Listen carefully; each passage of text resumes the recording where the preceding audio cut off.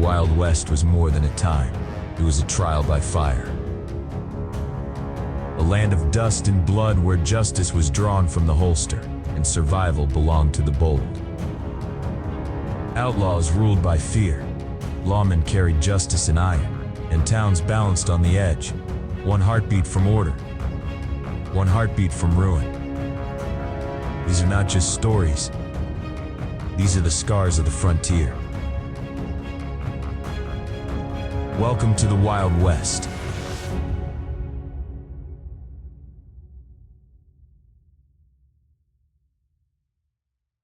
James Butler Hickok, folk hero of the American Old West, known for his life on the frontier as a soldier. He was a scout. He was a lawman. He was a cattle rustler. He was a gunslinger.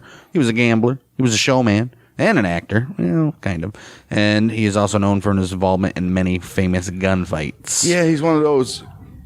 He's a good man. He's a good guy with the. He's a good guy with a bad attitude. Well, he's a good guy with a question mark after that. He's like a vigilante. He's a good guy. Right, good guy. He's a good guy. Sometimes depends on who's paying him. Pretty much, I guess. Right. He's like Josie Wales. Well, he was not a good guy at all. It could be. Literally not. To women. Well, no, it is not. He's the one that slapped that one girl around in that movie. I don't know. Was it Josie Wales? It wasn't Josie Wales, but there was another one. Damn, I can't remember the name, but he literally raped the chick the first time he saw her. So, yeah. Right. James, we should do like stories on his characters. Clint Eastwood's character? Yeah. Dude, yeah. It'd be just crazy. Dude, it'd be a Clint Eastwood podcast. We can do that. Well, We can easily do that. get off my lawn. Who was better, him or John Wayne? Well, we already know the question to that. Answer to that. Who else was a I mean, everybody. cowboy guy back in the day? Steve McQueen. And them are spaghettis. Yeah, that's what do you think? Good, bad, and the ugly, and all those are spaghetti western. You sure? Yes. Maybe. Clint Eastwood was one that continued on the famousness of the John Wayne ones. Tell you what, there's nothing like turning on TV and it's a black and white cowboy movie. I'll watch it. I don't know about that. I'll watch it. Gunsmoke or something? No, I don't think I've ever watched Gunsmoke. Well, that would be black and white. It's usually, The Lone Ranger. well, you're just thinking of the high name ones, the popular Yeah, well, I mean, go to HBO Max. They got literally hundreds of them. everywhere. Yeah, James Butler Hickok. Born May 27th, 1837, Homer, Illinois, which is present-day Troy Grove, Illinois. Wow. To William Alonzo Hickok, 1801 to 1852, who was a farmer and abolitionist, and his wife, Pamela Hickok, maiden name is Butler. She lived from 1804 to 1878. Wow. He was of English ancestry. He was the fourth of 6 children. His father is said to have used the family house, now demolished, as a station on the Underground Railroad as well in Illinois. His daddy, William, died in 1852 when James was 15, and just like the last episode, still cannot find a cause of death on that. Dude, his mama was old. I mean, she was Back in the day. 74, right? Yeah, that's pretty old. That's like 100. His dad was 51. I mean, that's pretty decent, too. Right. He probably looked like he was 80. I'm assuming he died from a heart attack. That's what I'm going to assume, right? Probably that or cholera. It's just the 1850s, I guess. Well, they lived In Illinois. cities and stuff. Right. They're nice. Right. Still gonna have dirty water, I guess. Right. Wild Bill was a good shot from a young Wild age. Bill was a wild He was a Bill. Wild Bill, and he was recognized locally as an outstanding marksman with a pistol. Ooh. Photographs of Hickok. It's hard to be a marksman with a pistol. Everybody was a marksman with the old single shot. The loop. Yeah, but you're thinking of like a small pistol. Those motherfuckers had barrels that were this Huge. long. Right. Rifled. If they were rifled, then you're even more better. He was photographs of Hickok appeared to depict dark hair, but all contemporaneous descriptions affirm that it was indeed red. He was a ginger boy. He was a ginger. 1855. 18 years old. Wild Bill fled Illinois following a fight with Charles Hudson, during which both fell into a canal. Each thought mistakenly that they had killed each other.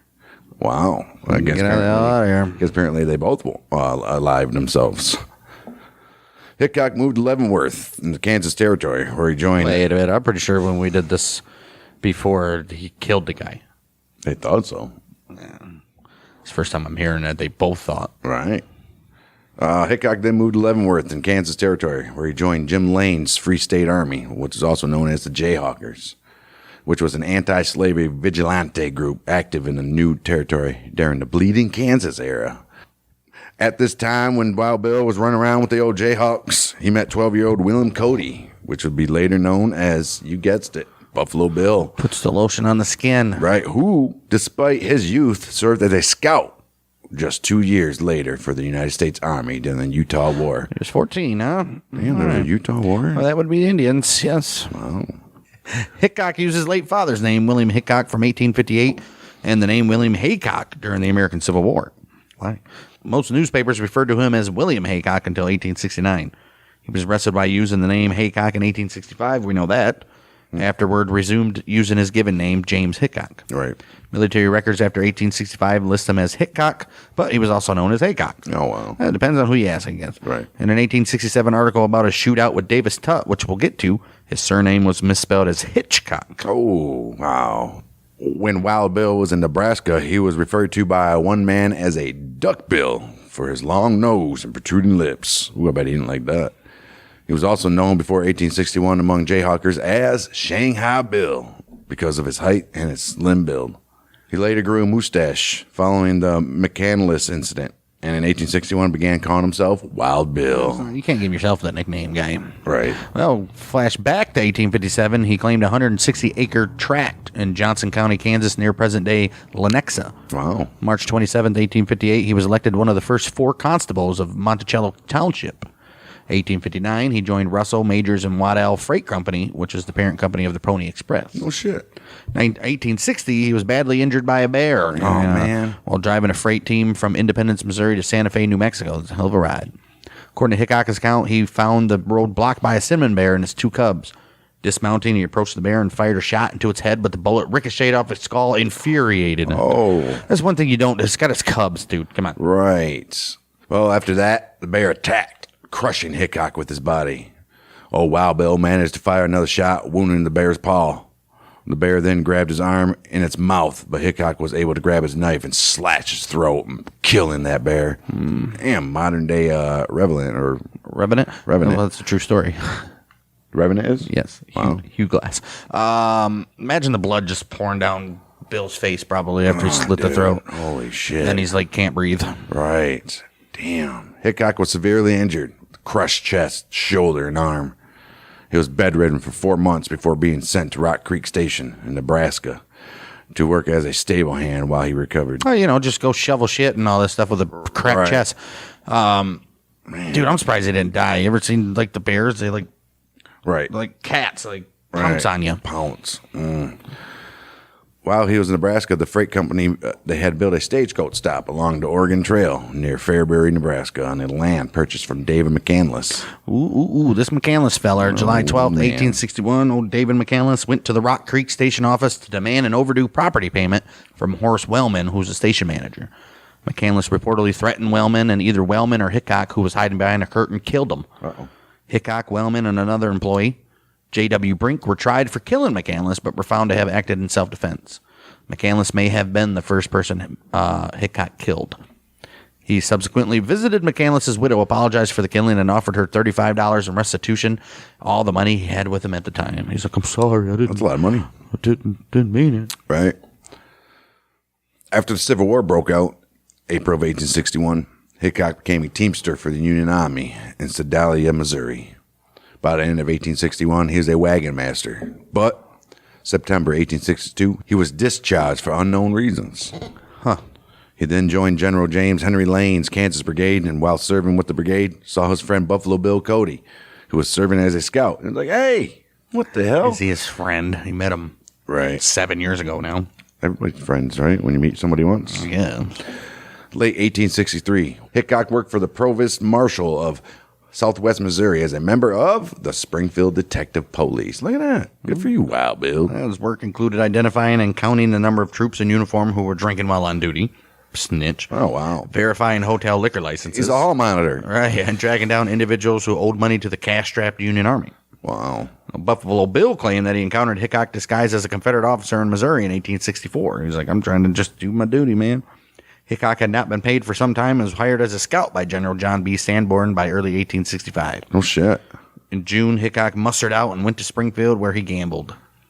The 1883 History of Greene County, Missouri described him as, quote-unquote, by nature a ruffian, a drunken, swaggering fellow who delighted when on a spree to frighten nervous men and timid women. Yeah. Oh, wow.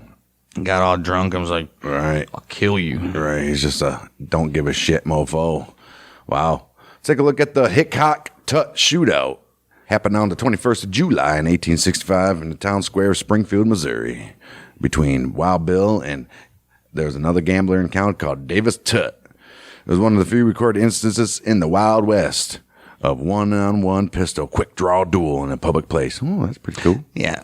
We've already established, well, I guess we're going to establish again, but for those of you that didn't listen to our Wild West stuff, duels were not common at all. No. You didn't have people standing in the middle of the street when the clock struck noon. You fired and never went down. Right, which would usually what you see in Any movie. all these dime novels, radio dramas, and Western films such as High Noon. Hey, there you go. The first story of the shootout was detailed in an article in Hopper's Magazine in 1867, making Wild Bill a household name and a folk hero. Well, see, that was Harper's Magazine. That would have been nationally. You ain't kidding. So, yeah, there you go. Well, shit. Tut and Hickok, both gamblers, had at one point been friends, despite the fact that Tut was a Confederate. And Hickok had been a scout for the Union, obviously. Davis Tut originally came from Marion County, Arkansas, where his family had been involved in the Tut-Everett War, during which several members of his family had been killed. He had come north to Missouri following the Civil War. Hickok had been born in Illinois, which you said, coming west after mistakenly yes. Right. So they're now here in Missouri. Well, as you all know it, you got two drunk gamblers. They had a falling out. And it happened not even over gambling or whiskey. It happened over a woman. There are reports that Hickok had fathered an illegitimate child with Tut's sister. Oh, no. Well, I wasn't expecting that. I was Right. expecting, while Tut had been observed paying a great deal for attention to Wild Bill's paramour, Susanna Moore. Oh. Uh-oh. Shit, they got a whole love triangle. Right, well, love quadruple. Right.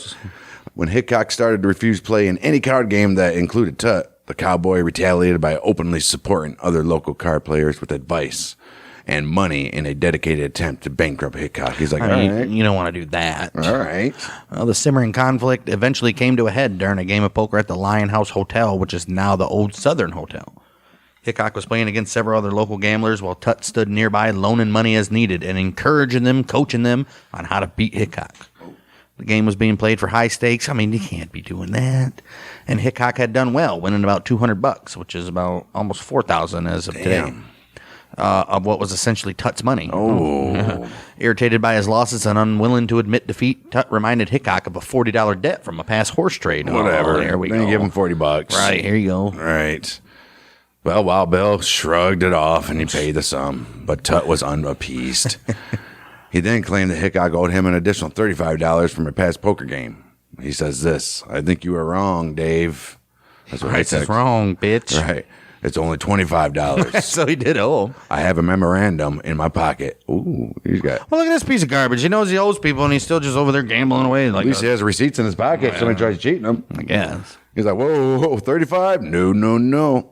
Tut had a large following at Lion House. Encouraged by these armed associates, he decided to take the opportunity to humiliate his enemy. You don't want to do that to Wild Bill. He didn't like being humiliated.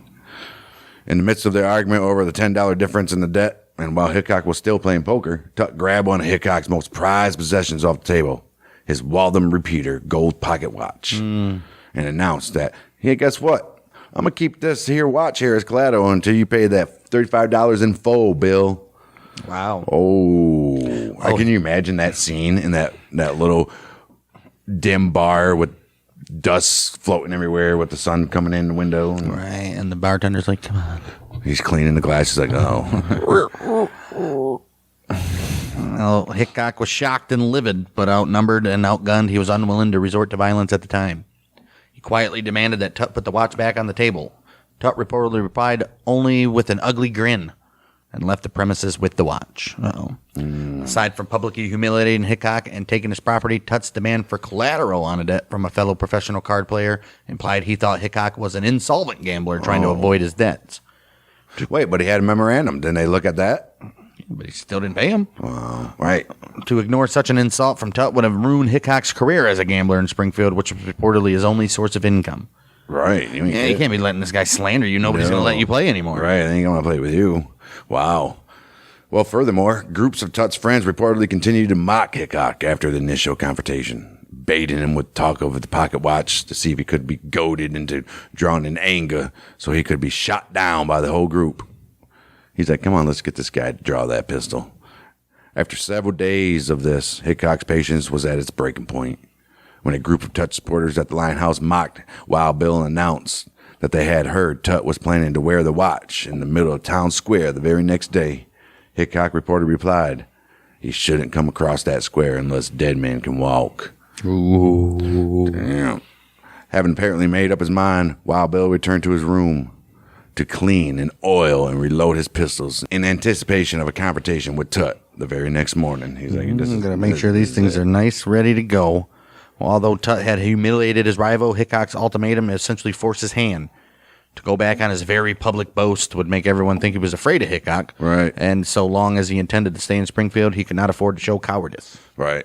The next day, he arrived at Town Square, sure enough, around 10 a.m., with Hickok's watch openly hanging from his waist pocket. Shit. The word quickly spread that Tut was making good on his pledge to humiliate Hickok, reaching Hickok's own ears within an hour. Can you imagine that? That little old towner was like, yep, here he is, walking down the street. Did you see him? Oh, he's got the watch on. He actually did it. That's insane. You think anybody would even care, you know? Well, they all live for the drama, man. Right. There's nothing else to do. They've been up since 5 o'clock in the morning waiting for something to happen. Crazy. According to testimony of Eli Armstrong and supported by other witnesses, John Orr and Oliver Scott, Wild Bill met Tut at the square and discussed the terms of the watch's return. Tut now demanded $45. Armstrong tried to convince Tut to accept the original $35 and then negotiate for the rest later. But Wild Bill was still adamant that, guess what, bud? This thing in my pocket says I only $25. He's like, damn the 45. Right. Damn the 35. Right. You'll get what I owe. At least he's saying, hey, man, I'll give you something. He can be like, you ain't getting shit. All right. Well, Tut, he held the watch in front of Hickok and stated he would accept no less than $45. Both then said, hey, I don't want to fight, man. It's 10 o'clock in the morning. I had like 3 hours of sleep. Let's go get a drink. So they did. Tut soon left after that and returned once again to the square, still wearing the watch. Damn, this dude went right back. Doesn't care now. Went right back into the middle of alcohol, town. and that's probably the worst thing to do. Right. A few minutes before 6 p.m., Hickok was seen calmly approaching the square from the south, his Colt Navy in his hand. This dude spent all day in the square. Holy shit. Doing what? Well, just chilling? It wasn't no 10 o'clock in the morning when they first met. It was probably 4. Maybe. The motherfuckers probably didn't go to bed till 9 in the morning. Right. His armed presence caused the crowd to immediately scatter to the safety of nearby buildings, leaving Tut alone in the northwestern corner of the square. Uh-oh. At a distance of about 75 yards, Hickok stopped, facing Tut, and called out, "Dave, here I am." He cocked his pistol, holstered it on his hip, and gave a final warning. "Don't you come across here with that watch." Tut did not reply, but stood with his hand on his pistol. Uh-huh. Both men faced each other sideways in the dueling position and hesitated briefly. Tut then drew for his pistol. Hickok drew his gun, steadied it on his opposite forearm. Damn, it's like... The two men fired a single shot, each at each other at the same time. Tut missed, but Hickok's bullet struck Tut in the left side between the 5th and 7th rib. Oh, he got him. He just got him. Tut called out, "Boys, I'm killed." Oh, damn. Ran on the porch of the local courthouse and back to the street where he collapsed. Oh, jeez, this dude was in a panic. He's like... Damn. Dude got him in his lung. Yeah, you old lunger. The next day, a warrant was issued for Hickok's arrest, and 2 days later, he was arrested. Bail was initially denied, as in common in murder cases. Hickok eventually posted a bail of $2,000. Well, good thing he had it. Holy shit. Equivalent to $39,800 in present day. That's still not a lot. Wow. On the same day, after the magistrate reduced the charge from murder to manslaughter based on the circumstances, that's why it was only $2,000. Hickok was arrested under the name of William Haycock, the name he had been using in Springfield, for the manslaughter of David Tut, and during the trial, the names were amended to J.B. Hickok and Davis Tut / Little Dave. Oh. Little being an equivalent to the present-day junior, right? Right. To indicate having the same name, yes. We know. Right, as his old daddy boy. So he was little junior. Little junior. Wild Bill's manslaughter trial began on 3rd of August, 1865. Lasted 3 days. Look at that. 22 witnesses from the square testified at the trial. Hickok's lawyer was Colonel John S. Phelps, which was a former Union military governor of Arkansas. The prosecution was led by Major Robert W. Fine. The judge was Sempronius H. Boyd. All right, Sempronius. Right. The trial transcripts have been lost, though. But newspaper reports indicate that Hickok claimed self-defense. Of course he would. The most disputed fact at the trial was who fired first. Only 4 witnesses actually watched the fight. 2 claimed both men fired, but they could not tell who drew first. Well, what can you do? Oh, one said he was standing behind Hickok, so only saw Hickok draw, as his view of Tutt was blocked. Another said Tutt did not fire, but admitted noticing Tutt's gun had a discharge chamber. The other witnesses all stated that while they did not see the shooting, they heard only one shot. Despite Hickok's claim of self-defense being technically invalid under the state law pertaining to mutual combat, Right. since he had to come to the square arm, Right. the jury decided that he was justified in shooting Tutt. Right, I mean, back in the day, they all knew you Right. can't just do this to this guy. Right. As Tutt was the initiator of the fight by taking Hickok's watch and the Right. first to display overt aggression, and since 2 witnesses indicated Tutt was the first to reach for his pistol, the unwritten law dictated that Hickok was justified and subsequently absolved him of guilt. I mean, I love Wild West Wild West, they all know, like, laws. you can't. Right. Even though they were quick to shoot because they rarely, well, That's not true either. There yeah, was very like- few they fought. gunfights in town too. they fought a lot, but they're still quick to shoot. What can you do, right? Oh, in fact, Wild Bill was seen as being honorable for giving Tutt several chances to avoid the Right, conflict. like, dude, I did everything. I walked around for 4 days while these guys Right. were harassing me and trying to throw my name in the mud. And the court was like, well, he could have shot him at the moment. He felt he was disrespected, but he didn't. Judge Boyd gave the jury 2 apparently contradictory instructions. He first instructed the jury that a conviction was its only option under the law. Wow. However, he then instructed them that they could apply the unwritten law of the fair fight and acquit, an action known as jury nullification, which allows a jury to make a finding contrary to the law. The trial ended in acquittal on the 6th of August, 1865, after the jury deliberated for about an hour An hour or two. before reaching a verdict of not guilty, which was not a popular Well, yeah, verdict at the time. Remember, the dude was popular in the town, so Right. probably he had to get out of Springfield after this, I'm assuming. A prominent Springfield attorney gave a speech to the crowd from the balcony of the courthouse denouncing the verdict as against the evidence and all decency. Ooh, you're just And there was riling up talk the of crowd. lynching Hickok. Oh, shit. The verdict was expected and well in keeping with the trail law of the day, as is stated by a modern historian. He says, nothing better described the times than the fact that dangling a watch held as security for a poker debt was widely regarded as justifiable provocation for resorting to firearms. Right, I mean, you can't do that. I mean, You can't humiliate somebody in the middle of town. right. While Hickok felt humiliated by Tutt wearing the watch, Tutt could also claim the same humiliation if he failed to wear the watch, essentially bowing to Hickok's warning. No, you You can't. should have took the watch in the first place. Right. Guys should have settled the debt, taken him to small claims court. Stupid. Due to his notoriety. Down. Right.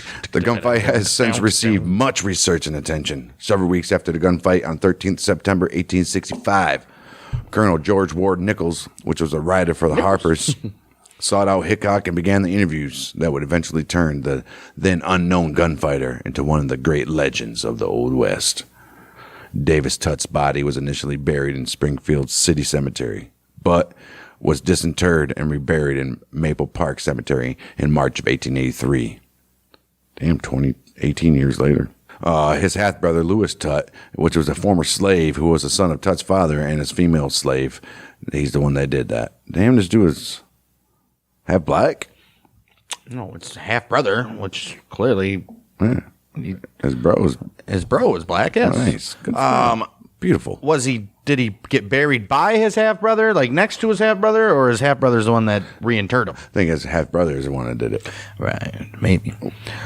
Either or, he's in Maple Park Cemetery right now. Several weeks later, an interview Hickok gave to Colonel George Ward Nichols, was published in that Harper's New Monthly magazine under the name Wild Bill Hickok. The article recounted the Hitchcock. hundreds. Hitchcock. Oh, Hitchcock, right. It recounted hundreds of men whom Hickok had personally killed and other exaggerated exploits. Oh, wow. The article was controversial wherever Hickok was known, and several frontier newspapers wrote rebuttals. That's not true. They did Billy the Kid on this dude. You think Hickok wouldn't even want that, because now he's got this reputation. I've killed Right. hundreds of men, so now you got hard asses in every town he goes to probably want to challenge him, which Right. we've seen. A million times. Wow. September 1860. He probably got paid. Right. bunch of money. So he's like, whatever, I don't care. Whatever, right. Nobody reads this shit. Right. September 1865, Wild Bill came in second in the election for city marshal of Springfield. Damn. Look at that. He stayed. Leaving Springfield. Well, he decided to leave Springfield. He was recommended for the position of deputy federal marshal at Fort Riley in Kansas. He's like, I'm going to go here. These people want me. This was during the Indian Wars, in which Hickok sometimes served as a scout for General George Custer of his 7th Cavalry. Yeah, don't stay with him too long. Henry M. Stanley of the Weekly Missouri Democrat. He reported Hickok to be an inveterate hater of Indian people, quote unquote. Yeah, I bet he does. But it doesn't make any sense if he was like pro-abolitionist and all that shit. Well, But then maybe he hates did the that Indians. to enhance his reputation as a scout and an American fighter. I guess. But separating fact and fiction is difficult. And considering his recruitment of Indians to cross the nation to appear in his own Wild West show. Yeah, but it's for money, though. Right. Witnesses confirmed that while working as a scout at Fort Harker, Kansas, May 11th, 1867, Hickok was attacked by a large group of Indians who fled after he shot and killed 2. Oh, shit. In July, Hickok told a newspaper that he had led several soldiers in pursuit of Indians who had killed 4 men near the fort on July 2nd. He reported returning with 5 prisoners after killing 10. Witnesses confirmed that the story was true to the extent the party had set out to find whoever had killed the 4 men, but the group returned to the fort without nary a dead Indian and never even seen a live one, for that matter. No shit. I mean, obviously, Right. you're going to come back. Oh, that's the glory of these days. You can go back and just say whatever you want. Yep. Who's gonna prove you wrong? Exactly. Well, there's always somebody, though, as we found. December 1867, newspapers reported that Wild Bill had come to stay in Hays City, Kansas. He became a deputy U.S. Marshal on the 28th of March in 1868. He picked up 11 Union Army deserters who had been charged with stealing government property. Hickok was assigned to bring Union the... Army deserters in 1868. Right. Well, they still had to do the rebuild of the South. and all that. Reconstruction? Right. But they weren't Union. It was American now. Right. So were they wanted back Back then, from it's them? been wanted for 3 years. Maybe. Oh, shit. Hickok was assigned to bring the men to Topeka for trial. How many people do you think they had a list of that Thousands. that ran away? And do you think Thousands. that'd be interesting to look up, see how many if they actually like went and searched for these guys after the war? Right. Yeah. Hickok was assigned to bring the man to Topeka for trial, and he requested a military escort from Fort Hays. He was assigned Buffalo Bill. Hey, look at that! These guys just keep crossing paths, huh? He was assigned Buffalo Bill Cody, a sergeant, and 5 privates. All right, private. Hey, they arrived in Topeka on April 2nd. Hickok remained in Hays through August of 1868, when he brought in 200 Cheyenne Indians to be viewed by excursionists. Oh, look at this. Tourist attraction, right? Right. Bunch of Indians that were like, oh, look at these guys. Oh, look at that! They did that, dude. You know how prevalent that was?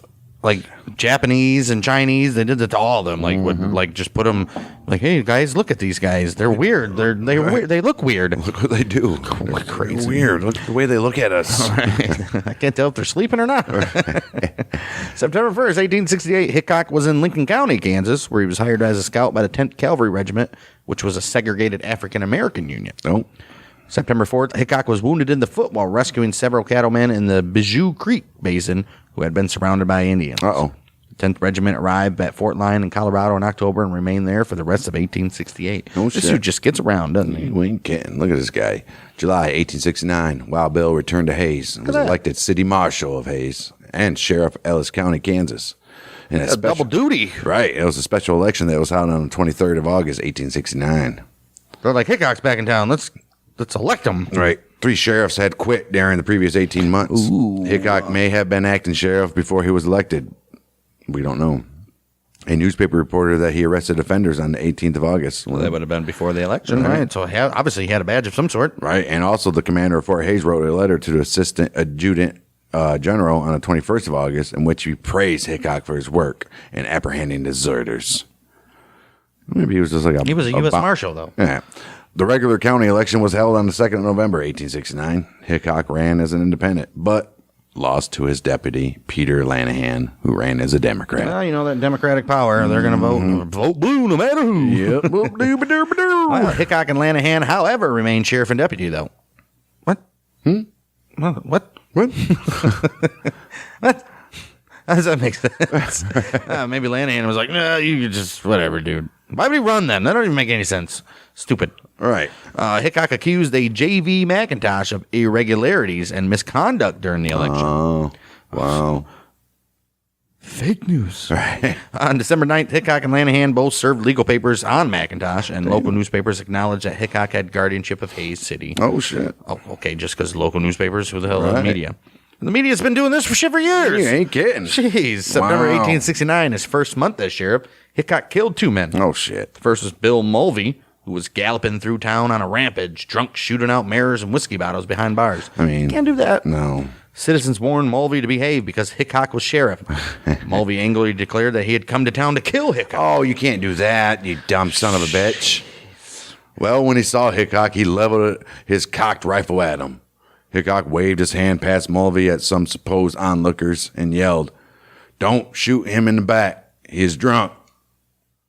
Mulvey wheeled his horse around to face those who might shoot him from behind, and before he realized he had been fooled, Hickok shot him through the temple. Damn, Hickok, you dirty, bro. That is some dirty shit. Well, what are you going to do? The second man killed by Hickok was Samuel Strawhan, a cowboy who was causing a disturbance in a saloon at about 1 o'clock a.m. That's equivalent to 1 p.m. during their times. Right, this was on the 27th of September when Hickok and Lanahan went to the scene. Strawhan made remarks against Hickok, and Hickok killed him with a shot through the head. Damn. Hickok said he had tried to restore order. That's not the way you do it. Right. I don't feel like dealing. Hey, just get out of here. At the coroner's inquest into Strawhan's death, despite very contradictory evidence from witnesses, the jury found the shooting justifiable. I'm sure they did. July 17th, 1870, Hickok was attacked by 2 troopers from the 7th U.S. Cavalry. He used to serve or be a scout for those guys. Right. Oh, that was the infantry. Jeremiah Lonergan and John Kyle are the ones who attacked him in the saloon. Lonergan pinned Hickok to the ground, and Kyle put his gun to Hickok's ear. Oh, shit. When Kyle's weapon misfired, Hickok should have been dead. Oh. Hickok shot Lonergan, wounded him in the knee, and shot Kyle twice, killing him. Hickok again lost his re-election bid to his deputy. They're like, this dude's just killing everybody. We got to get him out of here for real now. Damn, this dude. Wow. Can you imagine having a gun misfire on your head, dude? And you're just like, whoa. April 15th, 1871, Hickok became Marshal of Abilene, Kansas. He replaced Tom Bear River Smith, who had been killed while serving an arrest warrant November 2nd, 1870. Wow. Took a long time to get a new sheriff. Outlaw John Wesley Hardin arrived in Abilene at the end of a cattle drive in early 1871. He was a well-known gunfighter and is believed to have killed more than 27 men. We'll get to his story. Ooh. In his 1895 autobiography published after his death, Hardin claimed to have been befriended by Hickok, the newly elected town marshal, after he had disarmed the marshal using the road agent spin, but Hardin was known to exaggerate. That's the little thing where he takes the gun and flip it around. You've seen it in like 100 movies.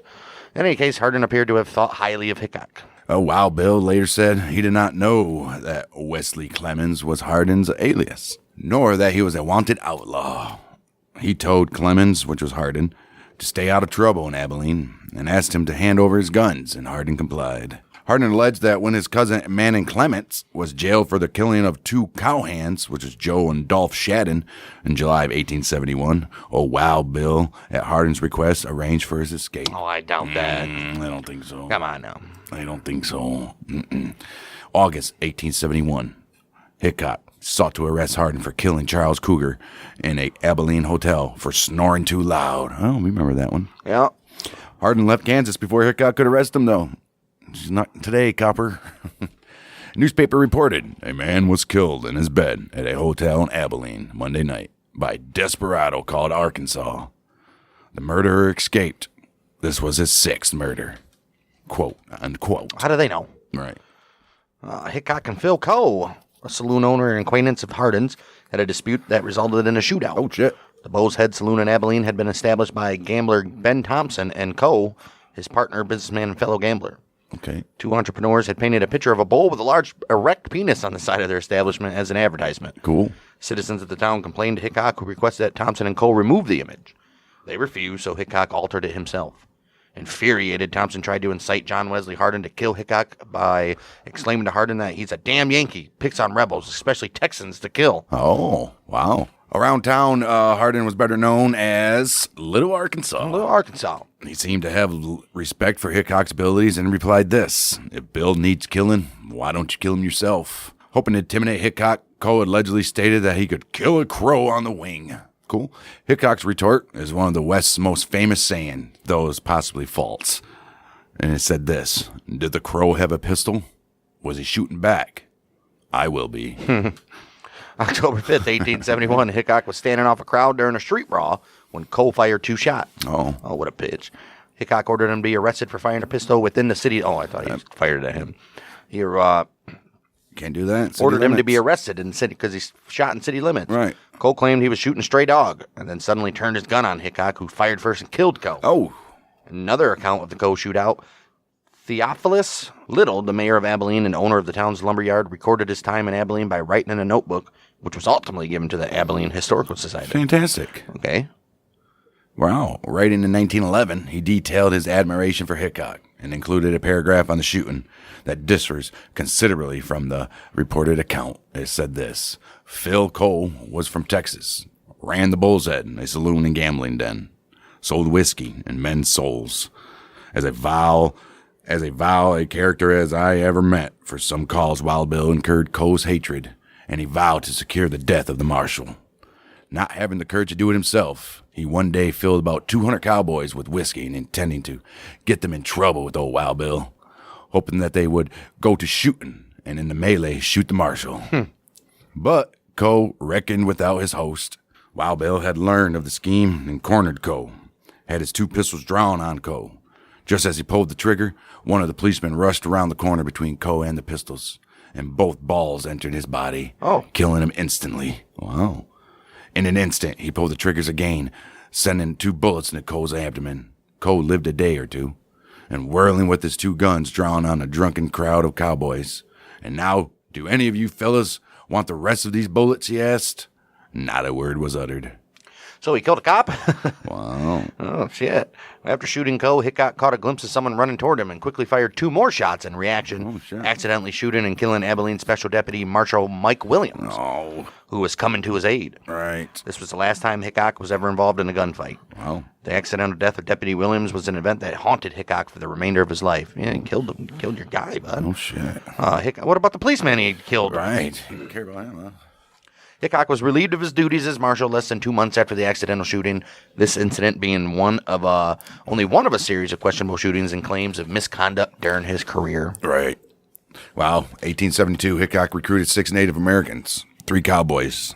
He's like, "Why don't you guys accompany me to Niagara Falls? I'm going to put on an outdoor demonstration called the Daring Buffalo Chase of the Plains." Since the event was outdoors, he could not compel people to pay, and the venture was a financial failure. The show featured 6 buffalo, a bear, a monkey, and one show ended in disaster when a buffalo refused to act. Right. He's like, nope, I'm not doing it this time. I want more. Whatever would a buffalo eat? This prompted Hickok to fire a bullet in the sky. And this angered the buffalo and panicked audience members, causing the animals to break free of their wire fencing and chase audience members around, some of whom were trampled. Yeah, I bet. You don't want to mess with buffalo, man. They're huge. They'll kill you. The incident helped contribute to the overall failure of the show. Well, in 1873, Buffalo Bill Cody and Texas Jack Alejandro invited Hickok to join their troupe after their earlier success. Huh? Hickok did not enjoy acting and often hid behind scenery. In one show, he shot the spotlight when it focused on him. Oh. He was released from the group after a few months. But you're just not working out. Like, come on, man. Jeez, the shoot at stuff. That's all people want to see is that art. Right. I'm like, jeez. 1876, Wild Bill sought treatment from an eye specialist in Kansas City, Missouri. No definitive diagnosis has survived, but speculation ranges from secondary syphilis to glaucoma. Jeez. Damn. Although he was only 39 years old, his marksmanship and health was apparently in decline. And he had been arrested several times for vagrancy. I mean, this dude is drunk everywhere. Despite earning a good income from gambling and displays of showmanship only a few years earlier. Spent it all, huh? From 81 until his death in 86, Hickok had vision problems. Former cavalryman J.W. Doc Howard, who had known Hickok, stated that Hickok had left Buffalo Bill's Scouts of the Plain exhibition because the lights affected his eyes, so he had to give it up. Right. Maybe. Charles Snyder, the Lucien Howell Library of Ophthalmology at Harvard Medical School, said granular conjunctivitis, ophthalmia, trachoma, Call it what you will. It was common on the western frontier. Jesse James suffered from it. Ooh. Maybe it's because they always stare at the sun or something. Inner surface of the eyelids is a roughen. This roughening can lead to eye pain, cornea breakdown, and eventually blindness. Wow, that's from riding all the time and your eyes can't, they're not getting water. Wow, Bill, he met Agnes Thatcher Lake, at the time 45 years old, July 31st, 1871. Lake was a widow and the proprietor of Lake's Hippo Olympiad Circus. Oh, look at that. She arrived in Abilene and went to the office of town marshal to pay the performance fee. She and the circus departed the very next day, but Lake and Hickok continued to correspond. On the 5th of March, 1876, Hickok married Lake in Cheyenne, Wyoming territory. Hickok left his new bride a few months later, joining Charlie Utter and his wagon train to seek his fortune in gold in South Dakota, and you all know it to be Deadwood. Yep, shortly before his death, Hickok wrote a letter to his new wife, which read in part, Agnes, darling, if such should be we never meet again, while firing my last shot, I will gently breathe the name of my wife, Agnes. And with wishes even for my enemies, I will make the plunge and try to swim to the other shore. Oh. Well, Martha Jane Canary, known popularly as Calamity Jane, claimed in her autobiography that she was married to Hickok and had divorced him so she could be free to marry, or he could be free to marry Agnes. But no records that support her account have been found. Right, this bitch was just crazy. She was in love. Yeah, she looks terrible. Nice. The two possibly met for the very first time after Jane was released from the guardhouse in Fort Laramie and joined the wagon train in which Hickok was traveling with old Charlie Utter. The wagon train arrived in Deadwood, July 1876. So they just met now. He was already married. Right. Jane confirmed this account in an 1896 newspaper interview, although she claimed she had been hospitalized with illness rather than in the guardhouse. So she lied about marrying him. So, right. Liar. Confirmed it. Right. August 1st, 1876, Hickok was playing poker at Nuttall and Mann Saloon number 10 in old Deadwood, North Dakota territory. When a seat opened up at the table, a drunk man named Jack McCall sat down to play. McCall lost heavily. Hickok encouraged McCall to quit the game and go get some breakfast, right? And he gave him money for breakfast. Just clowning his dude. He was like, just, all right, man, that's enough. Although McCall accepted the money, he was apparently insulted. The next day, Hickok was playing poker again. Of course he was. He was usually sat with his back to a wall so he could see the entrance, but the dude was an addict, and the only seat available when he joined the game was a chair facing away the door, and he's like, Whatever. Oh, whatever. I could wait for like an hour for it to open up, but I won't. Well, he asked twice another man at the table, Charles Rich, to change seats with him, but Rich said, nah, man, I'm doing good right here. McCall. You think Charles Rich felt like shit? Right, but McCall then entered the saloon, walked up behind Hickok, drew his Colt Model 1873 Single Action Army 45 caliber revolver. Okay. Serial number 2079. Oh, nice. As identified by William Massey, the riverboat captain seated at the table, and shouted, "Damn you, take that!" before shooting Hickok in the back of the head at point-blank range. Hickok died instantly. The bullet emerged through his right cheek and struck Massey in his left wrist. Hickok may have told his friend Charlie Utter and others who were traveling with him that he thought he would be killed while in Deadwood. Oh, man. May have told. How do we know this? Right. Hickok was playing 5-card stud or 5-card draw, whichever one you want to say, when he was shot. He was holding 2 pairs, black aces and black eights, although there is some dispute as to the suit of one of the aces, diamond versus spade. And those were his up cards, which has since become widely known as the dead man's hand. The identity of the 5th card, which is his whole card, is a subject of debate. They say people said it was like a 10 or something. Yeah, something like that. McCall's motive for the murder is a subject of speculation, largely concerning McCall's anger at Hickok's having given him money for breakfast the day before, after McCall had lost heavily and been humiliated by old Wild Bill. McCall was summoned before an informal miners' jury, which was an ad hoc local group of miners and businessmen. He claimed he was avenging Hickok's earlier slaying of his brother, which may have been true. A man named Lou McCall had indeed been murdered by an unknown lawman in Abilene, Kansas. But whether or not the two McCall men were related is unknown. As well as whether or not the unknown lawman is Wild Bill. Right. Well, McCall was acquitted of the murder, which prompted editorializing in the Black Hills Pioneer, saying, should it ever be our misfortune to kill a man, we would simply ask that our trial may take place in some of the mining camps of these hills. Yeah. Calamity Jane is reputed to have led a mob and threatened to kill. What? Oh. Led a mob that threatened McCall with lynching, but at the time of Hickok's death, Jane was actually being held in military authorities. Oh, wow. Well, she was doing some dumb shit, huh? Right. After bragging about killing Hickok, McCall was rearrested. Second trial was not considered double jeopardy because of the irregular jury in the first trial, and because Deadwood was at a time an unorganized Indian country. Right. Well, now you're facing actual U.S. Wow. The new trial held in Yankton, capital of Dakota. The territory, not the state. Hickok's bro, Lorenzo Butler, traveled from Illinois to attend the retrial. Oh, yeah. McCall was found guilty, sentenced to death. Yeah. Leander Richardson, which is a reporter, interviewed McCall shortly before his execution and wrote an article about him for the April 1877 issue of Scrivener's Monthly. Lorenzo Butler Hickok spoke with McCall after the trial and said McCall showed no remorse. And in that magazine, it was written, "As I write the closing lines of this brief sketch, word reaches me that the slayer of Wild Bill has been rearrested by the United States authorities, and after the trial has been sentenced to death for willful murder. He is now at Yankton, D.T., Dakota Territory, awaiting execution. At the second trial, it was suggested that McCall was hired to do his work by gamblers who feared the time when better citizens should appoint Bill the champion of law and order, a post which he formerly sustained in Kansas border life, with credit to his manhood and his courage." Jack McCall was hanged March 1st, 1877, and buried in a Roman Catholic cemetery. The cemetery was moved in 1881, and when McCall's body was exhumed, the noose was found still around his neck. Wow. Didn't even save the rope. Oh. Charlie Utta, Hickok's friend and companion, claimed Hickok's body and placed a notice in the local newspaper, the Black Hills Pioneer, which read this: "Died in Deadwood, Black Hills, August 2nd, 1876, from the effects of a pistol shot. J.B. Hickok, other known as Wild Bill, formerly of Cheyenne, Wyoming. Funeral services will be held at Charlie Utta's camp on Thursday afternoon, August 3rd, 1876, at 3:00 p.m. All are respectfully invited to attend." Oh, that's beautiful. Almost the entire town attended the funeral. And Charlie had Hickok buried with a wooden grave marker reading this: "Wild Bill, J.B. Hickok, killed by the assassin Jack McCall in Deadwood, Black Hills, August 2nd, 1876. And it said this on the bottom: "Pard, we will meet again in the happy hunting ground. To part no more. Goodbye, Colorado Charlie. C.H. Utter." Aw. Well, he's not saying goodbye, Colorado Right, Charlie. he's saying goodbye, Colorado Charlie. C.H. Utter. It's on his gravestone. Like, we want that there, dude. Jeez. Hickok is known to have fatally shot 6 men and is suspected of having killed a seventh, who was McCandless. Right. Despite his reputation, Hickok was buried in the Ingleside Cemetery, Deadwood's original graveyard. What has got to do with his reputation? Right. This cemetery filled quickly in 1879 on the 3rd anniversary of Hickok's original burial. Utter paid to move Hickok's remains to the new Mount Moriah Cemetery.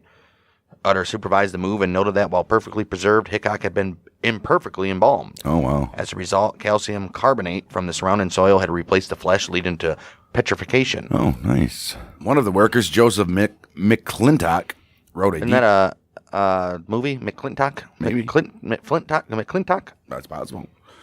He wrote in detailed description of the reinterment.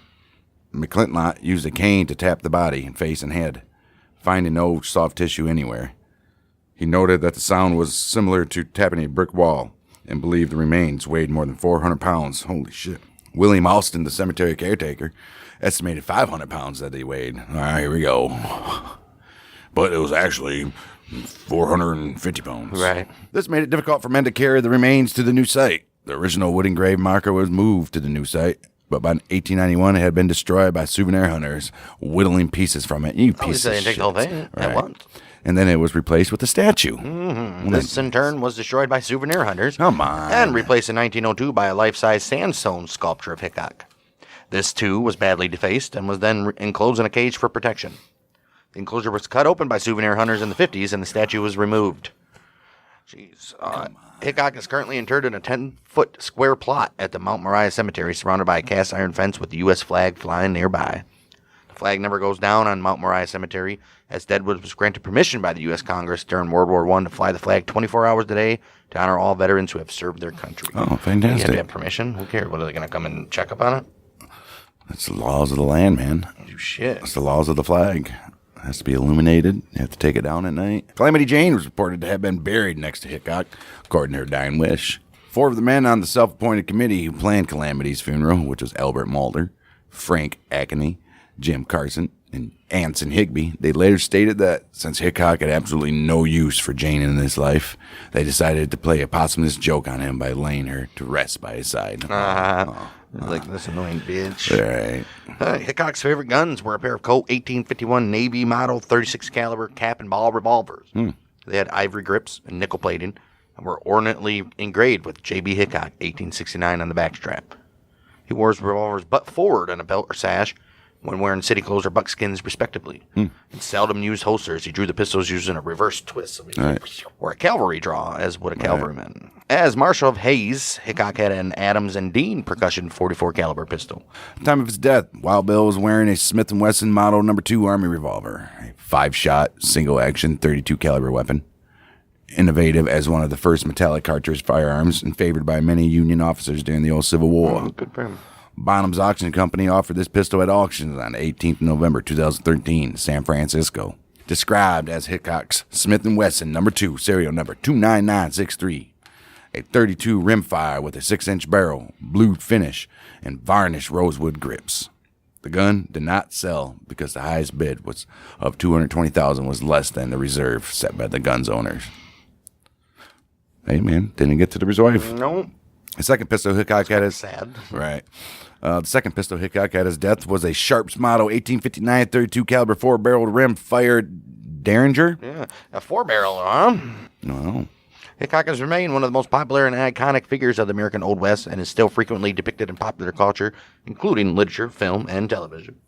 Paramount Pictures' Western silent film Wild Bill Hickok, released November 18, 1923, was directed by Clifford Smith and stars William S. Hart as Hickok. Okay. A print of the film is maintained in the Museum of Modern Art Film Archive. The movie The Plainsmen in 1936, starring Gary Cooper as Hickok, features the alleged romance between Calamity Jane and him as its main plotline. It is a loose adaptation of Hickok's life, ending with his famous aces and eights card hand. A later film in 1953 and subsequent stage musical, both titled Calamity Jane, also portray a romance between Jane and Hickok. In the film version, Howard Keel co-stars as Hickok to Doris Day's Calamity Jane. Doris Day is way too good looking to be Calamity Jane, guys. Yes. Fantastic. Prairie Schooners, 1940 American Western film directed by Sam Nelson, which stars Wild Bill Elliott as Hickok. Oh, look at that. Awesome Bill.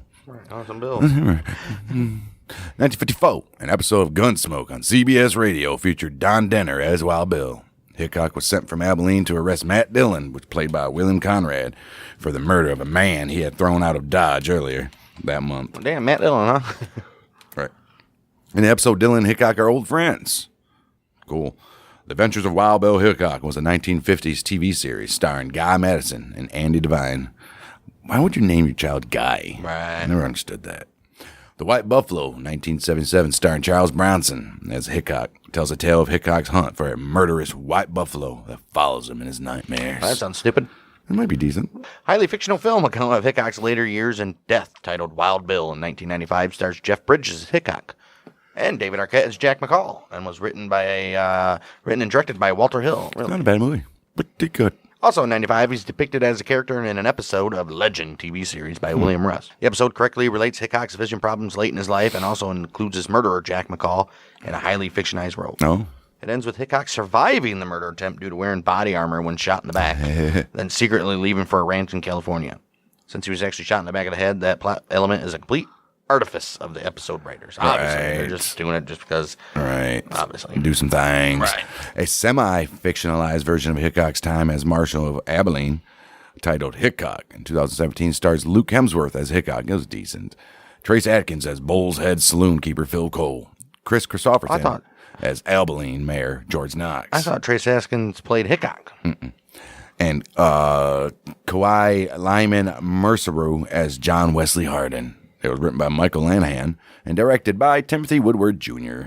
Early 1990s, ABC's television series Young Riders. Fictional account of Pony Express riders. Hickok's portrayed by Josh Brolin. Oh, Hey. damn. HBO series Deadwood from 2004-2006. Wild Bill was played by Keith Carradine, which he's only in 3 or 4 episodes. 5 or 6. Hickok is playable character in 2018 board game Deadwood, 1876, by Facade Games. It's odd, but yeah. Cool. In the Battle of Buster Scruggs, I couldn't get through that movie. That was a good movie. It was weird. Scruggs refuses to play the dead man's hand upon entering a game of poker. He's like, Hickok's birthplace is now the Wild Bill Hickok Memorial and is listed as a historic site under the supervision of the Illinois Historic Preservation Agency. The town of Deadwood, South Dakota reenacts Hickok's murder and McCall's capture every summer evening. Every summer evening? Jeez. 1879, Hickok was inducted into the Poker Hall of Fame. Oh, look at that. Poker Hall of Fame. You know Deadwood's going to do it every evening because it's a tourist town, so Right. they got to do it every night. Yeah, why would you do that? Why not? I guess. No different than reenacting battles. What if at one time it was a real bullet? Right. I mean, if I was the Hickok guy, I'd be checking the gun You get right before every time. Don't want no, especially after this whole Russ situation. Alec Baldwin's like, hey, man, I want to step in as the Jack McCall on this Jack one. McCall. I don't think so there, Alec. Hell, you will. That's it. Oh, Wild Bill Hickok. Look at that. Nice little story for Wild Bill. He should get more recognition. He doesn't get enough. No. Really, he doesn't. No. For fact that his gun only got $220,000. If it was Right. Doc Holliday or Wyatt Earp, it Right. would have been $1 million. Not $1 million, probably, but at least $500,000 or something. Be a lot. Sad. This week is the Dalton Gang. The Dalton Gang. Dalton gang. Yeah. Sorry, Mr. Dalton. Which outlaws, obviously, active during from 1890 to 1892. And they specialize in bank and train robberies. Also famous for the Coffeyville shootout, in which like 4 of them died in, and it was like brutal. Yeah, that was Getting dumb. shot through the neck and murdering citizens. Well, the whole town took up arms against them. Yeah, did you see the movie they just made like a year ago? So maybe last year or the year before? Sure didn't. Yeah, it was mostly on this whole bank robbery. Right, Coffeyville. Right. Idiots. It was actually pretty decent for a bunch of no-namers in the movie. I was surprised. Yeah, before we get into that, go check out our YouTube at Bang Dang Network. If you guys are listening on YouTube, Spotify and Apple. If you guys like to see, because in this episode there's going to be lots of pictures to accompany the audio on this one. Death pictures of the Daltons and the other guy. What the hell was his name? We'll get to it. Forget his name. We were just there. Plus the town and there's going to be a lot of pictures on this. So if that's your thing, go check out YouTube at Bang Dang Network. And if you just prefer listening on Spotify, Apple, make sure you give us a review, share us with your friends, answer that Spotify question. And here we go. This is going to be a long one. See, this is what's different. This is remastered. This is going to be about twice as long as our first go round on the Dalton Gang. So don't ask me how all this information shows up all of a sudden when it wasn't there 4 years ago when we did this episode. So Right. I don't know, but On everything. right. So far, James Lewis Dalton from Jackson County, Missouri and Kentucky was the father of all 4 of those Dalton boys in this gang. He was a saloon keeper in Kansas City, Missouri when he married Adeline Lee Younger. Through her half-brother, Adeline was an aunt of Cole and Jim Younger of the famous James Younger gang. Right. Although the Daltons may have been inspired by their famous cousin's exploits, the Youngers were ironically much older and were in prison at the time of the Dalton gang's activities. That's true. They just wanted to be little fucks. Right. Let's take a look at the old children for Dalton. Well, you got Charles Benjamin Dalton. They call him Ben. We'll learn about him. Right. He was born in 1852, tragically passed away in 1936. Oh, wait, we won't learn about him. Henry Coleman Dalton, they call him Cole, 1853 to 1920. Yeah, lived pretty long lives. Littleton Lee Dalton, they call him Lit, 1857, 1942. Damn. Then you got old Frankie Dalton, 1859, 1887. That's the Dalton we'll learn. That's the older brother. Then you had old and Hanley Grat Dalton. He survived the old Coffeyville, but not too much longer after that. 1861, 1892. Mason Frakes Dalton. They called him Bill Dalton. 1863. Grat did not survive. 1894. Then you had Eva Mae Dalton. She was just a sweet little girl. 1867, 1939. Then you had Robert Rennick Dalton. They call him Bob. 1869, 1892. That faithful day in Coffeyville.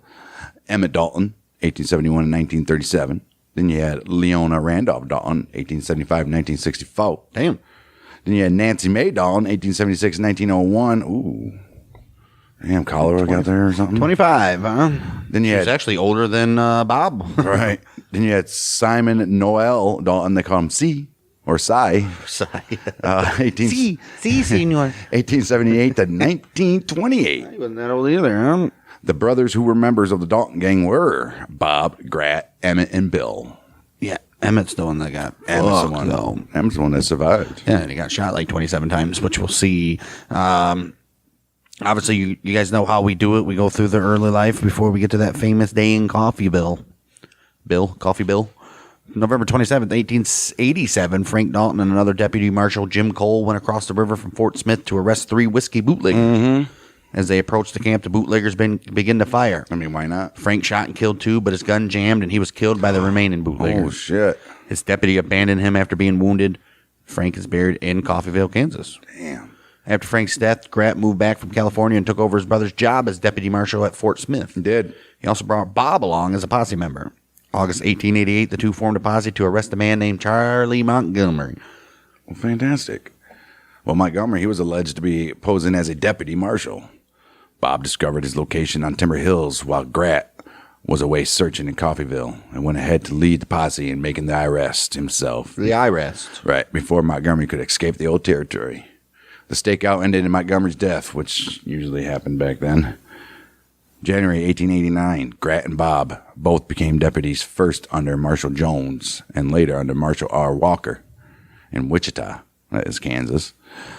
Looking to earn more money, Bob also became part of the Osage Nation police force, in addition to his job as a deputy. Oh, look at that. That's fantastic. Unlike the marshal's office, the Osage police paid a monthly salary. What the hell were they getting from the marshal's office? Like a yearly salary. Bi-yearly? Right. Bob also hired Emmett under him to guard prisoners. Look at these guys. We can go make some money. Well, see, they're on the right side of the law right now. Right. Usually how it goes. Well, night of February 6, 1891, 2 masked men carrying 44 caliber revolvers held up a Southern Pacific Railroad passenger train near the town of Alila.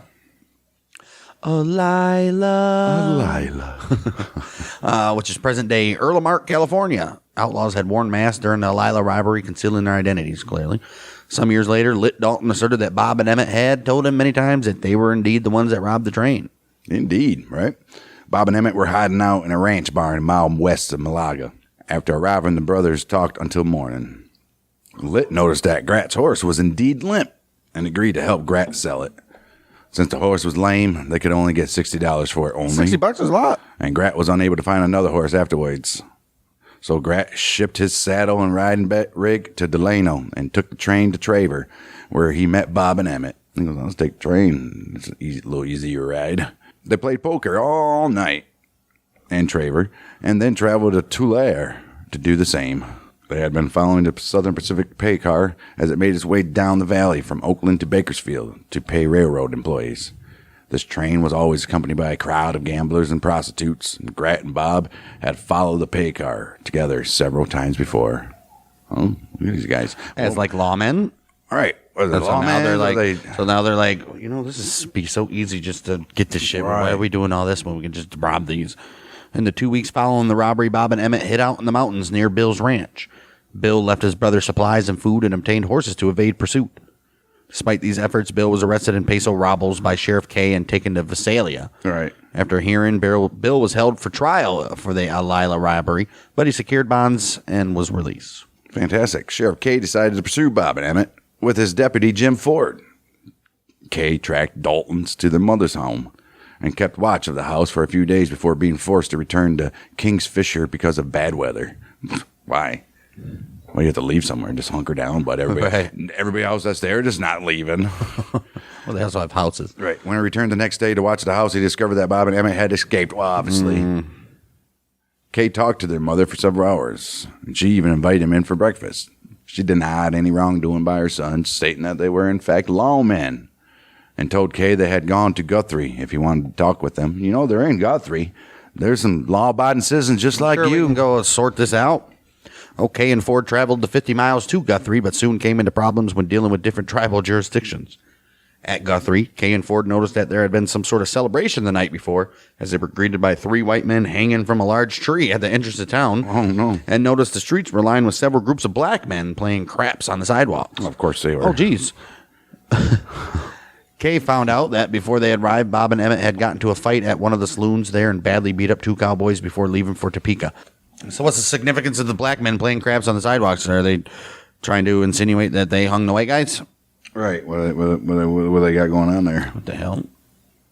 So that's a change of pace, though, huh?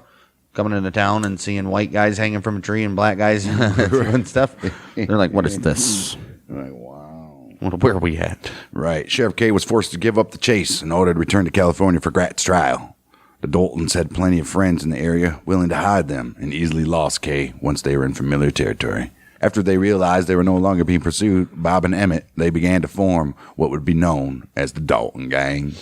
Well, for the first 4 months that Bob and Emmett spent trying to lose Sheriff Kay in the desert, Grat sat at the Tulare County Jail in Visalia awaiting his trial. After securing bonds, Bill immediately went to Merced and hired John W. Breckenridge, the best attorney in the San Joaquin Valley, to defend Grat. What Bill didn't know is that Breckenridge was also a consultant attorney for the Southern Pacific Railroad. Oh, no. To help pay him the $2,000 they asked for, Bill sold almost all of his horses and mules. Oh, wow. Oh, geez. So this dude's going to defend them against the train that they robbed, that he's also representing. Right. Holy shit. The mother also came to California from Kingsfisher to pay Breckenridge after she mortgaged her home and borrowed money from neighbors. Great. She then traveled to Visalia with her 2 daughters, as well as her sons, Ben, Cole, Lit, and Bill. They did that all for Grat's trial. All for Grat. All for Grat. Grat's trial didn't start until that June, and it lasted 3 weeks. Though much of the evidence showed that Grat was in Fresno the night of the Alila robbery, including testimony of several witnesses, the influence of the powerful Southern Pacific Railroad caused him to receive an unfair trial.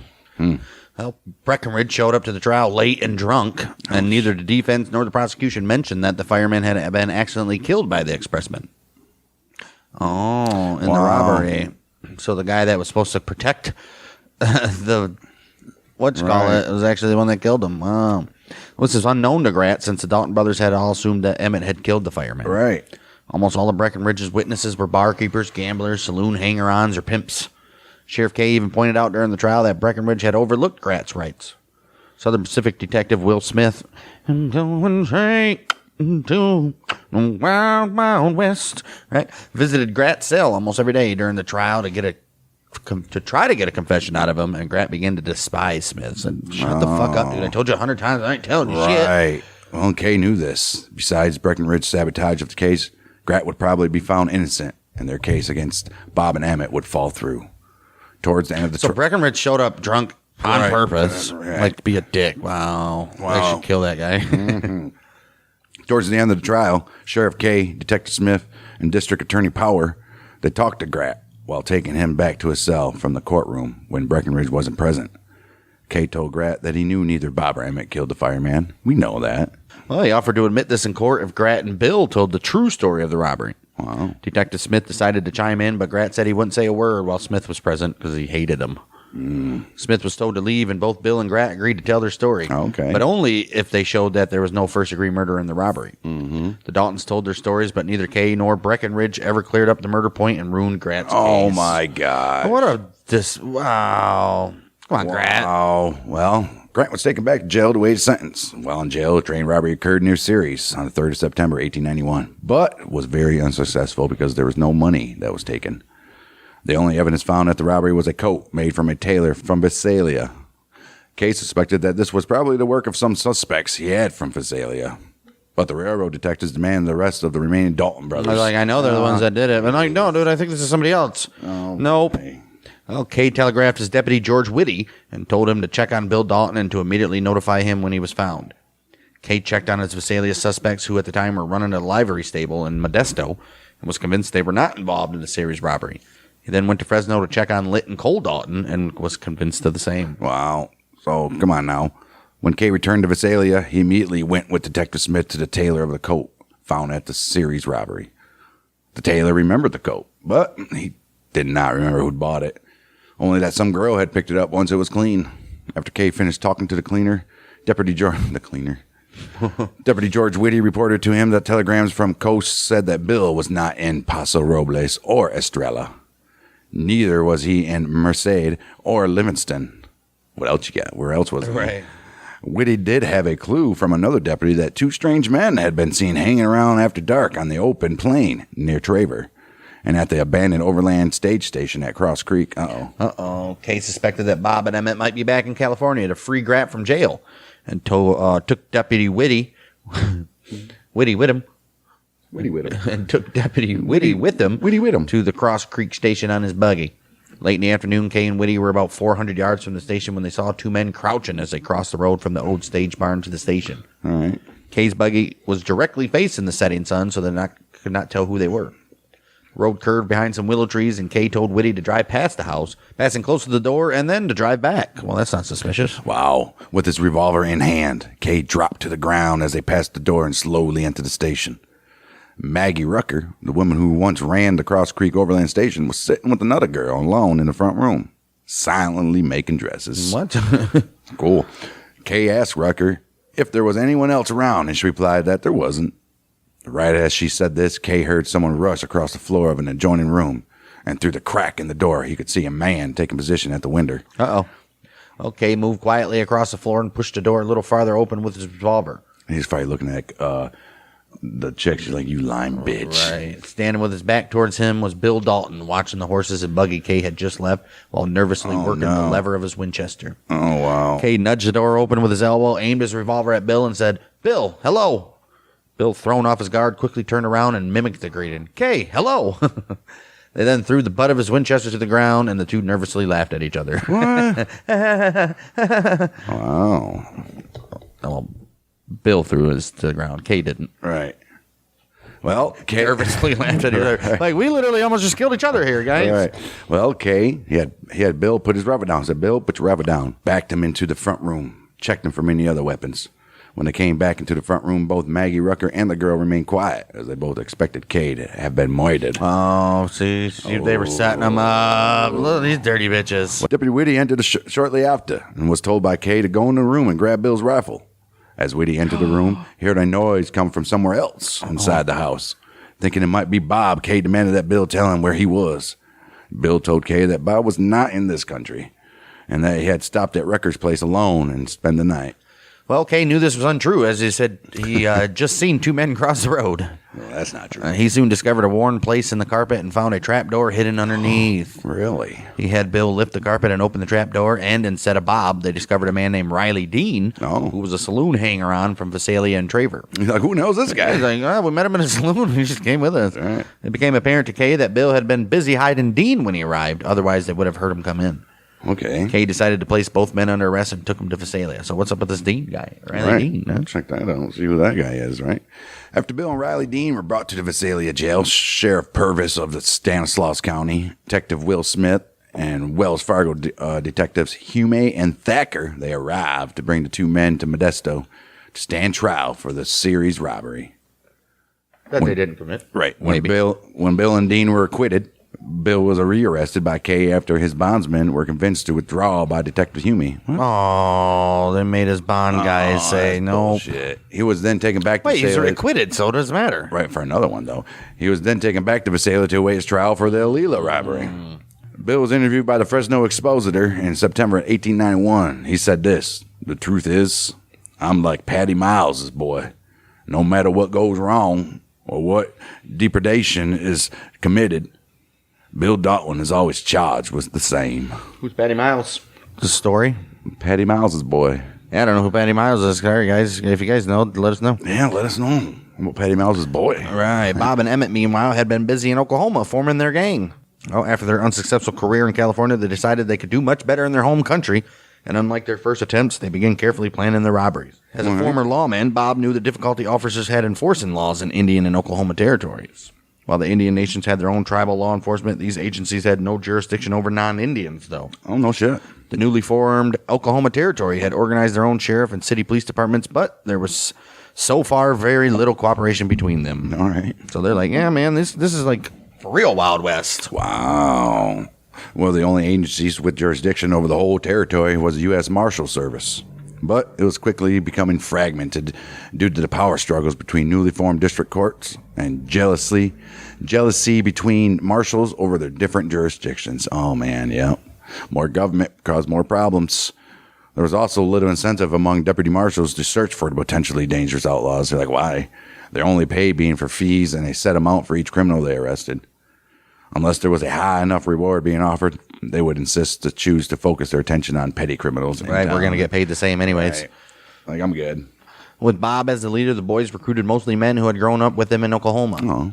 First recruited were George Bitter Creek Newcomb, and blackface Charlie Bryant, You racist bastard. who had received his nickname because of a gunpowder burn on one cheek. Even though Sheriff K had given up his pursuit of the boys, they still had $3,000 bounty on their heads posted by Wells Fargo and the Southern Pacific Railroad, encouraging lawmen in the area to pick up where K had left off. $3,000, that's a lot. You ain't kidding. Leading the pursuit was Bob's old friend, Deputy Marshal Heck Thomas. Heck. Whose renowned skills as a deputy kept the gang constantly on the move and in the hiding. Angered by the charges against Grat and Bill, which he knew to be false, old Bob decided that the best way to help his brothers out would be to acquire enough money to pay for the bail and the defense. You got a good plan going on there about to see how you go about getting that money. This resulted in the first robbery at Wharton, which was in May of 1891, where the gang stole $1,200. Look at that.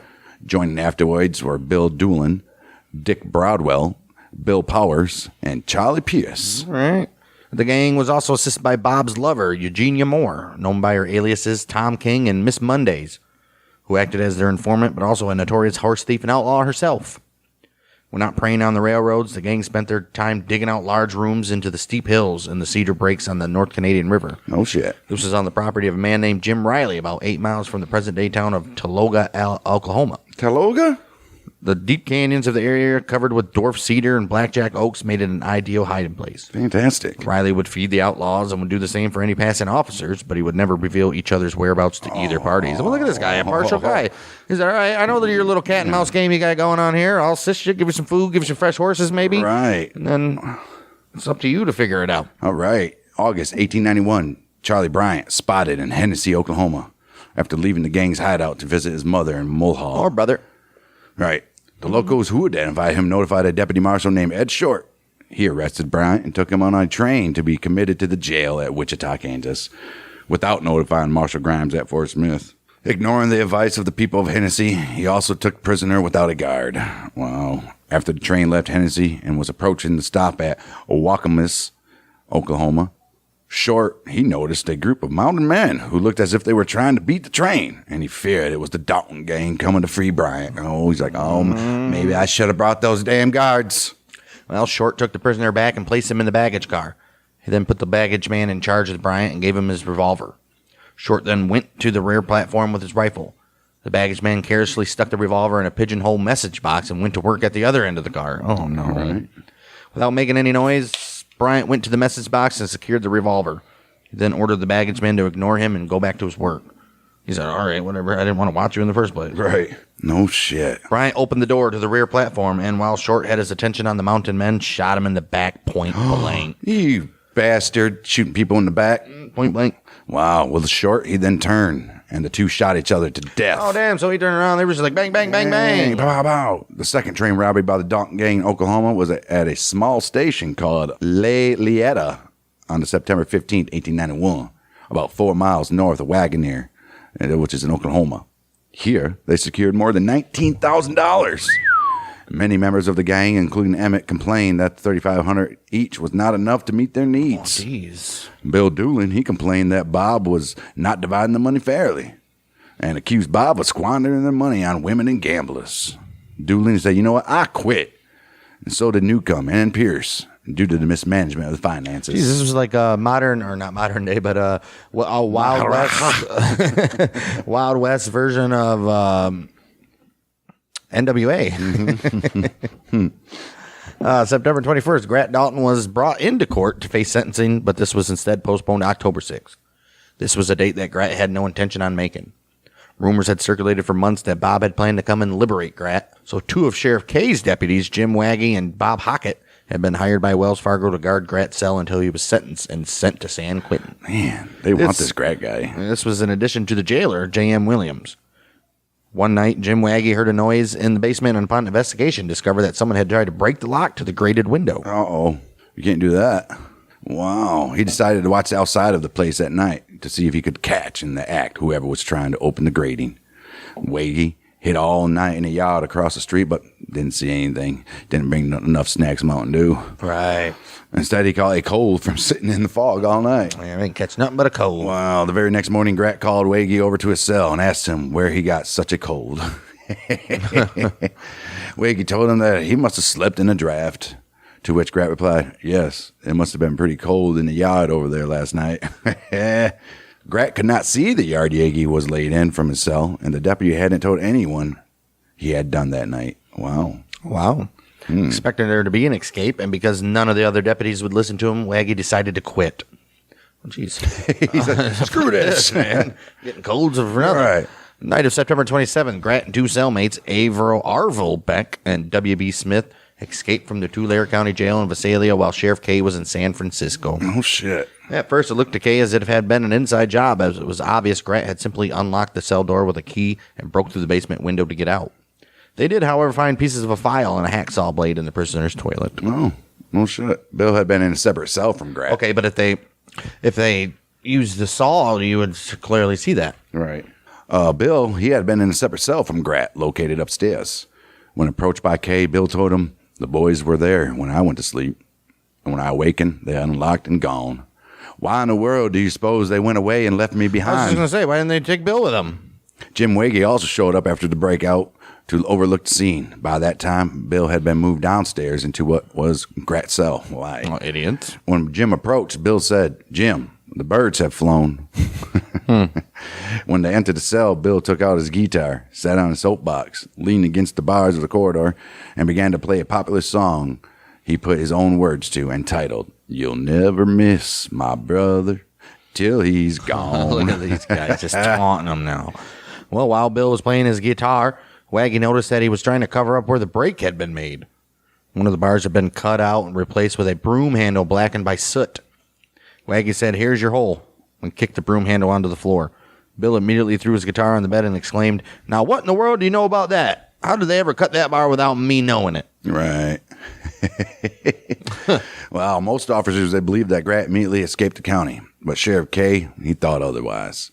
After spending a few weeks tracking and arresting Arvil Beck and W.B. Smith, Sheriff K learned from them that Grat had actually made the opening in the bar several days before the robbery, after being slipped a saw from someone on the outside. The sawing was hid from the jailer by a large box that they would put a blanket over and use to play cards. The cellmates would sing and talk to drown out the sound of the saw. Excuse me. Why do you have a large box in their cell? Number one. Number two, and why would you not search the large box every day? But whatever. Each time they stopped sawing, they plugged the hole with soap and soup. Soot. After making the opening, they ran around the corridors, kitchen, and basement for several nights. Oh, right. Nice. Look at them.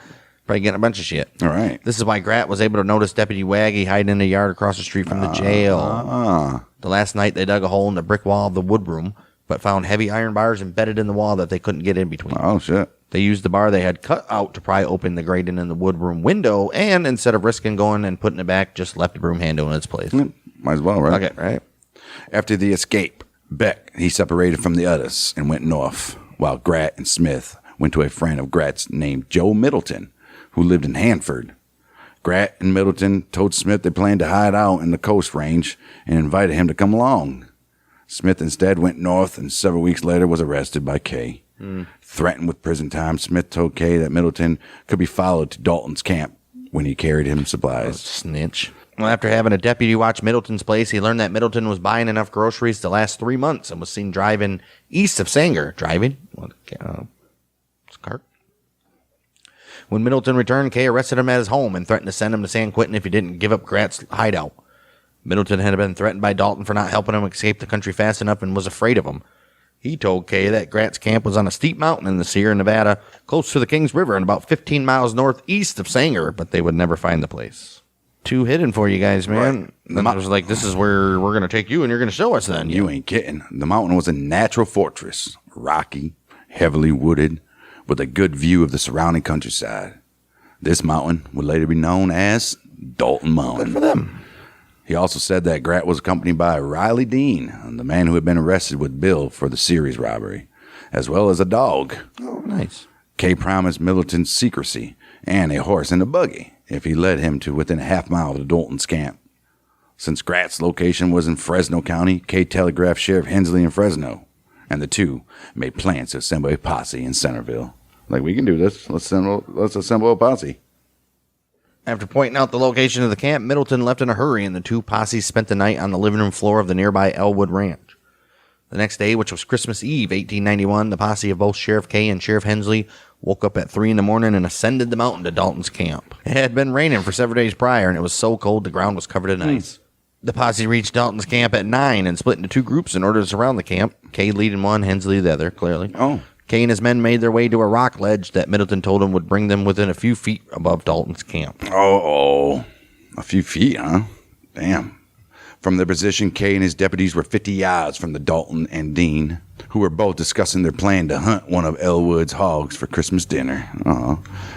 Kay's deputies were carrying 10-gauge double-barrel shotguns loaded with buckshot. Ooh. And they leveled them at Dalton. There was a moment where Dalton could have been shot in cold blood, and some of Kay's deputies wanted to do it. But Kay and Hensley, they didn't know. That's not what we'll be just like them. Don't realize how lucky you got, Grat. Got Grat. Grat and Riley then made their way out of camp with their rifles on their backs, and Kay decided they would set up an ambush and wait for their return. The men split into 3 groups to cover all approaches to the camp. Damn, what if these dudes are like, you know what, let's just not go back. Let's go somewhere else. Sheriff Hensley and Deputy Ed McCardle were guarding a trail that led to the summit of a small narrow ridge. Around 11 o'clock, they noticed Dalton and Dean returning from their hunt, so they sent Deputy Perry Bird to go and retrieve Kay. Man, why don't these, like, Grat and them, why ain't they, like, more aware? Because they think they're in the wilderness. Well, they are, but... Right. They hid behind some rocks and an oak tree and waited as one of the men approached them. They waited until the heavy-bearded, 230-pound man was 30 feet from them. Oh. The lawmen aimed their rifles at the man, and Hensley ordered him to drop his rifle and unbuckle his revolver belt. Oh, shit. The man was Riley Dean and did as he was told. Oh. Hensley grabbed Dean and took him over to the ridge so that Kay could handcuff him to an oak tree. Oh, shit. Right as Hensley left, Deputy McCardle heard the sound of footsteps come from the same direction where they had spotted Dean. He then saw Grat begin to approach over the hill and planned to wait until he was about 30 feet from him before making an arrest. Right before the deputy ordered Grat to drop his weapon, a dog appeared 10 feet from Grat and began barking at the lawman. Uh-oh. Grat and McCardle fired at each other almost simultaneously. Grat lowered his Winchester, fired, and jumped behind cover all in one quick motion. Damn. McCardle's bullet flew straight over Dalton, but Grat's bullet stuck to a tree within inches of McCardle's face and filled his eyes with bark. Grat dropped to the ground and rolled in a gulch about 10 feet away. He then quickly charged down the mountainside and tearing through the brush. Posse tried firing at Grat through the brush, but he managed to run the mile back to Elwood's ranch. Judson Elwood was plowing a 6-horse team when he heard the shots up the mountain. He began walking behind his plow when he felt a rifle poke him in the ribs. Oh, well, that was Grat. And he said, you know what, Elwood? Unhitch one of these horses, which he did.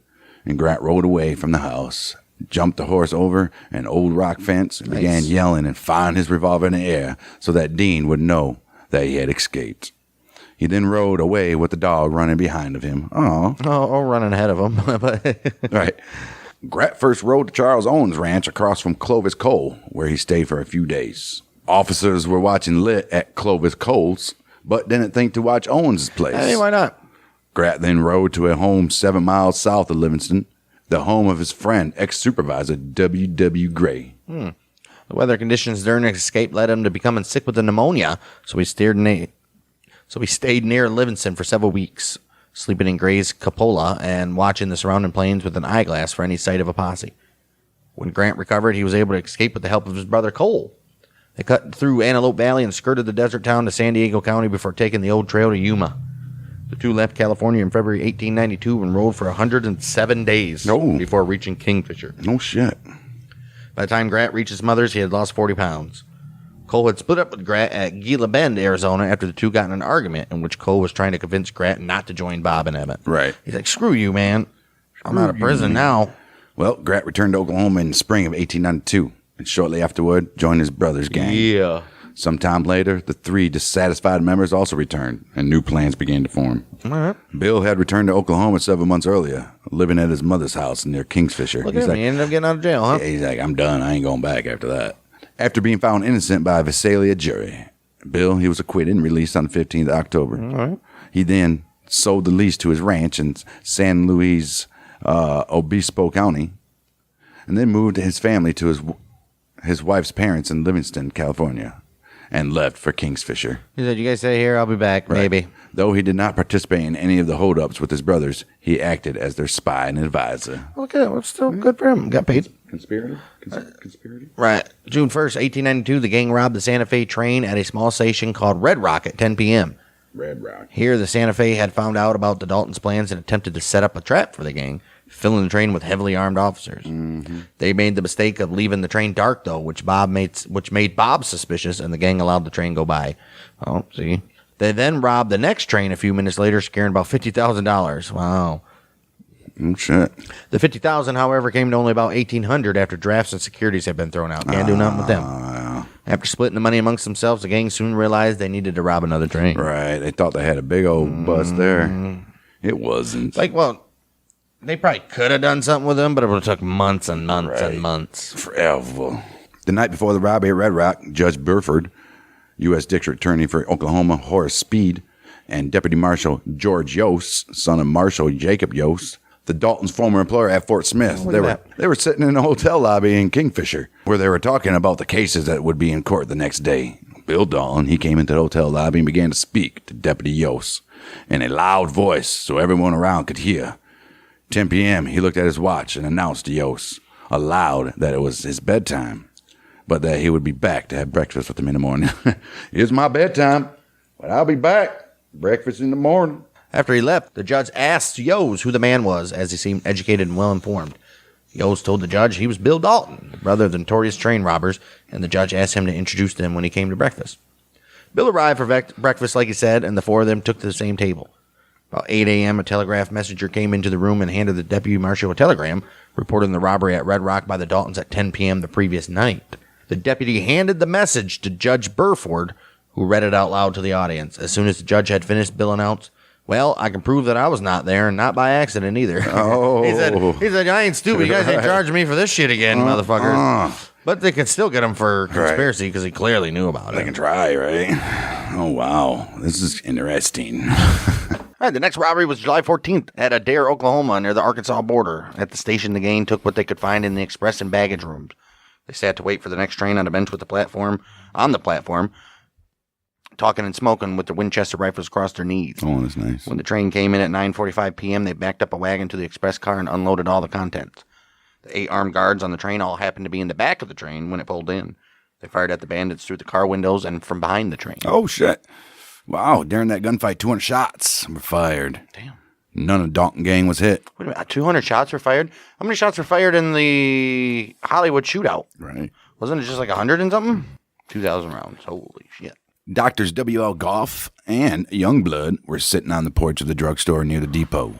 Both men were hit several times by stray bullets. Dr. Goff was fatally wounded. Also wounded were Captains Kinney and LaFleur.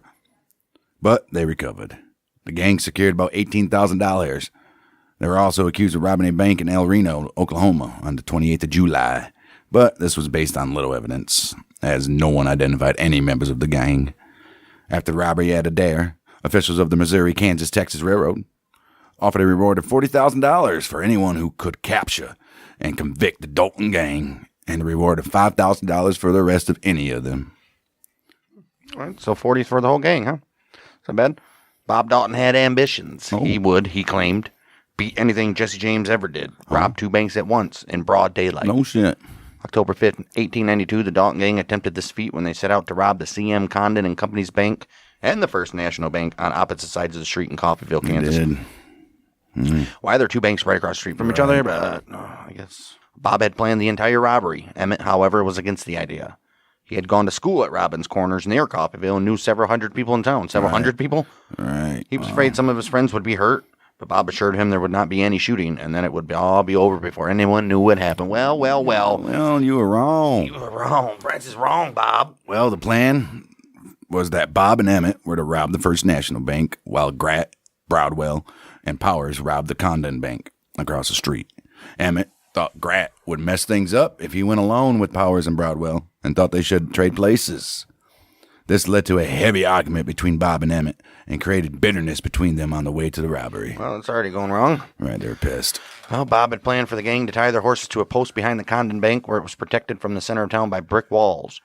They had not been to the town for several years, though, and the hitching post had since been removed during the street work. Mm-hmm. Bob would not allow Emmett to check out the town beforehand and feared that he would be recognized, so this was not factored into their plan. Okay. When they arrived, Bob had to think quickly. That's what I like about you, Bob. And decided instead to tie their horses in an alley across from the bank to the west near the city jail, which offered them little protection. Right. That's pretty stupid. Wow. This is now known as Dalton Alley. Yeah. Morning of October 5th, gang emerged from the alley onto the plaza of Coffeyville. Storekeeper, who was sweeping the sidewalk a few feet away, noticed Bob, Emmett, and even Grat, who were wearing a fake mustache, and ran inside the store. In close order, the five crossed Walnut Street from the alley to the Condon Bank, holding Winchester rifles close along their legs. Grat, Broadwell, and Powers entered the Condon Bank. Emmett and Bob hurried across Union Street to the First National Bank. Oh, man. Here we go. Street work was being done at the time, and one of the workers noticed the men dog-trotting across the alley with rifles and began to yell, "The Daltons are robbing the bank!" They already know who they are. Very soon, half the businessmen around the plaza knew what was going on, and the message quickly passed throughout town. Holy shit. Grat entered the Condon Bank and pointed his Winchester at the cashier, ordering his hands up, while Powers and Broadwell took positions at the door. Grat went to the back office, ordered the manager into the front, and then he handed the cashier a sack bag and ordered him to fill it with cash from the money drawer. Ooh. Then, noticing the vault door was open, Grat ordered both of them into the vault, where the safe with all the gold. That's where that was. And when told to open the safe, the manager lied, telling Grat it was a time lock and that it would not open for another 10 minutes. Grat believed him and decided, we're going to wait. He then ordered the bags of silver on the vault floor into his bag, containing $1,000 and weighing about 200 pounds. Yeah, jeez. That's way too much weight.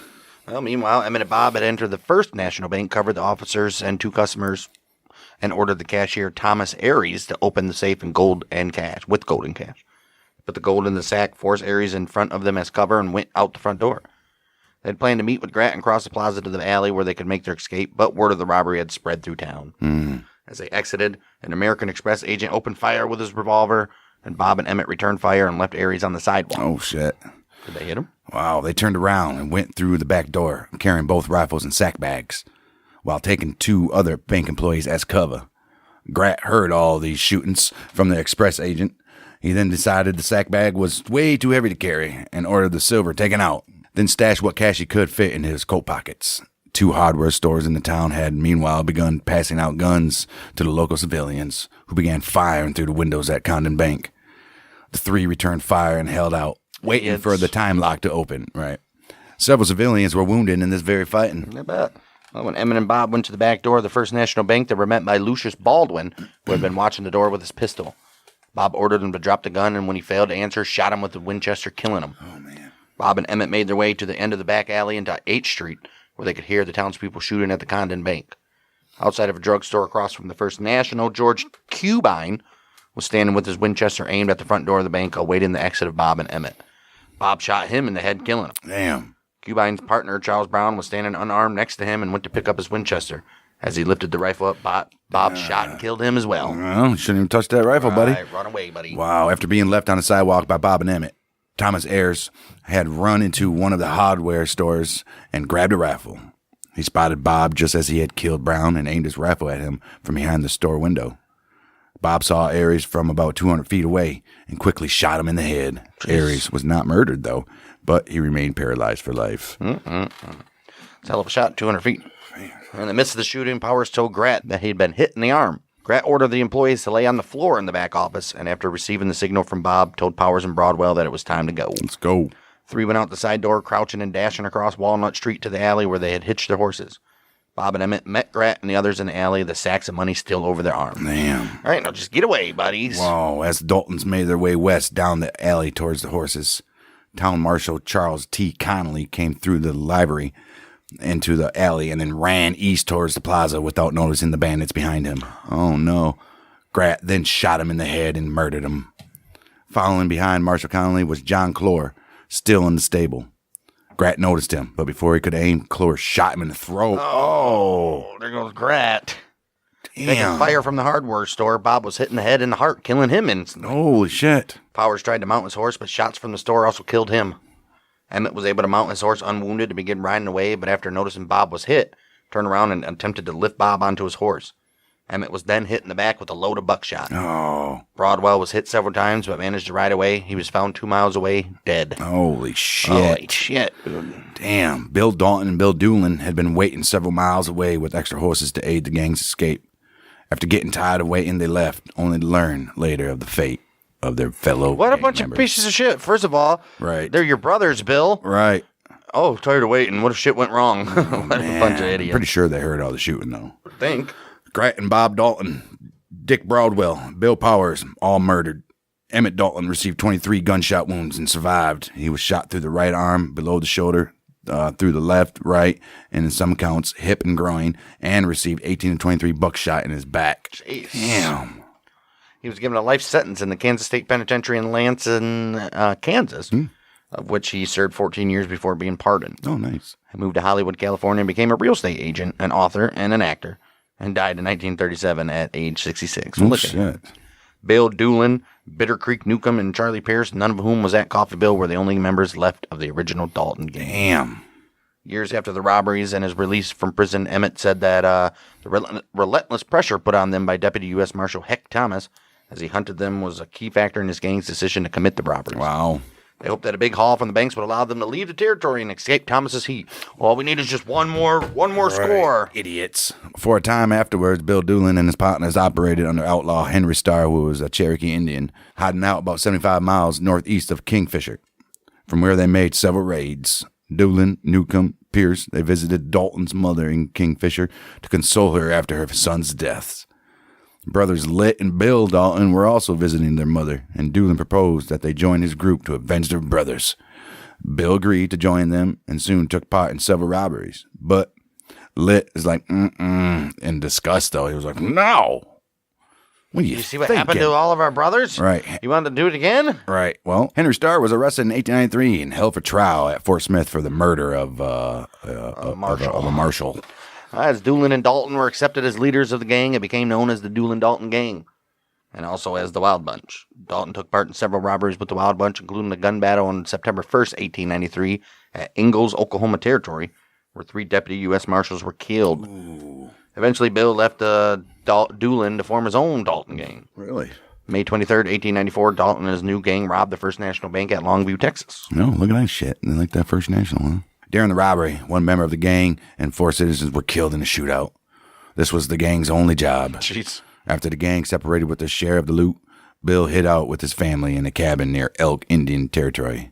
A posse assembled by U.S. Marshal S.T. Lindsay in Ardmore, Oklahoma, tracked him to the cabin and surrounded it on the 8th of June, 1894. Bill escaped through a window at the back of the house, but he was ran through a patch of corn, and he was shot and moited by the deputies. Litt, the last surviving Dalton brother, responded to a book written by his brother Emmett after the latter's death. Okay. Litt said that Emmett's book, When the Daltons Rode, in 1931, was largely fabrication.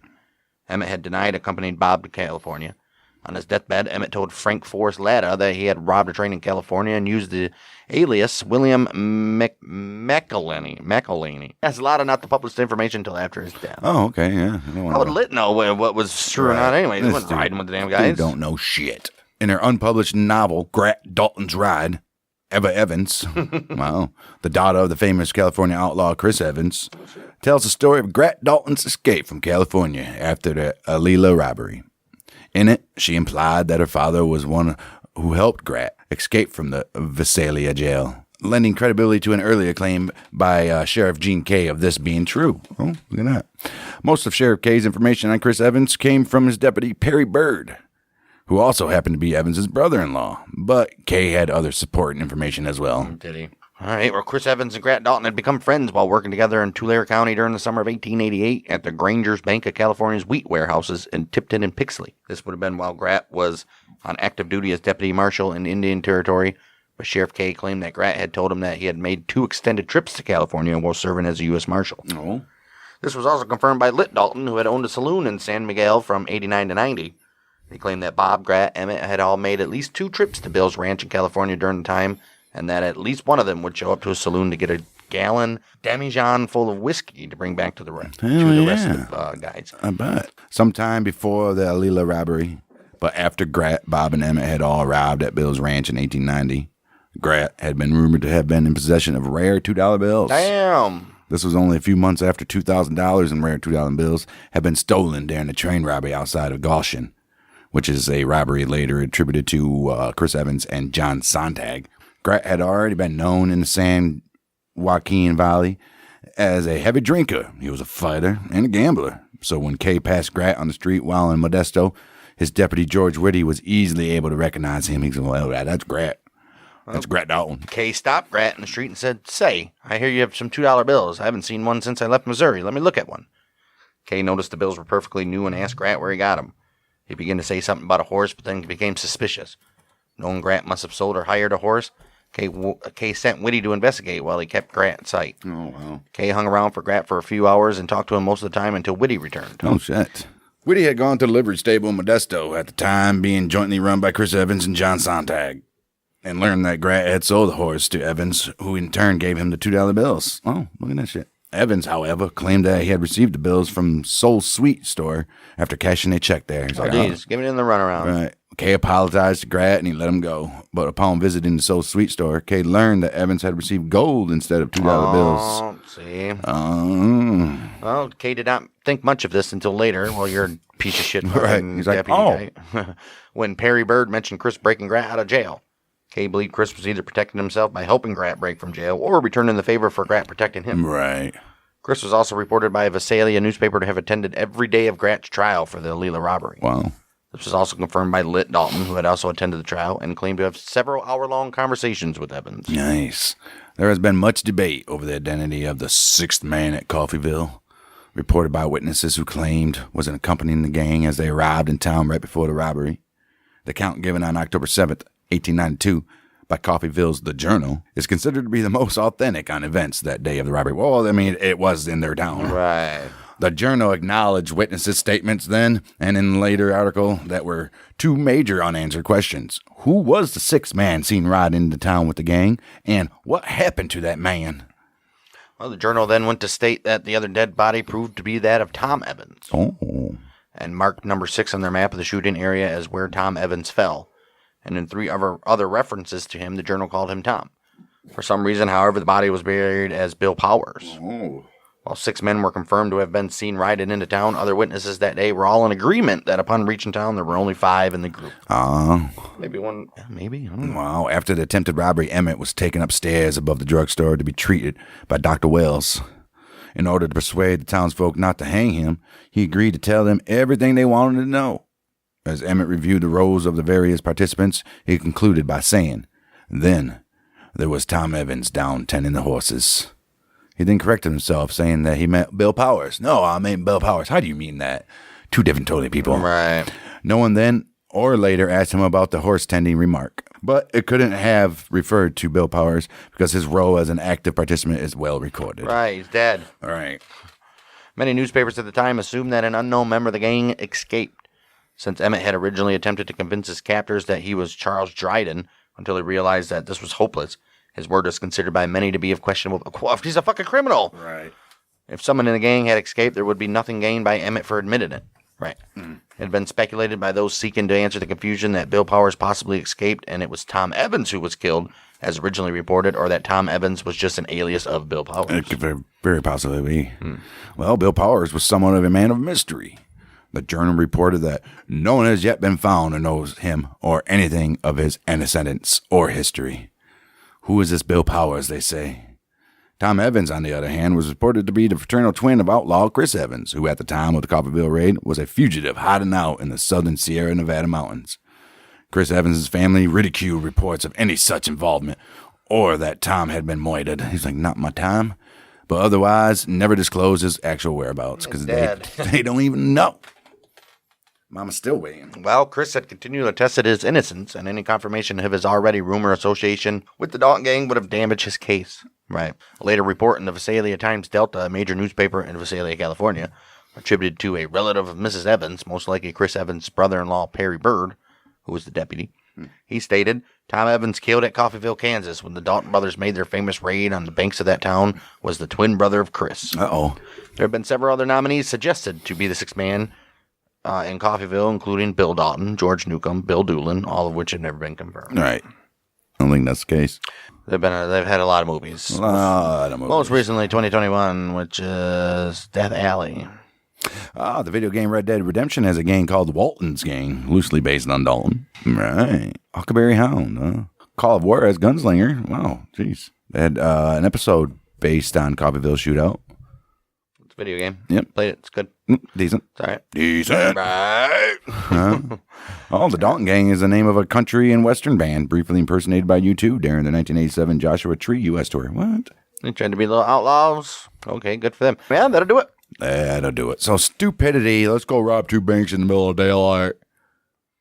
You wanted to be famous. Well, if the horse tie-off was where it always was, Should have been, right? They would have been They would have been head just cover and fine. they would have got out. Right. And if they tried to get damn 200 pounds worth of freaking metal. Well, even still, they would have been good Shit's because heavy. they were all killed in the alley when they tried to get away on their horses. Idiots. The movie that won in 2021, that they die in the bank. Well, then it's not historically accurate. Is it? Right. Why do they do that? Like, it's more interesting their way? Right. Did they at least show the guy get shot in the neck? Yes. And a guy gets shot in the head from 200 yards away or feet away. Nice. They killed him, though, didn't they? Yes. But he lived. See? Well. Just sad, man. It makes you- Don't ever watch that movie called Staying Alive or where the fuck it is. So that'll do it for the Dalton Gang. We are going to be doing Sam Bass. Notable guy. This guy's got a long story, actually. One of the longer stories out there about any guy, and I bet you not much is made. Well, I know not much is made media-wise about this guy. Like, obviously, your Wyatt Earps or Doc Hollidays or Wild Bills. There's some movies on them. There's a couple things on him, but yeah. Gonna redo his story. I think we got a little bit of more information somehow than our last one, so it should be pretty interesting. Before we get into it, go check out our Bang Network YouTube channel. And we post shorts, clips, our YouTube exclusive Dart League, and if you listen on Spotify, Apple, share with your friends, review, and answer that Spotify question. Samuel Bass. Train robber, Sam Bass was, who led 2 gangs during the days of the Wild West, obviously, were the Black Hills Bandits between 1876 and 1877. And they also had the Bass Gang of Texas that operated in 77 to 78. He was born in Mitchell, Indiana, July 21st, 1851, to Daniel and Elizabeth Jane Bass. Unfortunately for him, he was orphaned before his 13th birthday. Afterwards, he was raised by an uncle. He left his home at the age of 19, said, I gotta get out. Gotta be a man. Bass worked for about a year at a sawmill with little paid and boring job. That was in Rosedale, Mississippi. And he said, screw that shit, I'm going to Texas. North Texas, that is. Where he worked for a time for Sheriff Everhart of Denton City and Denton County. While still an exemplary and honest young man, Bass came to possession of a small race pony, which was a little sorrel mare. When most of the neighborhood boys met in Denton on Saturday evenings, Bass raced his pony with much success. Everhart soon noticed that Sam was beginning to neglect his work because of his pony, and knowing only too well what this would lead to, he advised Sam to sell his mare. He's like, you're going to head down the road, and it's not going to be good for you. And Bass was like, I love this animal, he says, though. Finally, matters came to such a point that Mr. Everhart told Sam he would have to get rid of the horse or give up his job. And Bass was like, take this job and shove it. I ain't working here no more, which was probably the turning point in his life. I bet it was. Well, he then left Denton County in the spring of 1877 and traveled to San Antonio. Many cattlemen were gathered to arrange the spring cattle drive to the north. Joel Collins, who was planning to drive a herd from Uvalde County to Deadwood, South Dakota, hired Bass as a cowboy. Damn. After 6 months on the trail, the herd reached Deadwood and was sold, and Collins paid off all the cowboys. At that time period, Deadwood is a great, wide-open mining town. Adventurers, gamblers, mining, and cattlemen all mingled there. Well, they were mingling. Though Joe Collins had bought his cattle on credit and owed the greater part of the money he had received for them to his friends in Texas, he gambled away all the money he had received for the herd. When he sobered up and realized all his money was gone, he did not have the moral courage to face his friends and creditors at home. Oh, poor guy. He didn't want to go home. Be 2,000 probably miles hung. away. I think he's fine where he's at. He became desperate, and with a band of his cowboys, known as the Black Hills Bandits, they held up and they robbed several stagecoaches. These robberies brought Collins very little money, but they started Sam Bass on his criminal career. All right. Fast forward to the fall of 1877. Collins, accompanied by Bass, Jack Davis, Jim Barry, Bill Heffridge, and Tom Nixon, left Deadwood, drifted down to Ogallala, Nebraska. Here he conceived, planned, and carried into execution one of the boldest train robberies that ever occurred in the United States up to that time. Uh-oh. When it was all ready, these 6 armed and masked men held up the Union Pacific train at Big Springs, which was a small station a few miles beyond Ogallala. Ooh. Union Pacific will fuck you up, man. The bandits entered the express car, ordered the messenger to open the safe. The latter explained that the safe had a time lock. There we go. What are we going to do? I forgot about the time lock theme with these guys. Right, and could only be opened at the end of the route. One of the robbers then began to beat the messenger over the head with a 6-shooter, declaring he would kill him if the safe were not opened. Bass, always of a kindly nature, pleaded with the man to desist, declaring he believed the messenger was telling the truth. Well, just leave him alone, man. How are you going to open it if you beat him to death anyways? Right. Just as the robbers were preparing to leave the car without a dime, one of them noticed 3 stout little boxes piled near the big safe. Curious bandit seized a coal pick, knocked off the lid of the top box. He exposed $20,000 in shining gold coin to his great joy and delight. Damn. The 3 boxes each had a similar amount, all in $20 gold pieces. Oh, shit. Yeah, but I mean, it's $20 gold pieces. They know where that is. Right. Melt that shit down, I guess. After looting the boxes, the robbers went through the train and systematically robbed the passengers of about $1,300. Poor-ass passengers. Still, right? By daylight, the bandits had hidden their money and returned to Ogallala. They hung around town for several days while railroad officials, United States deputy marshals, and sheriff parties were scouring the country for their train robbers. Like, anything we can do to help? Well, let us know what we can do. We'll be right here. Well, here's this $20 gold coin for your troubles. Collins and his men frequented a large general merchandise store. In the store was a clerk who had once been an express messenger on the Union Pacific and was well acquainted with the officials of the company. Of course, the great train robbery was the talk of the town. The shopkeeper conversed with Collins and his gang about the holdup, and the bandits declared they would help hunt the robbers if there was enough money in it. Oh, look at you guys. It's equivalent to like our murderers on the search party for the person that they murdered. Well, the shopkeeper's suspicions were aroused, and he became convinced that Collins and his band were the real hold-up men. However, he said nothing to anyone about this belief, but carefully watched these fellas.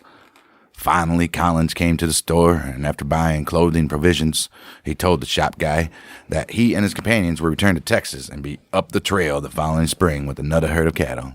When Collins had been gone a day's travel, the shopkeeper hired a horse and followed him. Oh, shit. He went up to the horse and was like, "Are you tired?" He soon found the route the suspects were traveling, and on the second day, he came upon them suddenly while they were stopping at a roadside farmhouse for something to eat. He passed by without being noticed, and he hid himself near the trail. In a short time, Collins and his men passed on, and then he followed them until they went into camp.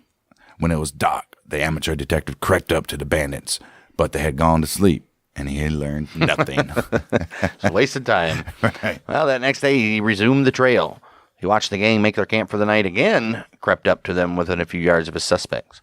Bandits had built a big fire and were laughing and talking.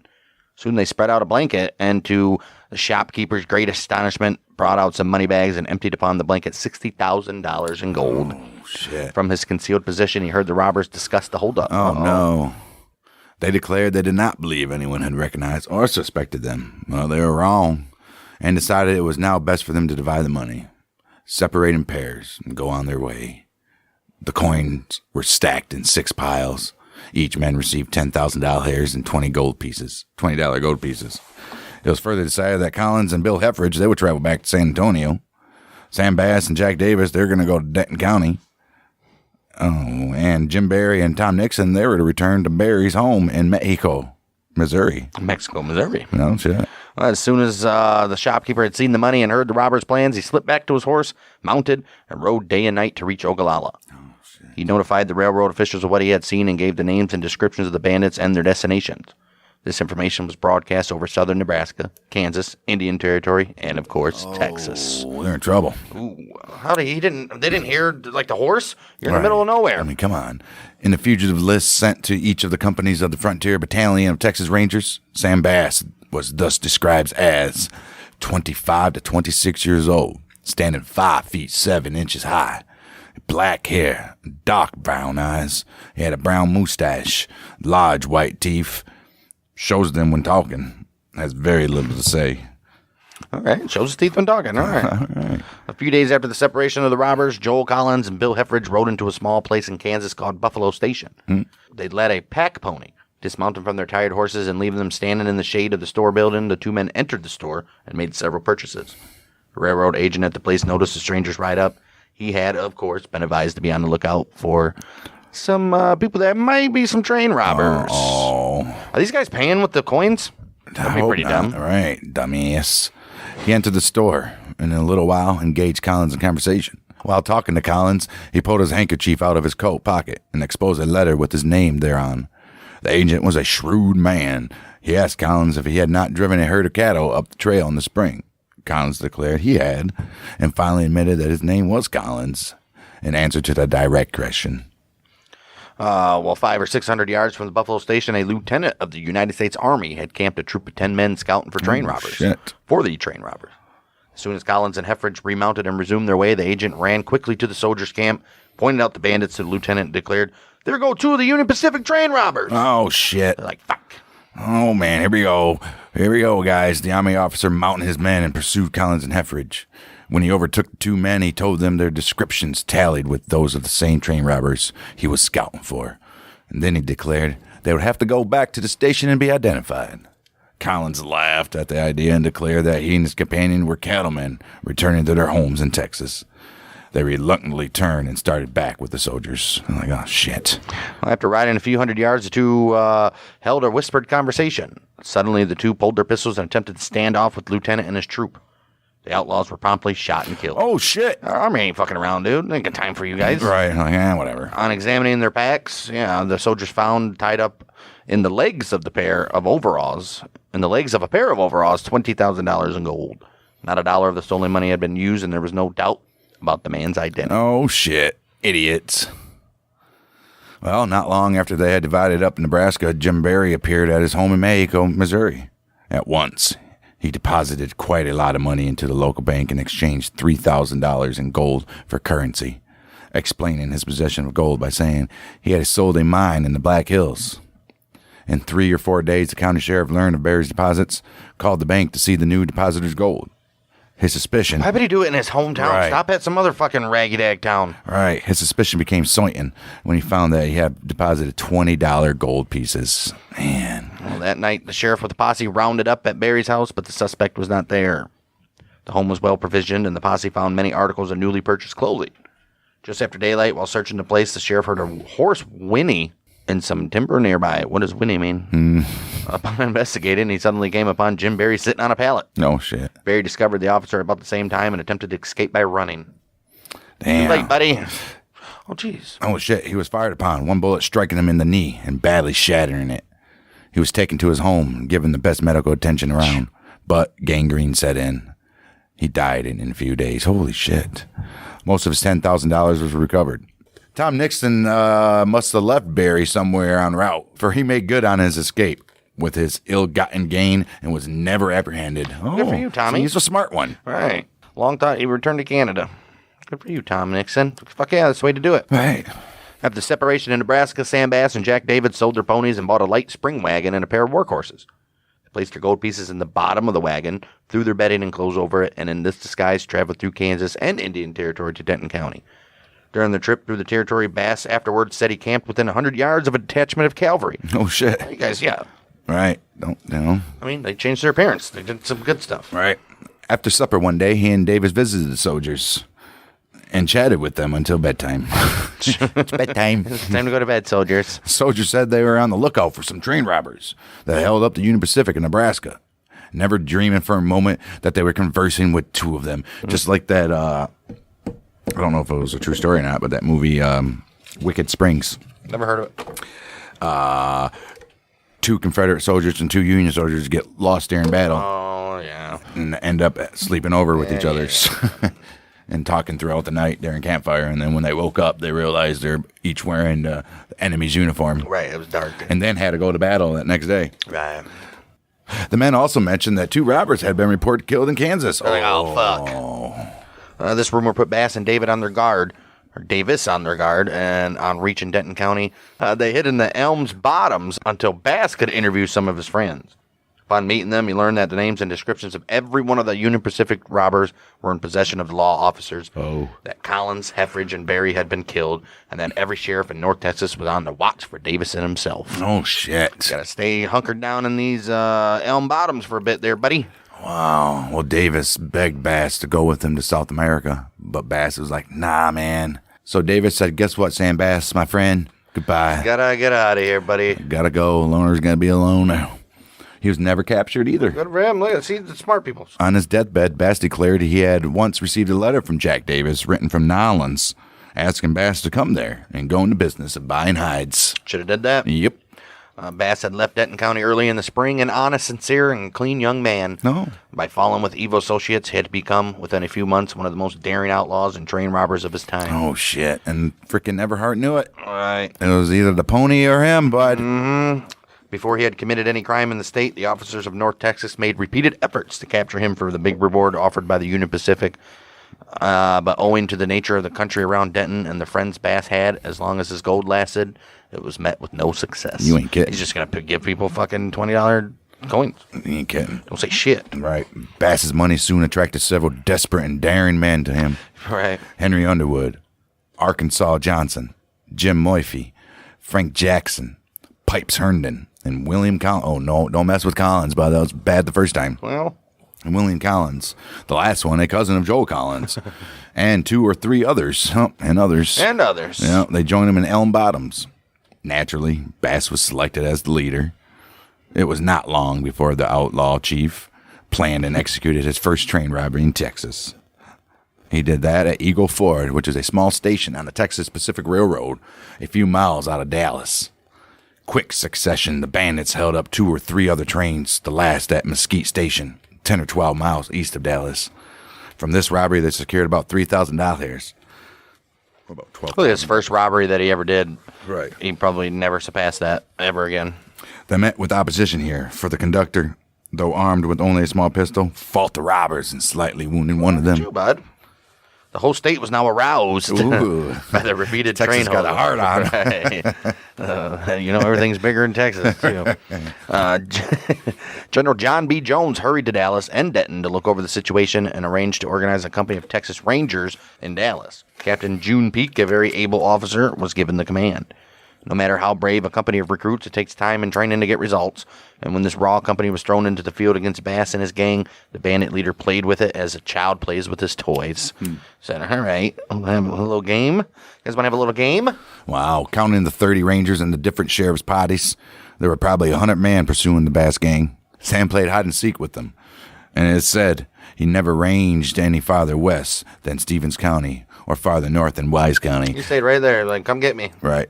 He's kind of like Billy the Kid. Right. He was generally in Dallas, Denton, or Tarrant counties.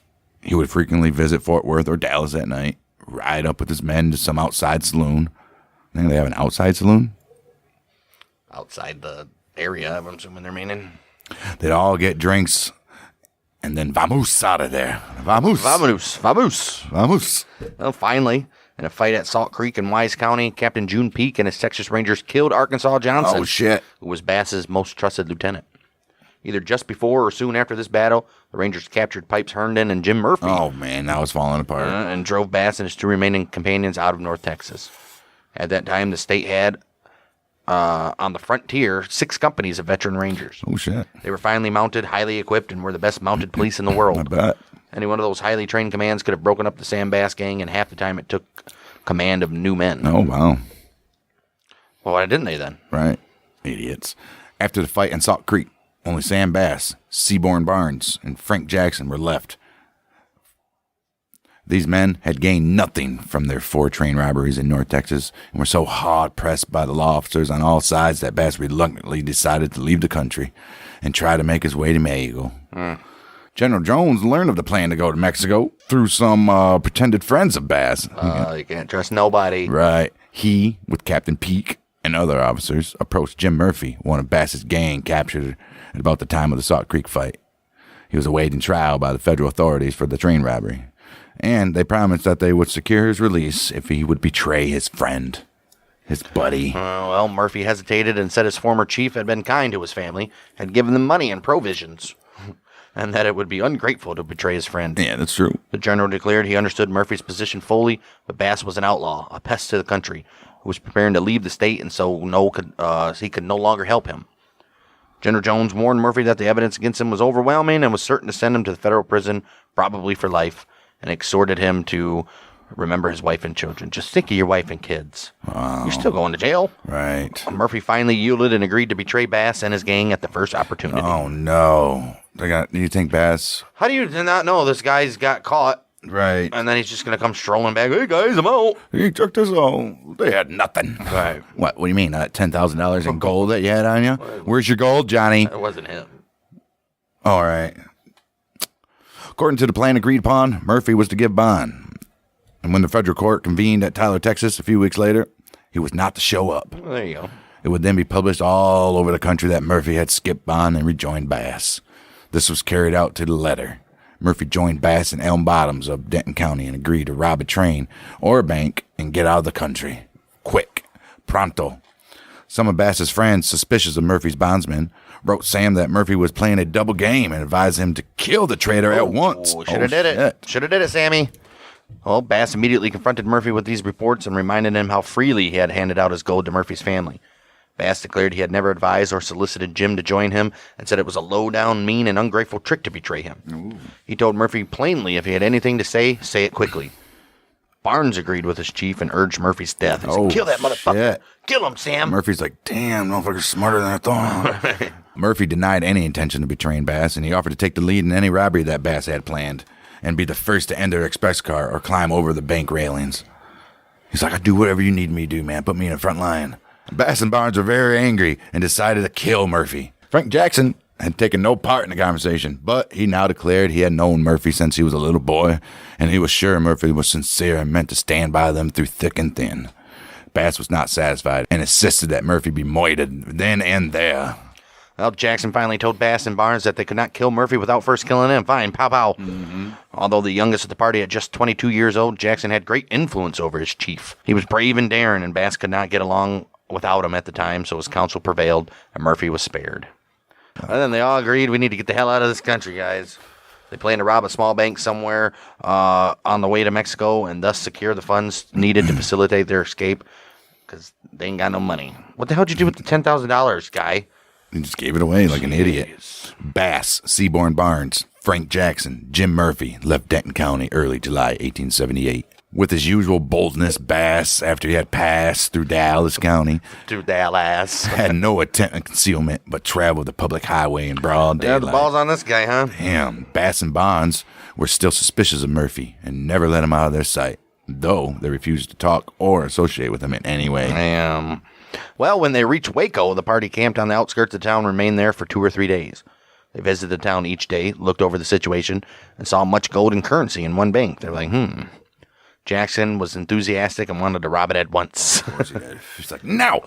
Being more careful and experienced, Bass thought it too dangerous for running through crowded streets to the outskirts of the city was too far, and so he said, we ain't going to do that. Right. While in Waco, the gang stepped into a saloon to get a drink. Bass laid a $20 gold piece on the bar and remarked, there goes the last 20 from the Union Pacific, and done little good it has done me. Damn little good.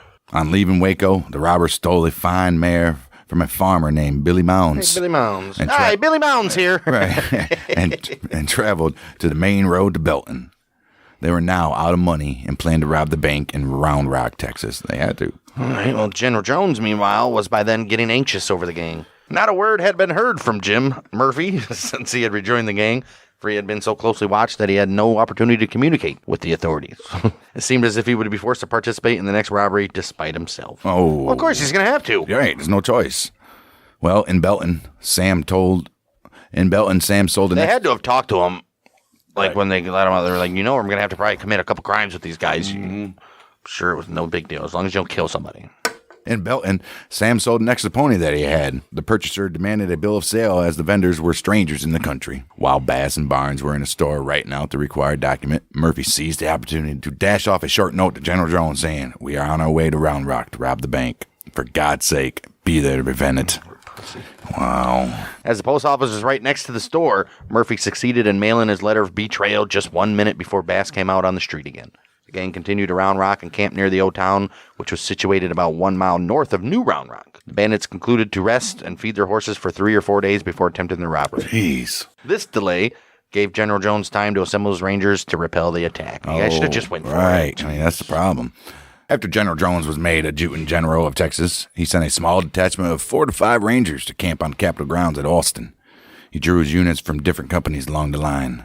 Each unit would be detailed to camp in Austin, and about every 6 weeks or 2 months, the detail would be relieved by a squad from another company. It will readily be seen that this was a wise policy, as the detail was always on hand and could be sent in any direction by rail or on horseback at short notice. So he had men at his disposal. Right. Well, Jones was devoted to his Texas Rangers and liked to have them around where he could see them daily.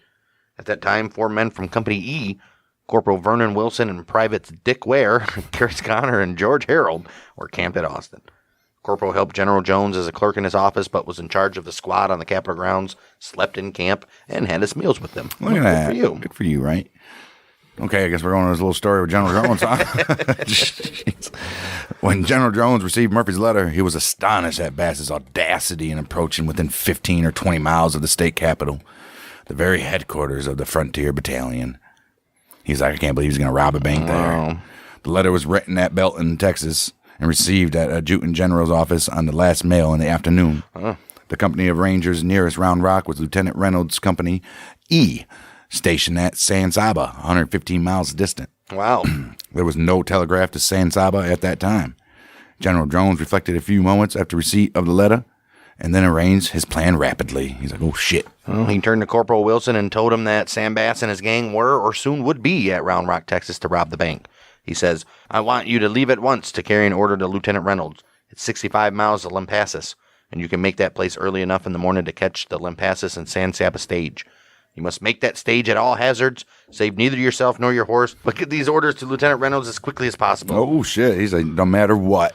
He said, I don't care if you work your horse to death. You better get there. Then you better run after he dies. Wow. Corporal Wilson hurried to his horse, saddled it up, and got away from Austin on his wild ride just at nightfall. Good for you, bud.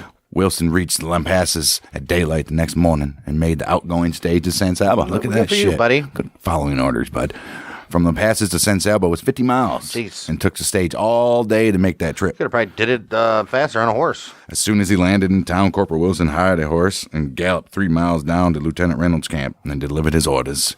Good little boy. Right. After dispatching Corporal Wilson to Lieutenant Reynolds, General Jones hurried over to the Ranger camp on the Capitol grounds and ordered the 3 Rangers, who were Ware, Connor, and Harold, to proceed to Round Rock, put their horses in Highsmith's livery stable, and keep themselves concealed until he could reach them himself by the train the next morning. Also, he gets to take the train. Right. The following morning, General Jones indeed went to Round Rock. Oh, shit. It's about to go down. A fellow named Morris Moore traveled with him from Austin. He's an ex-ranger, but then deputy sheriff of Travis County. On reaching his destination, the general called on Deputy Sheriff Grimes of Williamson County, who was stationed at Round Rock, and told him that Bass was expected to rob that very bank, and that a scout of Rangers would be in town as soon as possible. Jones advised Deputy Grimes to keep a sharp lookout for strangers, but on no account to attempt an arrest until the Rangers could arrive. Okay. In the meantime, Sergeant Neville delivered Reynolds' orders to the Ranger camp at San Saba, which were brief and to the point. It says, Bass is at Round Rock. We must be there as early as possible tomorrow.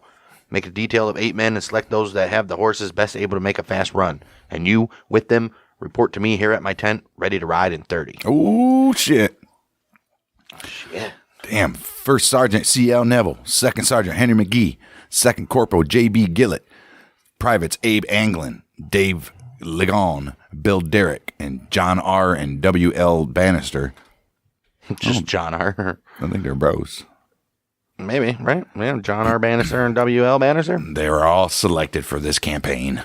Lieutenant Reynolds ordered 2 of his very, very best little pack mules hitched up. Little pack mules. Right, hitched to a light spring hack, for he had been sick and was not in any condition to make the journey on horseback. Oh, he got to lay down. 30 minutes from the time Corporal Wilson reached camp, the Rangers were mounted, armed, ready to go. Oh, damn. Lieutenant Reynolds took his seat in the hack, threw some blankets in, and Corporal Wilson, who had not had a minute's sleep for over 36 hours, lay down to get a little rest. The Rangers left their camp on the San Saba River just at sunset and traveled in a fast trot the entire night. Oh, look at that. Like fast trot. The sun was coming up when the Rangers crossed the North Gabriel River, 15 miles south of Lampasas. They had ridden 65 miles and had 45 miles yet to go before reaching Round Rock. They halted on the Gabriel River for breakfast. They had bread, broiled bacon, black coffee, and the horses were fed as well. I hope so. So that sounds like a fine breakfast to me. Bacon and bread, baby. You ain't got butter? Broiled bacon. Broiled. Of course, black coffee. What else they got? After just 30 minutes, they were off again, reaching the vicinity of Old Round Rock between 1 and 2 o'clock in the afternoon of Friday, July 19th, 1878. The Rangers, they camped on the banks of Brushy Creek, while the lieutenant drove into New Round Rock to report his arrival to General Jones. Well, Bass had decided to rob the bank Saturday the 20th, so look at them, just right in time. After his gang had eaten dinner in camp Friday evening, they saddled their ponies and started to town to take a last look at the bank and select a route to follow in leaving the place after the robbery. As they left camp, Jim Murphy, knowing the bandits might be set upon at any time, suggested that he stop at May's store in Old Round Rock to get a bushel of corn as they were out of feed for their horses. Look at this pussy. Bass, Barnes, and Jackson rode on into town, hitched their horses in an alley just back of the bank, passed that building, and made a mental note of its situation. They then went up to the town's main street and entered Copperell's store to buy some tobacco. As the three bandits passed into the store, Deputy Sheriff Moore, who was standing on the sidewalk with Deputy Sheriff Grime, said he thought one of the newcomers had a pistol. I can't be taking a pistol. Shit. I will go in and see, replied Grimes. I believe you have a pistol, remarked Grimes, who approached Bass, trying to search him. Bass says, Grimes goes into store. Bass replied, yes, of course I have a pistol. Obviously, you know where you're at. At the words, the robbers pulled their guns and killed Grimes as he backed away to the door. Oh, shit. He fell dead on the sidewalk. They then turned on Moore and shot him through the lungs as he attempted to draw his weapon. Damn it. Now they can't rob the bank. Nope. Well, that helped out, right? Might as well take money in the cash register. Right. At the crack of the first pistol shot, Dick Ware, who was seated in the barber shop only a few steps away, waited his turn for a shave. He rushed into the street and encountered the three bandits just as they were leaving the store. Seeing Ware rapidly advancing on them, Bass and his men fired on the Ranger at close range. One of the bullets striking a hitching post within 6 inches of his head and knocking splinters into his face. This assault never halted Ware for an instant. He's like, that don't matter me. He was a brave little guy and never hesitated to take the most desperate chances when the occasion demanded it. For a few minutes, Dick fought the robbers single-handedly. Coming uptown from the telegraph office, General Jones ran into the fight. He was armed with only a small Colt's double-action pistol, but threw himself into the fray. Connor and Harold had now come up and joined in the fusillade. Seeing the robbers on foot and almost within his grasp, the general drew in close and urged his men to strain every nerve to capture or exterminate the desperados. Oh, shit. By this time, every man in town that could secure a gun joined in the fight. Oh, shit. We got ourselves another coffee town happening. You ain't kidding. The bandits now had reached their horses and realizing the situation was critical. They fought with the energy of despair. If ever a train robber could be called a hero, this boy, Frank Jackson, proved himself one. You good old Frankie. Barnes shot down and killed at his feet. Bass was mortally wounded and unable to defend himself or even mount his horse while the bullets continued to pour in from every quarter. With heroic courage, Jackson held the Ranger's back with his pistol in his right hand while he unhitched Bass's horse with his left and assisted him into the saddle. Look at that shit. Oh, Frankie. Then, mounting his own horse, Jackson and Bass galloped out of the jaws of hell itself. Oh, shit. In their flight, they passed through Old Round Rock when Jim Murphy, standing in the door of May's store, saw Jackson and Bass ride on past. Well, Murphy noticed that Jackson was holding Bass, pale and bleeding in the saddle. Lieutenant Reynolds, entering Round Rock, came within 5 minutes of meeting Bass and Jackson in the road. Before he reached town, he met posses of citizens and rangers in pursuit of these two very men. Wow. Oh, shit. Wow. When Bass and Jackson reached the cemetery, Jackson halted long enough to secure a Winchester they had hidden in the grass there, then left the road and were lost for a time. The fight was now over, and because of two spoiled, over-jealous deputies bringing in an immature fight they had been warned to be careful of, Moore and Grimes should have known that the three strangers were the Sam Bass gang. Right. They were told not to do anything. Right, told not to do nothing, but these guys are like, pew, pew, pew, pew. Lieutenant Reynolds started Sergeant Neville and his rangers early the next morning in search of the flying bandits. After traveling in the direction the robbers were last seen, they came upon a man lying under a large oak tree. Seeing the armed rangers, the man called out to not shoot, saying he was Sam Bass. No Just lying dead by the tree. You ain't kidding. After entering the woods the evening before, Bass became so sick and fainted from loss of blood that he could move no further. Go further. Right. Jackson dismounted and wanted to stay with his chief, his tribal chief. Acknowledge him. Right. Damn it. Declaring that he was a match for all their pursuers. Right. I can do anything. Right. I'll hold them off. Fuck them. Bass says, "No, Frank, I'm done for." Done for, old buddy. Get out of here. Save Right. yourself. Right. The wounded leader told his companion to tie his horse near at hand so he could get away if he felt better during the night. Jackson was finally prevailed upon to leave Bass and make his own escape.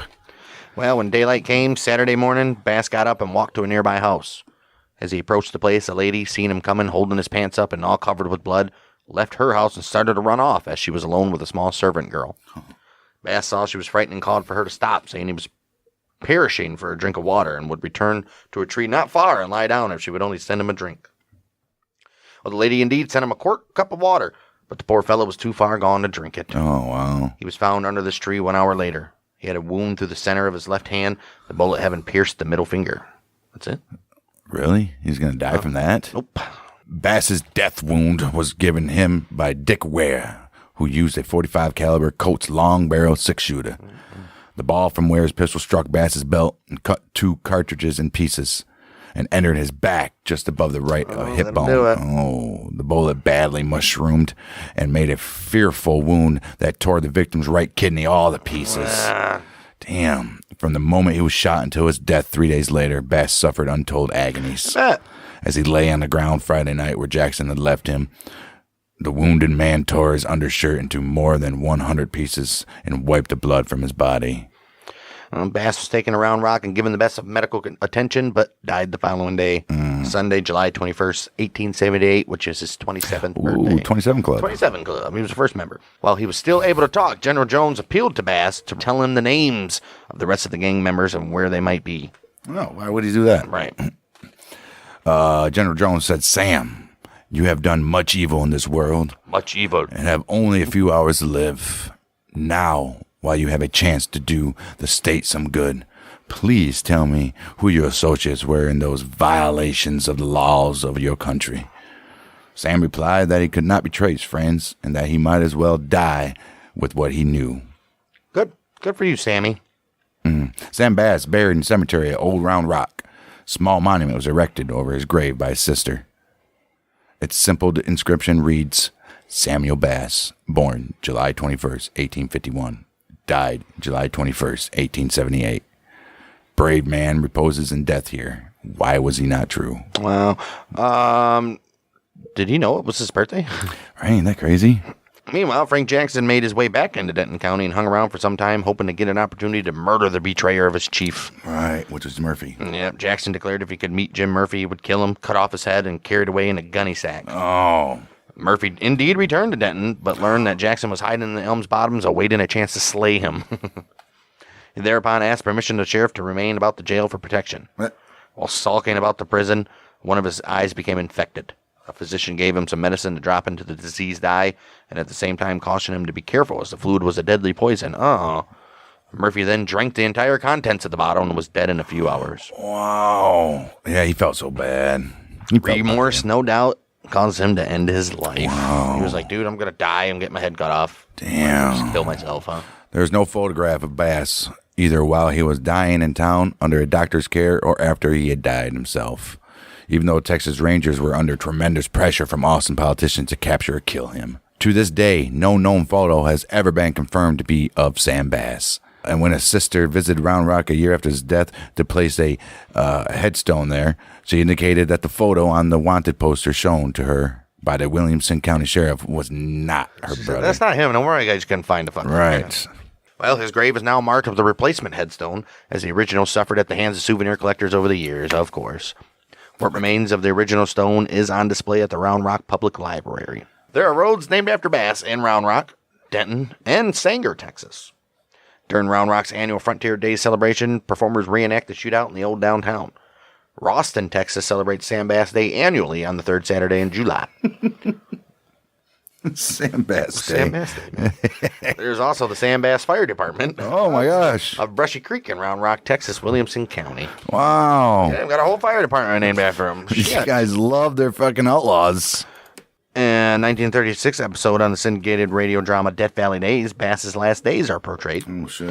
1951 Western movie The Texas Rangers. Sam Bass is played by William Bishop.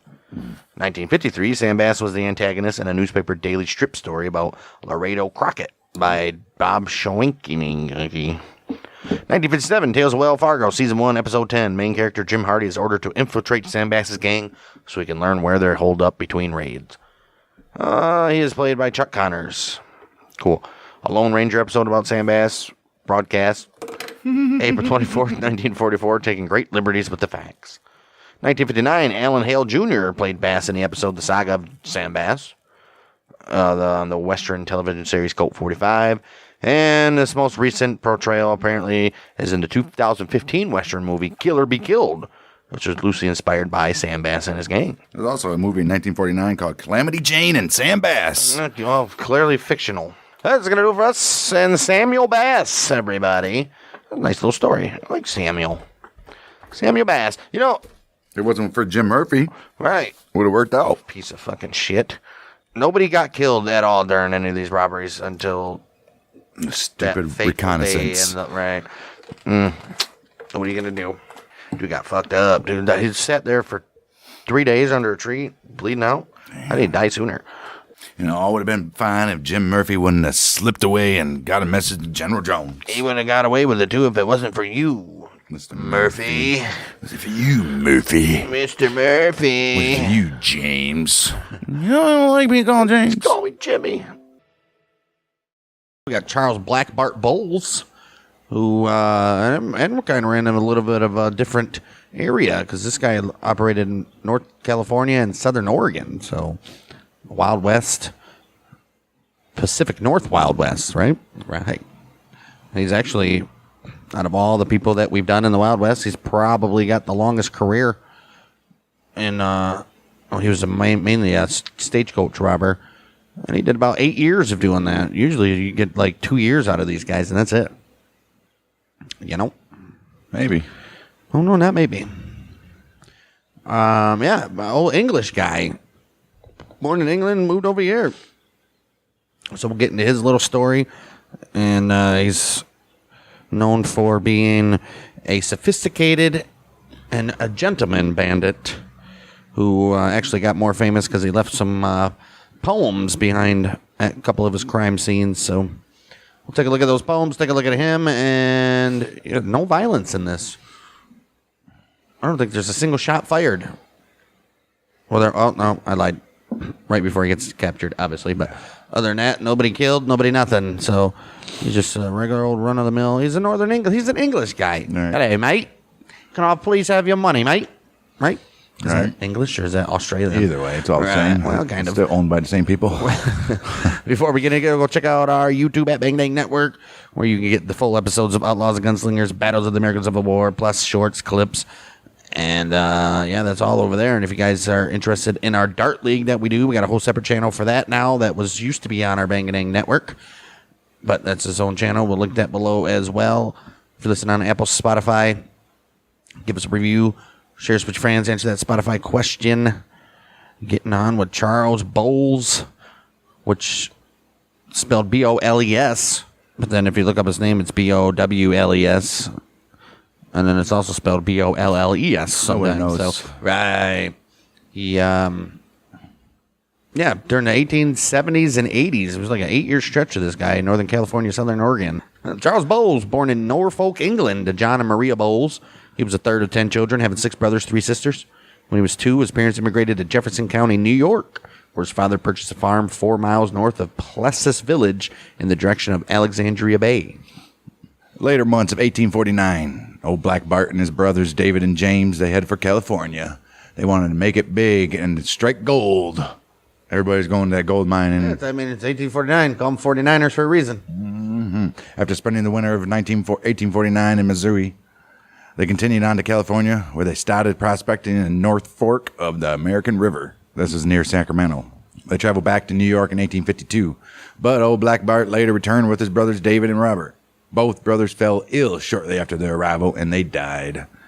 That's a long trek, man. Right. From New York, especially. Right. Old Charles Bowles remained in California for another 2 years before giving up and returning east again. He wasn't striking it. 1854. Old Black Bart, who now used this spelling, which is B-O-L-E-S, Bowles, he married Mary Elizabeth Johnson. Uh-oh. By 1860, they were living with their 4 children in Decatur, Illinois. All right, look at that. August 13th, 1862, he enlisted I wonder why he as changed his name with spelling his last name. He didn't want to remember his brothers or something? I don't know. Maybe, well, they all changed. People always change their names when they came over here, so people spell or pronounce it right. Right. Oh, August 13th, 1862, he enlisted in as a private in Company B, 116th Illinois Regiment. His name is indeed spelled B-O-L-E-S in the company record. No shit.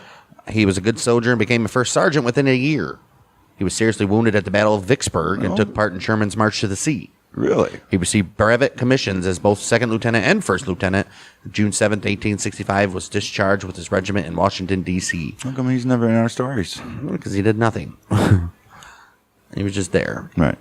He returned home at last to his family in Illinois after the for war. him. At least he came. Yep. At least he came back home. Right. Some wasn't so fortunate. After this very war, Charles went back to his family in Decatur. Yep. Tried his hand at farming once again. This, however, would not last very long because in 1867, he said, you know what? I'm going to prospect for some gold in Idaho. And if I can't get there, I'm going to Montana. I'll head up Montana, too. Might as well. They're right there. Well, while he was there, he located a small mine that he worked with a friend from Missouri. In a surviving letter to his wife from August of 1871, he told her an unpleasant encounter with some Wells Fargo and Company agents. Apparently, they wanted to buy his stake because they wanted the land the mine was located on. Oh, Charles and his friend, they were like, no, we're getting some gold out of this. See, we're here? Bitch. Right.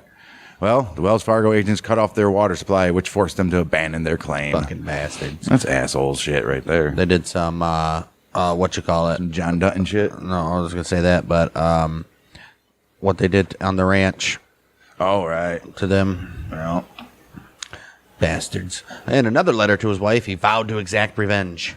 His last letter sent to Mary was from Silver Bow, Montana, August 25th, 1871. He had a habit of always sending her letters, and months turned into years from the time he had sent that last one. oh, no. Well, Mary heard a rumor that a party of travelers had been killed by Indians. And she assumed Charles was with that party and got murdered by him. So she went on with her life. No, she's like, what are you going to do? My buddy Charles, he's dead. Lost my husband to the west, Yep. to the Wild West. Wouldn't be the only one there, Mary. Meanwhile, Black Bart, now going by the name of Charles Bolton, he proceeded to rob Wells Fargo stagecoaches at least 28 times across Northern California between 1875 and 1883, including a number of times along the historic Siskiyou Trail between California and Oregon. Well, Siskiyou Trail. Although Bowles became known for poetic messages left behind after his robberies, he wrote only 2, which we'll see after the 4th and 5th robberies, but this was enough to ensure his fame. Right. He was quite successful as a highwayman, often taking in thousands of dollars a year. Bowles was afraid of horses, and he fled from all of his robberies on foot. No shit. He was very invariably polite, never using foul language except in his poems. Oh. And it wasn't really even foul language. Wow.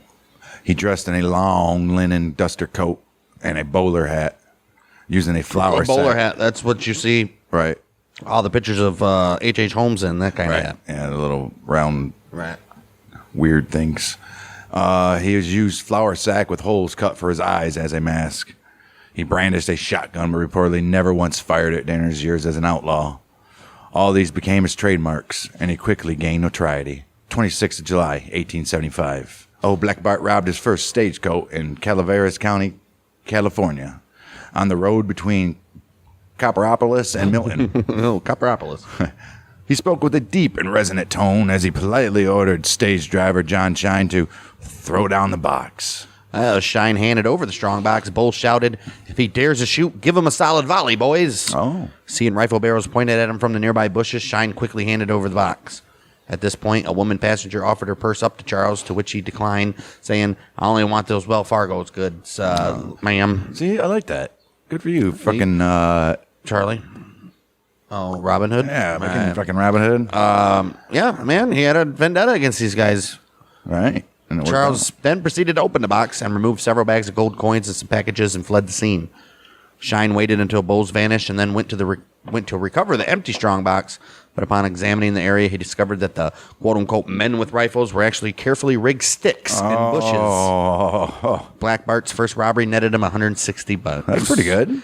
Yeah, in the 70s, yeah. Right. Go what, $2,000 or so? Well.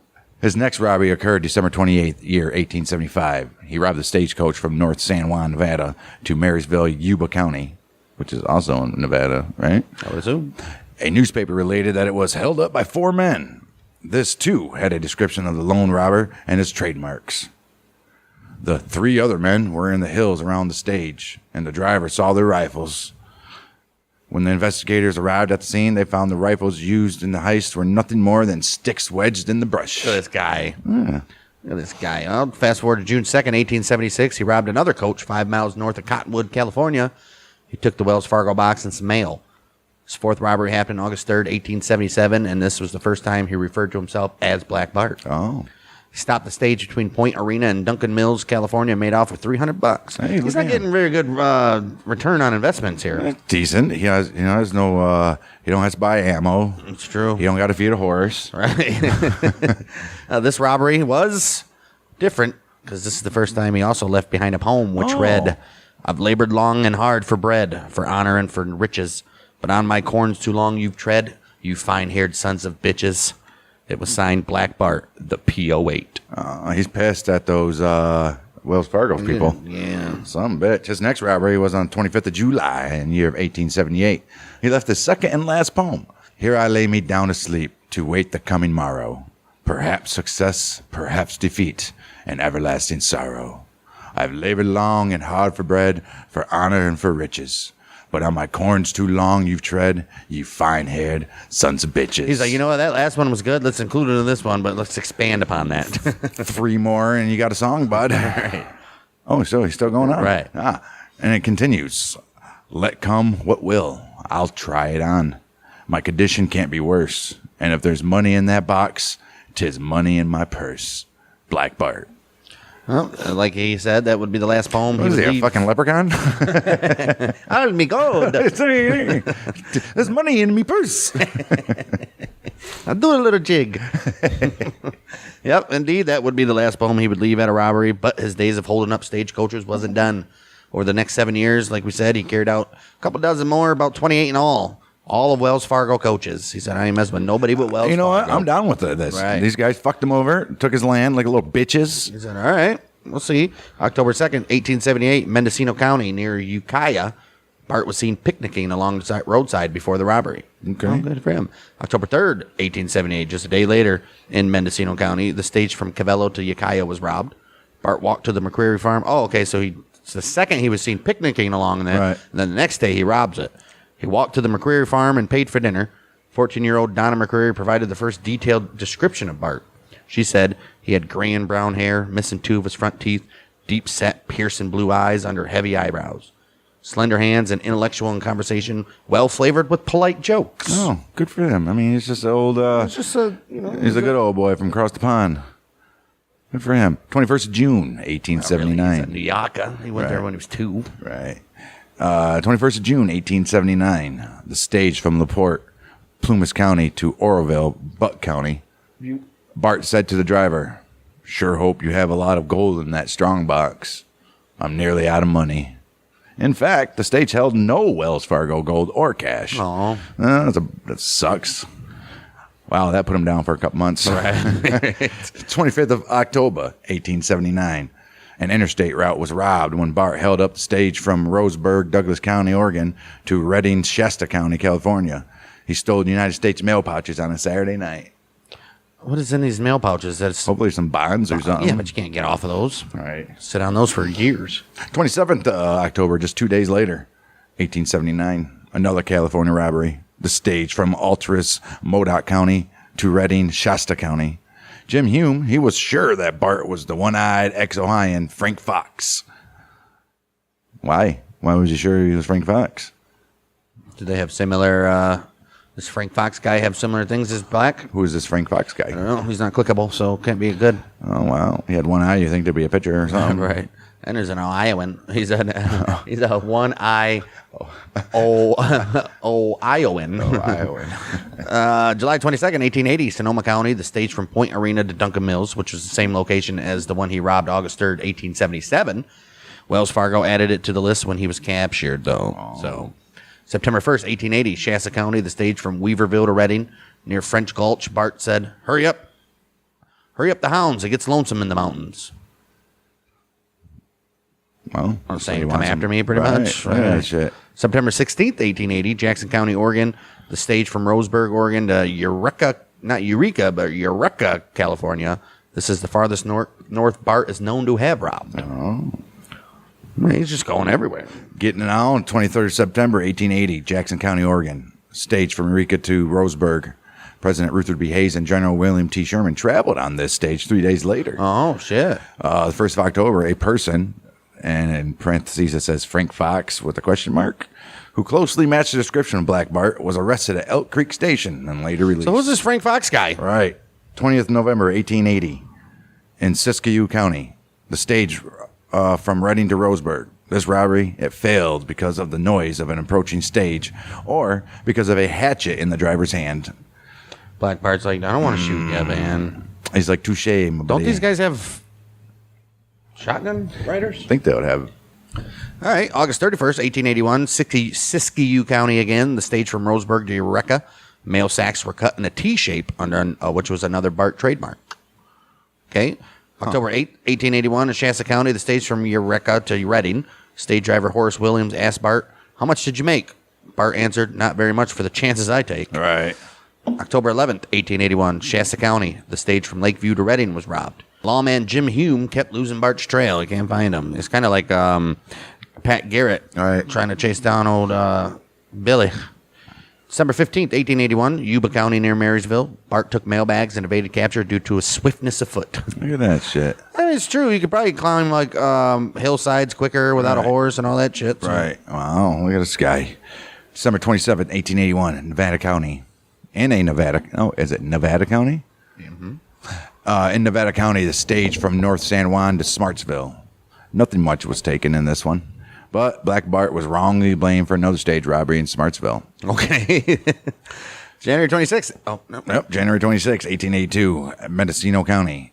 The stage from Ukiah to Cloverdale. Again, the posse was on his tracks within the hour. And again, they lost him after Kelseyville. Mm-hmm. June 14th, 1882, Mendocino County. The stage from Little Lake to Ukiah. Hiram Willits, postmaster of Willitsville, which is present-day Willits, California. He was on this stage. Okay, good for him. July 13th, 1882, Plumas County, the stage from LaPorte to Oroville. The stage was loaded with gold, and George Hackett, who was the driver, was armed. Bart lost his derby, which I'm assuming was like a handkerchief or something. And as he fled the scene, when it was determined that the Wells Fargo agent in LaPorte had supplied hardware to bolt down the strongbox. Oh, look at that. His derby was traced to him eventually through the laundry mark. Yeah, it's got to be like a...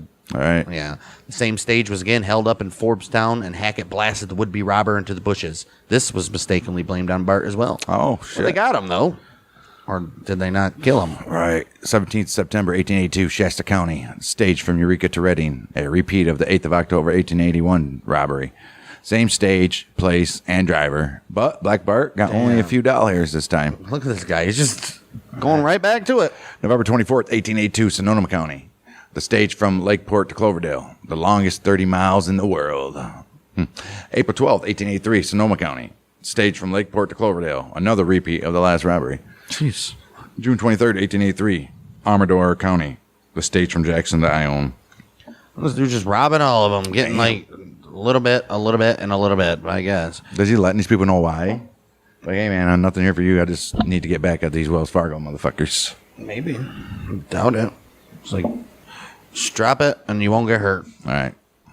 Well, unfortunately for him, his last holdup took place November 3rd, 1883, at the site of his first robbery on Funk Hill, southeast of the present town of Copperopolis. Bowls wore a flour sack mask with 2 eye holes. Driven by Reason Meccano, the stage had crossed the Reynolds Ferry on the old road from Sonora to Milton. The driver stopped at the ferry to pick up Jimmy Roleri, who was a 19-year-old son of the ferry owner. Larry had his rifle with him and got off at the bottom of the hill to hunt along the creek and meet the stage on the other side of the hill. Okay. Fantastic. He arrived at the western end. He found that the stage was not there, and he began walking up the stage road. Near the summit, he saw the stage driver and its team of horses. McConnell, he told him that the stage had approached the summit. Old Black Bart had stepped out from behind a rock with a shotgun in his hands. He forced McConnell to unhitch the team and take them over the crest of the hill. Old Black Bart then attempted to remove the strong box, but it had been bolted to the floor of the coach and took some time to remove it. Well, meanwhile, Larry and McConnell went over the crest and saw Bowles exiting the stage with the strong box. McConnell grabbed Larry's rifle and fired at Bowles twice but missed. Larry then took the rifle back and fired as Bowles ran into a thicket, then stumbled as if he had been hit. Uh-oh. Larry and McConnell followed Bowles into the thicket and they found a small blood-stained bundle of mail he had dropped. Bowles had been wounded in the hand. Oh. After running a quarter of a mile, he stopped, wrapped up his hand in a handkerchief, and then that was to control the bleeding. Okay, fantastic. Good for you, guy. He found a rotten log and stuffed a sack with the gold into it, keeping $500 in gold coins for himself. Nice. Old Black Bart hid the shotgun in a hollow tree, threw everything else away, and he fled. In a manuscript written by stage driver McConnell about 20 years after the robbery, he claimed he fired all 4 shots at Black Bart. I bet he would. The first missed, but he thought the second or third shot hit him. And he was certain that the 4th shot hit him good. Black Bart only had the single wound to his hand, though. Well, regardless, he got hit once. Did they ever find that gold? I don't know. When Bowles they had to if they know he should have. Right, you would think, right. When Bowles was wounded and forced to flee, he left behind several personal items. These included his eyeglasses, some food, and a handkerchief with a laundry mark FX07. Detective James B. Hume of Wells Fargo found these at the scene. Hume and Detective Harry N. Morse visited every laundry in San Francisco, inquiring about the laundry mark. After contacting around 90 laundries, the handkerchief was traced to Ferguson and Biggs California Laundry on Bush Street. Discovered that the handkerchief belonged to a man who lived in a modest boarding house. Uh-oh, they're on to you. Wow. Then detectives, they learned that Black Bart claimed to be a mining engineer and made frequent business trips that coincided with the Wells Fargo robberies. After initially denying that he was Black Bart, old Bowles eventually admitted that he had robbed several Wells Fargo stages, though he confessed only to crimes committed before 1879. Old Black Bart apparently believed the statute of limitations had expired on those robberies. When booked, he gave his name as T.Z. Spaulding, but the police found a Bible, a gift from his wife, inscribed with his real name. Come on, guy. The police report said that Bowles was a quote-unquote a person of great endurance, exhibited genuine wit under most trying circumstances, and was extremely proper and polite in behavior. He excused profanity. Wells Fargo only pressed charges on the final robbery. I mean, that's the only one you can really prove. Right. Bowles was convicted in 1884 and sentenced to 6 years in San Quentin, but he was released January 1888 on good behavior. Look at that shit. That worked out. His health had deteriorated during his time in prison. He had visibly aged. His eyesight was failing. He had gone deaf in one ear. Oh, damn. Upon his release, he was swarmed by reporters and asked if he had plans to rob any more stagecoaches. He said, "No, gentlemen." He said, smiling, "I'm through with crime." I mean, he cost those guys a lot of grief. Right. But not enough. I mean, come on. Could have got a lot of gold out of that. I mean, I'm sure he did. The motherfucker got away for 8 years. Right, but his plot could have been supplying gold for years. It's true. If you never would have got... No, you're never going to get it. If you never would have got greedy and just said, fuck that box that was bolted down. Right. Either that or this is the second or third time he encountered a bolted down box. Take a hatchet with you. My man. My man. Right. Or just kill the freaking drivers and take a stagecoach. Why? He would have ended up way worse. He only got 8 years, 6 years or whatever else for 28 robberies. Well, for one. Oh, that's right. True. Only for one. That's a lot. After being released from prison, you'd think he would run home to see his old lady. But guess what? He decided not to, and he never went back. Although he did write some letters. She's like, what the fuck? And one of them... Thought she was dead. Right. And one of the letters, he wrote that he was tired of being shadowed by Wells Fargo. He felt demoralized, and he wanted to get away from everybody. Yeah, because as soon as he got out of prison, they were probably watching him like a hawk. Right. The last known sighting of Bowles / Black Bart was February 28, 1888. Hume said Wells Fargo tracked him to the Visalia House Hotel in Visalia. Why they kept on tracking him? They're just keeping an eye on this. Keep an eye on him. Make sure there ain't nothing else. You ain't gonna rob nothing else. The owner said a man answering the description of Bowles had checked into the motel and then was never seen again. I think he killed himself. Well, November 14th, 1888, another Wells Fargo stage was robbed by a masked highwayman. The lone bandit left a verse that read, "So here I've stood while wind and rain have set the trees a-sobbing, and risked my life for that box that wasn't worth the robbing." Wow. Detective Hume was called to examine the note. After comparing it with the handwriting of genuine Black Bart poetry, he declared the new holdup was indeed the work of a copycat. I mean, was it though? Unless he wrote it with his left hand, or that would have been smart of him. Wow, Victoria Tudor, the Marysville Cemetery Commissioner, has said that Bowles had lived in Marysville, California in later life, working as a pharmacist. Oh, look at that. It is believed his grave is located in the Marysville Cemetery in Marysville. Bowles is also rumored to have been buried in... Bowles. Bowles. Black Bart is also rumored to be buried in an unmarked grave in Knights Landing Cemetery in Knights Landing, which is in California. Johnny Thacker, a Wells Fargo detective who had participated in Black Bart's arrest, said that in the year of 1897, he believed Bowles had gone to live in Japan. New York newspaper. What made him think that? Who knows? I think he was in Japan. A New York newspaper allegedly wrote an obituary for Charles E. Bowles, a Civil War veteran in 1917. Others believed he returned to some old mining camps. One legend says that he returned to robbing stagecoaches, and Wells Fargo offered him a pension of $200 a month if you just leave our stages alone, man. No shit. Wells Fargo, of course, has denied this.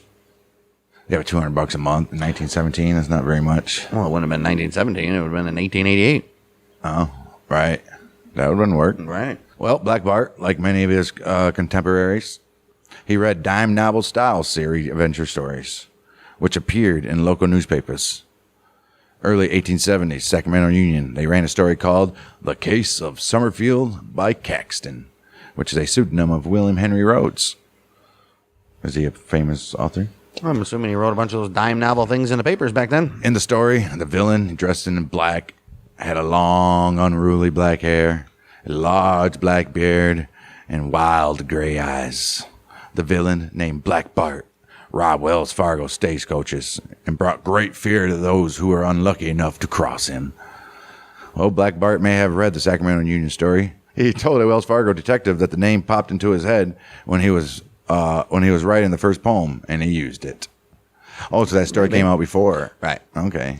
In some areas where Black Bart operated, notably Redwood Valley, California, there's a traditional annual Black Bart parade featuring a man dressed as Black Bart, playing him as a stereotypical Old West villain.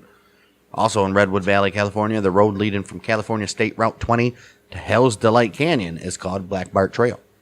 There's a large rock at the side of Highway 101 on the Ridgewood summit between Redwood Valley and Willits, known by locals as Black Bart Rock. Nice. Though it's not the actual rock behind which Black Bart was reputed to have hidden while robbing stagecoaches. That one had been lost in a series of highway improvements over the years. Oh, idiots. So. Wow. Duncan Mills, California. There's a plaque. It commemorates Black Bart and featuring his first poem. In Oroville, there's a road named Black Bart Road, as well as a stone mortar monument with a description of a robbery that took place at that very scene. South Lake Tahoe, there is a Black Bart Avenue off of Pioneer Trail commemorating his poems. In San Andreas, California, there's an inn that's named from. It's called the Black Bart Inn. Okay.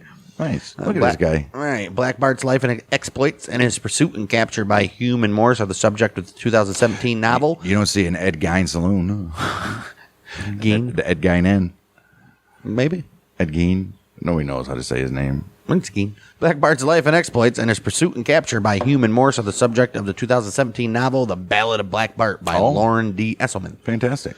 The book was named Best Fiction in its True West Best of the West 2008 Western Books by True West Magazine. Fantastic. The first full-length biography is Gentleman Bandit, the true story of Black Bart, the Old West's most infamous stagecoach robber, written by John Bossenecker and published by Hanover Square Press in 2023. That's it? Wow. Holy shit. That took a long time. Oh, Black Bart, he's a character in La Diligence, which is called the Stagecoach in American. It was created by Morris and Goscinny, a Lucky Luke comic book from 1968. Okay. Dan Doria, he starred as Black Bart in a 1948 film produced by Universal Studios called Black Bart. 1954, Arthur Space. He go, you know what? I'm going to play Black Bart in the episode of Jim Davis's syndicated Western television series, Stories of the Century. Oh, Black Bart is also a character in Bob Clark's 1983 film, everybody knows it, Christmas Story, though he was only a figment of Ralphie Parker's imagination. Yeah, everybody knows the scene. They're all jumping over the fence and he shoots them. Yeah. Oh, Ralphie, you saved us. Right. A South Park episode, Casa Bonita, Season 7, Episode 11, includes an area known as Black Bart's Cave amongst the features of the famous theme restaurant. Okay. Cool. 1917 film, Romance of the Redwoods. The leading male character is a highwayman named Black Brown. The movie largely parallels Black Bart's life, such as the Northern California setting, the rigging sticks on rocks to give the impression that a group of armed men are aiming at the stagecoach, and the character of Brown being shot in the hand. He inspired the Blue Lotus album Across the Canyon. The song Black Bart is on the 10th track of the 2013 album Outlaw Gentlemen and Shady Ladies of heavy metal band Volbeat. And obviously, to this day, nobody knows what actually happened to that son of a bitch. Right. Did he die in 1888? Did he go on to rob some coaches? Did he stay? Did he become a pharmacist? What did he do? Whatever he did, we don't know.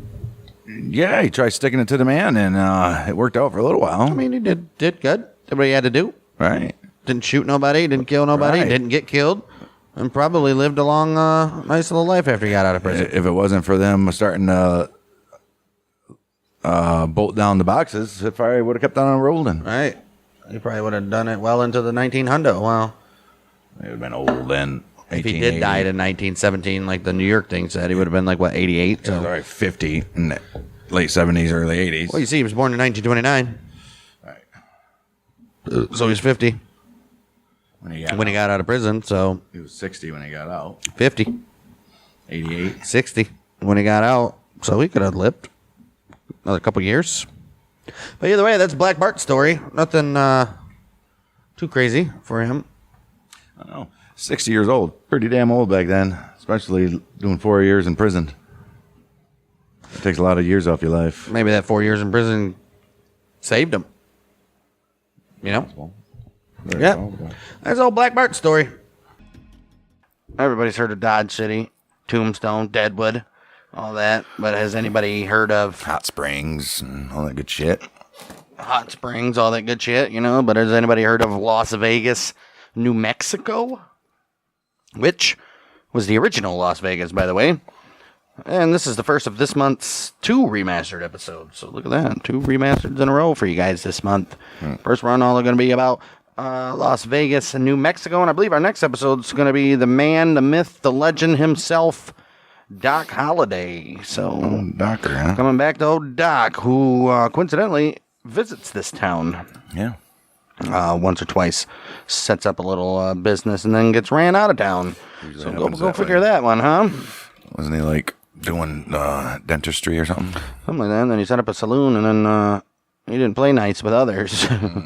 So, yeah, before we get into it, go check out our YouTube at Bang Dang Network. We get this show on our Battles of the American Civil War show as well. We post clips, shorts, and well, that's it over there now. We got our own separate darts channel. We play darts. That's why it's a darts channel. We'll have that in the description. And then if you're listening on Spotify, Apple, give us a review, share us with your friends, answer that Spotify question, Las Vegas, New Mexico. Well, the town of Las Vegas, originally called Nuestra Senora de los Dolores de Las Vegas Grandes, which is Spanish for Our Lady of the Sorrows of the Great Meadows. Fantastic. Began in 1835 after some settlers were able to get a land grant from the Mexican Army. Oh. Which, remember, this is still under Mexican Army territory. Yep. Or Mexican territory. The city was built in a typical Spanish colonial style with a plaza surrounded by buildings that acted basically as a fort and protected the city in case of attacks. It did. Well, the city began to prosper due to being the only notable city in 600 miles when you came from Kansas along the Santa Fe Trail. Yeah, so that this was is the just- last stop, buddy, so you get to California. That was just some dirty, dirty old desert back then. The United States declared war on Mexico in 1846. General Stephen W. Kearny, he led his army of the West to Las Vegas to claim it as a possession of the United States. Of course, why wouldn't you? It's ours now. Right. When he got there, he saw there was a busy town with around 1,500 Spanish settlers. So he set up a few large cannons pointed at the plaza, and the settlers surrendered without incident. What the hell? Like, oh, shit. The army stayed in Las Vegas and enjoyed the whiskey and women that the town had to offer. until Fort Union was built 20 miles to the north in 1851. Not only did the fort serve as protection of the town and the Santa Fe Trail, it also helped the growth and development as they bought supplies for the hundreds of soldiers and citizens who stayed at the fort. By the year 1860, nations on the brink of war, Las Vegas had 1,000 people living there, which they would quadruple in the next 2 decades. Oh. All right, so 4,000. Good for them. By the time the railroads started making their way to the settlement in 1879, it was the largest city in between Independence, Missouri, and San Fran. No shit. Train tracks were laid a mile to the east of Las Vegas on the other side of the Galenas River. When the first train started rolling through the area, a station was built, and basically overnight there was a new town. Damn right. Started as tents and makeshift shacks, but soon permanent buildings took their place. That's bullshit that they did that. It was probably, you might have to go through mountains or hills or something. They were like, this is the best path. You don't have to do shit. Like, hey, if you guys want to survive, you're going to have to move across the river. Right. Yeah. This new town also had its own commercial district, and the new Las Vegas was now a rival with the old Las Vegas. Oh, shit. Which was now called West Las Vegas. Right. New Las Vegas became so large that it rivaled cities like Denver, Tucson, and El Paso in size. Damn. 1881, New Las Vegas was incorporated as a city, while Old Las Vegas was incorporated as a town. The city soon had waterworks and a telephone company. Look at these guys, dude. Look at the instant, right? Look at what a railroad does, man. What It's it does. Insanity. 6 trains came through the station every day, which meant plenty of legit businessmen looking for an opportunity in a booming town. But we always know what you guys already know about boom towns. Here today, gone tomorrow. Right.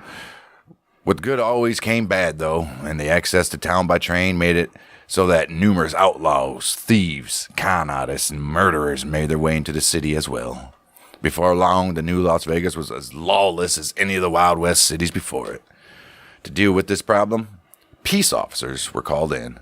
The posse was known as the Dodge City Gang, although with members such as J.J. Webb, who was the current marshal, Mysterious Dave Mather, Joe Carson, Dirty Dave Rudaball. Oh, Dirty Dave Rudaball. We've heard of him. Hoodoo Brown, the Justice of the Peace.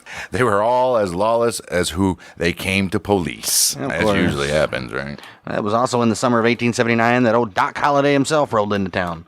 With his partner John Joshua Webb, who we just described, he opened up a saloon on the center street. Typical Doc fashion, he got into an argument with a local gunman named Mike Gordon. They went out into the street, and Doc told him to start shooting, which he did. Oh, shit. If you heard anything about Doc, you know what happened next. Damn right. Gordon was killed with 3 shots to the stomach in the street, and a lynch mob formed to hang Doc. Ooh. He took off and headed back to Dodge City. He said, fuck this. Well, once he got there, he learned that old Wyatt Earp packed up, headed to Tombstone, and Doc said, I'll see you there, old friend. Yeah. Oh, Earp's looking for silver and not even gold. You're like, fuck That's that what gold. Tombstone was. I'm going to get some silver. Let's go back to the Dodge City Gang. Even though the gang was brought in to help police the lawless city, they ended up being outlaws themselves, as we mentioned.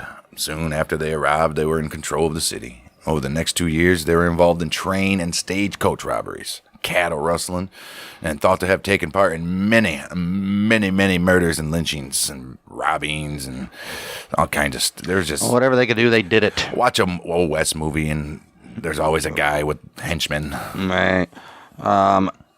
Like we said before, The Quick and the Dead or something.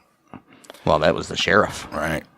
wasn't he? Wasn't he sheriff or the marshal of the town or something? Maybe. Killed his own son. Can you believe that?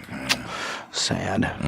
Well, this gang consisted of Justice of the Peace, Hyman G. Hoodoo Brown, Neal, City Marshal Joe Carson, Deputy U.S. Marshal, and later Las Vegas Marshal Mysterious Dave Mather, Peace Officer Tom Pickett, Policeman J.J. Webb, Hard Cases, Hard Asses, Dirty Dave Rudaball, Salim K. Frank Caddy, Dutch Henry Bourne, William P. Slapjack Bill Nicholson, Ooh. John Bullshit Jack Pierce, Jordan L. Webb, no relation to J.J., and various other notorious gunmen. While Rudaball, Cady, Nicholson, Pierce, Jordan Webb, and the rest would commit acts of thievery, Neal, Carson, Mather, and J.J. Webb, in their official capacities, were suspected of helping cover their tracks. And they probably had no choice. Why wouldn't they? I mean, they probably had no choice. They were the leaders of the gang. Of course they had a choice. They were the ones sending them out to do this shit. Right. The first suspected robbery occurred just a couple months after arriving in Las Vegas. August 18th, 1879, a robbery of a stagecoach near Tecolote, New Mexico was carried out by 3 men, John Clancy, Jim Dunnigan, and Antonio Lopez. Oh, no. They were all arrested, but they were never convicted. August 30th, 1879, another stagecoach was robbed by Frank Cady, Slapjack Bill, Bullshit Jack, and Jordan L. Webb. Every single one of them was arrested, But guess what? Not one was convicted. I wonder why. October 19th, 1879, masked men robbed a train near Vegas and made away with $2,085, Damn. 3 pistols, and all the train's lanterns. Oh, no, not the lanterns. What do you need? What do you need lanterns for? I don't understand this. I didn't understand it the first time we did this episode, and I still don't understand it now. What do you need lanterns? Are they like gold-plated or Must be brass like, or yeah, probably brass or something. something Gotta like be. that? I Maybe. mean, can you just imagine these guys rolling up into town? Why would... What were Old West lanterns made from? Oil lamp would have been made of purified spirits distributing burned with a mixture of driven and alcohol sold as lamp fuels through the in the 30s. I don't want that. Railroad lanterns. Typically, the antique railroad lantern is worth anywhere between $100,000. Oh, What are they? Silver?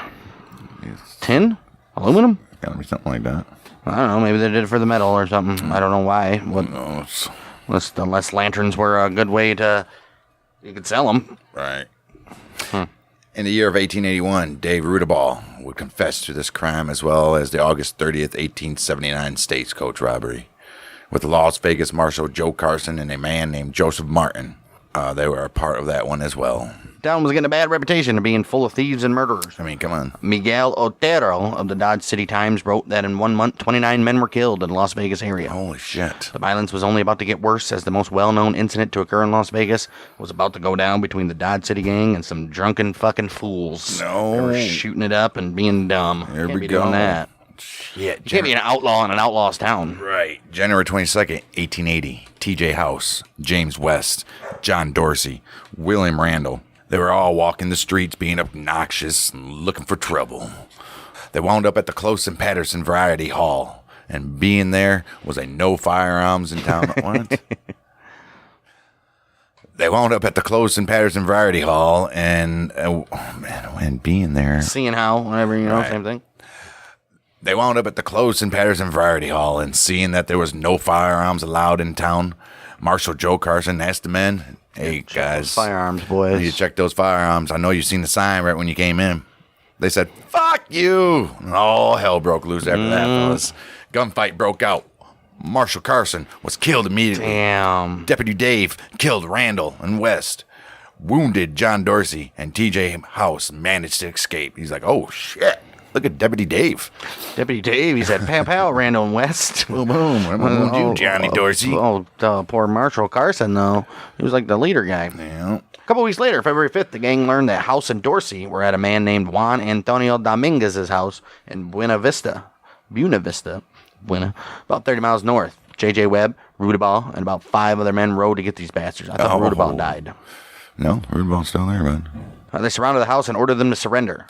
Dorsey and House were assured protection from the citizens of Las Vegas and surrendered.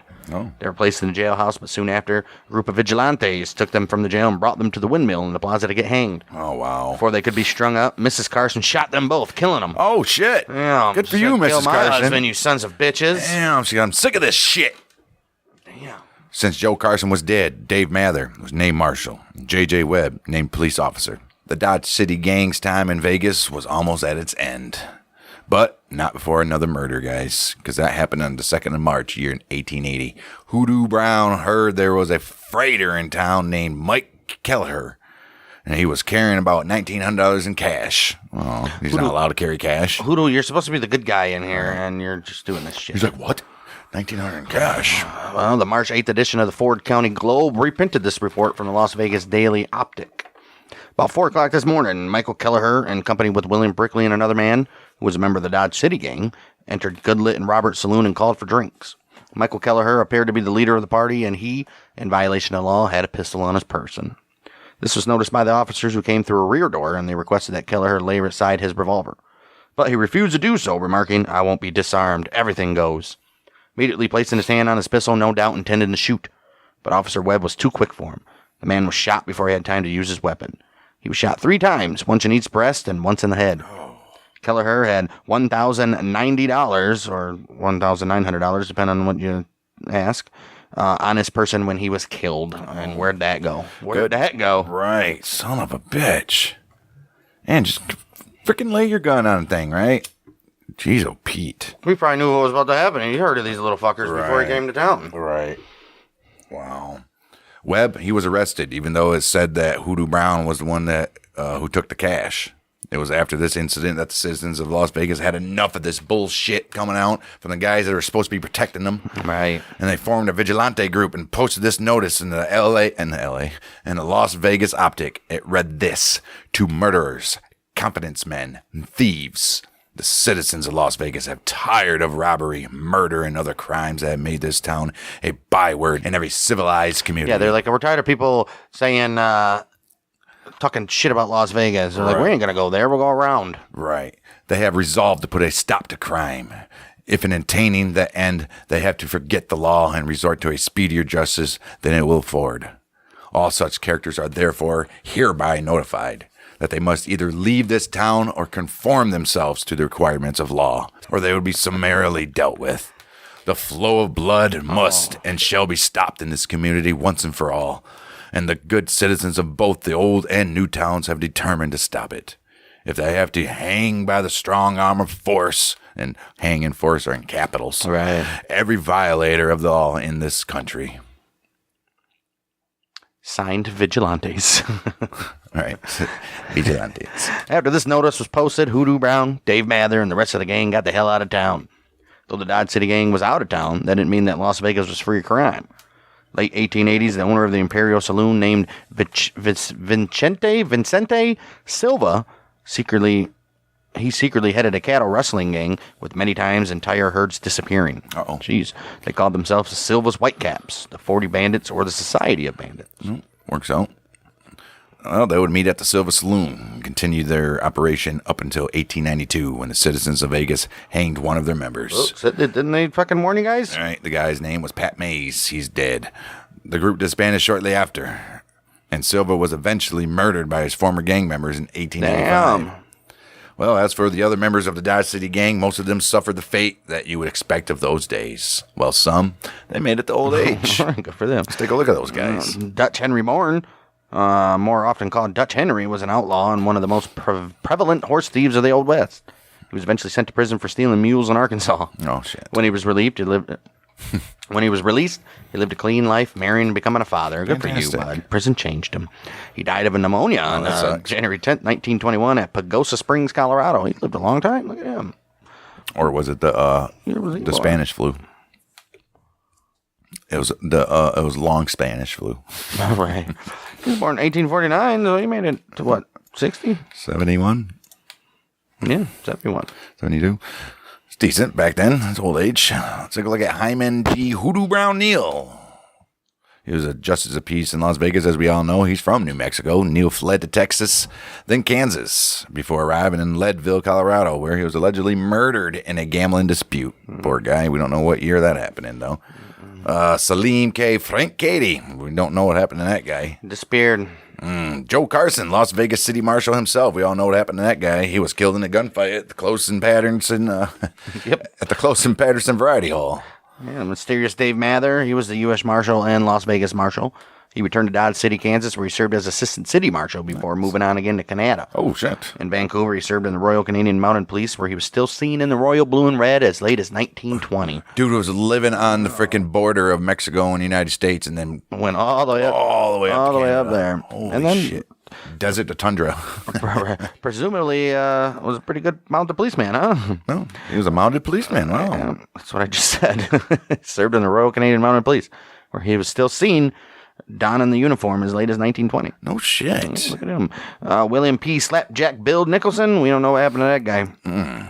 He's gone. All right, Tom Pickett. He's arrested with Billy the Kid and Dirty Dave Rudaball. Rudaball. Yeah. On December 30th, 1880, he was released on $300 bail, soon drifted to Arizona, where he worked with the Hash Knife Outfit. Later, he would serve a short stint as a United States Deputy Marshal. He died at an old age in Winslow, Arizona. Ain't that crazy? May 14th, 1934. Dirty Dave. He was with everybody. Right. Well, John Bullshit Jack Pierce. We don't know what happened to him either. Meanwhile, Dirty Dave Rudaball, he escaped with J.J. Webb from the Las Vegas Old Town Jail in late 1881. Rudaball and Webb raced to Texas and then to Mexico, where Webb disappeared. February 18th, 1886, Rudaball was shot by two men in a dispute, or he shot two men in a dispute over a card game in Parral, Chihuahua, Mexico. Later, he was jumped, decapitated, and his severed head carried around on a pole for the next several days. Holy shit. Dirty Dave. You're in Mexico, man. Even Mexico was fucking savage even back then. You ain't kidding. Jeez. Wow. Six-shooter Bill Smith, a.k.a. John Henry Jenkins, or California Jim. He was bornish in around 1856. He died in 1882. He was a gunman, petty outlaw who enjoyed wounding people without killing them. He was killed in a gunfight in Cibolo, Texas in August 1882. Poor guy. Right. John Joshua, J.J. Webb, along with Dave Rudabaugh, broke out of jail in Las Vegas. Late 1881, Rudabaugh and Webb raced to Texas and then to Mexico, where Webb disappeared. Later, Webb in Kansas, where he took the name Samuel King. He died in Arkansas of smallpox in 1882. Smallpox, huh? Damn. And Jordan Webb, we don't know what happened to that guy. It's no relation to JJ, though. No. Unknown, huh? I don't know, look at those guys. All right. Rudabaugh, huh? Damn, Dirty Dave. He's feared by Billy Kid. All right. It was Dirty Dave, man. You don't get that name for nothing.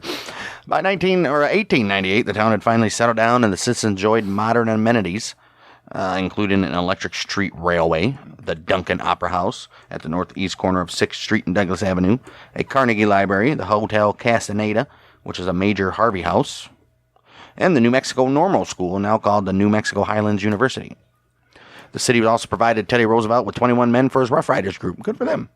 Beginning in 1899, the city held the Rough Riders reunion, with the first one being attended by Roosevelt himself, I would assume. Fantastic. 1 year later. The last reunion was held in 1969. The last Rough Rider. Right. They also held a cowboy reunion where the ranching life is celebrated. The two cities would incorporate into one in 1970. Oh, fantastic. They need to, right? Present day Las Vegas has a population of about 15,000 and is one of the lesser known tourist destinations in New Mexico. With over 900 buildings on the National Register of Historic Places, you can relive the Old West days with many of the era's buildings still in operation. Yeah. Even though the city is safe today and a good place to take your family for a visit, with everything we just went through in this episode, and with the likes of the aforementioned Doc Holliday, Big Nose Kate, Jesse James, Billy the Kid, Bob Ford, Wyatt Earp, Rattlesnake Sam, Cockeyed Frank, Web-Fingered Billy, Hook-Nosed Jim, Stuttering Tom, Durango Kid, Handsome Harry, the Dance Hall Rustler, Vincent Silva and his gang, and the Bell Sit-ins. It's no wonder historian Ralph Emerson Twitchell once claimed that, without exception, there was no town which harbored a more disreputable gang of desperados and outlaws than did Las Vegas. Okay. That was a rattle off of frickin' Western guys. Who's who, huh? If you want to see the old Las Vegas on the big screen, obviously several movies were shot here. It is used as the fictional town of Calumet, Colorado, in Red Dawn, the original Red Dawn. Most of the 94 film Wyatt Earp, starring Kevin Costner, was shot here. Several scenes from John Carpenter's Vampires were shot in the plaza. Oh, yeah. Scenes from Wild Hogs. Most of No Country for Old Men. Oh. Toby Keith and Rodney Carrington's music video Beer from Our Horses was shot in Las Vegas. Fantastic. Scenes from Due Date, starring Robert Downey Jr. and Zach Galifianakis. Yeah. And many more. Also, some notable people from Las Vegas or lived there at one point. Eddie Guerrero. He wrestled for New Mexico Highlands University in Las Vegas. Good for him. Patrick Swayze had a ranch here. That's where he died. Mm-hmm. And a few other teachers and writers were also born here. Oh, fantastic. Notable ones. And others. So look at that. Frickin' an actual dirty, dirty town. That was, some wild shit happening there. How the fuck did the first time we record this, it was 47 minutes? I don't understand that at all. There's a little look into the weirdness for you guys. Our first time we did this was 47 minutes, and this is probably about maybe 25 minutes, so imagine what the kind of shit we were talking then. I don't even know. Right. How drunk were we when we did that? Holy shit.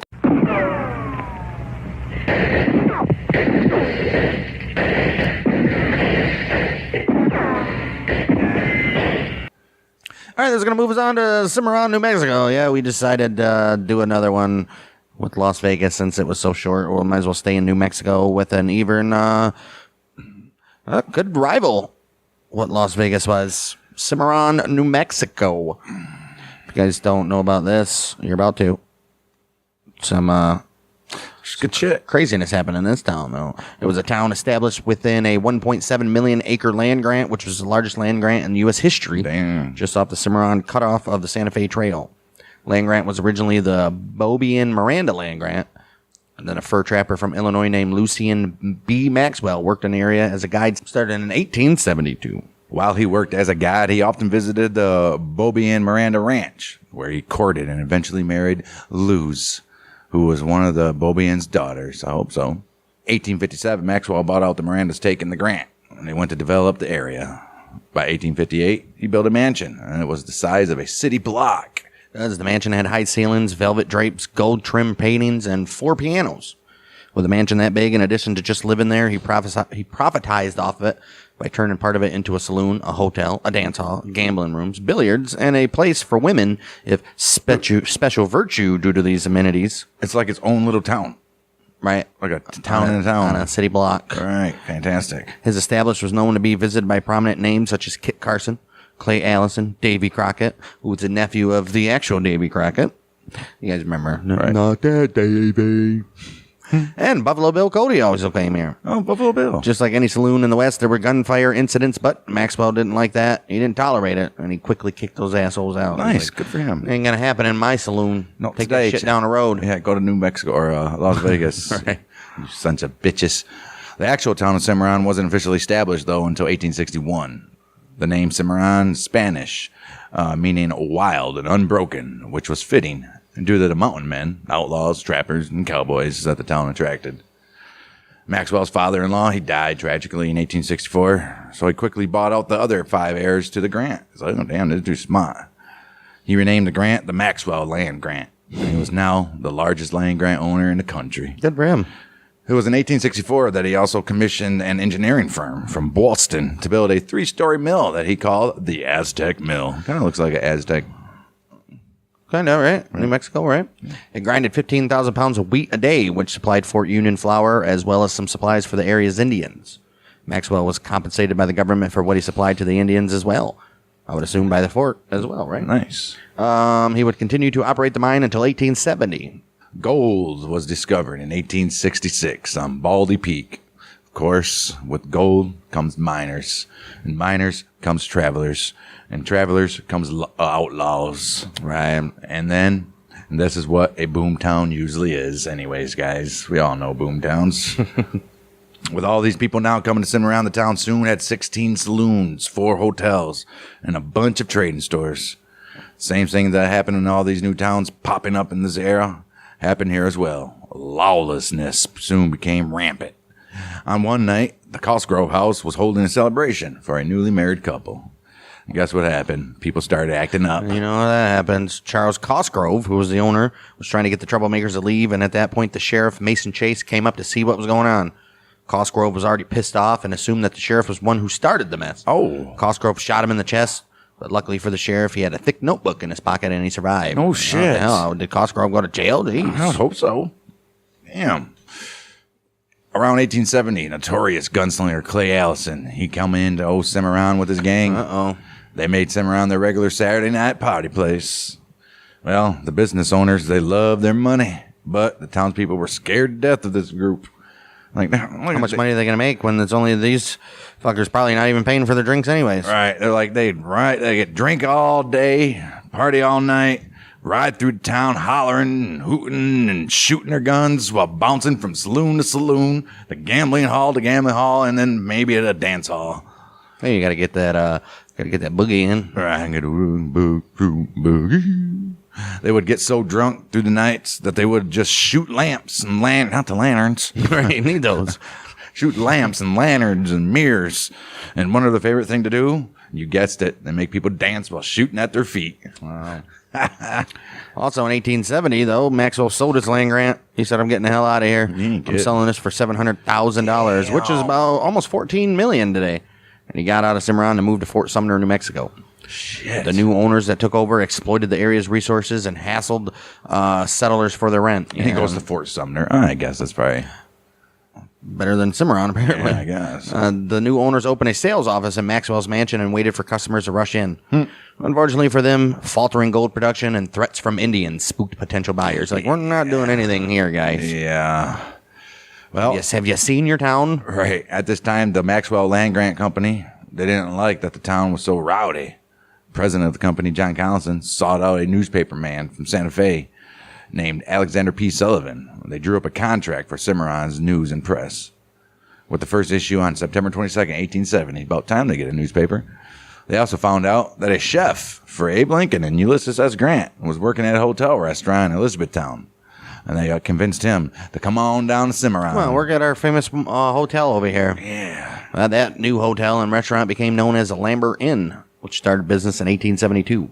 With no law in town, the inn became a place of violence. Oh, shit. At least 26 men were shot and killed inside the walls of that Lambert Inn. Wow. It was so bad that usually the first question in town in the morning was, who got killed at Lambert's last night? Oh, shit. Or, it appears Lambert had himself another man for breakfast. Jeez. Allison and his crew loved going to Lambert's. I bet wouldn't they did. Well, they continued harassing the town. Allison, he was also associated with Davy Crockett, not that Davy. No, not that Davy. As both men were from Tennessee and hated the black troops that were stationed at Fort Union. Oh, man. With lawlessness running rampant, by 1875, a local war broke out between the Land Grant Company and the settlers. The company trying to evict the squatters, settlers, and farmers, and those people were like, nope. We invested in our lands and our lives and our money into this place. We ain't leaving. Sheriffs began serving eviction notices, and the shit hit the fan, boys. Settlers began setting Grant pastures on fire. Cattle rustling increased. Officials were threatened by gunpoint. Jeez. Gang members from the Grant Company did nighttime raids on homes and ranches and threatened violence to encourage cooperation of the settlers. This became known as the Colfax County War. I think there's a movie that's called that. Hey, Ben. As many as 200 men lost their lives during this war. Well, soon, a minister by the name of Franklin J. Toby came to town and loved the town so much that he wanted to make his home here. He said, I'm staying here. Unfortunately for him, he sided with the Seen that he settlers. had a lot of work to do. Right, I know. Oh, shit. Well, unfortunately for him, though, he sided with the settlers, saying he would do anything he could to stop the land grant owners. Unfortunately for him, though, September 14th, 1875, he was found shot to death in Cimarron Canyon, which was halfway between Cimarron and Elizabethtown. It's one thing that didn't happen very often. They didn't shoot ministers unless there were some really bad mofos. But they usually let those guys live. Sometimes a man of the Lord. A robbery couldn't have been the cause for this murder because his horse or belongings were not taken, so the settlers immediately suspected the land grant owners were involved, killed them to silence them. I would have to believe that as well. October 30th, after rumors went around that the new city constable, Cruz Vega, was part of the murder, a mass mob led by Clay Allison confronted Vega.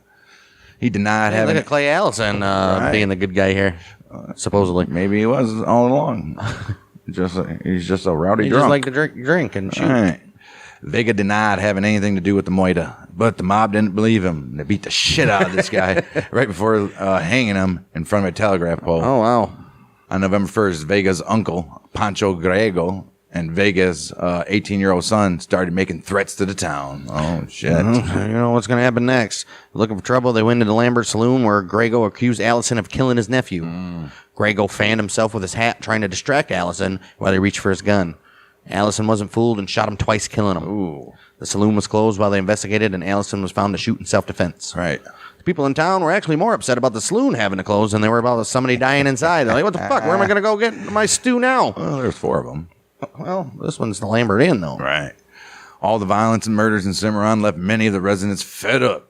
They soon began leaving town in droves. Eventually, guards were placed at all entrances to Cimarron, and no one was allowed to leave or enter without the permission of the anti-land Grant Vigilante Group. That's the Holy Vigilantes. shit.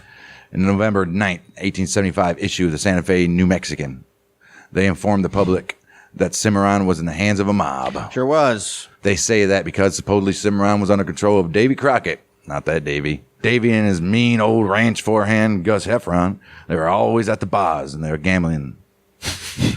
Yes, they were. Up until the night of March 24th, 1876, Davy was actually well liked by the people in town.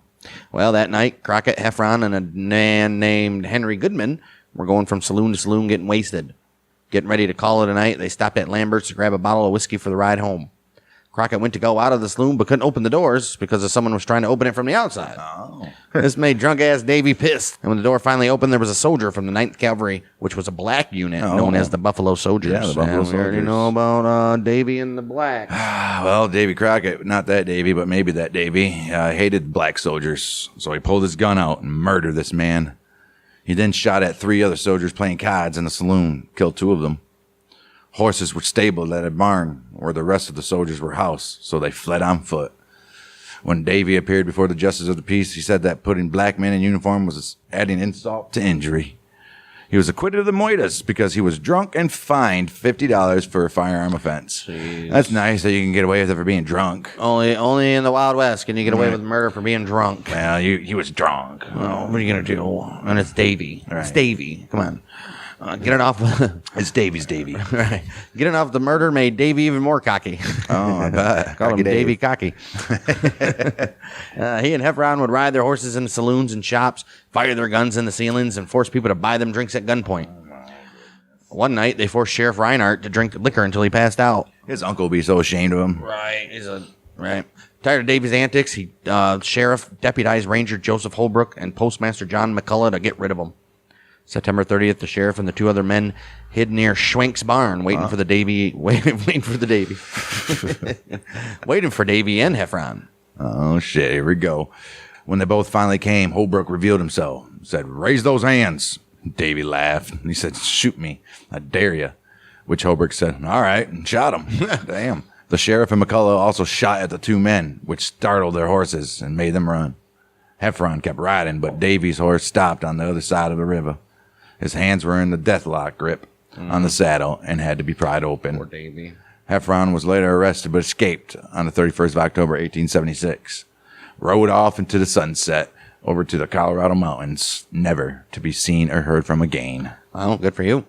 Although the story is what is often told, Crockett's family, of course, they have a different version that has been passed down by family members. Well, we don't know. It's like playing that telephone game. Right. According to Davy's nephew, Andrew Jackson Crockett, Reinhardt wanted Davy's horses. Why would he want his horses? And accused Davy of being a horse thief. He was scared to arrest Davy alone, so he recruited the cavalry to arrest him. Uh-oh. 4 Buffalo soldiers confronted him, and one of them drew a gun, and Davy killed 3 of them. Andrew Crockett says that the sheriff and another man ambushed Davy as he was leaving town and shot Davy in the back. Well, Davy, nonetheless, whatever happened, he was buried in Cimarron Cemetery.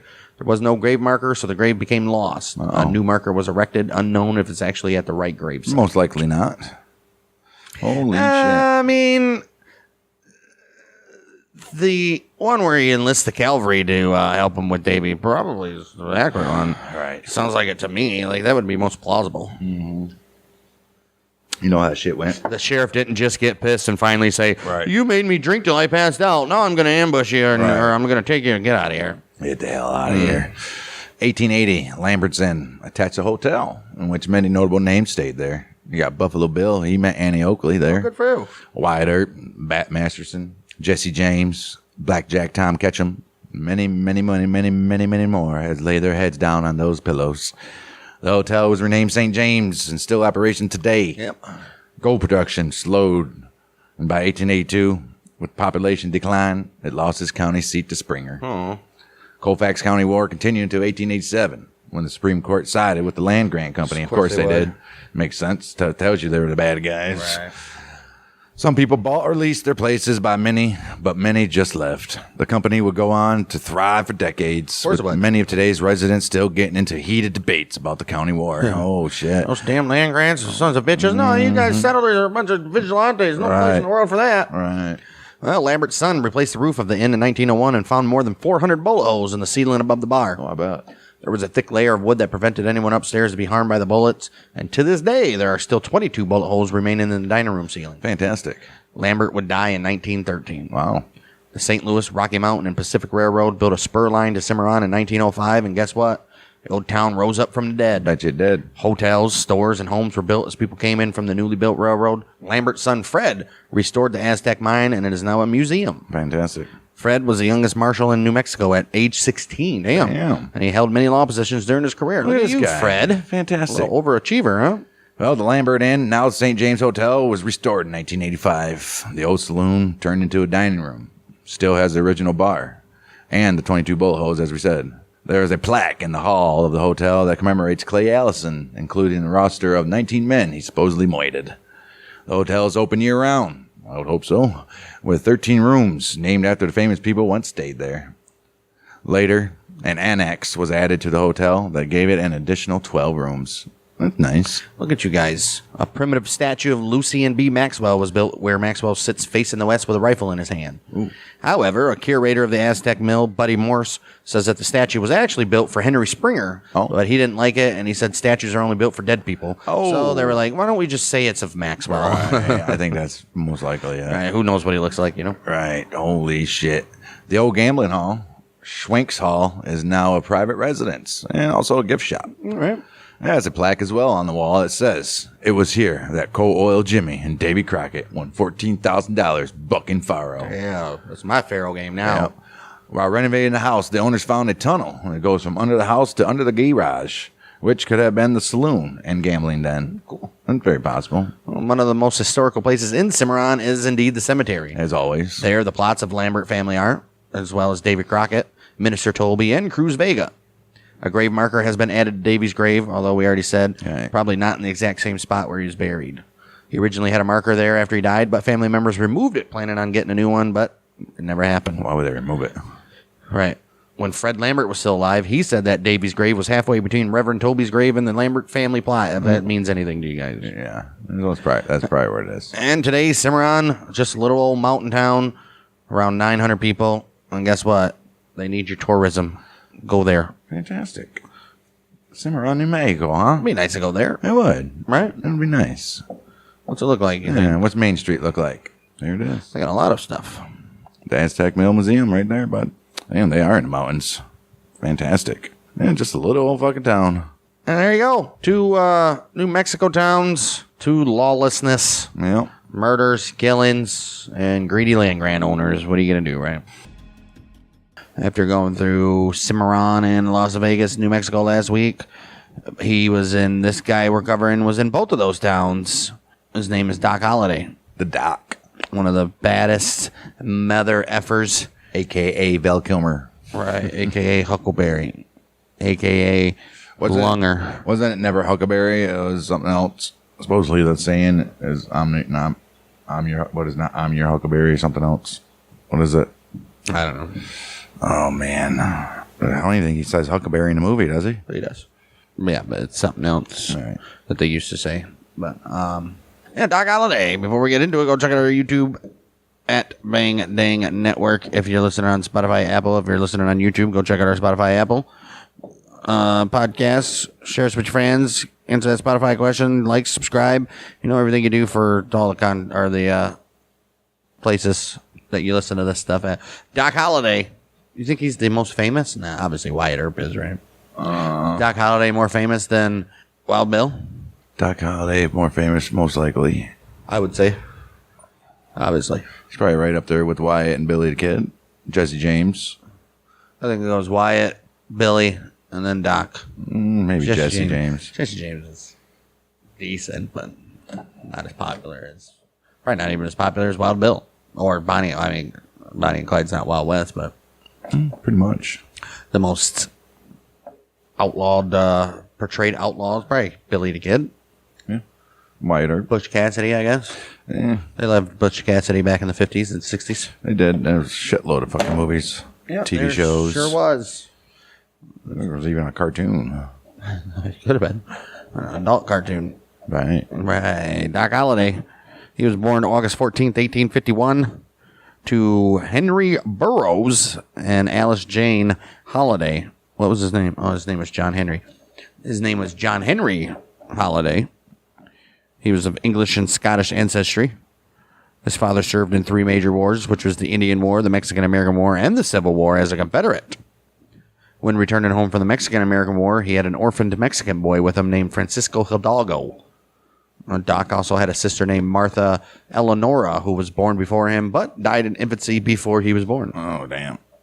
Major Holliday inherited a piece of land in Valdosta, Georgia. While there, Doc studied Greek, Latin, and French at the Valdosta Institute. His dad became an important man in the community, serving 2 terms as mayor, was secretary of the county agricultural society, member of the Masonic Lodge, secretary of the Confederate Veterans Camp, and superintendent of local elections. Look at this guy, man. And they let a rebel be superintendent of elections. Well, it's Georgia. Right. All right. Look at that shit.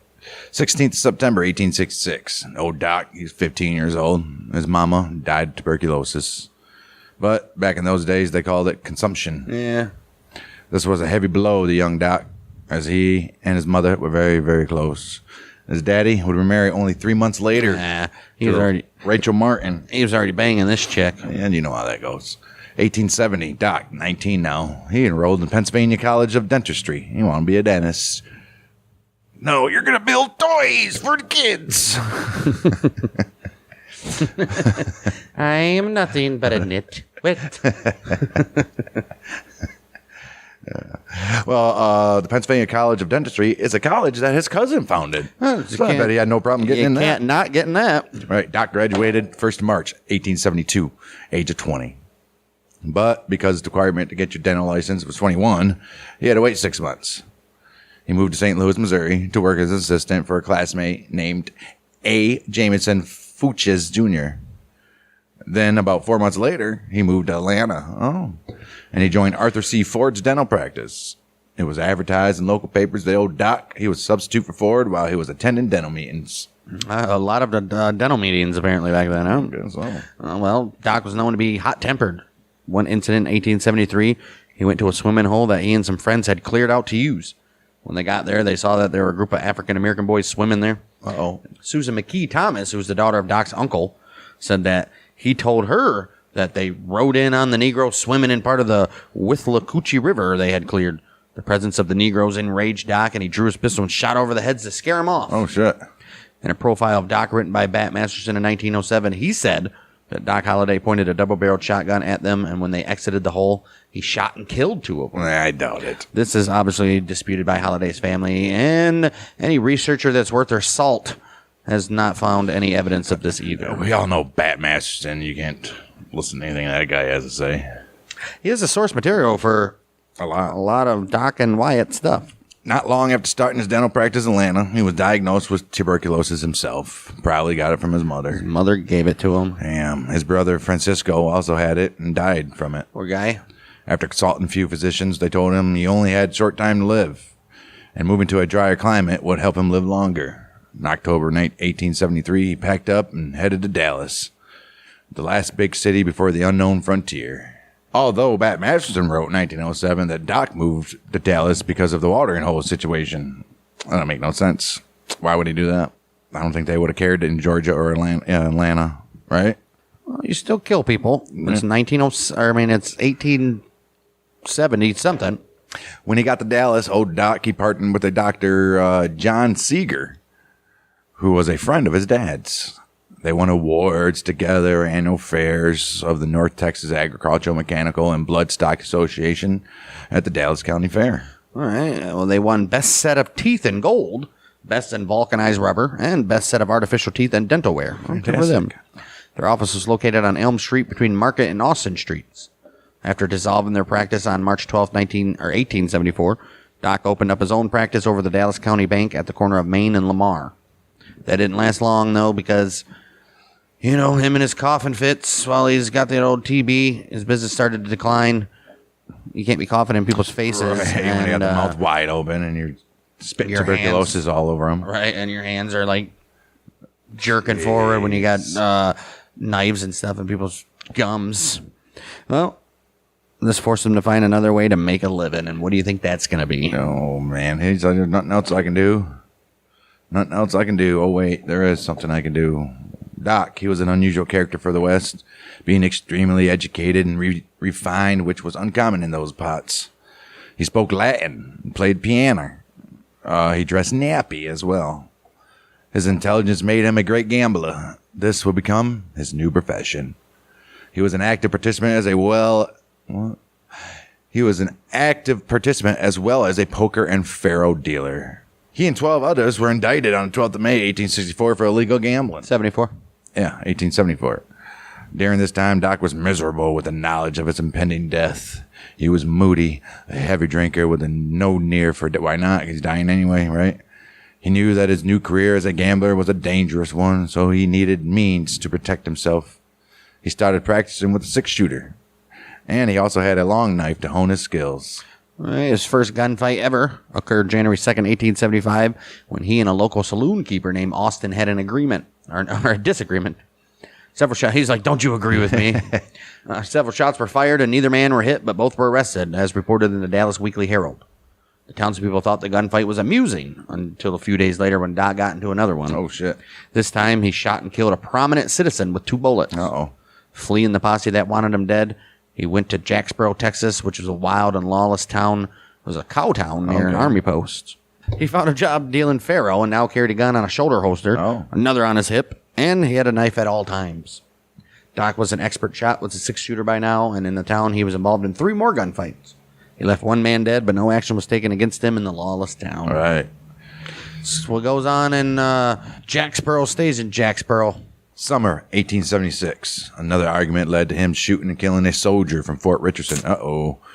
This forced the United States government to become involved, and he was hunted by the Army, the Texas Rangers, United States Marshal, and local lawmen, even citizens that wanted to collect the bounty on his head. Doc knew he would be hanged if he was caught, so he fled to Apache country in the Kansas Territory, which is now Colorado. Okay. On his way, he stopped in Pueblo, Georgetown, Leadville, and Central City, killing 3 more people. Jeez. Finally, Doc arrived in Denver under the name Tom Mackey, and he worked as a faro dealer at Babbitt's Theater, 357 Blake Street. It was here that he got into a fight with Bud Ryan, who was a known gambler in this very area. Doc, guess what he did? You guessed it. He nearly cut his head off with his knife. Ryan survived, but his face and neck were mutilated. Oh, man. Well, then Holiday was basically forced out of town and went to Cheyenne, Wyoming, and found work as a dealer for Babbitt's partner, Thomas Miller, this time at the Bella Union Saloon. Okay. In the fall of 76, Miller moved the Bella Union to Deadwood, and Holiday went with him. By early 77, he returned to Cheyenne, visited an aunt in Kansas. What? Doc Holliday was in Deadwood? Yeah, maybe. Who's this Miller guy? That was supposed to be Cyrus, or what's his name? Isn't that what it was there? I don't think his name was Miller. His name was, what the hell was his name? Cy. Yeah, Cy fucking... Tolliver or something, Tolliver, right? yeah. But it wasn't at the Bella Union? Yeah. Okay. He was the Bella Union. Yeah, 1877, he returned to Cheyenne, visited an aunt in Kansas, and on to Breckenridge, Texas to gamble. July 4th, 1877, he had a disagreement with gambler Henry Kahn and beat him with his walking stick. Oh, shit. Jeez. Both men were arrested and fined. Kahn wasn't done, though. Later that day, he shot and seriously wounded Holiday. Oh, shit. July 7th, the Dallas Weekly Herald incorrectly reported that Holiday had been killed. His cousin George then moved him west to help him recover. He said, "You got to come over here, guy." Man. Well, Doc did recover. He went to Fort Griffin, Texas, dealing cards at John Chancey's saloon. He met Mary Catherine Elder Haroni, who was known as Big Nose Kate. We all know who Big Nose Kate is. I think we did a show on her. Nope. Didn't it? Why would we have done a show on her? We didn't? And no. Oh. She was tough. She was stubborn. She had a temper that matched Doc's. Even though she was an educated woman, she worked as a whore because she liked it, saying she belonged to no man or no house. She is the only woman known to have a relationship with old Doc Holliday. Good for him.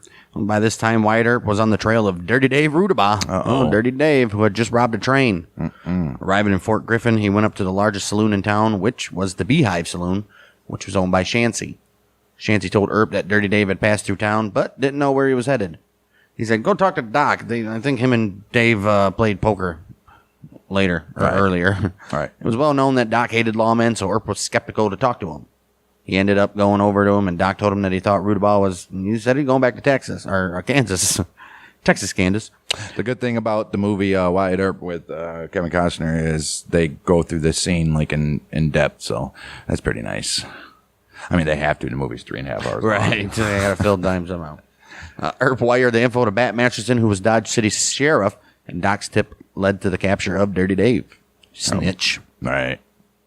Earp and Doc started a friendship that would last for many, many years, in the words of Dang. Earp left for Fort Griffin, eventually ended up in Dodge City to become assistant marshal. Look at you, guy. Look at him. Look at Earp. Sometime in 1877, old Doc, he was dealing cards at a saloon. A local bully named Ed Bailey. He was very unimpressed by Doc and wanted to irritate him. He kept picking up the discards and throwing and looking at them, which was prohibited in Western poker. Yeah, you can't touch any cards that's not yours. And it would cause you to lose the very pot that you are playing. Holiday, he warned Bailey twice, but he ignored him. He's like, I'm not going to tell you again, boy. You don't pick out those cards. I can't do a Val Kilmer. Right. Nobody can. Right. He picked up the discards again, but this time Doc raked in the pot without saying a word. Bailey immediately drew his pistol, but before he could pull the trigger, Doc slashed the man across the stomach. Oh. With blood everywhere, Bailey laid on the table dying. Damn, dude. Doc didn't run because his actions were in self-defense. That's true. But he was still arrested and put in a local hotel room as the town didn't have a jail. A vigilante group formed to get revenge on Doc. Knowing that the mob would overtake the law, Big Nose Kate set fire to an old shed. Oh, shit. The fire threatened to engulf the whole town, so the mob turned their attention to putting it out. While everyone was distracted, Kate went up to the lone guard with 2 pistols, freed Doc, and got the hell out of there. Said, let's go, sugar daddy. They hid out for the night and then stole horses. Oh, no, now they're horse thieves? Shit. They stole horses the next morning and headed for Dodge City. They get out of Dodge to go to Dodge. Right. They registered at the Cox's boarding house and Dr. and Mrs. J.H. Holiday. Grateful for what Kate did for him, he wanted to make her so happy that he gave up gambling. He went back to being a dentist. He ran this ad in the very newspaper. It said, Dentistry, John H. Holiday, dentist. Very respectfully offers his professional services to the citizens of Dodge City and the surrounding county during the summer. During the summer? Office at room number 24, Dodge House. Where satisfaction is not given, money will be refunded. Look at you. Kate promised to give up being a whore, too. She's like, I won't whore around anymore, baby. She's like, I won't even hang around the saloons either. Well, Kate got bored and couldn't stand the quiet, so she told Doc that she was going back to the bright lights of the dance halls and gambling dens.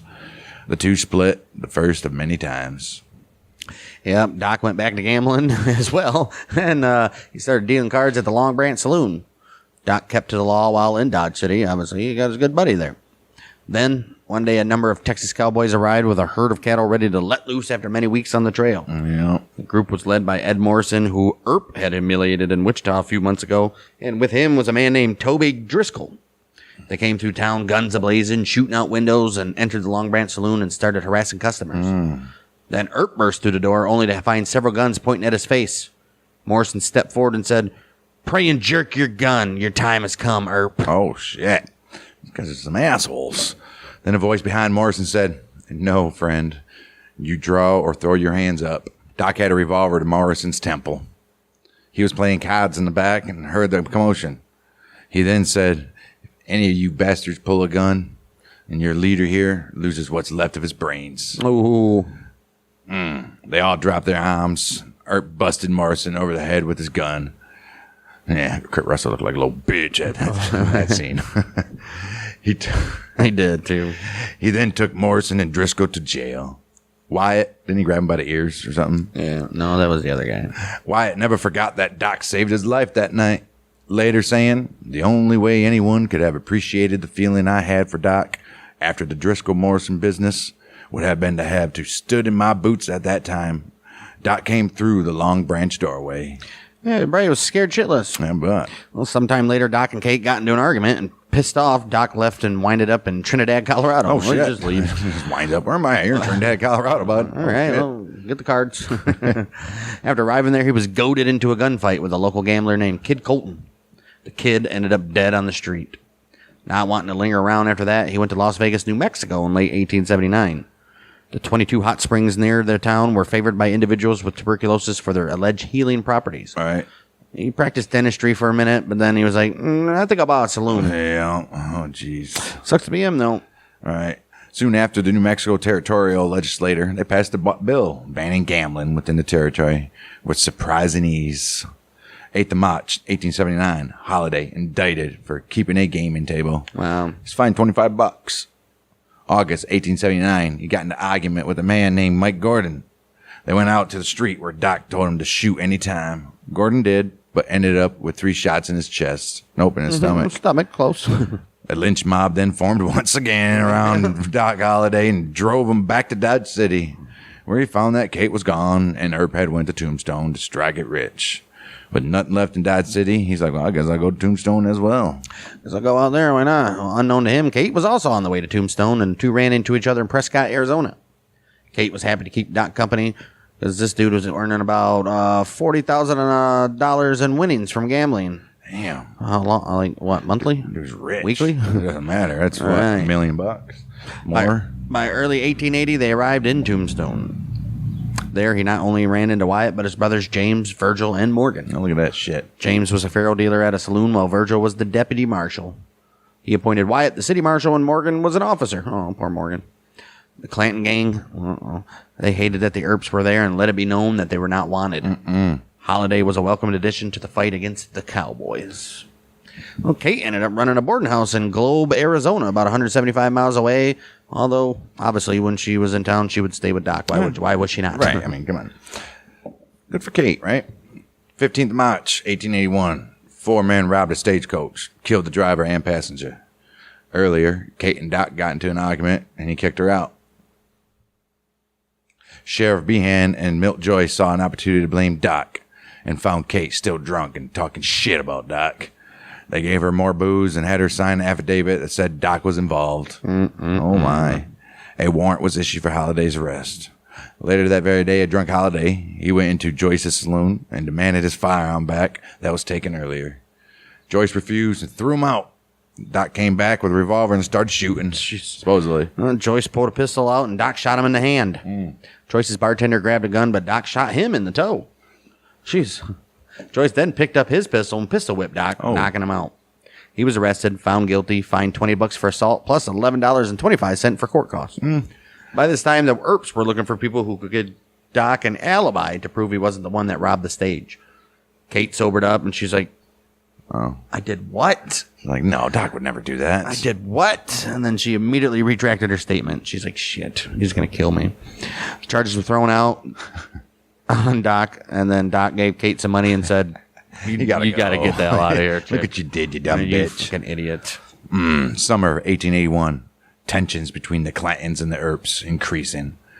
25th of October. Ike Clanton spent the day getting drunk and yelling and telling everybody that he was going to send Wyatt to Boot Hill and also threatening the other Earps and Doc as well. Doc confronted him and said, I heard you're going to kill me, Ike. Get out your gun and commence. Virgil was there, and he said that he would arrest both men if they didn't stop.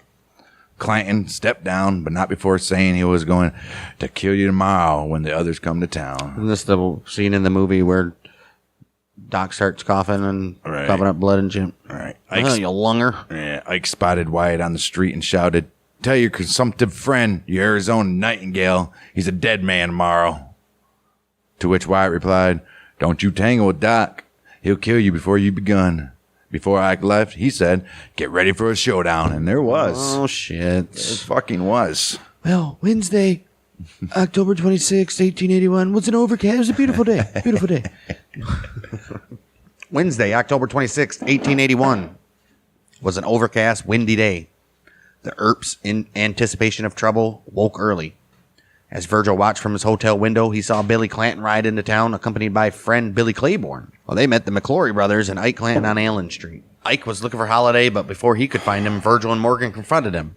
Ike, bracing a shotgun, exchanged words with the two, but when Clanton raised his rifle, Virgil subdued him, impounded his rifle, and dragged him before the justice of the peace, who fined Ike $27.50 for carrying firearms in the city. Did nothing but piss him off even more. Wyatt and Tom McClory, both hearing what had happened, they met at the judge's door simultaneously, literally bumping into each other. Though Wyatt apologized, McClory insulted him, and in return, Wyatt brought his gun down on McClory's head. Oh, shit. Wyatt just loves to pistol whip people, don't he? Jeez. Later that morning, the Cowboys met at Spangenberg's, which was a gunsmith shop. Then Frank McClory rode his horse onto the boardwalk, frightening pedestrians off its path outside the gunsmith. Stupid shit like that. I mean, it's dumb. Wyatt grabbed the horse's reins, leading it to the streets as McClory yelled profanities.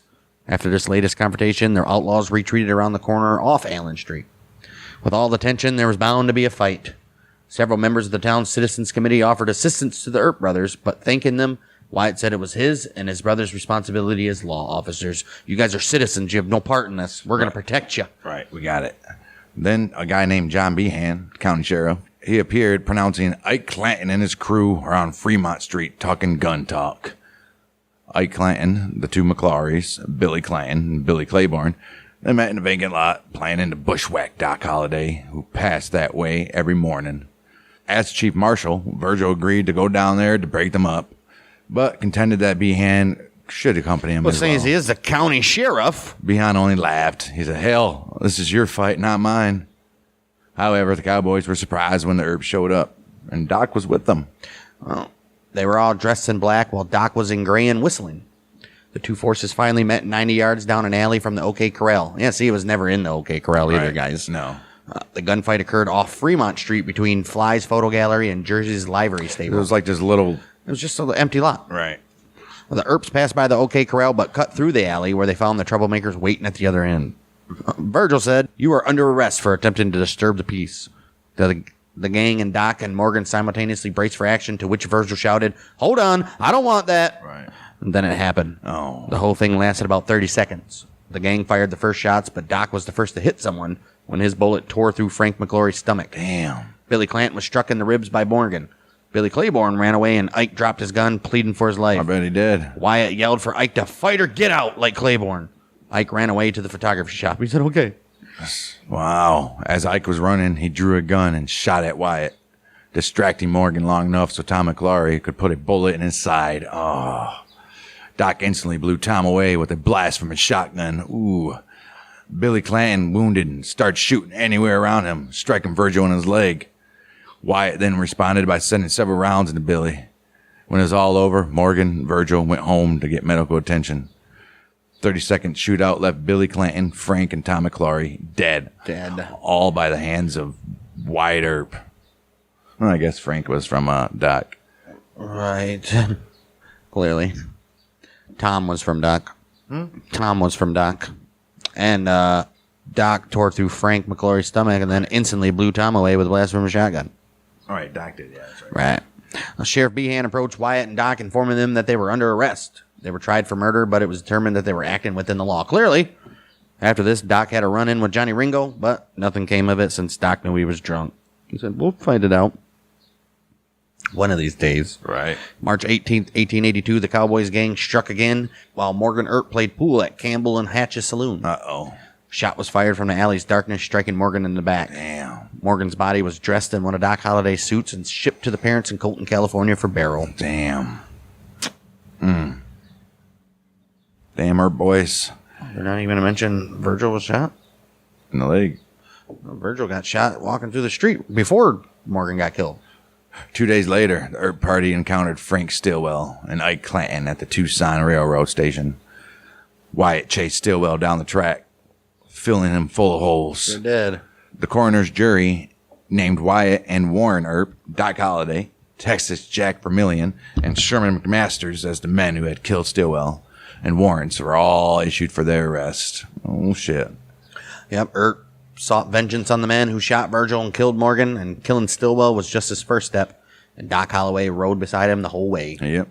Wyatt heard that Pete Spence was at his wood camp in the Dragoons, and on March 21st, 1882, he and his men quickly headed out, finding not Pete Spencer, but Florentino Cruz instead. Oh, look at that. By the way, this is Earp's Vendetta Ride, which we'll get more into depth on the OK Corral, as well as the Vendetta Ride and Wyatt Earp's episode. Right.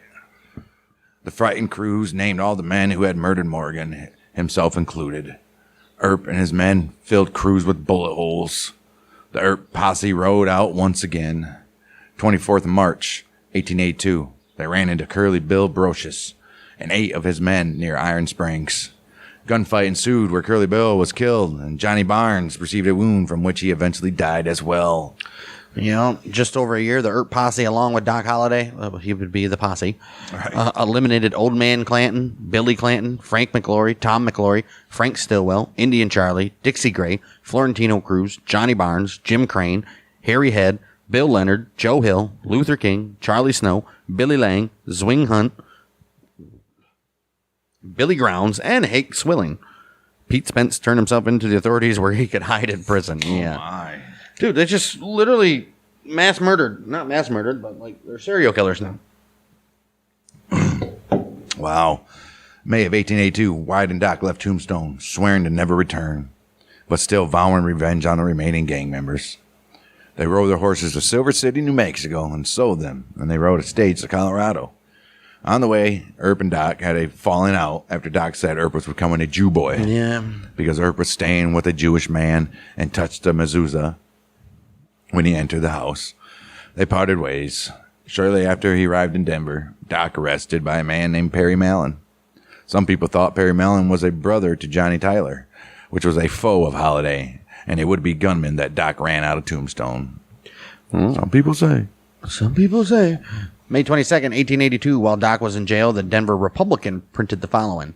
Holiday has a big reputation as a fighter and has probably put more rustlers and cowboys under the sod than any other one man in the West. He had been the terror of the lawless element in Arizona, and with the Earps, was the only man brave enough to face the bloodthirsty crowd which has made the name of Arizona a stench in the nostrils of decent men. Oh, jeez. Oh, wow. Mallon, he told the paper that he was standing alongside when Curly Bill Brocious was moited. Doc related his thoughts.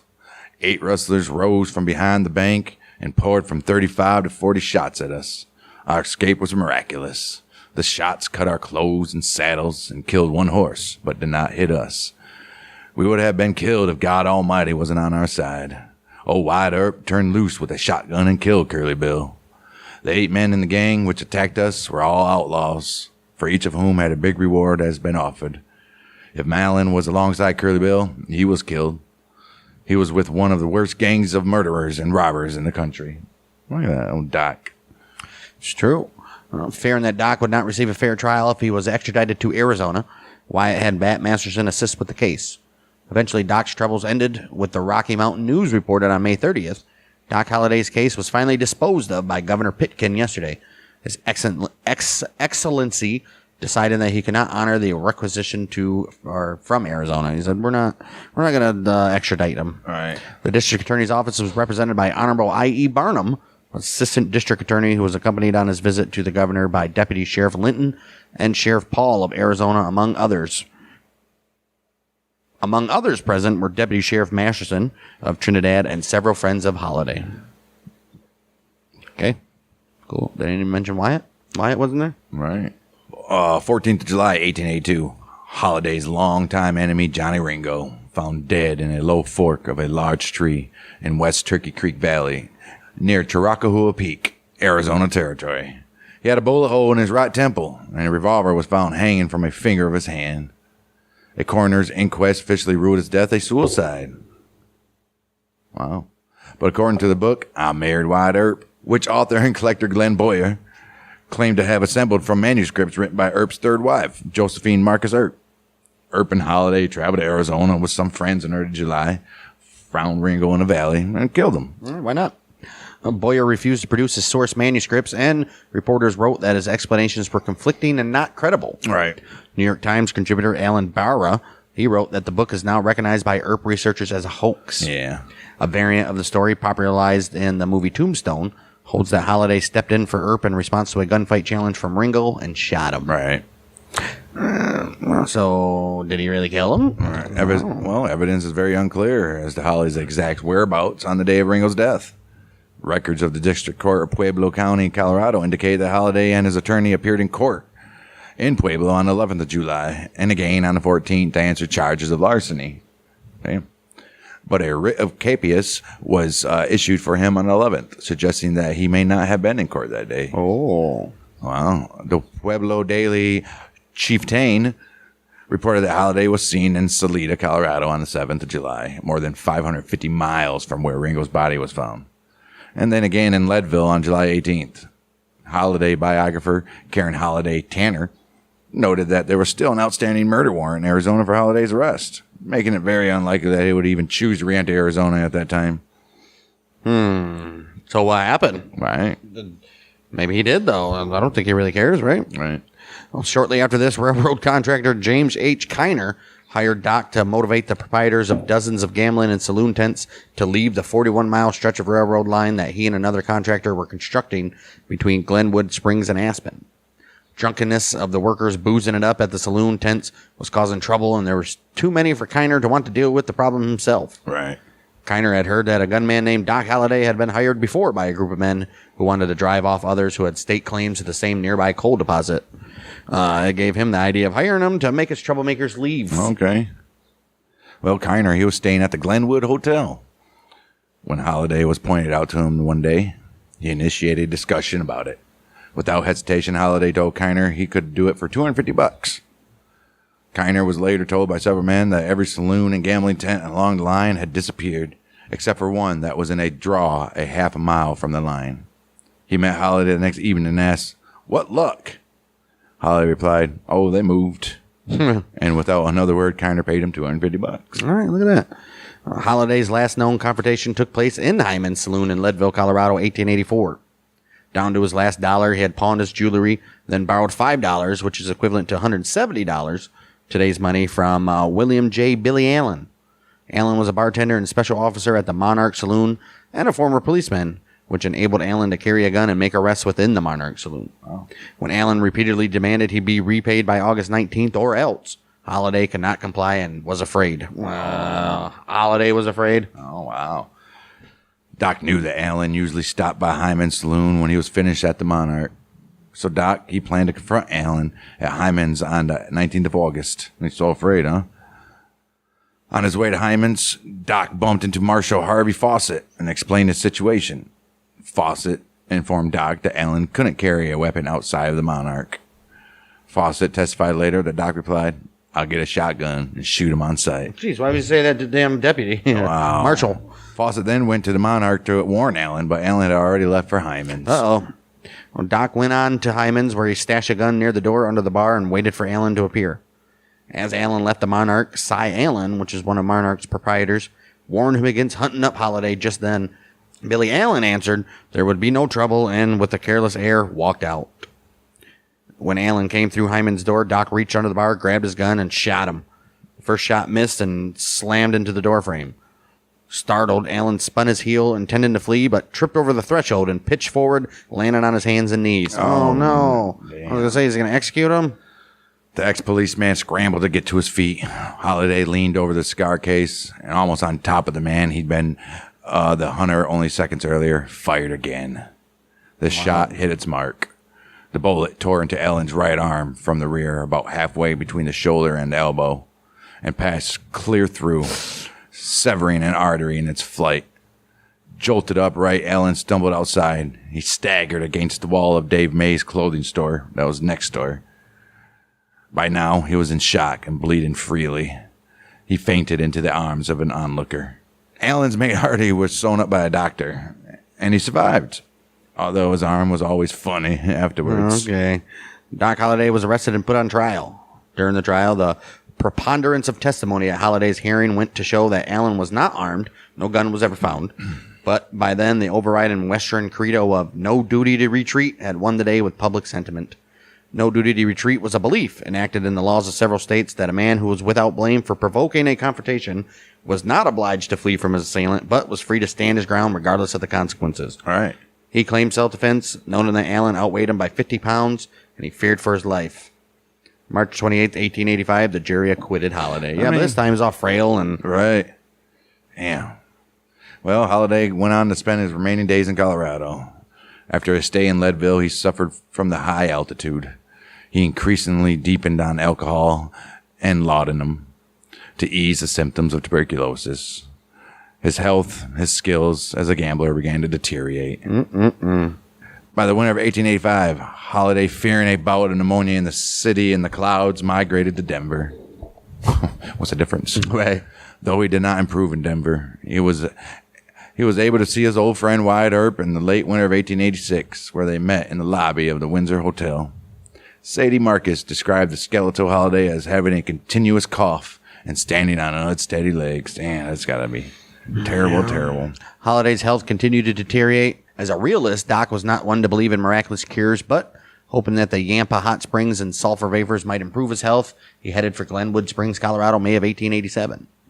Registering at the Hotel Glenwood, he grew steadily worse, spending his last 57 days in bed at the hotel, and was delirious for 14 of them. Jeez. November 8, 1887, he awoke clear-eyed and asked for a glass of whiskey. It was given to him, and he drank it down with enjoyment. Then, looking down at his bare feet, he said, "This is funny." And then he died. He always figured he would be killed with his boots on. Mm. Doc Holliday had come west years before, knowing his days were numbered. He never believed that he would die in bed. He often said that he would end up dying from lead poisoning at the end of a rope, or a knife in his ribs, or he just might drink himself to death. Nope, his mom killed him. Right. Damn. His obituary appearing in Leadville Carbonet Chronicle, 14th November, 1887. There's scarcely one in the country who had acquired a greater notoriety than Doc Holliday, who enjoyed the reputation of being one of the most fearless men on the frontier, and whose devotion to his friends in the climax of the fiercest ordeal was inextinguishable. It was this, more than any other faculty, that secured for him the reverence of a large circle, who were prepared on the shortest notice to rally to his relief. That's a decent little obituary there, huh? Sure. The Glenwood Springs Cemetery sits high upon a steep hill overlooking the valley below. But at the time of his death, the steep road was too icy, so they buried him at the bottom of the hill that sucks. with the intention of moving his body when the ice thawed. They never did it. Many years later, a housing development was built at the base of the hill, and though a marker sits in the cemetery, his actual remains are probably buried in somebody's backyard. Oh, my. How did I just forget about him? That's insane. Doc Holliday claimed he almost lost his life a total of 9 times. 4 attempts were made to hang him. He was shot at 5 times. How many men Holliday killed is unknown for sure. Quite a bit, probably. I would assume. Well, Doc is one of the most recognizable figures in the American Old West, but he is most remembered for his friendship with Wyatt Earp and his role at the gunfight at OK Corral. Yeah. Holliday's friendship with the lawman has been a staple of popular sidekicks in American Western culture. Holliday himself became a stereotypical image of a deputy and a loyal companion in modern times. He is typically portrayed in films as being loyal to his friend Wyatt, whom he sticks with during the duo's greatest conflicts, such as the gunfight at the OK Corral and Earp's vendetta, even with the ensuing violence and hardships which they both endured. Aw. Together with Wyatt, Doc has become a modern symbol of loyalty, brotherhood, and friendship. Aw. In an 1896 article, Wyatt Earp said, "I found him a loyal friend and good company. He was a dentist whom necessity had made a gambler, a gentleman whom disease had made a vagabond, a philosopher whom life had made a caustic wit, a long, lean, blond fellow nearly dead with consumption, and at the same time the most skillful gambler and nerviest, speediest, deadliest man with a 6-gun I ever knew." In a newspaper interview, Holliday was once asked if his conscience ever troubled him. He's reported to have said, "I coughed that out with my lungs years ago." Jeez. Sounds about right. Well, stupid Bat Masterson, he has several contacts with Holliday over his lifetime. And the two men developed a dislike for each other. They tolerated each other only because they were both friends of Wyatt Earp. For Wyatt. Right. And we were doing this for Wyatt. Masterson wrote in an article about Holliday, while he never did anything to entitle him to a statue in the Hall of Fame, Hall of Fame of what? Doc Holliday was nevertheless a most picturesque character on the western border in those days when the pistol instead of law determined issues.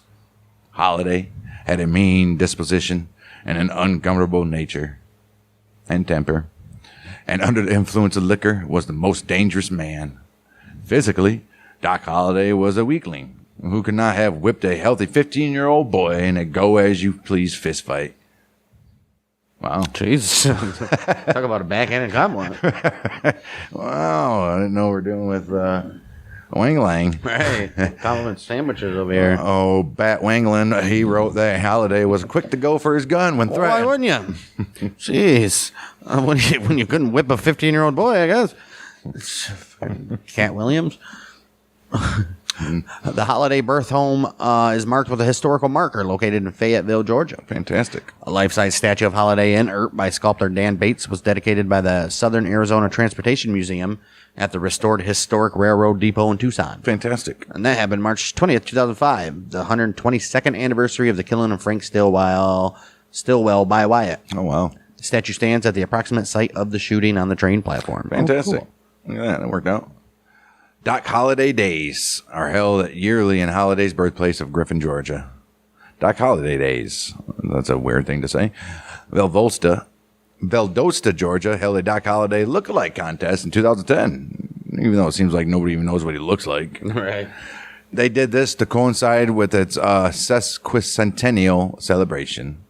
Tombstone holds an annual Doc Holidays, which started in 2017. Celebrate the gunfighter and dentist on the second weekend of August each year. And we got time. Events include gunfights. Oh, shit. I bet you I can go to Chicago for that. A parade and a Doc Holliday lookalike contest as well. Val Kilmer, who played Doc Holliday in 1993's Tombstone, was the Grand Marshal in 2017. Look at that. Dennis Quaid, who played Doc in 1994's Wyatt Earp, was the Grand Marshal in 2018. Look at that. That's going to do it for Doc Holliday, everybody. Maybe the fastest and deadliest outlaw there ever lived in the Wild West. Some people say. We should probably start like mixing them up with the remasters. Nope. Instead of going straight through again. Why would we do that? Why not? Because Oh, it's not like we're going to remaster one we just did a month ago. maybe. No, that's not how that works.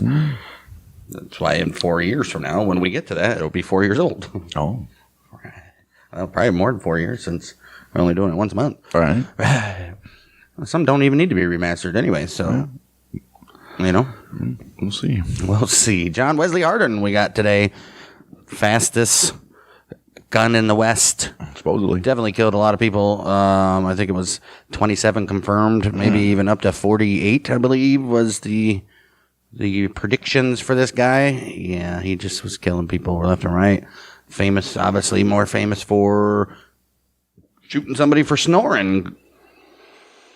Right to the wall. Right to the wall. And, yeah, so this guy, pretty cool character. Loved Wild Bill Hickok as well. He did. And was afraid of him. So, look at that. Before we get into it, go check out our YouTube at Bang Dang Network. Link will be in the description. If you're listening on YouTube, go check it out. Or Spotify, Apple. Give us a review. Subscribe to YouTube. And answer that Spotify question. Named after the founder of the Methodist Church, John Wesley, James was born in 1853 near Bonham, Texas. His father, James Gipp Hardin, was a Methodist preacher. Oh. Hardin described his mother, Mary Elizabeth Dixon, as blonde, highly cultured, while charity predominated her life. Dixon with an S and X. Never seen that before. Dixon. Right. Dixon. What ethnicity do you think that is? It sounds like it's Protestant. I don't know. Okay. His dad traveled Central Texas preaching and eventually settled in Sumter, Texas in 1859. Okay. There, Hardin's father established and taught at the school that John Hardin and his siblings attended. Fantastic. Hardin was the second surviving son of 10 children. Damn. The Hardins were Southerners and politically prominent. His great-grandfather was North Carolina Provincial Congressman Colonel Joseph Hardin, Fantastic. the cousin of Senator Martin D. Hardin of Kentucky, and the father of Congressman John J. Hardin. Relatives included Congressman Benjamin Hardin, Revolutionary War Colonel John Hardin of Virginia, and opposing Civil War generals Martin Davis Hardin and Benjamin Hardin Helm. Oh. At the outbreak of said Civil War, Hardin's father was elected as a Confederate captain as well. Whoa, look at that shit. that. Wow. Okay. So we got politics and fighters, huh? Right. Look at that shit. Well, Hardin, he was a problem child right from the get-go. 1862, age 9. He tried to run away and join the Confederate Army. 1867, while Wyatt Earp tried to do that too? yeah, it was Wyatt Earp, wasn't it? 1867, while attending the school that his father founded, Hardin was being teased by a student named Charles Slaughter. He accused Hardin of putting graffiti on schoolhouse wall that said something dirty about a female classmate. Hardin was like, it was you that did that, not me. And then Slaughter went after him with a knife. But Hardin ended up stabbing Charles Slaughter and almost killing him. He got in trouble. Well, he wasn't even expelled from school. You're allowed to do that kind of stuff. Boys will be boys. Right. Age 15, November of 1868, James challenged one of his uncle's slaves, Major Holhausen, to a wrestling match, which Hardin won. The next day, Hardin claimed... Well, did he win? You know the slave wasn't allowed to win. Well, the next day, Hardin claimed that the man confronted him, shouting and waving a stick. Oh, shit. Hardin took out his revolver and shot him 5 times. He went to get help for him, but he ended up dying 3 days later. In his autobiography, he wrote that his dad didn't believe he would get a fair trial, seeing how they lived in a Union-occupied state where a third of the police were indeed former slaves themselves. Oh, no. And he's a Southern guy. Right. Yeah. Not at all, buds. Wow, the Popo found out where Hardin was and sent 3 Union soldiers to arrest him. Despite being told by his older brother Joseph, he chose to confront his pursuers. In his autobiography that he wrote, he said, "I waylaid them, as I had no mercy on men whom I knew only wanted to get my body, to torture and kill. It was war to the knife for me, and I brought it on by opening a fight with a double-barreled shotgun and ended it with a cap and ball 6-shooter. Wow. Thus, it was by the fall of 1868 I had killed 4 men and was myself wounded in the arm." Quote, unquote. You guy. Look at this guy. Now, with all that happening, he knew he couldn't return home, so... Dude, 4 guys before your 16th birthday. Holy shit. That. And, well, all of his crimes happened before he was 23 as well, so... he knew he couldn't return home, so he went to the Pisgah area of Navarro County with an outlaw named Frank Polk. Polk was on the run himself after killing a man named Tom Brady. Soldiers from Corsicana. TB12, no. Soldiers from Corsicana, Texas were after him. Oh, shit. Soldiers caught up with him and Polk was arrested, but Hardin escaped. Okay. While in Pisgah, he taught school. All right. What? I guess. He claims that he shot a man's eye out to win a bottle of whiskey and a bet. Hardin also claims that he and his cousin Simp Dixon, this time spelled without the S, what's going on there? They ran into a group of soldiers and they each shot and killed one, as well as Hardin claiming he killed a black man in Leon County, Texas, all within this little time period that we're in. Jeez, dude. Look at this guy. 5th of January, 1870. He was playing cards in Tawash, Texas, with a man named Benjamin Bradley. Hardin, he was winning every single hand, and this pissed off Bradley so much that he said if he won a hand again, that he would cut out his it's not his fault. Play better, Bradley. Right. Bradley then drew a knife and a 6-shooter, but Hardin, he was unarmed, so he left. All right. Later that very night, Bradley came looking for him, and when he saw Hardin, he fired a shot at him, but missed. Hardin drew 2 pistols, shot Bradley once in the head and then once in the chest. Oh, shit. A good number of people witnessed this, so we know from this incident that Hardin had holsters sewn into his vest with the butts of his pistols pointing inward towards his chest. Yes, because he did this, huh? Mm-hmm. He crossed his arms to draw and said this was the fastest way to draw and that he practiced it every single day. Practice makes perfect. Right. Around this very time, he also killed 2 men in Hill County. Hey, might well. After killing Bradley, a posse of 15 men came after him, and he claims he captured 2 of them and stole their shotgun, 2 6-shooters, a rifle, 2 Derringers, and sent them back to the posse and told them to wait for him. He said, "I reckon they're waiting for me yet. Still waiting for me." Later that month, January 20th, he was in Limestone County and killed a man after an argument at the circus. Less than a month after this incident, Hardin was accompanying a prostitute home when her pimp confronted him and demanded money. Hardin threw the money on the ground and shot the pimp when he went to pick it up. He said, "Near that bastard, take the money." Well, let's take a look. Flash forward to January of 1871. Hardin arrested for murder of Waco City Marshal Laban John Hoffman. But he said, "I didn't do that." What you in here for, man? I didn't do it. He was placed in a log jail in the city of Marshall. Wait, transfer to Waco. Don't go to Waco, bud. Government can kill you. While there, he bought a revolver from another prisoner. Just arms deals inside the prison. Hey, what do you got? I just got this revolver. I got the sawed off here. Got this buck knife. Got a couple cartons of pre-rolls. Jeez. What's a carton of pre-rolls? Right. Buying a revolver from another prisoner, huh? Fantastic. I wonder if they let him keep the revolver but take all the bullets. No. Highly doubtful. Right. What do you do? Have it up his ass or something? Might have. Maybe they'd never even searched him. Right. Texas State Police. And where'd he get money from anyways? Just let him keep his money too? Just terrible lawmen. Right. What the hell's going on? Texas State Policeman Edward Stakes and Jim Smalley, they were assigned to escort him back to Waco. When they stopped to make camp along the way, Stakes had to go find food for the horse, and he left Hardin alone with Smalley. Hardin, he claims that Smalley started beating him with the butt of his pistol, and he faked cried and huddled like a pony. Nope, he huddled by a pony. I guess it's kind of like a pony. While huddling, he took out the gun he bought and killed Smalley and took his horse to escape. He then claimed that he was arrested by 3 men named Smith, Jones, and Davis, but he shot and killed all 3 while they were drunk and careless, and he escaped again. Jeez. After the killings of the 3 men, he hid out with his cousins who were living in Gonzales. They told him he could make money cattle driving in Kansas. All right. Hoping that being out of state for a while would lose his pursuers, he went rustling cattle with his cousins for Jake Johnson and Columbus Carroll. Fantastic. In February, while the herd was being collected for a drive to Kansas, a freed man named Bob King tried to cut a beef cow out of the herd. Uh-oh. No, you can't do that. Hardin told the man to stop, but he didn't listen, so he busted him over the head with his pistol. I mean, yeah, you're trying to steal him. Didn't kill him, though. Right. Well, that same month, he wounded 3 Mexican men while playing cards, hitting one over the head with his gun, shooting one in the arm, and shooting the third one in the lung. Oh, shit. Jeez, dude. Where's this guy hanging out?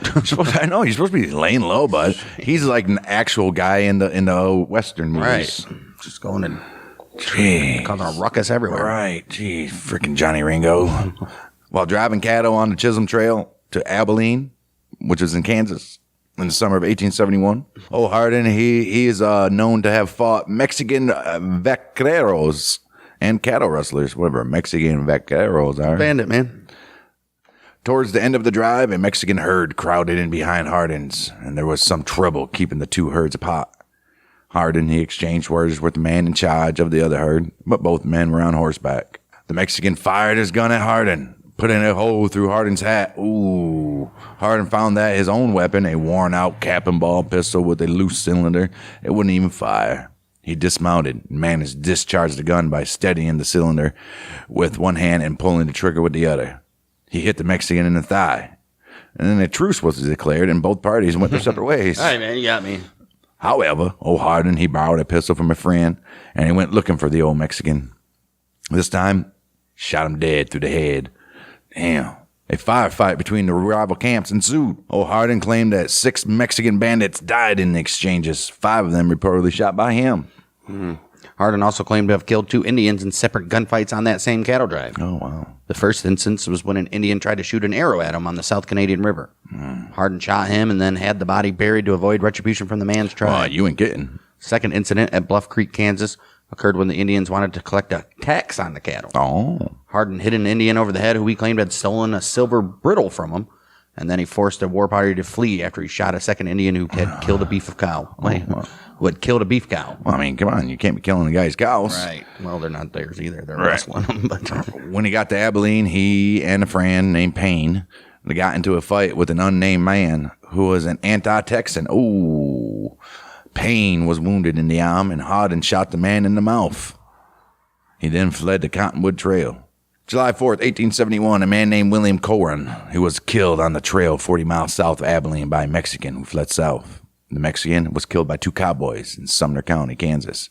And Hardin not only admitted to being involved in the shooting of the Mexican outlaw, but he also claimed to have been deputized as a law officer and received a reward from Texas cattlemen for helping to shoot the John Doe killer. I don't know about that. Well, maybe the reward from the cattleman, but I don't know about deputized. Right. Well, back in Abilene, Hardin had his first encounter with the one and only Wild Bill Hickok. He was acquainted with the owners of the Bull's Head Tavern, which were Ben Thompson and Phil Coe. When they painted a bull with a penis on the side of their building, residents started complaining to Wild Bill. They refused Wild Bill's request to remove it, so he did it himself. Thompson tried to hype Hardin up by saying, "He's a damn Yankee, picks on rebels, especially Texans, to kill." Ooh. Hardin, going under the name of Wesley Clemens, but known to the townspeople as Little Arkansas, he respected Bill, and he told Thompson, "If Bill needs killing, why don't you kill him yourself?" Yeah, he's like, no, he might do a lot of stupid stuff. Have you heard of Wild Bill? I mean, I ain't no damn Artard. What's the guy's name that actually killed him? McCall? Yeah. My name's Jack McCall? My name's not Jack McCall. Later on that very night, Wild Bill, he confronted Hardin. He told him he couldn't have his pistols on him in town. And he said, "Hand him over, boy." Hardin, he reached down, got his guns from the holster, and handed them butt first to Bill. That's a sign of respect there. Like, here you go, boy. When Bill went to grab them, Hardin rolled them over in his, okay, all right, okay. I thought he was just going to do some stuff here. So Hardin rolled his guns over in his hands, and suddenly Bill was staring down the barrels.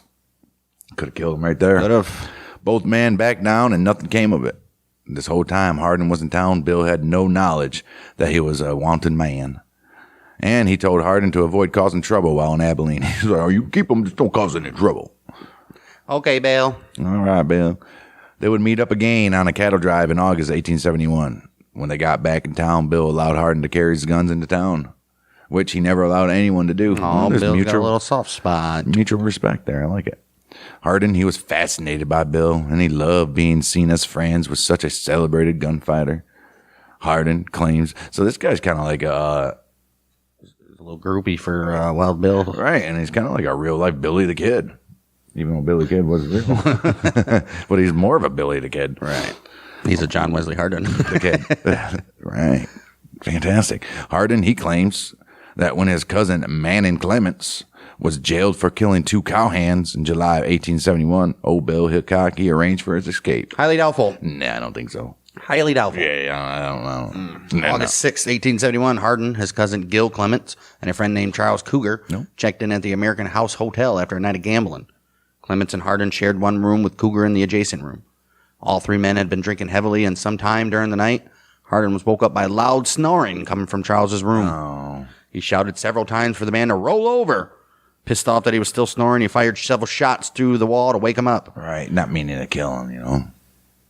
Well, unfortunately for Charles, he was hit in the head by the second bullet and killed instantly. Son of a bitch. He didn't mean to kill Charles, but still violated an ordinance of firing guns in the city, so, half-dressed and still drunk, him and his cousin climbed out the window onto the roof. He saw Bill arrive with 4 policemen and later wrote in his autobiography, "If Wild Bill found me in a defenseless condition, he would take no explanation, but would kill me to add to his reputation." I don't know, maybe. Of course he would.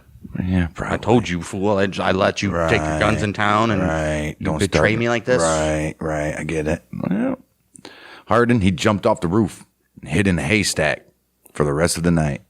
In the very morning, he stole a horse. Now he's a horse thief. Oh, shit. You're definitely going to get hung for that. Right. And he rode to a cow camp about 35 miles away. While there, he ambushed the lawman and the 2 other deputies there. Jeez. He didn't kill them. He just made them remove all their clothes and walk back to Abilene. Very next day, Hardin left for Texas and never returned to Abilene again. I bet he didn't. Local newspaper reported that a man was killed in his bed at a hotel in Abilene Monday night by a desperado called Arkansas. The murderer escaped. This was his 6th murder. Well, some years later, Hardin would say, "They say I killed 6 or 7 men just for snoring." Well, it ain't true. I only killed 1 man for snoring. Later in his contradictory 1896 autobiography, Hardin, he completely omitted the snoring man from the story. He probably felt bad for that. Felt like a piece of shit. There's my friend. And he related not only a wrong date, July 7th instead of August 6th, but claimed the shooting was a case of self-defense, saying that the man he killed had first tried to stab him with a dirk and was a burglar who tried to make off with his pants. I don't think so. It's a little late now, Hardin. Right. Well, following his escape, Hardin claimed to be involved in the following gunfights. Oh, wow. October 1871, Hardin was involved in a gunfight with 2 Texas special policemen, Private Green Paramore and John Lackey, during which Paramore was killed and Lackey wounded. A Negro posse from Austin, Texas came after him for killing Paramore.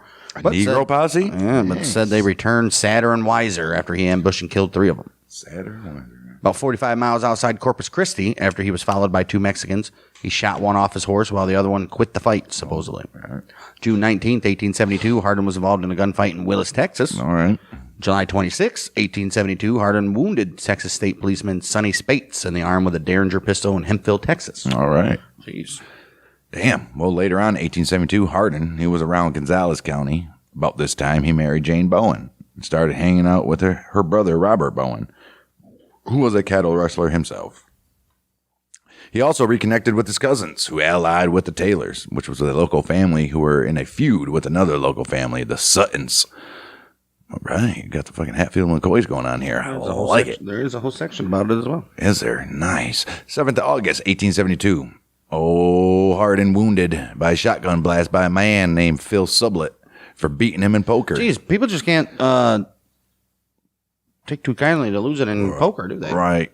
2 of those little BBs penetrated Hardin's kidney. Ooh. Almost died, but he didn't. Well, recuperating from his wounds, Hardin decided he wanted to settle down. He said, I don't think this life's for me anymore, boys. It's just one little shot, and he's like, one little shot. My mom got scared. Well, after this, he surrendered to Sheriff Reagan, who was a brother of John Henniger Reagan, of Cherokee County, Texas. He was wounded in the right knee by an accidental gunshot from a nervous deputy, though. Holy shit. Hardin made a sickbed surrender to authorities, handing over his guns to the Sheriff Reagan and asking to be tried for his past crimes in order to clear the slate. Oh, shit. However, when Hardin learned of how many murders Reagan was going to charge him with, he changed his mind. Right. A relative smuggled a hacksaw to Hardin, who escaped after cutting through the bars of a prison window. November 1872, Hardin escaped from the Gonzales County, Texas jail despite a guard of 6 men. And after that, he was had a $100 reward on his head after that. What, only $100? It's like $1,000, right? Wow. 15th of May, 1873, Jim Cox, Jake Christum. Jim Cox and Jake Chrisman were killed by the Taylor faction at Tumlinson Creek. O'Hardin, having by then recovered from the injuries sustained in Sublet's attack, he admitted that there were reports that he had led the fights in which these men were murdered, but he would later neither confirm nor deny his involvement. But, as I have never pleaded to that case, I will at this time have little to say. That's what O'Hardin said. Well, you say nothing when you say... Wait, you say something when you say nothing, right? At all. Right.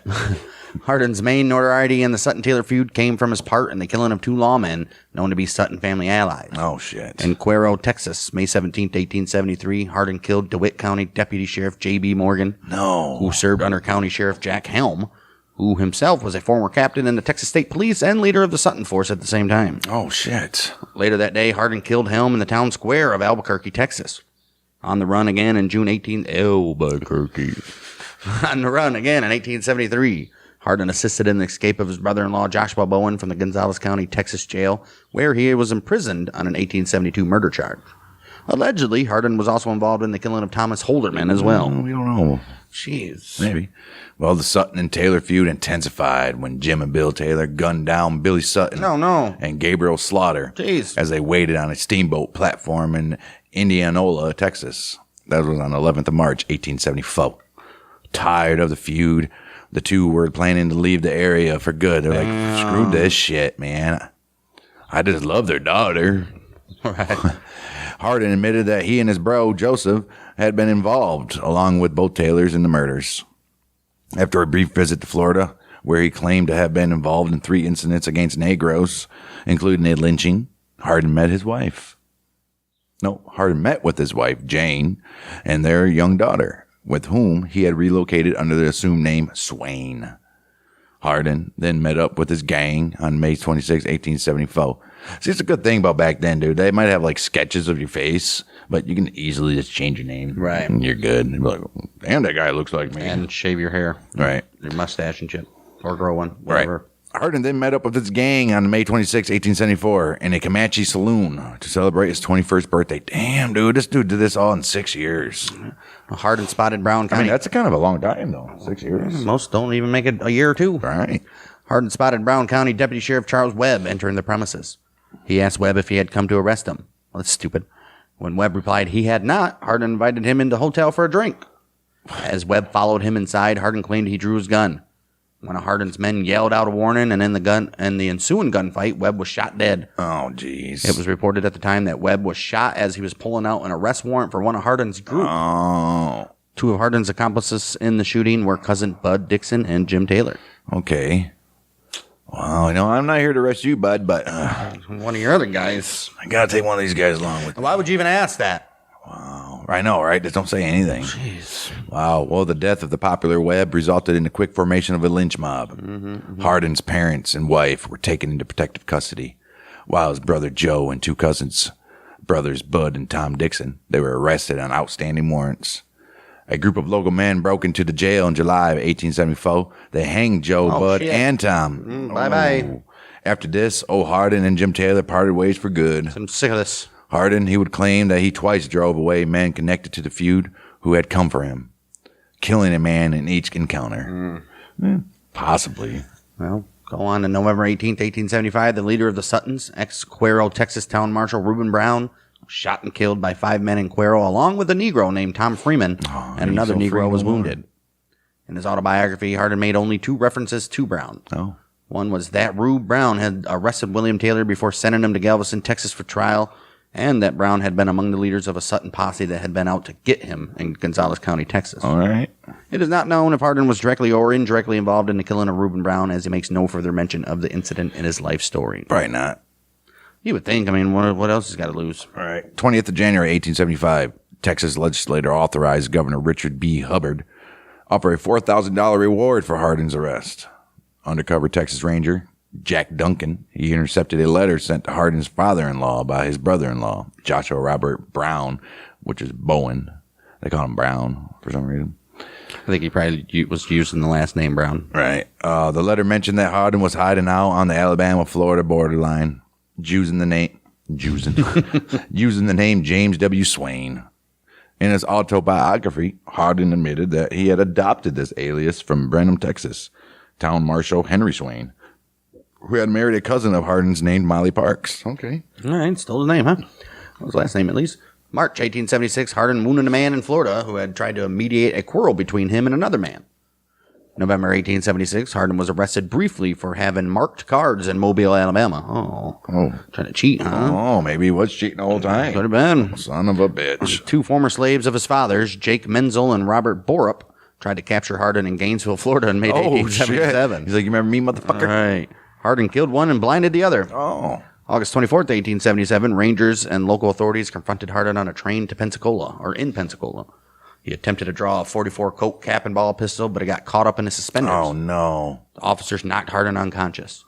They arrested 2 of his companions and Ranger John B. Armstrong Kill a third, which was a man named Man, who had a pistol in his hand. That's a man named Man who had a pistol in his hand. Hardin claimed that he was captured while smoking his pipe, and Duncan only found Hardin's pistol under his shirt after his arrest. Maybe it's true. Maybe, possible.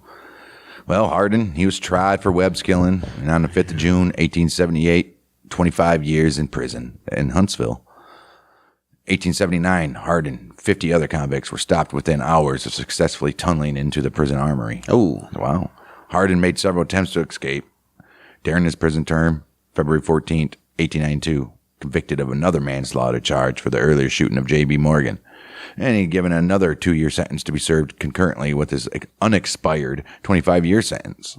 Hardin eventually adapted to prison life. Hey, you got no choice. While there, he read theological books, becoming the superintendent of the prison Sunday school. Nice. And he also studied law. He sure did. He was plagued by recurrent poor health while in prison, especially by the wound he had received from sublet when it became reinfected in 1888. Son of a bitch. Which caused him to be bedridden for almost 2 years. 1892, Hardin was described as 5'9", 160 pounds, with a fair complexion, hazel eyes, dark hair, and wound scars on his right knee, left thigh, right side, hip, elbow, shoulder, and back. Damn. During Hardin's stay in prison, his first wife, Jane, died November 6, 1892. Damn. While there, he wrote an autobiography. Yes, he did. He was well known for wildly exaggerating or completely making up stories about his life, though, which everybody did. Right. He claimed credit for many murders that cannot be corroborated. Okay. He wrote that he was first exposed to violence in 1861 when he saw a man named Jed. When he saw a man named Turner Evans stabbed by John Ruff. Oh. Evans died of his injuries and Ruff was jailed. Okay. Hardin wrote, "Readers, you see what drink and passion will do.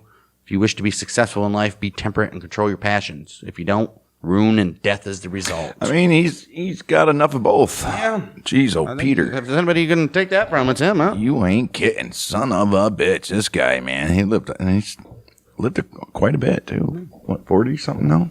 Well, we'll see, won't we? Hardin, released from prison, 17th February, 1894. That guy. He served 17 years of his 25-year sentence. How many times do these guys actually serve long-ass prison sentences like this? That's crazy, especially back then. All right. He was 40 years old when he returned to Gonzales, Texas. Later, I mean, it's got to be nice when you return back and hey, I'm actually a cleared man here, right? You don't have to worry about people trying to arrest you. Well, that would be good if you acted right when you got back. Well, later that year, on the 16th of March, Hardin was pardoned. And on July 21st, he passed the state's bar examination. Everything's looking up for the old chap. He obtained his license to practice law. Look at this guy. Old Hardin and Hardin and Hardin. But it's only him. Right. Hardin, what was his multiple family name? personalities. Hardin, Dixon, and Swain.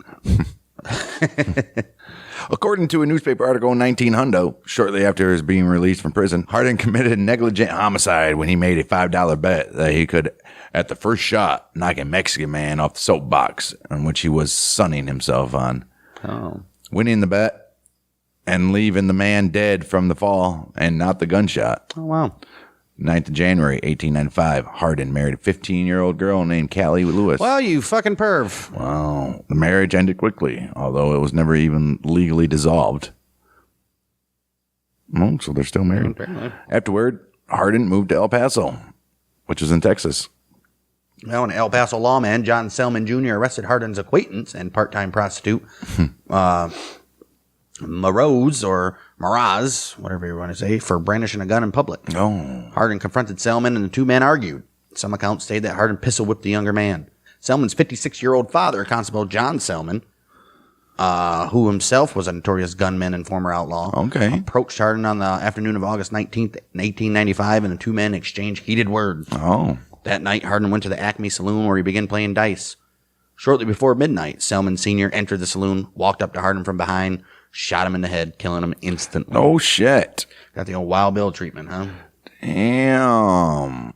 As Hardin lay on the floor, Selman fired 3 more shots into him. Jeez. Selman Sr. was arrested for murder and stood trial.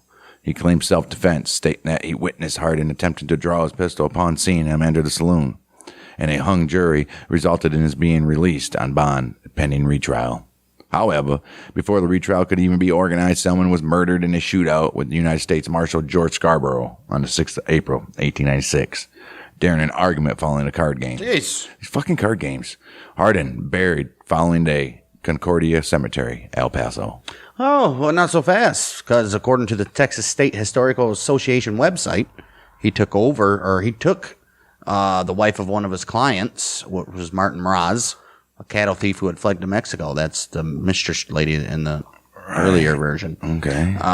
When Mraz found out about the affair, he crossed the border to confront Hardin under the promise of safe passage by lawman George Scarborough, whereupon he was killed by a number of law officials. Oh, jeez. Hardin was rumored to have hired the officers to assassinate him. August 19th, 1895, Constable John Selman, one of the officers involved in Mraz's killing, supposedly, shot Hardin in the Acme Saloon, possibly, some have argued, because he was not paid for the murder of Mraz. Oh, okay. So, yeah, it doesn't make sense just because he drew his guns on the kid. Right, yeah. That he just walk up and shoot him in the back of the head. Right, son of a bitch. So, whatever you guys want to believe there, I guess. But this is straight from the Texas State Historical Association. So, Well, a century later, August 27th, 1995, there was a confrontation between 2 groups at the site of Hardin's grave. Oh. One group, 100 years later. right, one group representing several of Hardin's great-grandchildren sought to relocate his body to Nixon, Texas, to be interred next to the grave of his first wife, Jane. The other group, consisting of locals from El Paso, sought to prevent the move. They're like, no, that's all we have. I'm like, dude, it's El Paso. Right. Well, yeah, that's all we have. Right. At the cemetery, the group representing Hardin's descendants presented a disinterment permit for the body. Oh. While the El Pasoans presented a court order prohibiting its removal. Jeez. Both sides accused the other parties of seeking the tourist revenue generated by the location of the body. A subsequent lawsuit ruled in favor of keeping the body in El Paso. I might as well. Hardin's crimes and murders were all committed before the age of 23 when he was sentenced to prison. He claimed to have killed 42 men, but newspaper accounts can only confirm 27. Hardin's life events, real or exaggerated, made him a legend of the Old West and an icon of American folklore. Oh. His autobiography was published posthumously in 1925 by Bandera publisher, historian, and journalist J. Marvin Hunter, who was founder of the Frontier Times magazine and the Frontier Times Museum. Fantastic. Let's take a look at some confirmed shootings. November 1868, prior to December 9th, 1868. Somewhere around there. Hardin shot and mortally wounded Major Holshausen near That's the slave he got into a wrestling match with. Right, near Moscow, Polk County, Texas. January 5th, 1870, Hardin killed Benjamin Bradley and claimed to have brought about the disappearance of a Judge Moore in Hill County, Texas. January 27th, 1871, Hardin killed Texas State Policeman John Smalley. June 1st, 1871, Hardin murdered 3 Mexican cowboys in Park City, Kansas. 20th of July, 1871, Hardin involved in the killing of a Mexican outlaw in Sumner City, Kansas. August 6, 1871, Hardin killed Charles Cougar, yes, in Abilene, Kansas. October 6, 1871, he killed Texas Special Policeman Green Paramore and wounded policeman John Lackey. Oh. June 19, 1872, Hardin is wounded in a gunfight in Willis, Texas. July 26, 1872, he wounded Texas State Policeman Sonny Spates in Hemphill, Texas. All right. July 17, 1873, Hardin killed J.B. Morgan in Cuero, Texas. Fantastic. Moving on to the 18th of July, 1873, Hardin murdered DeWitt Sheriff Jack Helm in Albuquerque, Texas. March 11th, 1864, Hardin was involved in Jim Taylor and William Taylor's killing of William Sutton and Gabriel Slaughter. 26th of May, 1874, Hardin, they killed Deputy Sheriff Charles Webb in Comanche, Texas.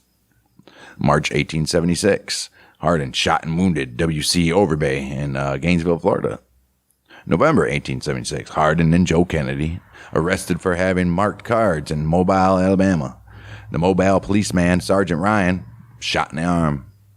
Mid-1877, Jake Menzel and Robert Borup tried to capture Hardin in Gainesville. Hardin killed one and blinded the other. Oh. 1894, after his release from prison, we know the $5 bet knocking the sleeping Mexican off of the box. Damn. We got some unconfirmed claims as well. Uh-oh. Hardin's autobiography is filled with statements which can either not be confirmed independently from his book or differ wildly from the historical record. He claimed that after killing Mage, which was Major Holhausen guy, he shot 3 Union soldiers of the U.S. 4th Cavalry Regiment at a creek crossing in Logulus Prairie, which is now Nogulus Prairie, I believe that he in Texas. He seems like he was a paranoid, on-edge guy. But none of the military records name Hardin as a suspect, nor do any facts agree with his claims. Well, they're dead, though, right? Circumstantial evidence is that a murder was committed here, but the names and number of victims are unknown. Oh, okay. In Pisgah, Texas, Hardin claimed he shot a man's eye out to win a bottle of whiskey and a bet. Hardin said he shot one of the 2 soldiers killed in 1869 at Richland Bottom. The other had been shot by his cousin Simpson Dixon. They call him Simp. A member Totally different meaning nowadays. Right. A member of the Ku Klux Klan. And he was also a member of a Bob Lee outlaw gang who hated Union soldiers. Records indicate that a sergeant... Simp? Yeah. Records indicate that a Sergeant J.F. Leonard of Company B, 6th U.S. Cavalry, was wounded at Livingston, Texas on 7th of May, 1869. Simp Dixon was killed by U.S. soldiers in February of 1870. Allegedly, Hardin killed a black man in Leon County, Texas. That's what he said. That's what he says. January 1870, Hardin claimed he killed a circus hand at Horn Hill, Texas. Why? A contemporary newspaper account did report a fight in Union Hill, Texas between circus canvasmen and roughs who tried to get in without paying. Although the outcome did not conclude the way Hardin claimed it did. Okay. Nobody got killed. Right. A few days later, Hardin killed a man in Cossie, Texas. There are no contemporary newspapers to confirm this shooting. Author Charles Atkins, in his 1970 book Texas Guns and History, claimed the victim was named Alan Comstock. However, he did not furnish any references to back up his claim. Oh, okay. Well, you know, just saying it. He's like, that sounds good. All right. Well, Hardin also claimed following his January 1871 escape from stakes in Smalley, he killed a Mr. Smith, a Mr. Jones, and a Mr. Davis in Bell County, Texas. No contemporary newspaper accounts from Bell County confirmed these additional murders. February 1871, Hardin claimed that a freed man named Bob King attempted to cut a beef cow out of the herd. When he refused to obey Hardin's demand to stop, Hardin hit him over the head with a pistol. That same month, Hardin claimed to have been involved in a shooting incident in which he wounded 3 Mexicans in an argument over a 3-card Monte card game. Yeah, we know the 3 Mexicans. Right. Yeah, those are Shot the guy in the lung. not substantiated. Right. Hardin made the claim to have withdrawn Wild Bill Hickok. No contemporary newspaper accounts confirm this because you know they would have wrote about it. Yeah. But another report suggests that it was Hickok who made Hardin put up his guns. Well, obviously, yeah. Right.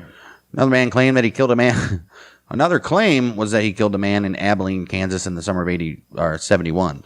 No contemporary newspaper accounts with evidence of such a killing exist, although a 1924 account does report a saloon shooting in some respects similar to Hardin's version. Oh, okay.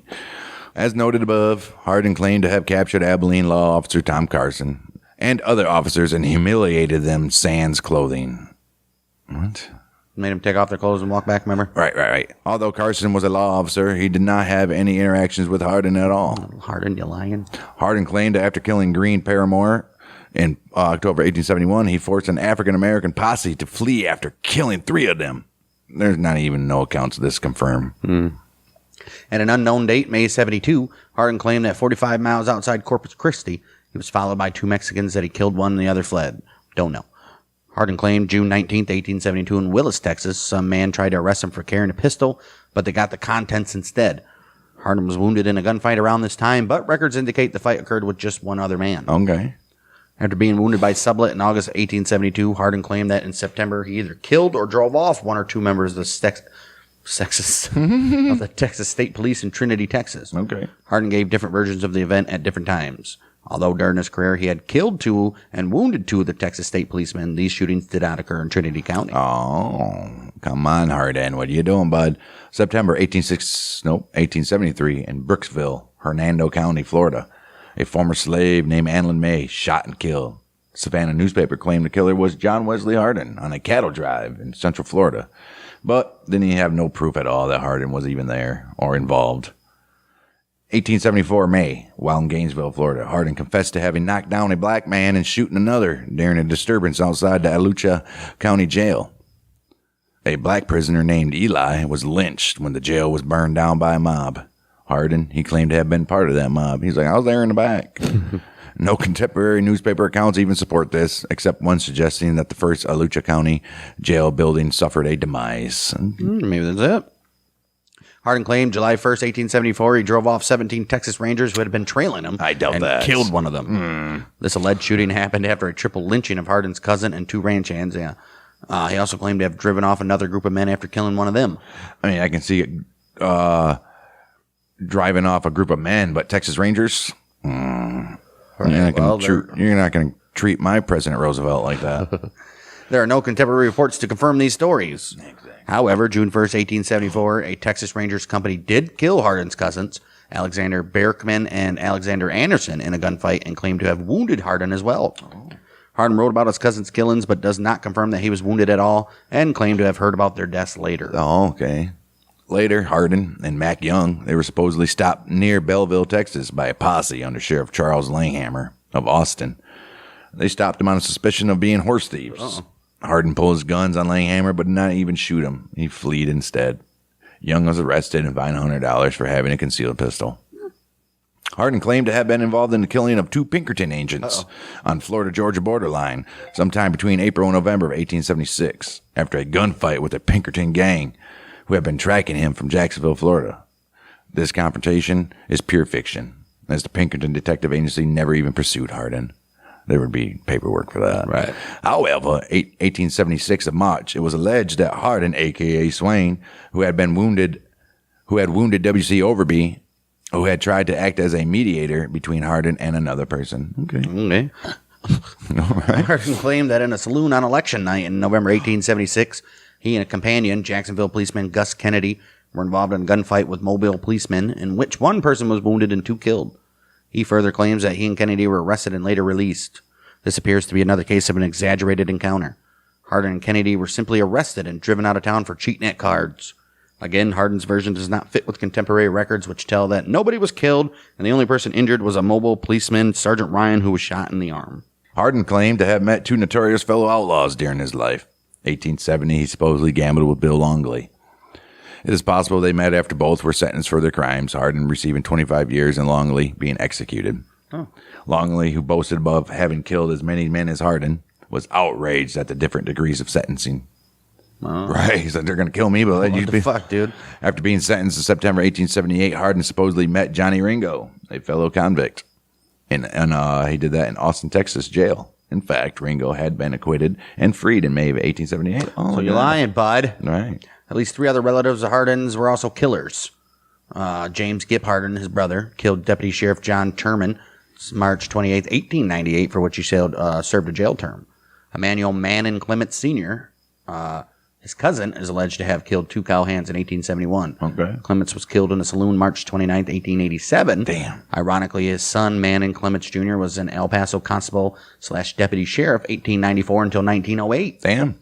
Although acquitted of a robbery charge, he was no longer a law officer. Oh. Just like his father, he was killed in a saloon December 29, 1908. Damn. Deacon Jim Miller, who was an outlaw, and a cousin by marriage, killed Officer Ben C. Collins August 1st, 1906, and was later lynched in April 16, 1909. Damn. One relation was a law officer killed in the line of duty. James Birch was killed October 10th, 1897. No shit. Jeez, dude. Oh. Hardin's weapon of choice and several of his personal effects have been well documented and auctioned to private collectors. Court records show that John Wesley Hardin carried a Colt Lightning revolver at the time of his death. He also carried an Elgin watch when he was shot and killed. The revolver and the watch had been presented to Hardin in appreciation for his legal efforts on behalf of Jim Miller at Miller's trial for killing of an ex-sheriff, George Bud Frazier. The Colt, with a .38 caliber 2.5-inch barrel, is nickel-plated with blued hammer, trigger, and screws. Okay. Nice. It features mother-of-pearl grips, as they always did, and the black strap is hand-engraved JBM to JWH. Aww. This gun and his holster were once sold at auction for $168,000. Nice. Another Colt revolver, known as a .41 caliber Thunderer, which was owned by Hardin and used by him to rob the Gem Saloon, was sold at the same auction for $100,000. This guy. Year 2002. What? In 2002, an auction house in San Francisco, California, auctioned 3 lots of John Wesley Hardin's personal effects. One lot containing a deck of his playing cards, one of his business cards, and a contemporary newspaper account of his death. Sold for $15,250. The bullet that killed Hardin, $80,000. Oh, nice. As usual, Hardin, he's going to be portrayed on film and television as well as in music. He's been portrayed in film by John Denner in the 51 film Texas Rangers, Rock Hudson in the 1953 film The Lawless Breed, Jack Elam in the 1970 film Dirty Dingus McGee. Hey, someone watch that. Max Perlich in the 1994 film Maverick. He was in Maverick? I guess. No shit. John Wayne's character in The Shootist is loosely based on Hardin. Okay. Randy Quaid played Hardin in the 1995 TV miniseries Streets of Laredo.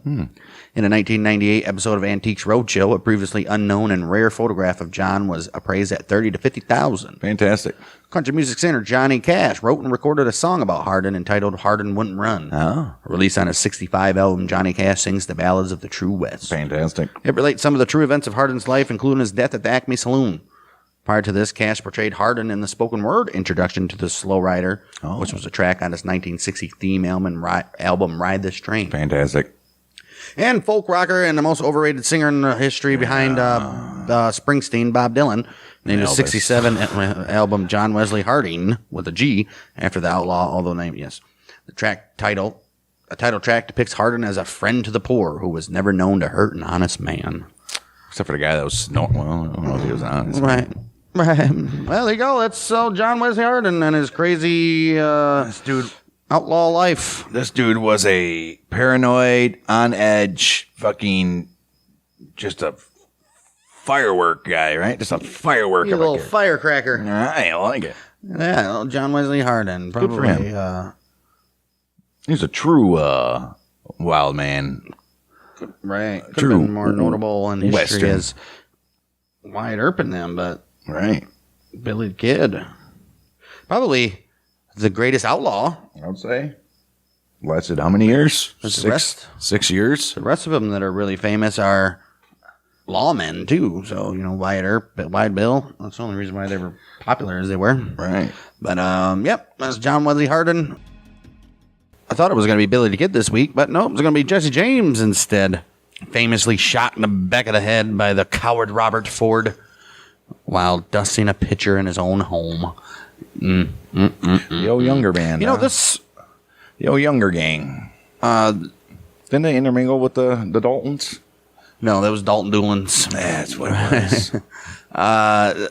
Jesse James is actually one of the most violent outlaws that we covered. Usually, you get in shootouts with the law and stuff like that, but this guy was just shooting people in the face for no reason, just because he was robbing banks and shit. He was doing some crazy shit. Yeah, he was an actual jackass, but he's, for some reason, shown as a hero. Well, a Robin Hood type, rob the rich and give to the poor type fucking guy. Yeah, except for he was just a dirty, dirty human being. Suspected to be a part of the... If you guys listen to our Civil War podcast, you guys remember the Quantrill Raiders raided a town and murdered about 200 men and children, or men and boys, I guess you could say, and he's suspected to be a part of that, as well as another massacre of wounded Union soldiers coming back on a train and massacred all of them as well. So he was a Confederate sympathizer, and we'll find out right here coming up after this. But first, if you're listening on YouTube, go check out our podcast on Apple, Spotify, or reverse. If you're listening on those, go check out our YouTube where you get this podcast plus our Battles of the American Civil War in one place. Give us a subscription, share us with your friends. And we're on the push to 1,000 subscribers over on the YouTube. So, even if you don't even listen on YouTube, just give us a subscription. Just help us out. Got Jesse Woodson James. We already know, leader of the James Younger gang, outlaw, bank, train robber. He was also a guerrilla. He was born September 5th, 1847 in Clay County, Missouri, near the site of present-day Kearney. Oh. The area of Missouri was largely settled by people from the upper South, especially Kentucky and Tennessee. It became known as Little Dixie for this reason. His father, Robert S. James, farmed commercial hemp in Kentucky and was a Baptist minister before coming to Missouri. He married Zerelda Elizabeth Cole on December 28, 1841. Oh. After the marriage, they migrated to Bradford, Missouri, and helped found William Jewell College in Liberty, Missouri. Fantastic. He held 6 slaves on more than 100 acres of farmland. Good for him. Jesse's brother, Frank, was the first of the brothers to get born, and he was born January 10th, 1843 on the family farm. Usually how it goes back then. Doc comes see you. Right. Doc making a house call. Making that damn house call. And then after Frank, 3 more children quickly followed. Robert James Jr. was born at the farm July 19th, 1845, but died 33 days later. Jesse, he was born, like I said, September 5th. And then soon after that, Susan Lavania was born November 25th, 1849. Every kid 2 years apart. Got them, And in the same month, except for, July and January. right, and November and September. Well, No. same area of time. No, literally one. September and November, decent and close apart. It's only 2 months away, a month apart. Early 1850, Reverend James was asked to serve as chaplain on a wagon train, which is it had a local man there headed west to Old California. They're going to search for gold. Yes, sir. 12th of April, he left the farm in Z's care, That's what they called Zerelda. headed west to preach to the crowds of the gold miners who had gathered there. Oh, that's all they need. Right. He would die there when James was only 3. Yeah. Shortly after arriving in California on August 1st, 1850, the Reverend, he contracted a fever from drinking contaminated water. Can't do that. You think he would know better. Right. 18th of August, 1850, the minister, dead, cholera, Cholera. at a Placerville, California gold camp. And he was buried in an unmarked grave. Damn, dude, all the way out there and probably didn't even get a chance to preach. Right. So at least he made it to California, right? Yes. At what cost? His life. Right. After Robert's death, Zeralda, she married a second time to Benjamin Sims. It was a neighboring farmer. He had his eye on her the whole time. He's like, I can't wait for Robert to die on the trail. Right. But this marriage proved unhappy, mainly because of Sims' behavior towards the 2 boys. Right. His lack of affection for them and his use of corporal punishment, which Zerelda did not even approve of, resulted in a failure of the marriage. She's like, no, I'm sorry if you can't treat my boys right. Right. Z was a woman of strong opinions who fiercely guarded her sons against criticism. After a series of arguments between the couple, Zeralda started procedures for a divorce. An unusual move for this time, and it was very hard to tell. Right. This was unnecessary since Sims was murdered in a horse accident on the 2nd of January, 1854. I don't know about murdered, but definitely killed, yes. Third marriage to Dr. Archie Reuben Samuel took place in 1855. Damn, she moves fast. The physician was well-to-do and docile, allowing his wife to make important family decisions. When it came to the children, Z made all the decisions. Dr. Samuels purchased additional adjoining property and expanded the farm. Jesse's mother and Samuel had 4 children together as well. He had Sarah Louisa, John Thomas, Fanny Quantrill, and Archie Peyton Samuel. Nice. Zerelda and Samuel acquired a total of 7 slaves who served mainly as farmhands in tobacco cultivation. All right. Look at these guys making some money, huh? Yeah, got themselves a business and some employees. Right. Some property. The approach of the American Civil War loomed large in the James Samuel household. Missouri, a border state, sharing characteristics of both North and South, but 75% population was from the South or other border states. Right. Clay County in particular was strongly influenced by the Southern culture of its rural pioneer families. Farmers raised the same crops and livestock as in the areas from which they had migrated. Well, why wouldn't they? They brought slaves with them and purchased more according to their needs. Okay. The county counted more slaveholders and more slaves than most other regions of the state. No shit. In Missouri as a whole, slaves accounted for only 10% of the population, but in Clay County, they constituted 25%. Damn, some racist motherfuckers there. Aside from slavery, the culture of Little Dixie was Southern in other ways as well. This influenced how the population acted during and for a period of time after the war. Yeah, I mean, All right. they didn't like those old unions. I mean, what are you going to do, man? It was a big country back then. Right. After the passage of Kansas and Nebraska Act, 1854, Clay County became the scene of great turmoil as the question of whether slavery would be expanded into the neighboring Kansas territory bred tension and hostility. Many people from Missouri migrated to Kansas to try to influence its future. Much of the dramatic buildup to the Civil War centered on the violence that erupted on the Kansas-Missouri border between pro- and anti-slavery militias. If you listened to our Battles of the American Civil War, Yeah. we go into this a lot in the early days of the war. I'll say it was worse there, if anything. I mean, here, you had like guerrilla groups and militias and shit like that. It wasn't even regular armies. It's insanity. It was just like raids and shit on towns. Right, because basically it was still untouched land. Right. After a series of campaigns and battles between conventional armies in 1861, guerrilla warfare gripped Missouri, waged between secessionist bushwhackers and Union forces, which largely consisted of local militias known as the Jayhawkers. Yep. That's why Kansas Jayhawks, A bitter conflict ensued, resulting in an escalating cycle of atrocities committed by both sides. Yeah. Confederate guerrillas murdered civilian Unionists, executed prisoners, and scalped the dead. They did. They did. Jeez. Yeah, that was terrible. Go back and listen to that episode. Well, several of them, yes. Union presence enforced martial law with raids on homes. They arrested civilians, Yep. summary executions, and also banishment of Confederate sympathizers from the state. Yeah. Like, get the hell out. The James Samuel family sided with the O'Rebs at the outbreak of the war. Frank James joined a local company, recruited for the secessionist Drew Lobb's army, and fought at the Battle of Wilson's Creek in August of 1861. No shit. I don't remember that. I think it might have said something about it. He fell ill and returned home soon afterward. Well, you're just allowed to leave. He's sick, man. What are you gonna do with a sick guy? Right. There, he was arrested by a local Plus, militia. he was never in the actual army. He was just in the Right. little militia place. When he got there, he was arrested by a local militia of Union supporters. Damn. He was released when he signed a statement of allegiance to the Union. Okay. But by July of 1862, he had instead joined the Missouri Partisan Rangers of William Clark Quantrill. Oh, this Quantrill. Quantrill's Raiders were Confederacy supporters who used guerrilla tactics. They were active in the border war between Missouri and Kansas. They attacked the regular Union Army and various militia of Union supporters in 2 states, which was Kansas and Right. Missouri.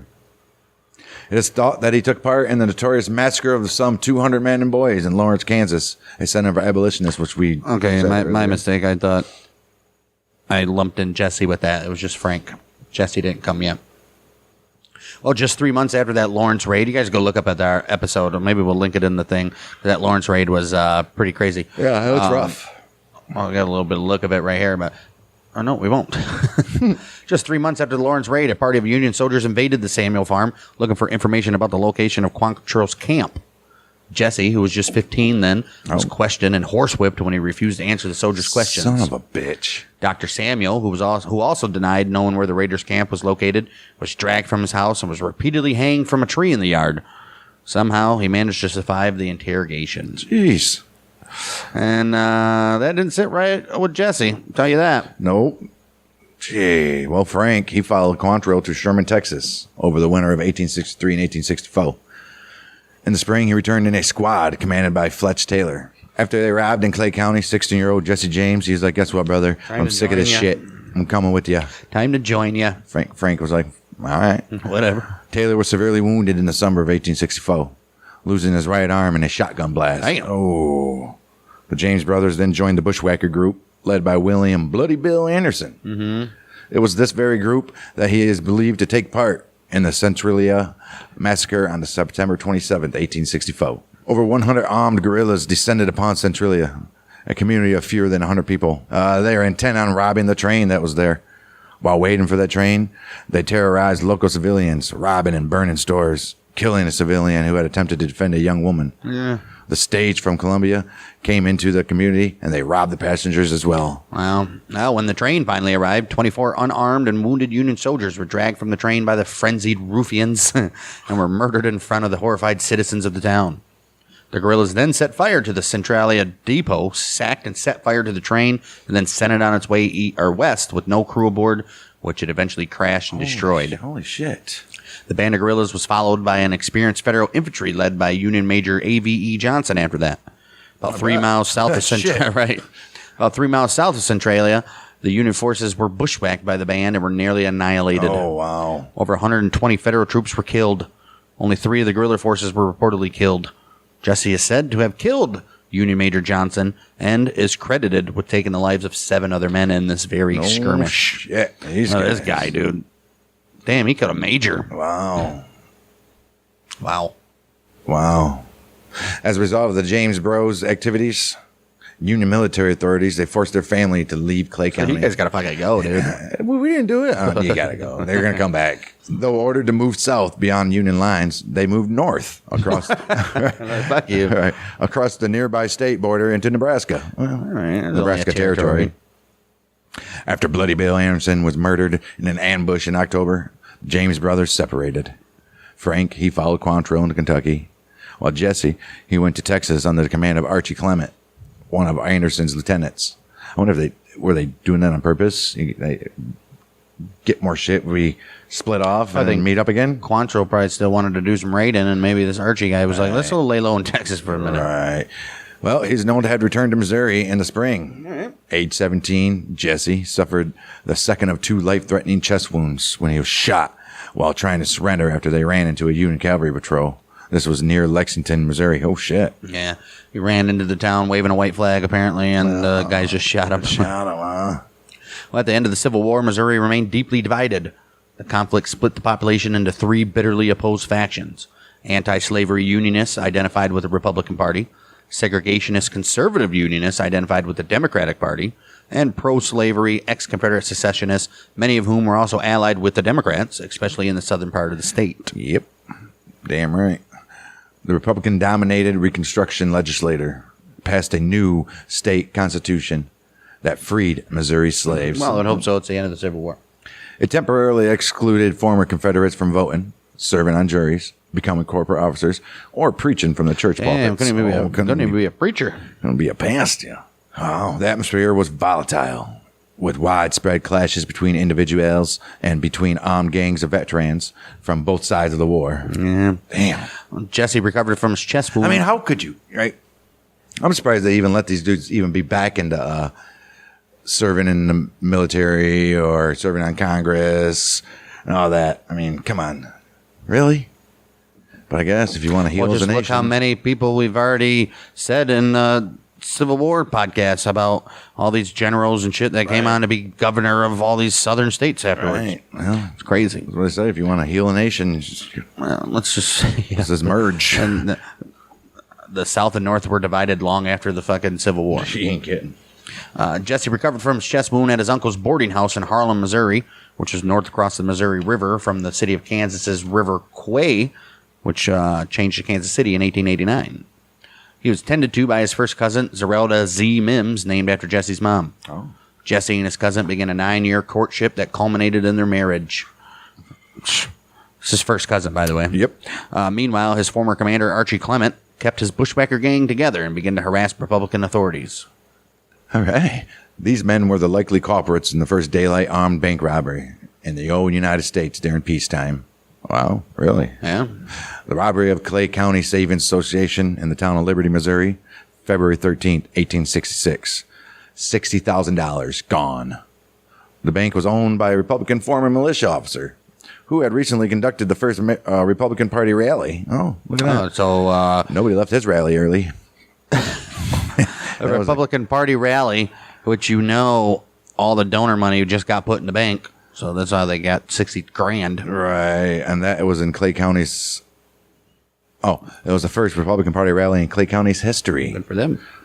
During the gang's escape from the town, an innocent bystander, always is, 17-year-old George C. Wimore. They call him Jolly. He ain't so Damn jolly. it. a student at William Jewell College. Oh, that's the one that Jesse's daddy founded. Right. Damn. Shot dead. Street. Wow. Man. It remains unclear to this day whether Jesse and Frank took part in the Clay County robbery. After the James brothers successfully conducted other robberies and became legendary, some observers retroactively credit them with being the leaders of that robbery. I mean, why not, right? Others have argued that Jesse was at the time still bedridden with his wound and could not have participated. Either or, no evidence has been found that connects either brother to the crime or that conclusively rules them out. Oh. Just another legend. Oh. June 13th, 1866, Jackson County, Missouri. The gang freed 2 jail members of Quantrill's gang, killing the jailer in the effort. Oh, shit. Historians believe that the James brothers were indeed involved in this crime, though. Well, local violence continued to increase in this very state. Governor Thomas Clement, what's that name? Right. Thomas Clement Fletcher had recently ordered a company of militia into Johnson County. He wanted to suppress the guerrilla activity there. He's like, come on, guys. Archie Clement, he continued his career of crime and harassment of the Republican government to the extent of occupying the town of Lexington, Missouri.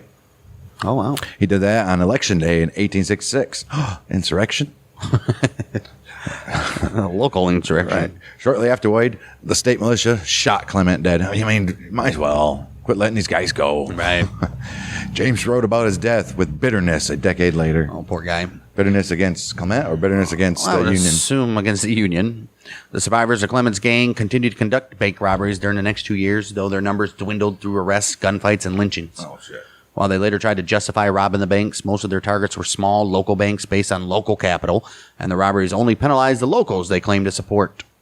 Right. Well, May 23rd, 1864, for example, they robbed a bank in Richmond, Missouri, in which they killed the mayor and 2 others. oh, shit. Yeah, really sticking it up the Union, aren't you? Wow. It remains uncertain whether either James brothers took part, though.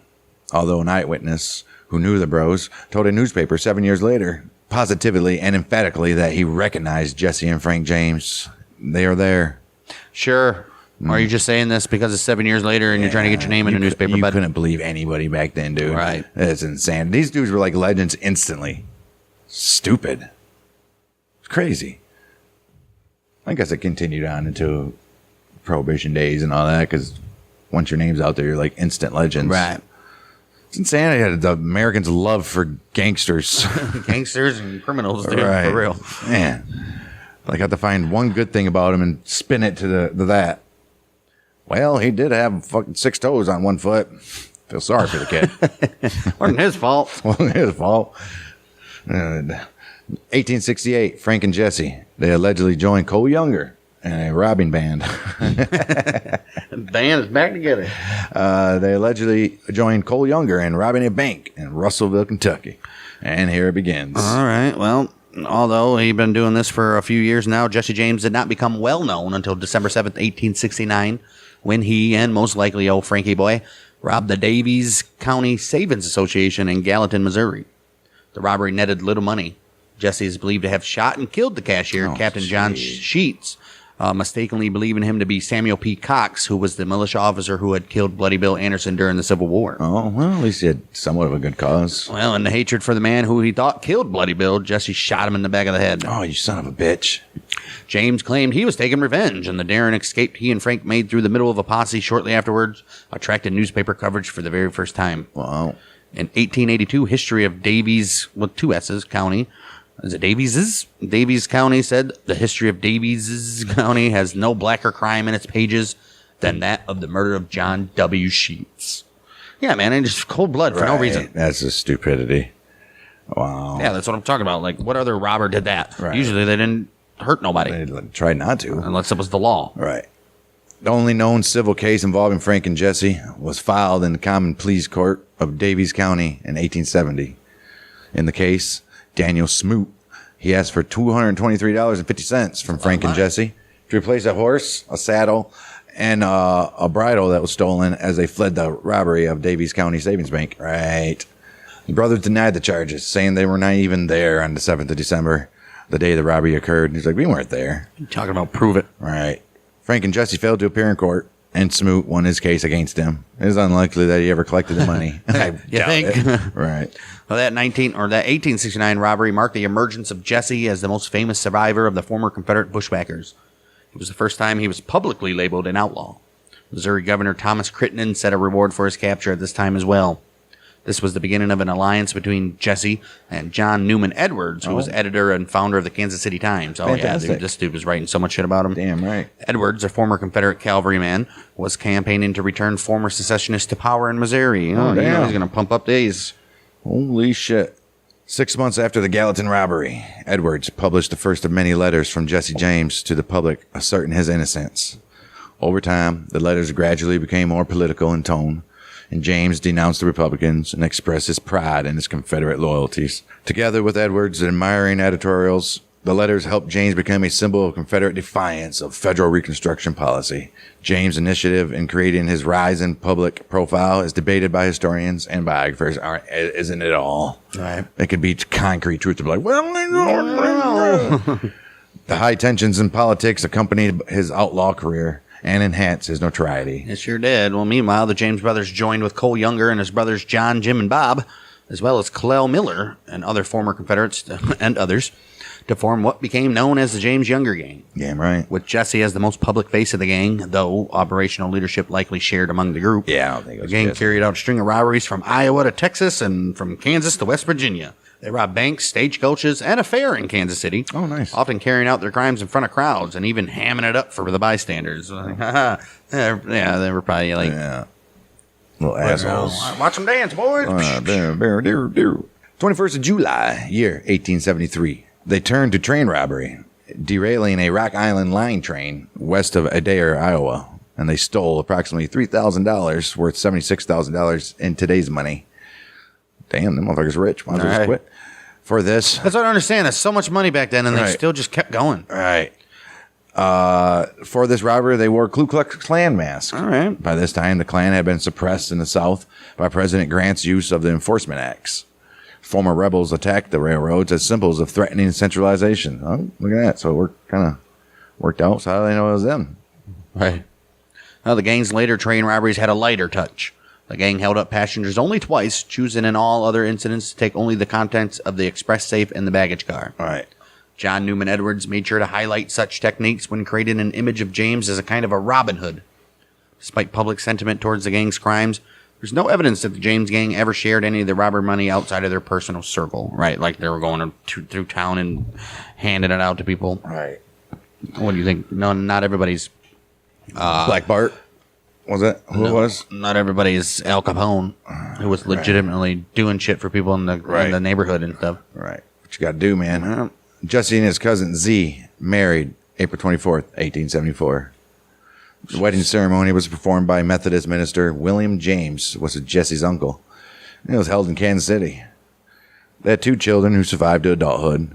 Jesse Edward James, he was born in 1875. And Mary Susan James, later Mary Susan Barr, born in 1879. Twins Gold and Montgomery James, born in 1878, died in infancy. Oh. Jesse Jr. became a lawyer who practiced in Kansas City, Missouri, and also in L.A. 1874, the Adams Express Company turned to the Pinkerton National Detective Agency to stop the James Younger gang.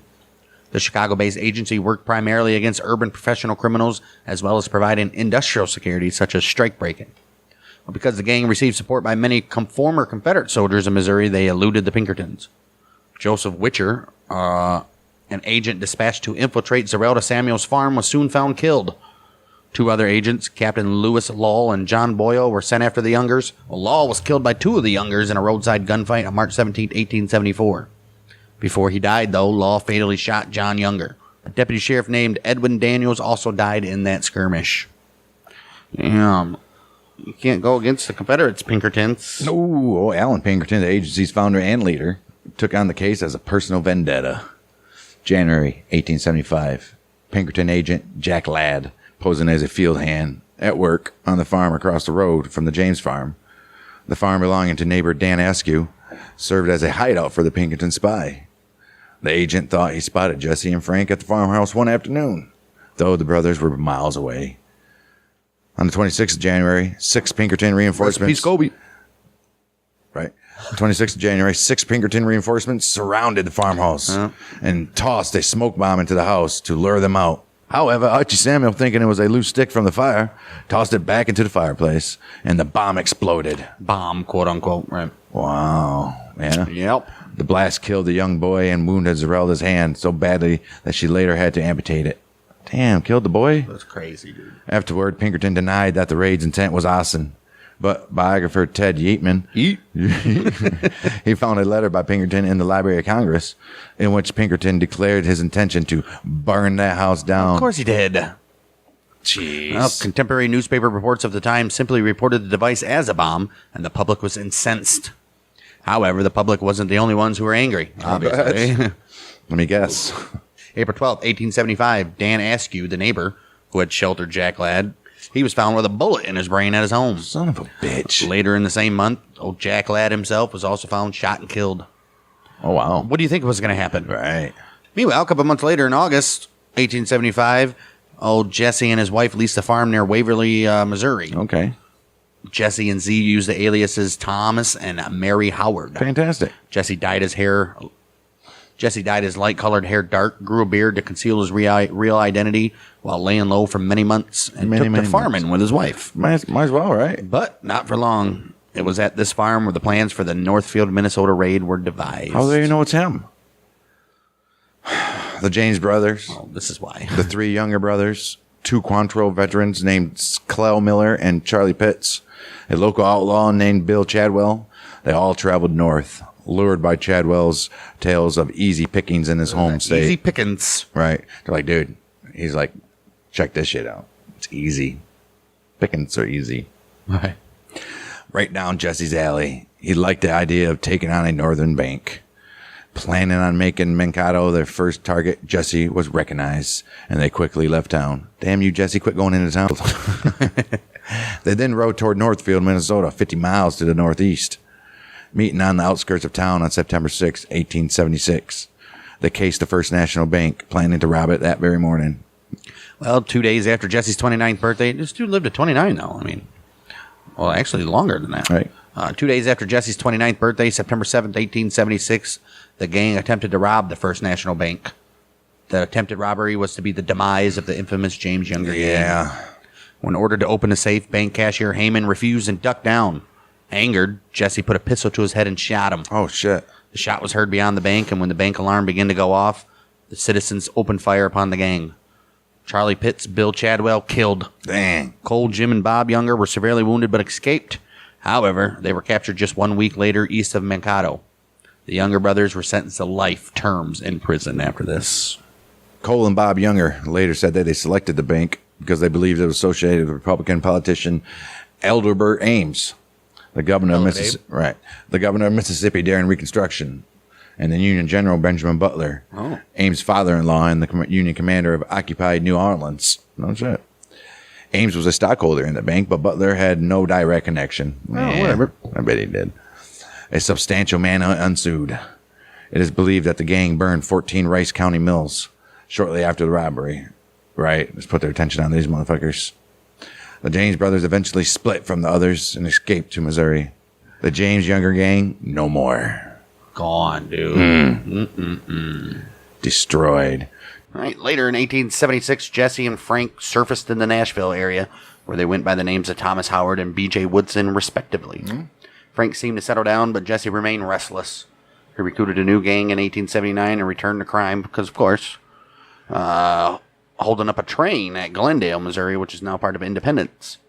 October 8, 1879, that happened on. The robbery was the first in a spree of crimes, including the holdup of the federal paymaster of a canal project in Killen, Alabama, and 2 more train robberies they did. Oh, wow. Look at that shit. Well, however, the new gang was not made up of battle-hardened guerrillas. They soon turned against each other, or they were captured. James, he grew suspicious of other members. He scared away one man, and some believe he killed another. 1879, James gang robbed 2 stores in far western Mississippi, at Washington and Adams County, and Fayette and Jefferson County. The gang left with $2,000 in cash from the second robbery and took shelter in abandoned cabins on the Kemp Plantation, south of St. Joseph, Louisiana.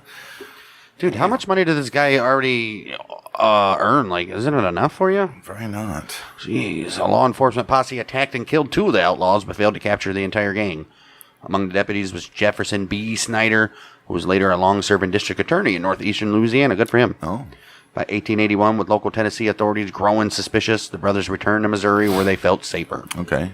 Well, James then moved his family to St. Joseph, Missouri in November of 1881, renting a house on 1318 Lafayette Street, where the infamous moida will take place. It's also only a little distance away from where he had been born. Right. Frank, however, decided to move to safer territory and headed east to settle in Virginia. Might as well. They intended to give up crime, did they? The James gang had been reduced to the two of them. With the $10,000 reward over his head, $10,000, Z tried to get Jesse to live a more normal life. Jesse agreed, but he said, I just need one last great bank robbery. There's always that, just the last one, and I want to do it in Platte County, Missouri. Jesse had finally decided to retire, hopefully with enough money to become a gentleman farmer. Well, you should have done it before that, Right. buddy. With his gang nearly annihilated, James trusted only the Ford brothers, Charlie and Robert. Although Charlie had been out on rage with James, Bob Ford was an eager new recruit. He's like, he's my bro, man. We got him. For protection, James asked the Ford brothers to move in with him. You ever seen the movie What movie? with Brad Pitt? Yes. They portray Robert Ford as like obsessed with right. Jesse and shit. Yeah, Weird. Crazy. James had often stayed with their sister, Martha Bolton, and according to the rumor, he was smitten with her. By that very time, Bob Ford had conducted secret negotiations with Missouri Governor Thomas Crittenden, planning to bring in the famous outlaw. Yep. Idiot. Well, Crittenden had made capture of the James brothers his top priority. In his inaugural address, he declared that no political motives could be allowed to keep them from justice. Barred by law from offering a large reward, he had turned to the railroad and express corporations to put up a $5,000 bounty for the delivery of each of them, and an additional $5,000 for the conviction of either of them. Oh. Beautiful. It's $10,000, baby. 3rd of April, 1882. After eating breakfast, the Fords and the Jameses went into the living room before traveling to Platte City for a robbery. From the newspaper, James had just learned that gang member Dick Little, Something like that. They think little. Dick Little had confessed to participating in Wood Heights murder. Dick Little. He was suspicious that the Fords had not told him about it. Robert Ford later said he believed that James had realized they were there to betray him. Instead of confronting them, James walked across the living room and laid his revolvers on a sofa. Uh-oh. He turned around and noticed a dusty pitcher above the mantel and stood on a chair to clean it because like he's ever done that. Right. Robert Ford then drew his weapon and shot the unarmed Jesse just below the right ear, and Jesse toppled to the floor dead. Oh, wow. James's 2 previous bullet wounds and a partially missing middle finger served to positively identify the body. The death of Jesse became a national sensation. The Fords made no attempt to hide their role. Robert wired the governor to claim his reward, and crowds pressed into the little house in St. Joseph to see the dead bandit. Holy shit. Can you imagine that? Just going in your house that's not even yours? Dude, just freaking shot him in the back. Wow. Robert Ford killed James for 2 reasons. The first was that Ford had killed a man named Wood Height in January of 1882. Right. When word of the shooting resulted in Ford's arrest, he informed the officers that he had access to much wanted Jesse James. He had to. In a deal made secretly with Governor Crittenden, the governor promised Ford a pardon for the Height murder if he would kill Jesse James. Wow. There was also a $10,000 reward on Jesse's head that Ford hoped to collect. Yeah. Well, he hoped. Well, the Ford brothers surrendered to the authorities and were dismayed to be charged with first-degree murder.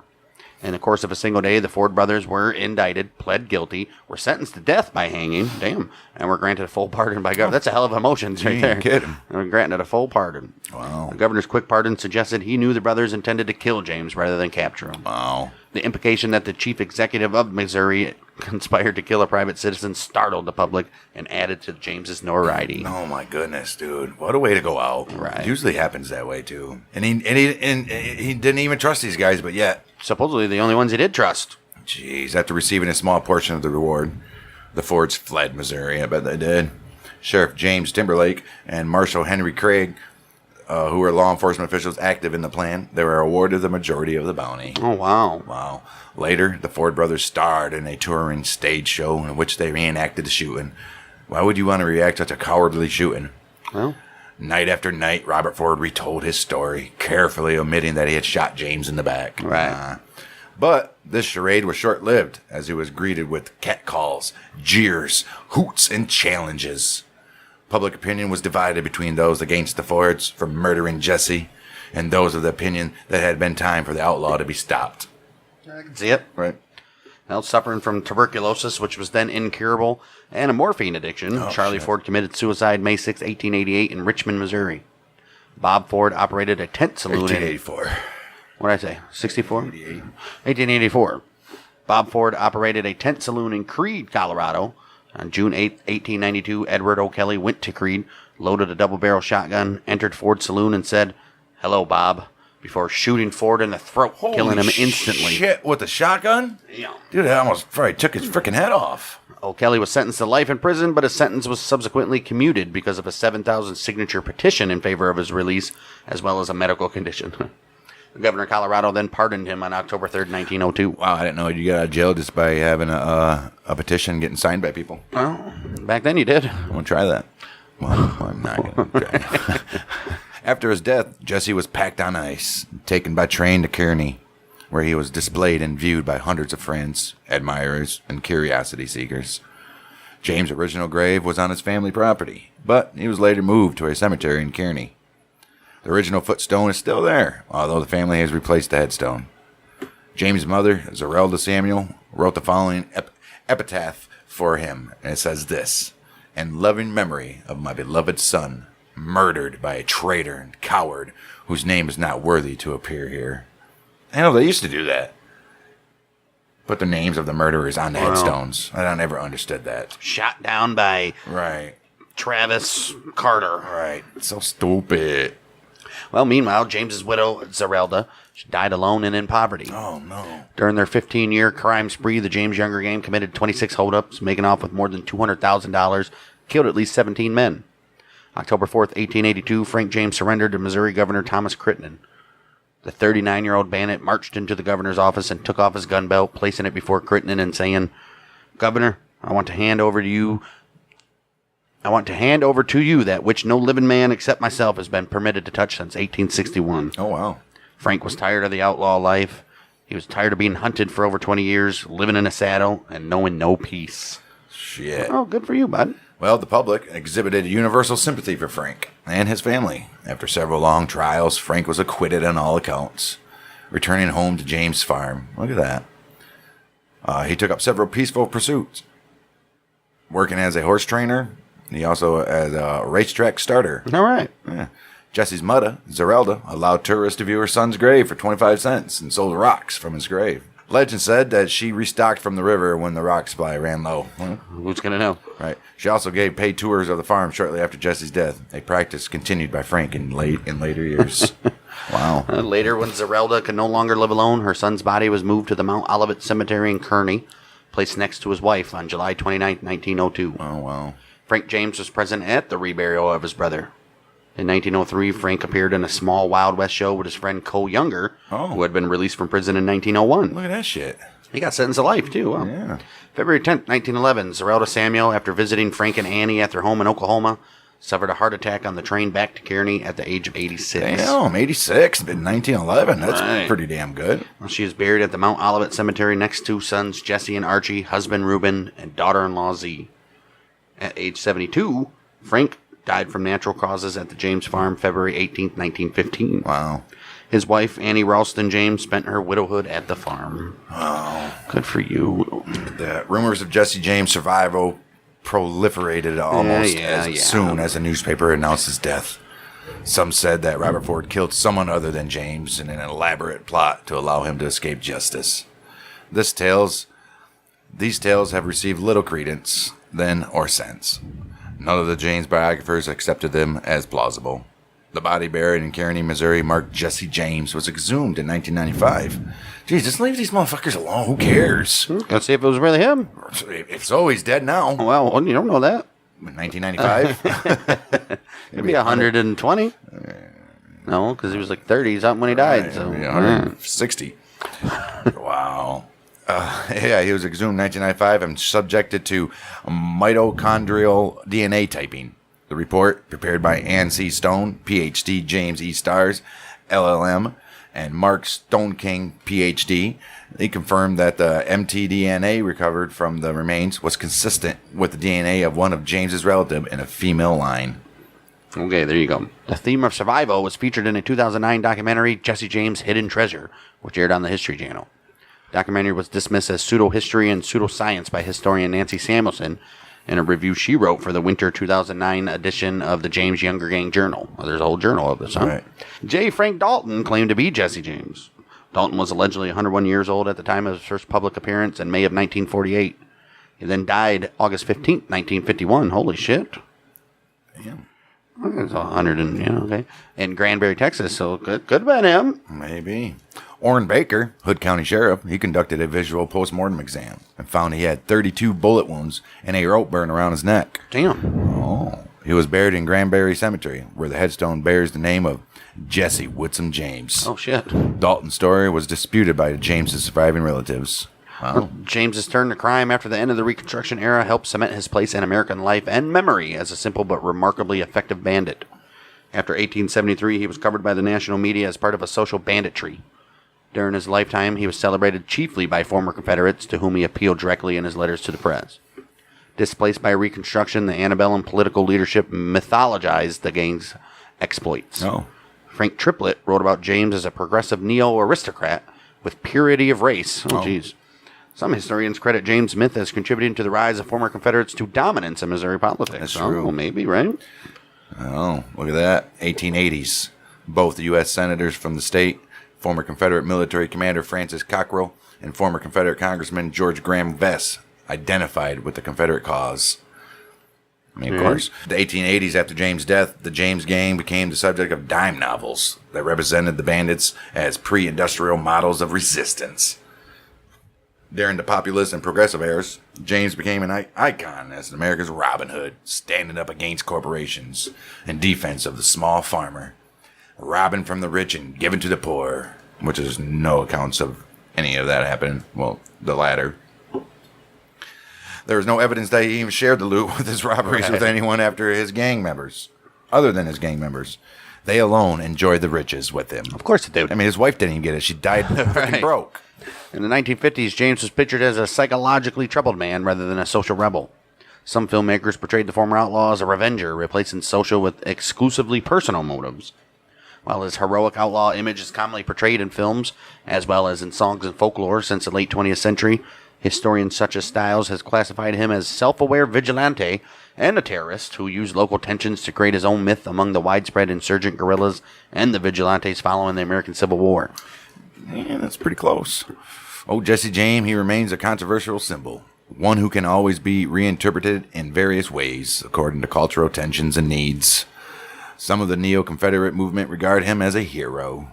However, renewed cultural battles over the place of the Civil War in American history have replaced the long-standing interpretation of James as a Western frontier hero. They're like, no, we can't even have fucking statues of Robert E. Lee. What makes you think we're going to make sure this guy's a hero? Right.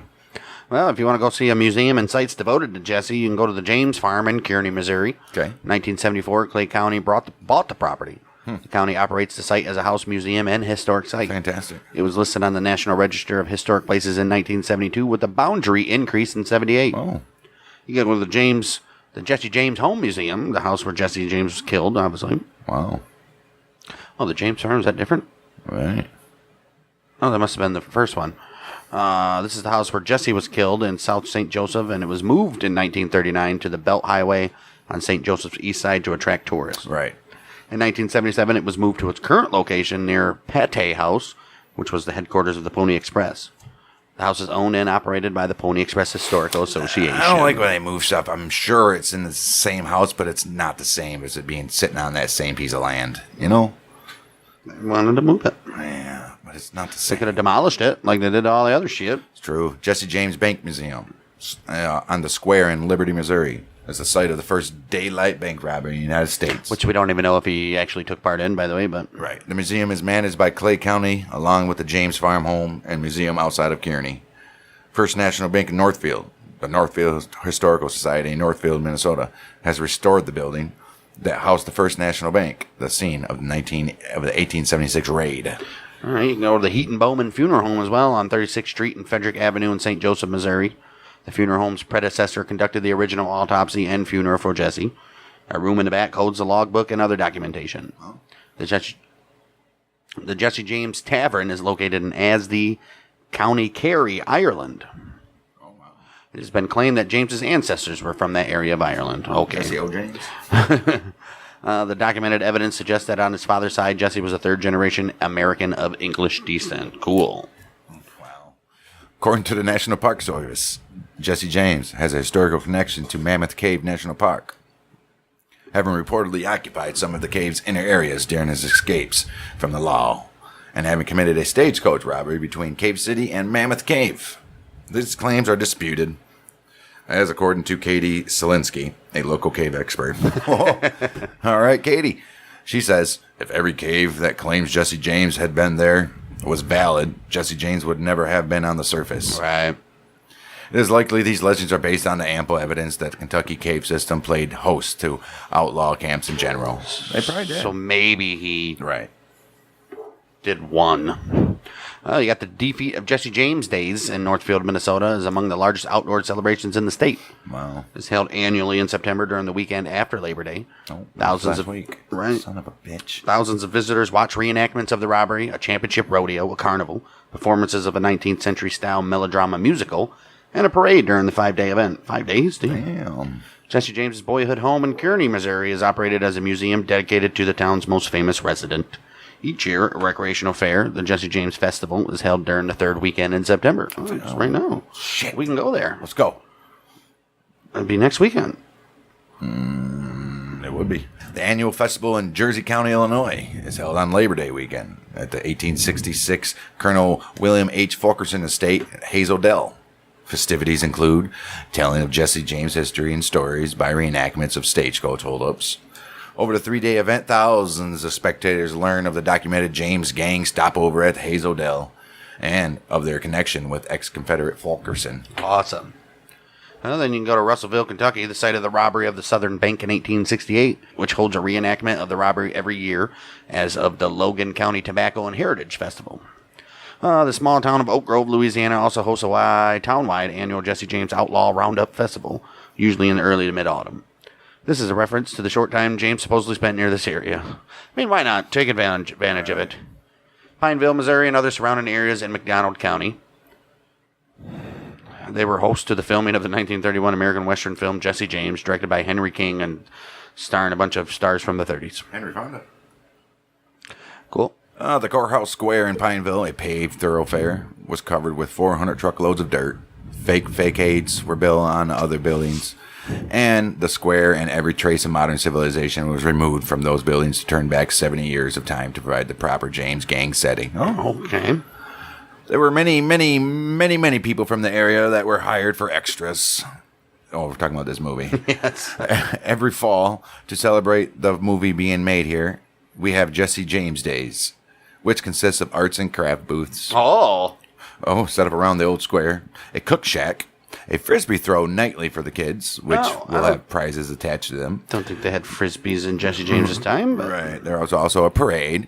Then you had a BBQ chicken dinner. You had nightly music and many more events that are too numerous to mention. all right. The money that is raised goes to the Pineville Fire Auxiliary to operate for the next year. All right. So, Jesse James, guys, huh? there's a couple things coming up. If you guys want to go visit them, we'll visit the site, at least, or a couple sites of some stuff. So, yeah, Jesse killed his fair share of people. Yeah. Yeah. Was he more violent than James Harden? I don't think I so. don't think so either, but, John Harden, not James Harden. Fucking James Harden, violent in the strip clubs. That's going to do it for Jesse James. We got The most controversial outlaw there is. maybe the second most famous outlaw that ever lived, Billy the Kid. And did he live well into the 1900s? Nobody knows except for Billy the Kid. Well, we shall see. Maybe Pat Garrett, Yeah, right. William H. Bonney, Henry McCarty, Billy the Kid, whatever you want to call him. We already know he did Billy some Antrim. things. William Antrim. He did some things. We'll get into that. We'll get into his early life and obviously his life of crime that he never stopped from the day he was a little boy. A little boy. Before we get into it, you already know the drill. Go check out our YouTube if you're listening to this on Spotify, Apple. If you want to get all of our podcasts in one place, which includes this, Battles of the American Civil War, and our bi-weekly new YouTube exclusive Bang and Dang Debate. And you're sticking around on Spotify, Apple, or podcasts, give us a review, share us with your friends, answer that Spotify question. All right, Billy was born to parents of Irish Catholic ancestry in New York City. His parents' names are not known for certain, but his mother was thought to be Catherine and his father perhaps Patrick. No. His birth year has been confirmed, though, as 1859, but the exact date of his birth has been disputed as either September 17th or November 23rd of that year. Oh. There's a letter from an official of St. Peter's Church in Manhattan. They state it's in possession of records showing McCarty was baptized there on September 28th, 1859. Census records indicate his younger brother Joseph McCarty was indeed born in 1863, so he was definitely born before 1863. Right. So if he got baptized September 28th, 1859, most likely born September 17th. Okay. I would assume. I'll take it. What are you going to do? Following the death of her husband, Patrick, sometime just after the Civil War, Catherine McCarty and her sons, they moved to Indianapolis, where she met William Henry Harrison Antrim. At about the same time, Billy's mom contracted tuberculosis and was told to move to a drier climate. The McCarty family then moved with Antrim to Wichita, Kansas in the year of 1870. After moving again a few years later, Catherine married Antrim on the 1st of March, 1873. For a while. Yeah, at the First Presbyterian Church in Santa Fe, New Mexico territory. McCarty and his brother Joseph were witnesses to the ceremony. I would assume so. Yeah. Now, shortly after that, the family then moved again from Santa Fe to Silver City, New Mexico, and Joseph McCarty began using the name Joseph Antrim. His stepfather worked as a bartender and carpenter, but soon got the prospecting bug and virtually ignored his wife and stepson. Yeah, he became a dick. Faced with an indigent husband, Billy's mother took in boarders in order to provide for her son. Yeah, got to. Despite the better climate, Billy's mother continued to worsen, and tragically, September 16th, 1874, she died of the old tuberculosis. After her death, Antrim placed Billy and his younger brother Joseph in separate foster homes and left Silver City for Arizona. Dickhead. Right, he said, I'm gone. Well, you got to separate them. 14 years old, smooth-cheeked, blue-eyed Billy was forced to find work in a hotel, washing dishes and waiting tables at the restaurant. Billy was reported to be very friendly. The manager was impressed by the young boy, boasting that he was the only kid who have ever worked for him that didn't steal anything. His school teachers thought that the young orphan was no more of a problem than any other boy, always quite willing to help with chores around the schoolhouse. Good for you, Billy. Yeah, good for you, Billy. Well, that all comes to an end on September 23rd, 1875, when McCarty was arrested for hiding a bundle of stolen clothes for a man playing a prank on a Chinese laundromat. Oh. 2 days after Billy was thrown in jail, the scrawny teen escaped by worming his way up the jailhouse chimney. Oh, shit. From that point onward, McCarty would be a fugitive for the rest of his life. Oh. McCarty located his stepfather and stayed with him until Antrim threw him out. McCarty then stole clothing and guns from him, and was the last time the two ever saw each other. Yeah, can't do that, bud. After leaving Antrim, old Billy, he traveled to southeastern Arizona territory. He worked as a ranch hand and gambled his wages in nearby gaming houses. 1876, he was hired as a ranch hand by a well-known rancher, Henry Hooker. During this very time, McCarty became acquainted with John R. Mackey, a Scottish-born criminal and former United States Cavalry private, who, following his discharge, remained near the United States Army post at Camp Grant. The two men soon began stealing horses. You can't steal horses. They'll hang you for that, Bill. Well, they're going to do it. And they're doing it from local soldiers. Oh, shit. Oh, shit. No, Billy became known as Kid Antrim because of his youth, his slight build, his clean-shaven appearance, and also his personality. Well, he eventually found work as an itinerant ranch hand and sheep herder in southeastern Arizona. 1877, he became a civilian teamster at Camp Grant Army Post with the duty of hauling logs from a timber camp to a sawmill. Fantastic. The civilian blacksmith at the camp, Frank Windy Cahill, took pleasure in bullying young Billy. I bet he did. On August 17, 1877, McCarty was at a saloon in the village of Bonita when he got into an argument with Cahill. Cahill supposedly called him a pimp. You don't call people pimp back then. That meant you were a piece of shit, basically. Right. Old Billy, in turn, called Cahill a son of a bitch, whereupon Cahill threw Billy to the floor, and the two struggled for McCarty's revolver. Billy shot and mortally wounded. A witness said that Billy had no choice. He had to use his equalizer. Cahill died the next day. Well, Billy was like, I got to get the hell out of here, and he fled town and returned a few days later and was apprehended by Miles Wood. Oh, Mikey Miles. Right, he was the local justice of peace at that time. Oh, Billy, he was detained and held in Camp Grant guardhouse, but escaped before law enforcement could arrive. Look at that. Well, McCarty then stole a horse and fled Arizona territory for Pecos Valley, New Mexico territory. But Apaches took the horse from him, leaving him to walk many miles to the nearest settlement. Lucky they didn't kill him. Yeah. At Fort Stanton in the Pecos Valley, McCarty, starving and near death, went to the home of friend and Seven Rivers Warriors gang member John Jones, whose mother Barbara nursed McCarty back to health. The Joneses family developed a strong attachment to Billy and gave him one of their horses. Oh, look at that. You don't have to Here you steal go, that, bud. buddy. See, if you nice people give you horses. Right. Damn. Well, now an outlaw and unable to find honest work, old Billy, he met up with another bandit, Jesse Evans. Jesse? Who was the leader of a gang of rustlers called the Boys. Oh, shit. Billy the Kid is with the boys. Right. He raided herds owned by cattle magnate John Chisholm in Lincoln County. Oh, Billy, he didn't have anywhere else to go, and since it was suicide to be alone in hostile and lawless territory, he reluctantly joined the gang. After Billy was spotted in Silver City, his involvement with the gang was mentioned in a local newspaper. All right. At some point in 1877, old Billy, he began to refer to himself as William H. Bonney. Okay. After returning to New Mexico, Bonney worked as a cowboy for English businessman and rancher John Henry Tunstall near the Rio Felix, a tributary of the Rio Grande in Lincoln County. Now, Tunstall and his business partner and lawyer Alexander McSween were opponents of an alliance formed by Irish-American businessman Lawrence Murphy, James Dolan, and John Riley.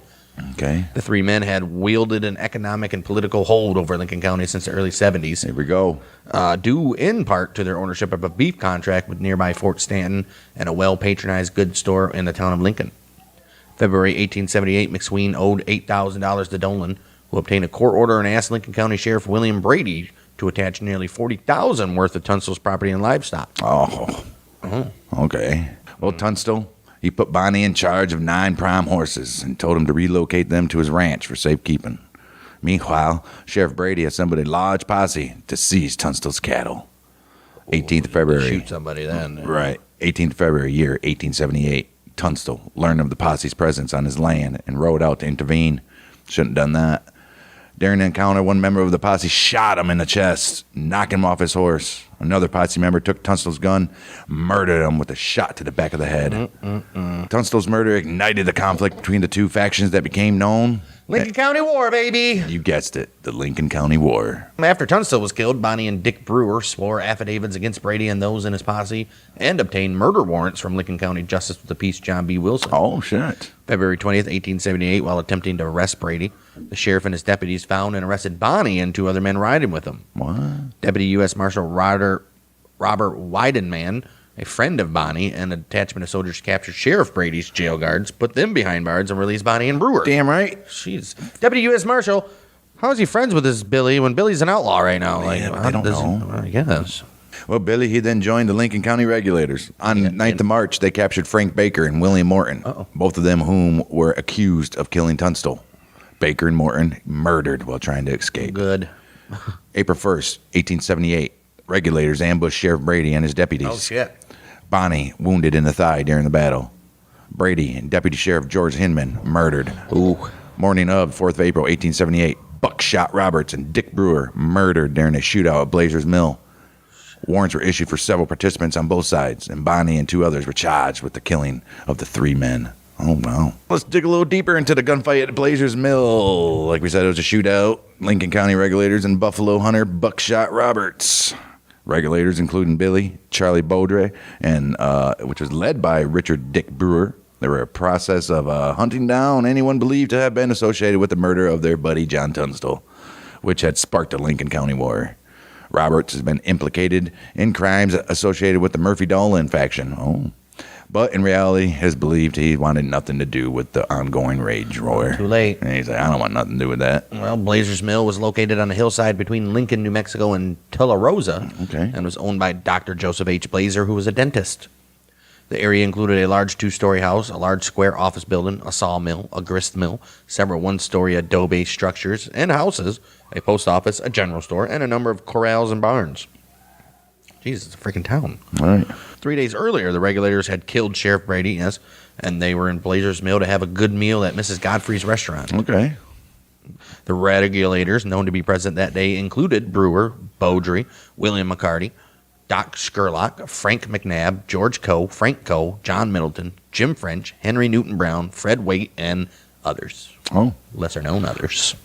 all right. Look at that shit. Buckshot Roberts wanted no part in Lincoln County War. Made plans to leave the area.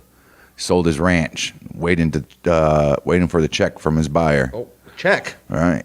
On the day in question, Roberts rode his mule into Blazer's Mills. Looking to collect his check, he was shocked to discover that the entire upper echelon of the regulators were eating lunch in a nearby building. Oh, shit. They had left the area around Lincoln, New Mexico, after killing Sheriff Brady just 3 days earlier. One of them, Franco, he sat with Roberts on the steps of the main house. He tried talking him into surrendering. He's like, come on, man. The old gunman, he said, I can't do that. I cannot do that because I would be killed by vengeful cowboys. I know. Well, Regulator Chief Dick Brewer grew impatient with the standoff and sent a few of his men outside to take Roberts into custody. At the sight of the armed, quickly walking cowboys, Roberts jumped up, aimed his Winchester. Both he and Charlie Beaudry fired at the same time. Damn. Roberts was struck in the stomach while his shot hit Beaudry's belt buckle, severing his gun belt and knocking the wind from him. Oh. Dangerously wounded, Roberts kept pumping bullets at the Regulators as he retreated to the doorway. John Middleton was seriously wounded in the chest. One slug grazed Doc Skurlock, and another struck George Coe in the right hand, costing him his trigger finger. Oh, no. Well, once Robert's rifle clicked empty, Billy the Kid dashed from cover to finish off the wounded gunman, only to be knocked senseless by the barrel of the Winchester. Oh, shit. Oh, son of a bitch. Barricading himself in the house. Buckshot Roberts ignored both his painful wound and the Regulator's gunshots. Armed himself with a single-shot 50-70 government Springfield rifle belonging to Blazer. Oh. And he readied himself for a fresh onslaught. Stunned by the turn of events, the Regulators tended to their wounded and tried to get Roberts to come out. Frustrated that none of his men dared to approach the fortified adversary, Brewer circled around the main house, took cover behind some stacked logs, opened fire on the room where the wounded man was lying prone on a mattress in front of a barricaded doorway. Old Buckshot himself, seen the cloud of gun smoke from the log pile, opened fire when Brewer put his head up again, striking the cowboy in the eye. Damn. The Regulators, demoralized by their casualties, pulled out, left the area. Buckshot Roberts, dead the next day. He and Dick Brewer buried side by side near the big house where the gunfight occurred. Damn. Damn. Killed each other and then buried with each other. Murder them bastards. All right, like we know that Bonnie and two others were charged with killing the three men there. Right. After that, on the night of Sunday, July 14th, McSween and the Regulators, now consisting of a group of about 50 or 60 men, went to Lincoln and stationed themselves in the town among several buildings. At the McSween residence were Bonnie, Florencio Chavez, Jose Chavez E. Chavez, All right. Jim Chavez, Frentz, Chavez. Harvey Morris, Tom O'Folliard, and Ignacio Salazar, among others. Another group led by Marin Chavez and Doc Skurlock positioned themselves on the roof of a saloon. Henry Newton Brown, Dick Smith, and George Coe defended a nearby adobe bunkhouse. Damn, dude. Tuesday, 16th of July, newly appointed Sheriff George Pepin sent sharpshooters to kill the McSween defenders at the saloon. Pepin's men retreated when one of the snipers, Charles Crawford, was killed by Fernando Herrera. Sniper, bud. Pepin then sent a request for assistance to Colonel Nathan Dudley, commandant of nearby Fort Stanton. Oh, shit. In a reply to Pepin, Dudley refused to intervene, but later arrived in Lincoln with troops, turning the battle in favor of Murphy-Dolan faction. Shooting war broke out on Friday, July 19th. McSween's supporters gathered inside of his house. When Buck Powell and Deputy Sheriff Jack Long set fire to the building, the occupants began shooting. Bonnie and the other men fled the building when all the rooms but one were burning. During the confusion, Alexander McSween shot and killed by Robert Beckwith, who was then shot and killed by William H. Bonnie himself. Shit. Well, Bonnie and three other survivors at the Battle of Lincoln were near the Mescalero Indian Agency when the agency bookkeeper Morris Bernstein was murdered on August 5th, 1878. All four were indicted for the murder, despite conflicting evidence that Bernstein had been killed by Constable Atanasio Martinez. Oh, no. All the indictments except Bonnie's were later quashed. Of course. Why Bonnie's? Man, you know. In the fall of 1878, retired Union General Lew Wallace became the new territorial governor of New Mexico. Fantastic. Good for Lou. In order to restore peace to Lincoln County, Wallace proclaimed an amnesty for any man involved in the Lincoln County War that was not already under indictment. It specifically excluded persons who had been convicted of or indicted for a crime and therefore excluded Old Billy. All right. February 18th, 1879. Billy the Kid and friend Tom O'Folliard, they were in Lincoln, and they watched as attorney Houston Chapman was shot and his corpse set on fire. Damn. According to eyewitnesses, the pair were innocent bystanders, forced at gunpoint by Jesse Evans to witness the moida. Bonnie, he wrote to Governor Wallace on the 13th of March, 1879, with an offer to provide information on Chapman murder in exchange for amnesty. A little snitch. Yeah. Well, Wallace was intrigued by rumors that McCarty was willing to surrender himself and testify against other combatants if amnesty could be extended to him. March of 1879, Wallace and Billy met to discuss the possibility of a deal. True to form, McCarty greeted the governor with a revolver in one hand and a Winchester rifle in the other. A revolver. A revolver. After several days to think the issue over, Billy agreed to testify in return for an amnesty. 20th of March, Wallace wrote to Bonnie, to remove all suspicion of understanding, I think it better to put the arresting party in charge of Sheriff Kimbrell, who shall be instructed to see what no violence is used. That no violence is used. Okay.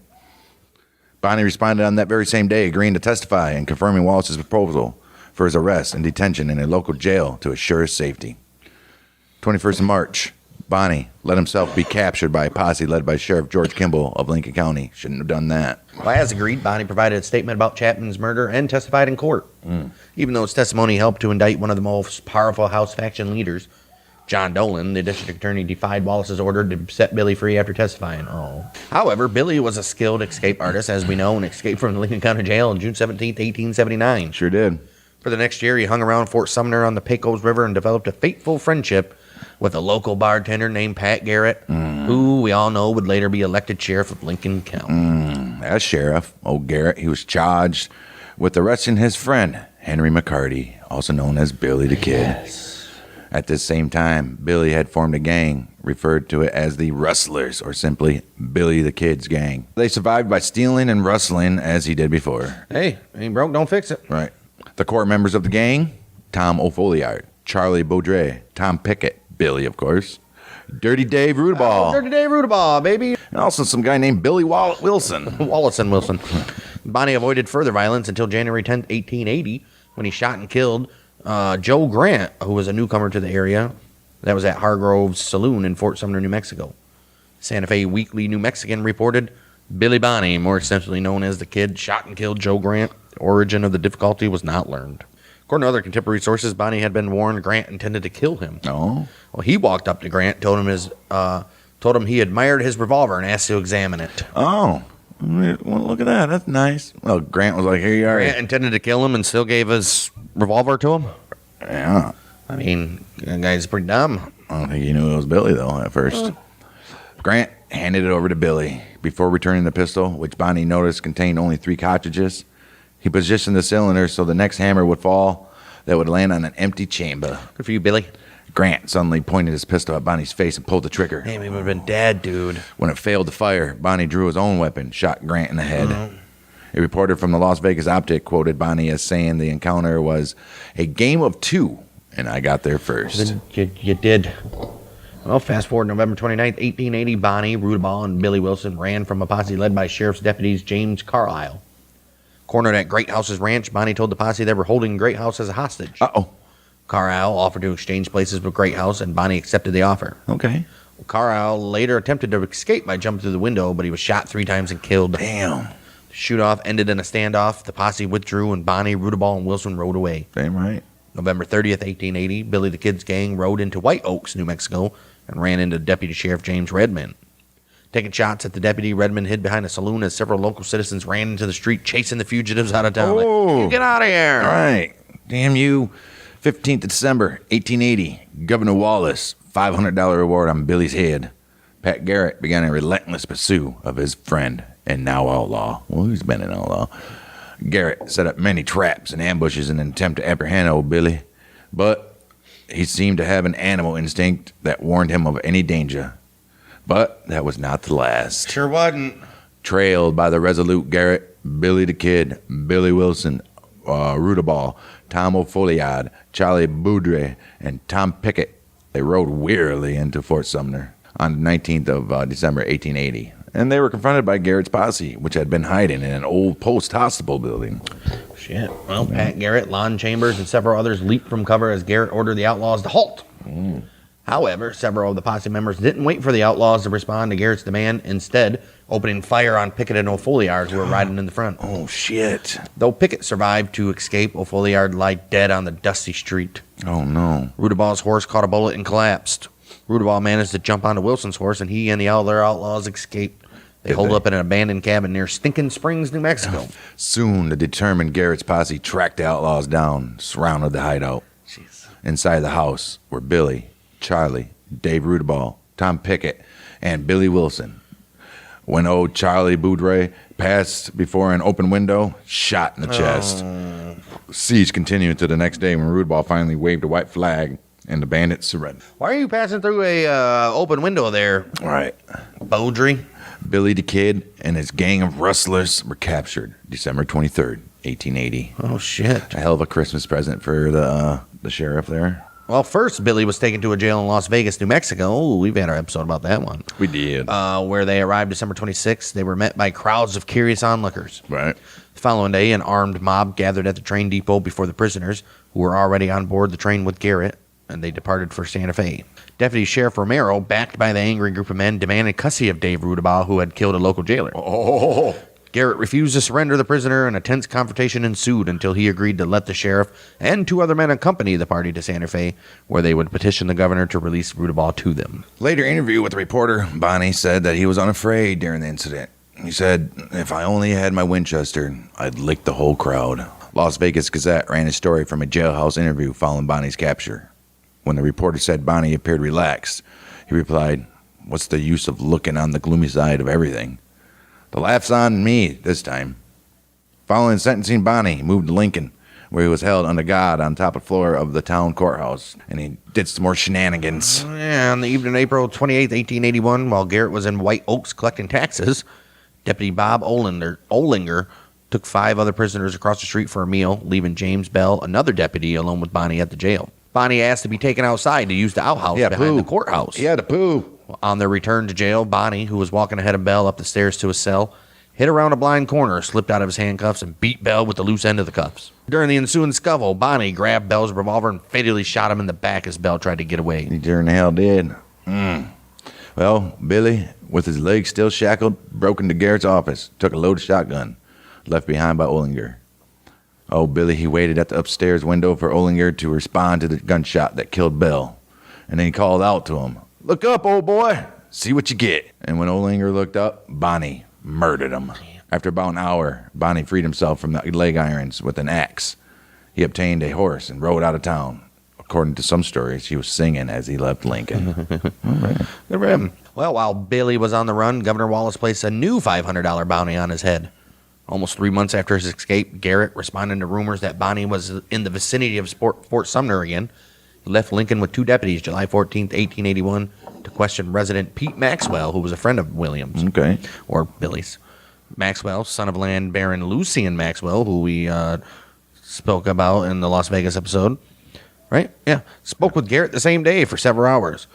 Around midnight, the pair sat in Maxwell's darkened bedroom when Billy unexpectedly entered. Here we go. Accounts vary, though, as to what happened next. According to most versions, as he entered the room, Bonnie failed to recognize Garrett due to poor lighting. Drawing his revolver and backing away, Bonnie asked, "Who is it? Who is it?" But he said it in Spanish. Quines. Recognizing Bonnie's voice, Garrett drew his revolver and fired twice. First bullet struck Bonnie in the chest, above his heart, while the second missed. Garrett's account leaves it unclear whether Billy was killed instantly or took some time to die. A few hours after the shooting, a local justice of peace assembled a coroner's jury of 6 people. The jury members interviewed Maxwell and Garrett, and Bonnie's body and the location of the shooting were examined. The jury did indeed certify the body as Billy's, and according to a local newspaper, the jury foreman said it was the kid's body that we examined. Billy was then given a wake by candlelight. He was buried the next day, and his grave was denoted with a wooden marker. 5 days after Billy's killing, Garrett traveled to Santa Fe, New Mexico to collect on that $500 reward offered by the governor for his capture, dead or alive. Look at that shit. Except for he doesn't get it. All right, William G. Rich, the acting New Mexico governor. Why? Refused to pay. He refused to pay. Over the next weeks, the residents of Las Vegas, Mesilla, and Santa Fe, and White Oaks, and other New Mexico cities, they raised over $7,000 reward money for Garrett. He's like, "You don't want that $500? We'll get you $7,000, baby." I'm rich. A year and 4 days after supposedly Billy the Kid's death, the New Mexico territorial legislature, they passed a special act to grant Garrett the $500 bounty reward promised by Governor Wallace. Wow, you already got $7,000. Well, I got $500 more. Well, because people had begun to claim Garrett unfairly ambushed Bonnie, Right. or Billy, Garrett felt the need to tell his side of the story and called upon his friend, journalist Marshall Upson, to ghostwrite a book for him. Oh. The book, titled The Authentic Life of Billy the Kid, was first published April of 1882. Yeah, there's a lot of discrepancies in it, though. Well, although only a few copies sold following its release, it eventually became a reference for later historians who wrote about Billy's life. But how do you... Garrett knows nothing. Right. Over time, legends grew claiming that Bonnie was not even dead and that Garrett staged the incident and the death out of friendship so that old Billy could evade law. He said, you're just a young boy. During the next 50 years, a number of men claimed they were Billy the Kid. Most of these claims were easily disproven, but two have remained topics of discussion and debate. 1948, a Central Texas man, Ollie P. Roberts, also known as Brushy Bill Roberts, he began claiming he was Billy the Kid when he went before New Mexico Governor Thomas J. Mabry seeking a pardon. Mabry dismissed Roberts. What if they didn't pardon him, but then sent him to jail? Right. Mabry dismissed Roberts' claims, and Roberts died shortly after. Oh, wow. Nevertheless, Hico, Texas, which is Roberts' town of residence, capitalized on his claim by opening a Billy the Kid museum. Oh, shit. Oh, John Miller. He's an Arizona man. He claimed he was William H. Bonnie. He was unsupported by his family until 1938, sometime after his death. Miller's body buried in state-owned Arizona Pioneers Home Cemetery, Prescott, Arizona. May 2005, Miller's teeth and bones exhumed and examined without permission from the state. Oh, DNA samples from the remains. Why did the state have to have permission? Right. DNA samples from the remains were sent to a laboratory in Dallas, and they were tested to compare Miller's DNA with blood samples obtained from floorboards in the old Lincoln County Courthouse, and also a bench where Bonnie's body allegedly was placed after he was shot. According to July 2015 article in Washington Post, the lab results were useless. Well, obviously, he has no descendants, Right. first of all. And in 2004, researchers sought to examine the remains of Catherine Antrim, which was Bonnie's mother, whose DNA could be tested and compared with that of the body buried in William Bonnie's grave. Right. As of 2012, her body had not been exhumed. In 2007, author and amateur historian Gail Weathers, Gail Cooper, filed a lawsuit against the Lincoln County Sheriff's Office under the State Inspection of Public Records Act to produce the records of the results of the 2006 DNA tests and other forensic evidence collected in the Billy Kid investigations. April 2012, 133 pages of documents were provided. They offered no conclusive evidence confirming or disproving the generally accepted story of Garrett's killing of Bonnie, but confirmed the record's existence and that they could have been produced earlier. 2014, Cooper awarded $100,000 in punitive damages, but the decision was later overturned by the New Mexico Court of Appeals. The lawsuit ultimately cost Lincoln County nearly $300,000.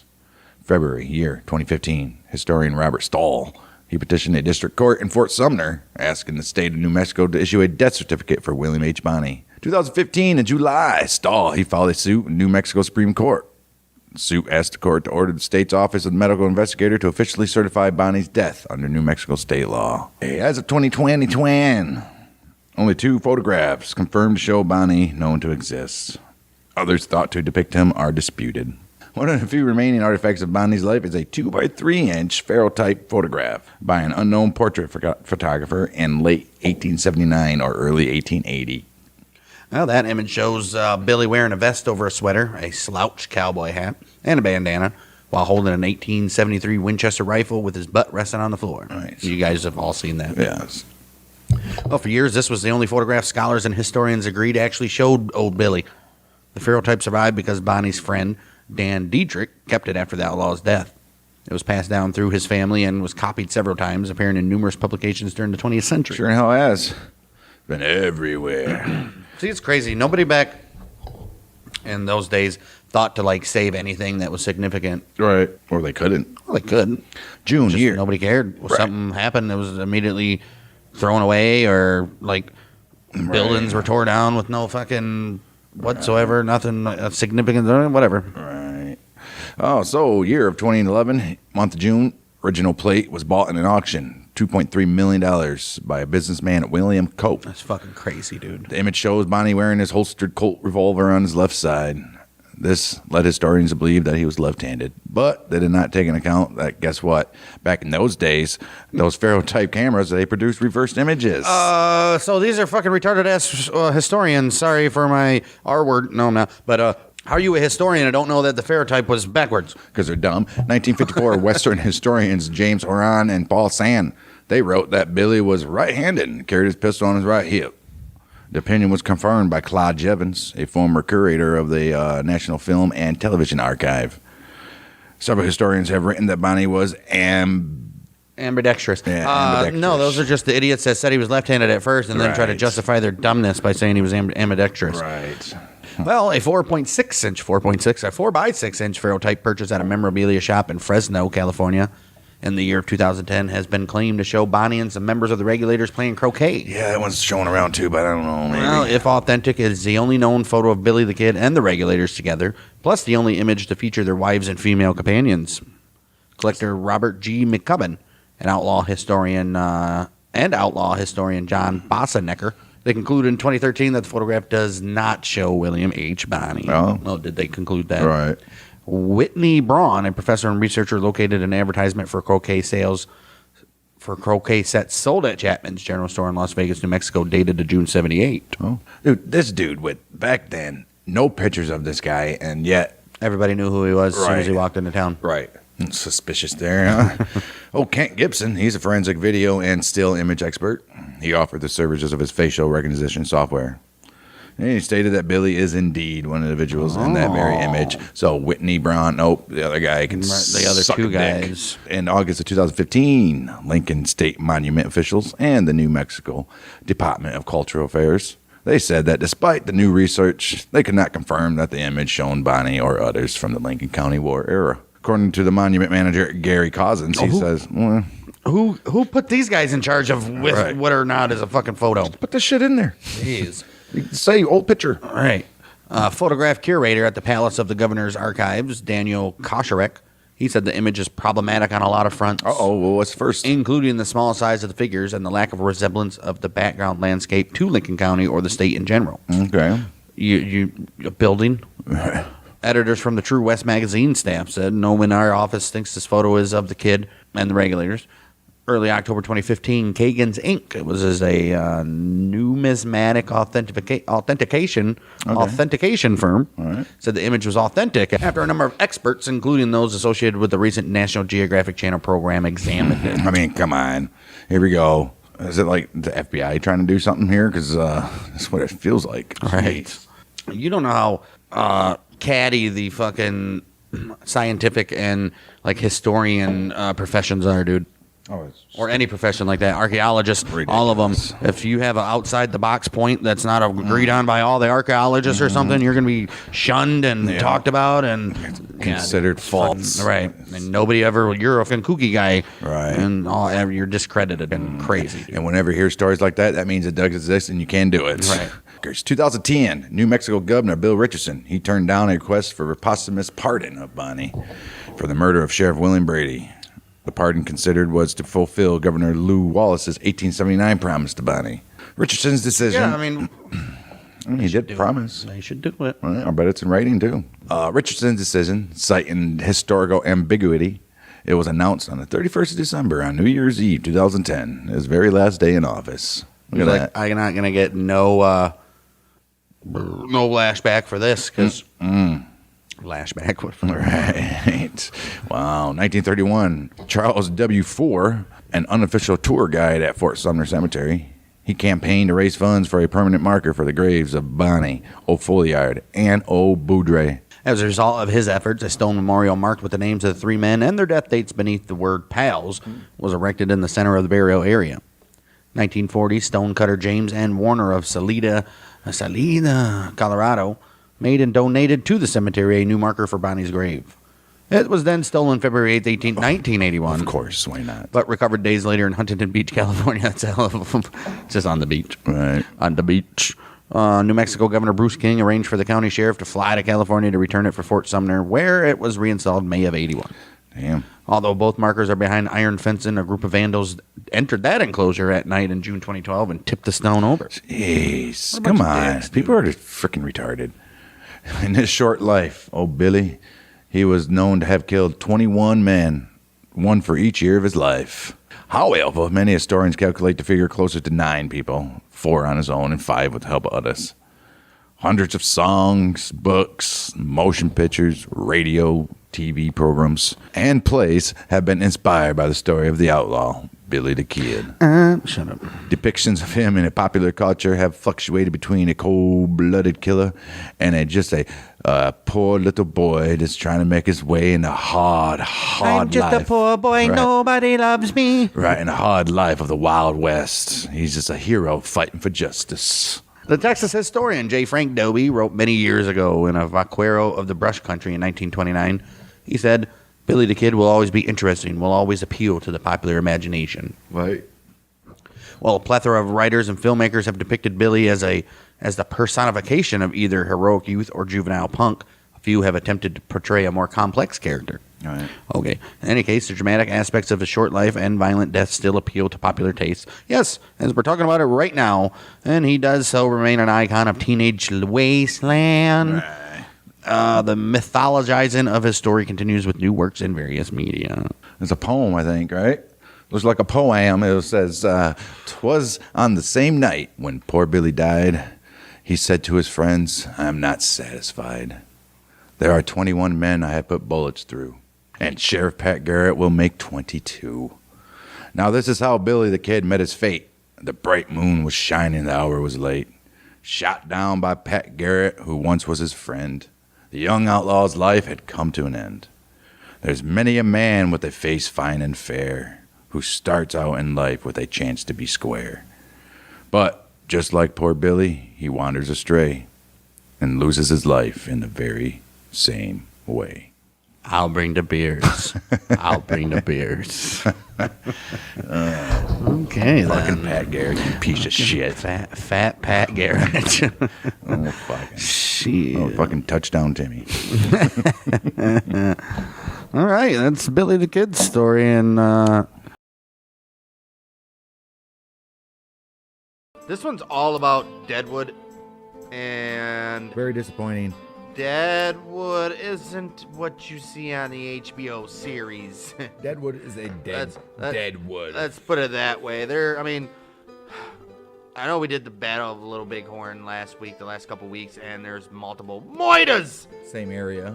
Wow, that was actually by a coincidence. I didn't even figure into that one. But yeah, I know that there was multiple Moitas and killings in that one. Yes. There'll be only one killing in this episode, Right. and if you know Deadwood, you know who that killing's going to be of. Yes. I mean, I guess all in all, the history and the way the town ended up and the shit that made the town is actually pretty interesting if you're a history buff, which Right. I would assume you would be while you're listening to this anyway. Right. But it's not always about the fucking. Well, basically, the problem is with these towns, they're all the same, man. No matter where they're at, Deadwood's no different than fucking New Mexico, Las Vegas, New Mexico, or fucking no different from El Paso. I mean, Deadwood's same, man. But it was more up north, so that was different. It wasn't really cowboys. It's crazy that they went to Deadwood. In the scope of things, Why would these guys go to Deadwood? Like all you'll these see. famous You'll- people. You'll see. You'll see. That's way out of the way You'll see. to the You'll see. west. Well, north, Way up north. and then not even west, middle of the state. They all Middle of the fucking, country, They but- all go up north and fucking ride the Canada Trail down to fucking Washington and fucking hit down to California. You would think they would have took fucking the Oregon I mean, Trail it's straight pretty. through Colorado into fucking Idaho. It's pretty clear or why. Nevada. It's pretty clear why all these guys went to the fucking town. Right. Right, I get it, but it's way out of the way to what you're trying to do. I just don't understand the whole logic. You go where the money is. Yeah, right. You go where the money is, man. Right. But yeah, this one wasn't as nearly as fucking. It's because this isn't Wild Wild West, fucking Texas, Oklahoma, fucking Arizona shit. I mean, it is. It's not really. How isn't it? It's not as you're not gonna get these fucking. Yeah, every once in a while, somebody like Wyatt Earp or Wild Bill or fucking Calamity Jane or fucking something like that rolling through town. They'd be like, "Hey, no, I'm a real cowboy, guys. This is what we do." And compared to what's actually up there. Well, yeah, they're fucking hard, rough living fucking people, but ain't no life like cowboy life down in fucking Ain't no life like a cowboy life. Down There's in a the- cowboy life. right that down never down stop. down in the Southwest, right there, right? I mean, Man, I get it, but you are right in the sense that this is no town like the Las Vegases and all that shit because no famous gunfights happen here No. like they did in those towns. This No was a fucking this was a like town- that type of shit. this is a I mean, town there was set up on a fucking gold strike, and basically, definitely and they set up on a gold strike, and just like any other fucking place, people come in and they set up fucking saloons and shit. They hear about it. Where do you think El Swearigan came from? Where do you think fucking what the fuck was his name? This guy across the street from him. What the fuck was his name? Powers Booth. No, the fucking That's the guy that played him. the fucking name of the guy. And then you had the guy coming from outside of the town that was like from the Pinkertons with the Pinkertons somehow or some shit. What's his name? Harris or something? A lot of that shit was made up for the TV But show. still, though, that man. shit. Yeah, exactly. But it wasn't. Either or. There It's was not. no corrupt. There was no corrupt businessman in town. Are you serious right now? Swearingen was a salon owner, I guess. A salon? A salon. He did hair for a He living? was a saloon. He was a saloon owner. You'll fucking be introduced to Swearingen in this episode, and you will see that the character in the actual series of Deadwood was pretty fucking close to what he actually was. Probably actually wasn't even as fucking mean as the real Swearingen was. We'll put it that way. It's possible. That's what I'm saying. So, yeah, I mean, there's an interesting story to tell for the town of Deadwood. Though it's not as many murders as you guys might have been expecting for the name of Different Deadwood. area in the so- world. You're still gonna have your tyrants. You're still gonna have your fucking corrupt fuckers. Different way of living, I guess, because there's Same way of living. it gets 10 degrees in the wintertime in Deadwood, and it gets 35 in Texas. In the winter, maybe the low at night. Yeah, Right, maybe. in Texas, Arizona, you get maybe 35 at night. maybe yeah. Fucking 60s are fucking winters. Well, I guess you go to Colorado and shit like that. I mean, there were some fucking cowboys too, but there were some wrestlers. Montana, Wyoming, Yeah, but all are- them fucking but them are types wrestlers. of towns. But them are wrestlers. They're fucking cowboys. When you get down Texas, Oklahoma, Arizona, Nevada, New Mexico, Would those wouldn't be considered cowboys too? there's some fucking gunslingers, right? They're not a cowboy because are they out there ranching and shit? No. I mean, that's obviously the fucking original term of a cowboy, but a cowboy, the gang of the Cowboys fucking weren't ranchers. Right. So what? So I don't know what you're getting I want to at. know when in history they started classifying gunslinging, fucking law unabiding citizens or illegal aliens as cowboys, and the hard work folk. What, just farmers now? We're ranchers. Are we ranchers? Are we just farmers? Are we settlers? And these guys are cowboys. I don't know, man. What are they? Outlaws. Remember the Outlaws? I'm an outlaw. Black Sheeps. I don't know, man. It's rough. It's rough stuff. Rustlers. You got all kinds of shit going on. I was trying to look back into the preview episode of this, see if it mentioned when they started calling them cowboys, but no. No mention. Cowboys are fucking cowboys, man. Cowboys are cowboys. Cowboys are fucking living on the range. Home on the range where the buffalo roam. I'll say you're a freelancer if you're a fucking somebody like Billy Kid or Wild Bill. I'm a freelancer. I'm not a cowboy. Freelancing of what, though? They're not fucking providing a service. They're robbing people. No. What if you're not robbing people? What if you're just Who would- here and there and taking advantage of what you can? Like fucking Wild Bill. He made money off poker. Shitload of money. That's how he survived. Made money off of poker He didn't as do anything else. made money off of poker as well as fucking He didn't do anything else. being sheriff and marshal of multiple towns. Not when he was traveling, though. Either or, Deadwood is not the fucking. I mean, I'm sure, like I said, there's been fucking multiple murders and multiple all that shit, but guess what? None of them famous enough to fucking make our episode. But Well, you can get the but stupid shit, the, right? The one known Moida that Deadwood's probably even known for in the fucking first place. What's is a fucked up, too? If it happened the way it happened, the way it goes down, that's pretty fucked up. That's pretty fucked up. Well, there's a reason why the young fella was hanged. It's pretty fucked up, and it's pretty fucked up for. I mean, Deadwood must have been a decent place for a guy like Wild Bill Hickok to feel comfortable from not sitting in a spot. Well, he didn't. You remember Wild Bill was our first episode, and he didn't want to, but Yeah, he shouldn't have. Then he shouldn't have. that's how That's what I'm saying. That's He how. felt comfortable. No, he It was didn't. like what, he didn't, 6 in the morning? he didn't feel comfortable. He fucking. Felt comfortable enough to do it. He didn't have to sit down. He he could didn't, have he went didn't home. feel comfortable. He was fucking addicted to gambling. Yeah, but that's when he lost his. That's what I'm saying. He felt comfortable enough in that town. He was thinking, "Oh, I'm all right. I can sit here. It's 6 o'clock in the morning."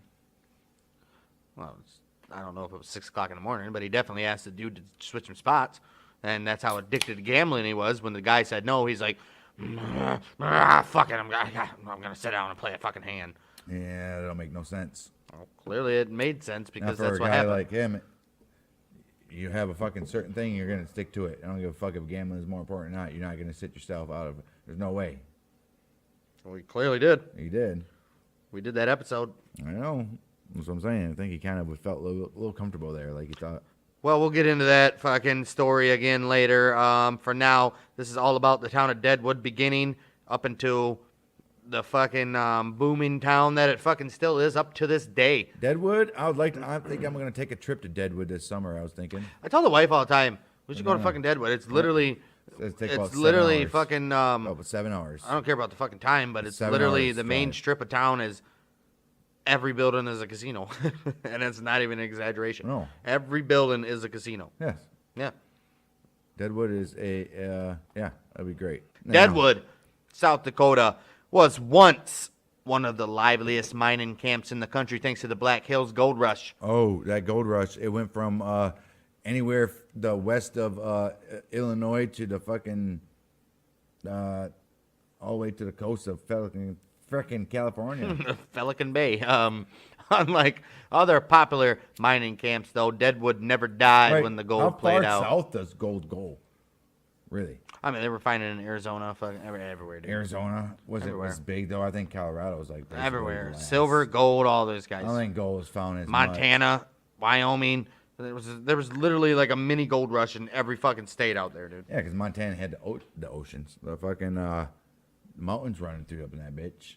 So any mountainous area, you think there's maybe some gold in no, because you got the lake. As far as I know, there's no gold in Michigan, porcupines. I don't know if you got the there, porcupines. You ever been to Porcupine Mountains in Michigan? there could be a gold mine in Michigan that I'm not aware of, but as far as Up I in know, UP, I I'd don't say, know. Probably right? no. They're iron ore. All right, iron That's ore, what- same thing. Yeah, well, either or. If there's iron, there's gold. Seriously. If you build it, they will come. Unlike other popular mining camps, Deadwood never died when the But gold what's more played important, out. iron or gold? Iron or gold? Seriously. What? Okay. What is more important? In terms, iron or gold? in terms of manufacturing, iron. In terms of getting rich quick, in terms gold. in terms of wealth, gold. gold, yes. right? Because you're like, hey, dude, I just found. And so you can use gold to buy iron. Right, So you can be like, I just you found can't this- use iron to buy gold. you Let's like- put it that way. You can be like, I just found this fucking rock to say the rock is fucking 700 pounds of gold. That's probably enough to live for the rest of your life. 700 pounds of gold. Right. The Dude, feed a half a you'd pound. literally be a billionaire. Yeah, right. You would literally be a billionaire if you had a 700 pounds. pound. You forget, That's a Gold- quarter. That's gold- a quarter of a fucking ton. especially at this time in the late 1800s, gold was selling for literally $20 an ounce. $20 an ounce. If you had 700 pounds of gold, 700 pounds. you'd be a billionaire. 700 pounds is a little over a quarter of a ton, right? A ton is 2,000 pounds. So yeah, Right. So a little over a quarter of a ton. yeah. Imagine having a quarter of a ton of iron. It would be thousands. Right. That's it. Gold That's it. would be Millions. well back in this Billions. day billions. Billions. Probably even billion, but close to a Billion. billion. But what's 700 gonna, pounds of but gold what's even gonna now make you would more be money? billion. That, Well, that actually, slab of meat, that slab of fucking meat, that slab of iron is only worth that and that slab. But you can take that. if you slab had of seven, iron if you and had make 7 pound, if you had 700 pounds of iron, what are you gonna build? nothing really, because it's only 700 pounds. Of Exactly. Iron. If you had It's 700 only pounds, 700 if you had 700 pounds of gold, True. what are you gonna build? It's true. You're gonna build a fucking- Multiple buildings. You can build a country. Basically, yeah, have your own You can fucking build country. a country. So gold's more important. We just established that. Unlike other popular But it's not. mining But how is it? Unlike other popular mining camps, Deadwood never died when the gold played out. Today, it continues to thrive thanks to the historic buildings, most of which are now casinos. What I just described I want to that to go. you guys earlier. I want to go and check this out. The entire city is on the National Register of Historic Places. Many Nice. famous people of the Wild West era stopped by Deadwood and called it home at one time or another.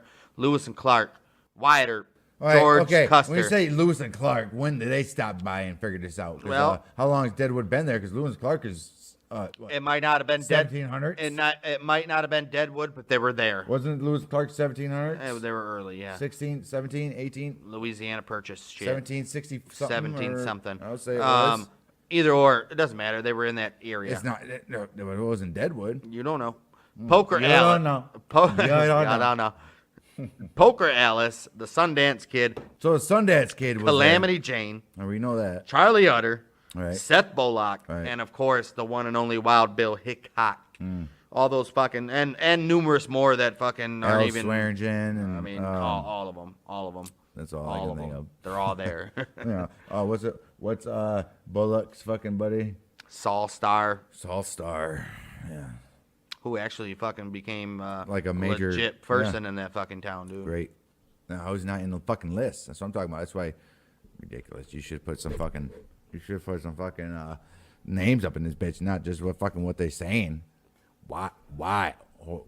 What they saying? What they saying is in there? what There's a they lot of people saying. not mentioned, man. We need to go back. It's fine. We need to go back. People know fucking Deadwood. Get some First names. of all, What do you mean? They know Deadwood. they know Deadwood. All right, y'all know what we're gonna do here. We're gonna get this going now. You know, well, it's already been going Well, because it has, but you just introduced. So, right? yeah, that's the just first one? basically Yeah. the prelude to the Right. fucking town. You guys know what Deadwood is. We're about to go into Deadwood. I don't know if it's gonna be that because I haven't seen this episode We'll yet. see. It's always Let's see how deep. We always say it's not gonna be, and then it's gonna be. Right. It be. Right. You know. Let's check it out, You know. homies. Check it out, homies. Yeah. So it's Deadwood.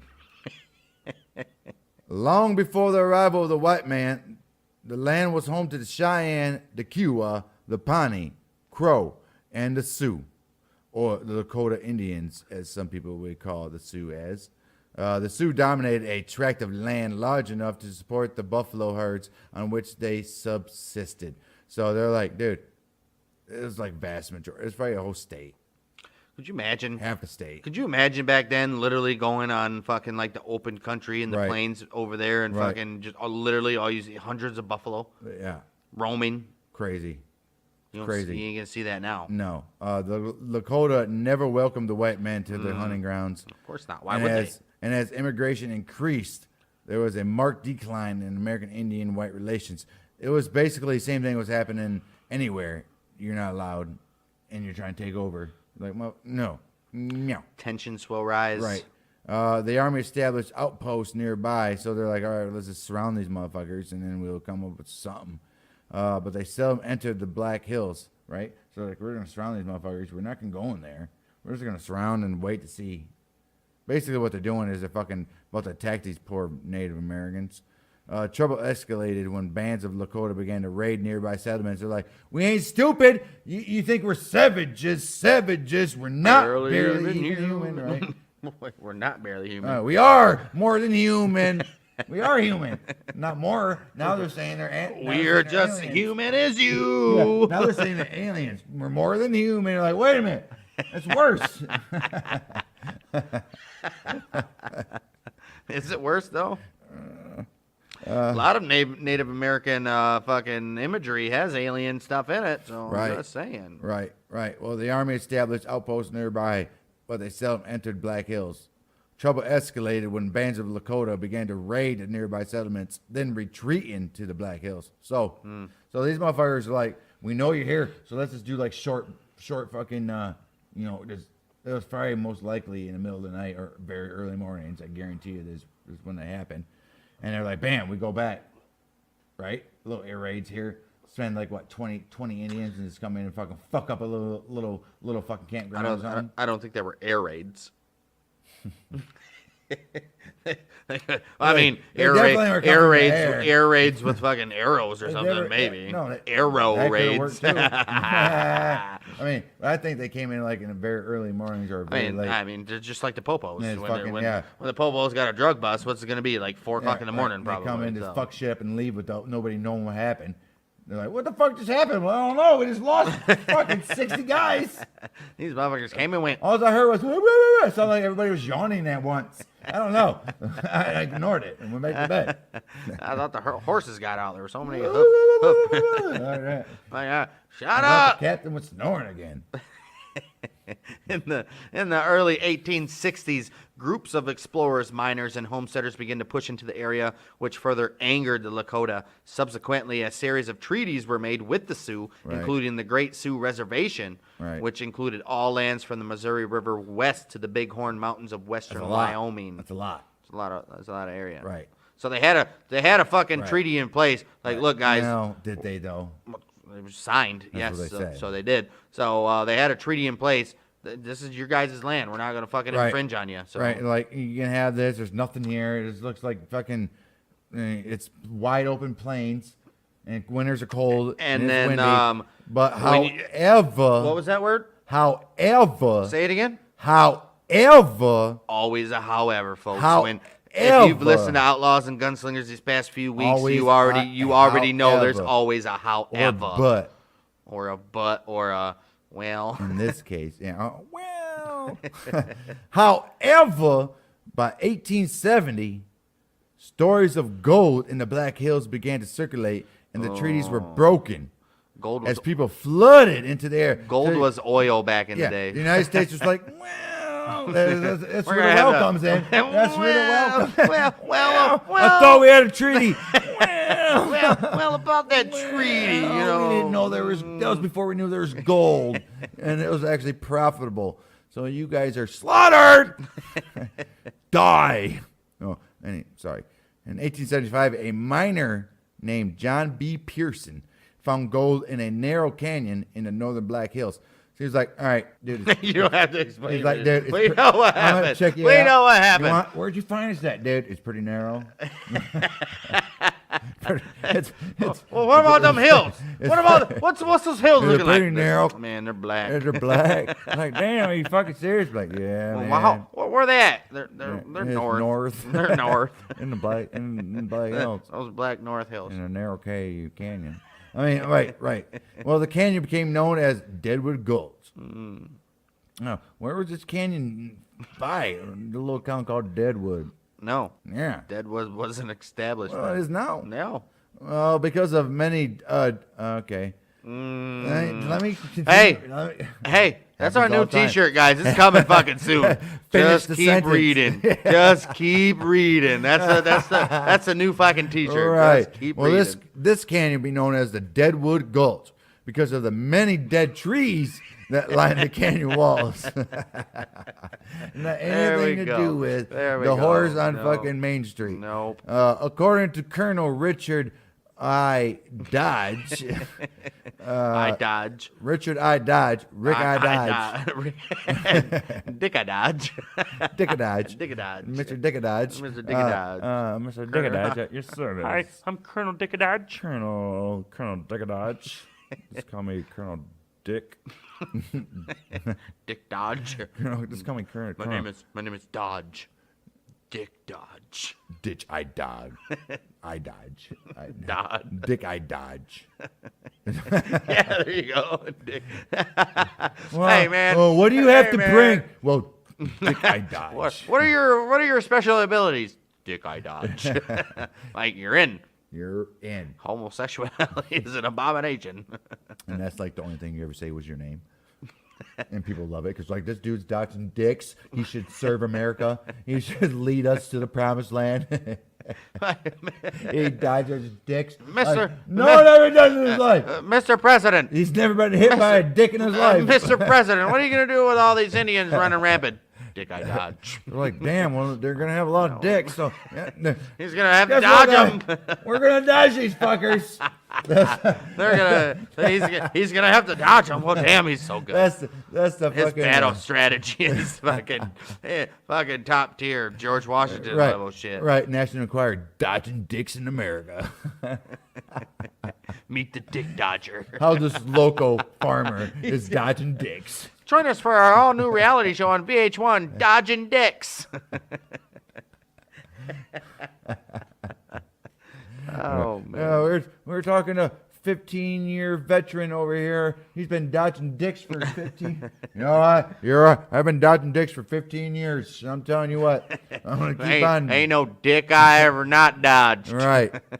No, Ladies and never not dodged a gentlemen, dick. please welcome the WWF World Heavyweight Champion, Dick Dodger. Dick Dodger Dan. Double D. It's time to dodge the dick.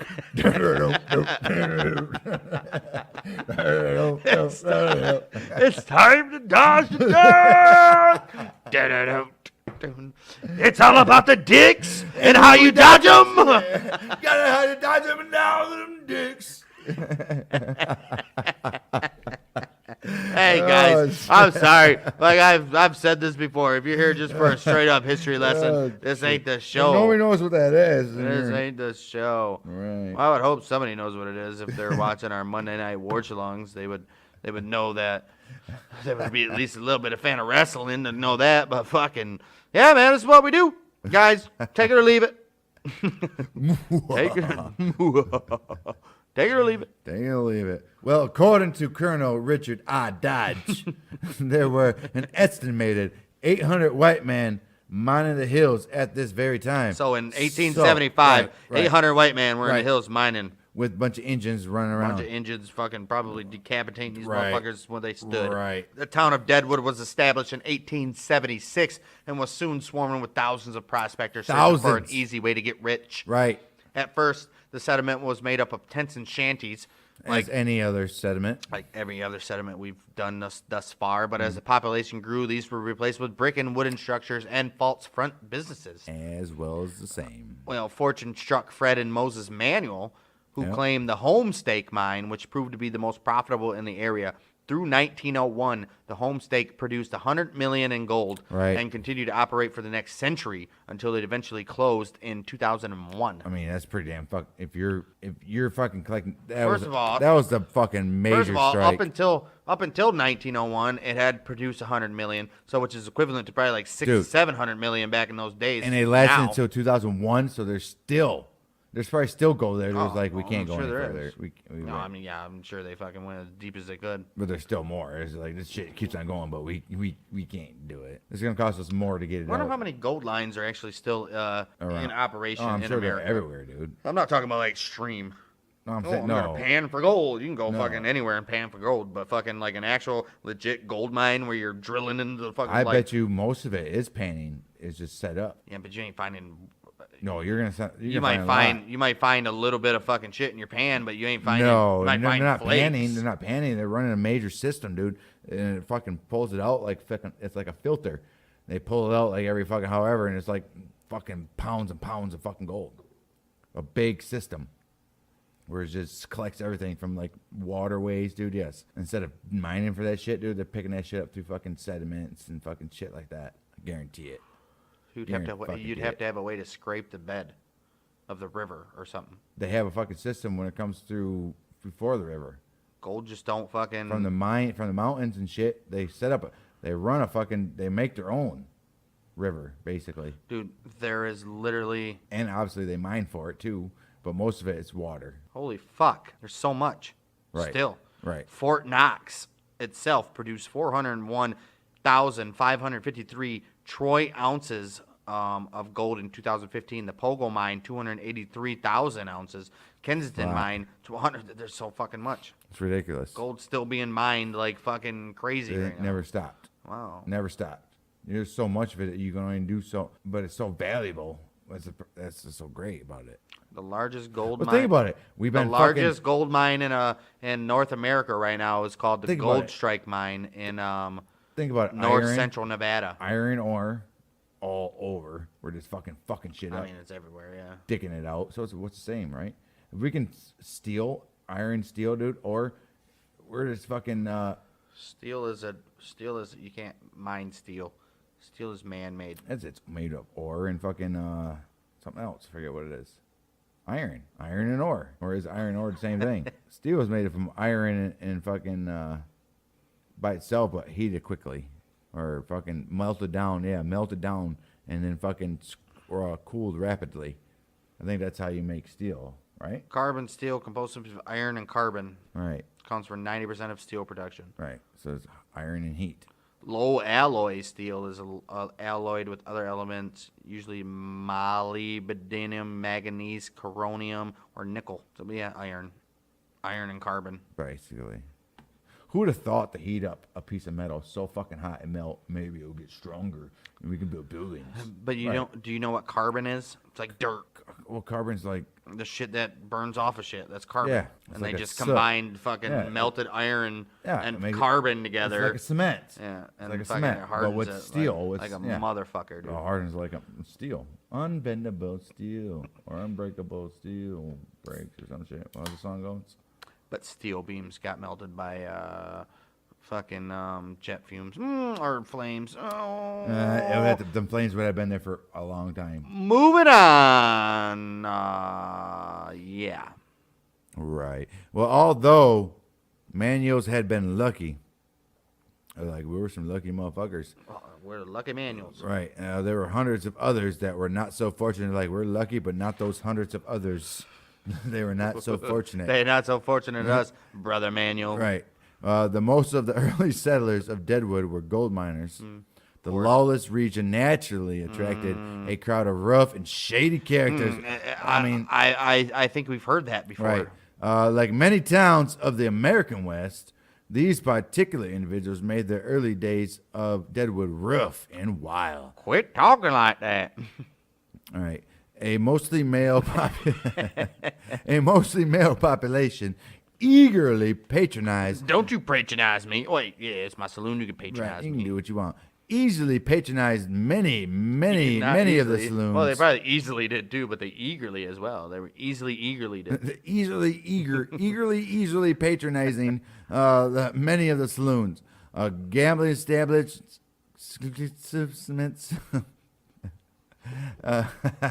A mostly male population. What? Confirmation? Confirmation? A most You gotta type in your confirmation code. a mostly male population eagerly patronized the many saloons, You think- gambling Do you establishments, think they got dance in, halls, Do you think and they got in brothels, easily? which were considered legitimate businesses. And they're like, hey, these guys are essential. And now I They're was just gonna considered say it. essential In nowadays terms, they're Right. essential They're businesses. essential bitches. Well, yeah, That's an essential bitch right there. That's an essential bitch. Man, you essential bitch. Man, you essential as a bitch. Hey, honey, how's it going today? What's wrong with you? No, leave me alone. What's wrong? How could that stupid Nancy whore be an essential bitch? And I'm just a housewife. What the fuck? I don't know, Carrie. Whoa. Moving on. I'm moving on. 90% of the female population of Deadwood were whores. We're whores. They're You're a whore, I tell I'm ya. a prostitute, damn it. Same difference. Same thing. Give me a beer drink. Give me one of those beer beverages, damn it. Give me a beer drink. give me a beverage beer. Give me a beverage beer, damn it. Give me a beverage beer, liquid giver. Oh, liquid giver. That's great. Well, 90% of the female population were Deadwood whores. They eventually formed a union. The UHW. United Whore Workers. Or it could be DHW. Yeah, either the way. Deadwood, the Deadwood Horror. Oh, they're it's all the same. Anyhow, Anywho. oh jeez. Yeah, 90% of female population were Deadwood whores. The new mining town averaged 1 murder per day in the first year of its Damn. existence. For all you scouting, that's 365 365 murders. Still don't average, even match right. up. Still don't even match up with Chicago. Right. Oh. But by July of 1876, $1 million of gold at $20 an ounce had been taken from the Black Hills. That's just in like 2 years. Right. That same summer saw the arrival of Wild Bill Hickok and Calamity Jane. When he arrived, Hickok was already a legendary figure, having received numerous sensational newspaper accounts that described his legendary gunfighting skills. Wild Bill had been dismissed from his job as a marshal in Abilene, Kansas. For those of you that heard the Right. Wild Bill Over episode, he you was know a that. little He was a over- little over-enthused. Remember the one guy said, what did he say? He was like, fuck you, Bill, or something. And then he shot him in the face or something. Right. He was pretty, He was a high. I mean, his enthusiasm was a little too high. right, he was a little high-strung guy. The former actor, scout, lawman, and gambler quickly began to frequent the Deadwood saloons, continuing his longtime habit. The former actor, scout, lawman, and gambler quickly began to frequent the Deadwood saloons, continuing his longtime habit of playing poker. So this guy was like, you know, he was still young. He was like in his He was only 36 when he died. yeah. So I don't get the whole why I'm just gonna come here and just stop what I'm doing and just be a fucking. I mean, he did decide to fucking. I just want to play fucking poker. Well, remember, he also went there Right. because Charlie was like, there's gold here. And he was like, I'll go with you. Right. Just got married, too. But he's just gonna chill here. But his main thing is playing poker, and the gold thing is if it happens, it Well, happens. his main thing is drinking. Right, but his Poker poker is came making along with it. is making money though. But on the 2nd of August in 1876, Wild Bill was playing poker at Nuttall and Mann's number 10 saloon. Yep. Ignoring his cautious habit of sitting with his back against the wall, he's like, man, I can't, I'll never not sit against the wall. You ever see me in a bar or anywhere? I want to see every corner of Right. this damn saloon I'm Right. sitting in. The table was already filled when he came in, and he took And he his was seat. like, I'm a fucking gambling addict, Right. so I have to take this seat. And he took his seat that exposed his back to an open door at the rear of the saloon. Should have never done it.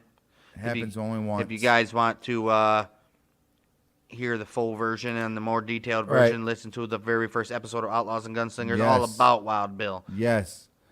Given the advantage of surprise, Jack Broken Nose McCall slipped from behind and he shouted, "Take that, you son of a bitch!" and fired a shot into the back of Hickok's head. Ooh. From Hickok's fingers fell 2 aces and 2 eights Ooh. and another card, a combination that has since been known as the dead man's hand. Everybody knows the dead man's hand, but what was the other fucking card? Not only 2 aces and 2 eights, 2 black aces and 2 black eights. and 2 black eights. Aces and eights. The other card is disputed, but some say it was a fucking hearts or something. hearts of something. Yeah. Right. Either or. McCall, a drunken nobody trying to make a name for himself. well, geez, just later, drag his name through the mud. right? Later, he was a drunken piece of shit.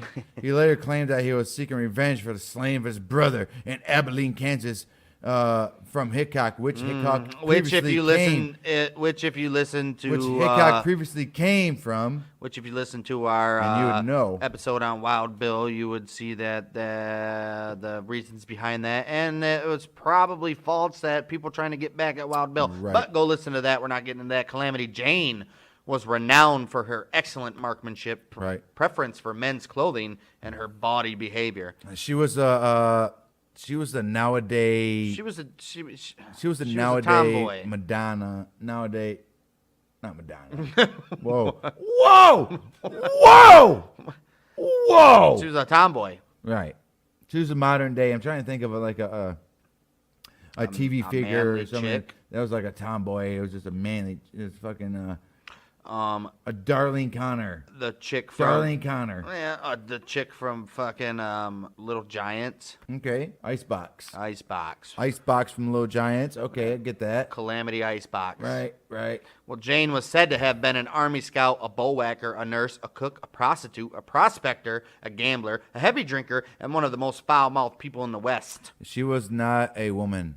In June of 1876, she partnered with Wild Bill as an outrider for Colorado Charlie Utter's Right. chain wagon, galloping into Deadwood with a shipment of prostitutes fresh from Cheyenne, Wyoming. Like, hey, y'all, we're fresh from Cheyenne. We got the freshest Wait a minute. pussy in So town. you tell me Charlie Utter was coming with some prostitutes into town? Well, That was his business? It was to deliver prostitutes? No. That's what it says. no, I'm going to spoil it, but if you read That's further. what it says. If you Does read. it not say that? I mean, it says Doesn't that. it tell me the outrider with Charlie Utter's wagon trail galloping into Deadwood with a shipment of prostitutes. Right. So So Charlie Utter's bringing prostitutes, prostitutes? Just like Wild Bill hopped on the wagon train, so did prostitutes. Right. I'm going to spoil it for you because I prostitutes. can see that. What did Charlie Utter bring? What was Charlie Utter bringing? You'll see. Okay. Chicks were encouraged to go to Deadwood because they could be in the fucking stage shows Obviously. and blah blah blah blah. You'll see. You'll see. It's a fucking gold mining town, dude. It's exactly. fucking popping. Bunch of fucking prostitutes was the number one business in that town Obviously. besides gold mining. And besides whiskey. Well, for the remainder, did I just read that No, one? you did not. Oh, you're Yeah, right I there. read that one. You're on that one. I just read that one. No. It's up to you. No. Yes, I just read the last sentence. No, Yes, all that. no, I said that. And then you were like, wait a minute. Well, for the remainder of her days, Calamity Jane claimed to have been Hickok's lover. Yep. But the record shows that Wild Bill had just recently married, and Yep. his letters from home from Deadwood indicated that he was happily married. Happily. As chance would have it, he never saw his wife again. Yeah, he was like, baby, I'm going out to Right. the Black Hills out in Deadwood, and get settled I'm going down- to strike some gold, Well, I'm and gonna you get come and settled, join me a right. little bit later. Right, right. And Deadwood's Mount Moriah, Mariah. Deadwood's Mount Moriah, and Deadwood's Mount Moriah Cemetery. It's not Wild Bill's wife who occupies the grave next to Ain't that his. some shit? Wild Bill shares his final resting place, as well as his place in history, by her decree, not his, with self-proclaimed Queen of the Wild West, Calamity Jane. Which I mean, I think they there weren't was something there, but I they think weren't they lovers. weren't together. They probably fucked. I think they weren't. They're probably That's what I was fucked. just about to say. I don't think they were like Yeah, officially like. But she loved the shit out of him Oh, I'm sure she did. Yeah. But he fucked the shit out of her. all the time, you know. just because she was a female on the road. I mean, right? Pussy. Right. I get that. I get it. But when he came to this town here and he met this lady, Calamity Jane is always going to be. No. Oh, he was already married. That's right. That's right. Already married. But still, on the road, it was Already married, and then fucking It was right. just it was expected back then. if you it watch, takes 18 hours from Saginaw to Deadwood in a car nowadays, If you imagine watch- how long it took on if you horseback. watch some if you watch some Western movies or anything like that, dude, they always say, always come back to me, or they always make some reference with you're gonna get those bitches on. I'm gonna get these bitches on the road, baby, but I'll be back. Basically, I don't think anybody's ever said I'm going to get these bitches on the road, right? man. But that's what they're saying, and you never ask because motherfuckers getting bitches on the road. They're out there for fucking 7-8 months. You know damn well, them horny ass motherfuckers. They're fucking. Don't mean nothing, baby. So I'm coming back to you. They're fucking. Coming back to you. Fucking. I'll be back to you. By 1877, Deadwood was evolving from a primitive mining camp to a community with a sense of order. The crude tents and shanties that had housed the early miners quickly gave way to wood and brick buildings. Right. The community organized a town government that relied on Sheriff Seth Bullock. But it was more political than anything. If you guys know who Seth Bullock is, you It know. was more political than anything. you know, you know. He wanted to do right, but he couldn't. Well, He couldn't. you're going by the TV show. That's true. That's true life. That's though. like 5% true. It's true life. It's though. 5% No, true. it's true The life. community organized a town government that relied on Sheriff Seth Bullock to keep law and order. The gradual transition of Deadwood from a mining camp to a civilized community nearly came to an abrupt end, though. Oh, no. Right. I mean, you're like, oh, shit, dude, this shit's getting out of control. Hold the fuck up. Well, on September Well, 20th. that's not why it came to an abrupt end. Right. On September 26, 1879, a fire fire. started at a bakery on Sherman Street and rapidly spread to the business district of Deadwood. Well, the fire Lots damaged of wood buildings down there, folks. The fire damaged the business district of the town, but rather than give up, They fucking rose the community up. was like, They "Fuck were this like, shit." you know what? We're fucking Deadwood. Okay, we've only been here for 3 years. There's all kinds of other Deadwood back there that's not burnt that we can just rebuild this shit back up. But They're like, it's dead. That's probably why the town went up so fast because we used the damn dead wood. That's true, but next time we're more prepared. Yeah. We have daily waterers of our. Oh, just soak our buildings. Yeah, And daily then soakers. make sure you wear masks because you're going to get mold. And the coronavirus. Don't forget about that. COVID-19, bitchy. COVID-79. 76. Yeah, 79. What's up for COVID-79? That shit's a motherfucker. There's a mother. They don't call it Deadwood for nothing. Well, the Anything that's dead can't be good for you. Right. Well, the fire damaged the business district Yep. of the town, but rather than give up, the community was like, "Fuck this shit. We're fucking rebuilding this shit. You ain't taking us out anywhere. There's still money in those damn mountains." The first made clear the need for regulations preventing another. The first. Well, anyway, after all that was shit, they're done. They're like, "All right, dude, this fire is made clear that we need regulations preventing another fire, guys." We know now what started that last Right. one. We So know. Let's start from there. We know what we need to do to Right. not have half Right. our town get burnt down let's again.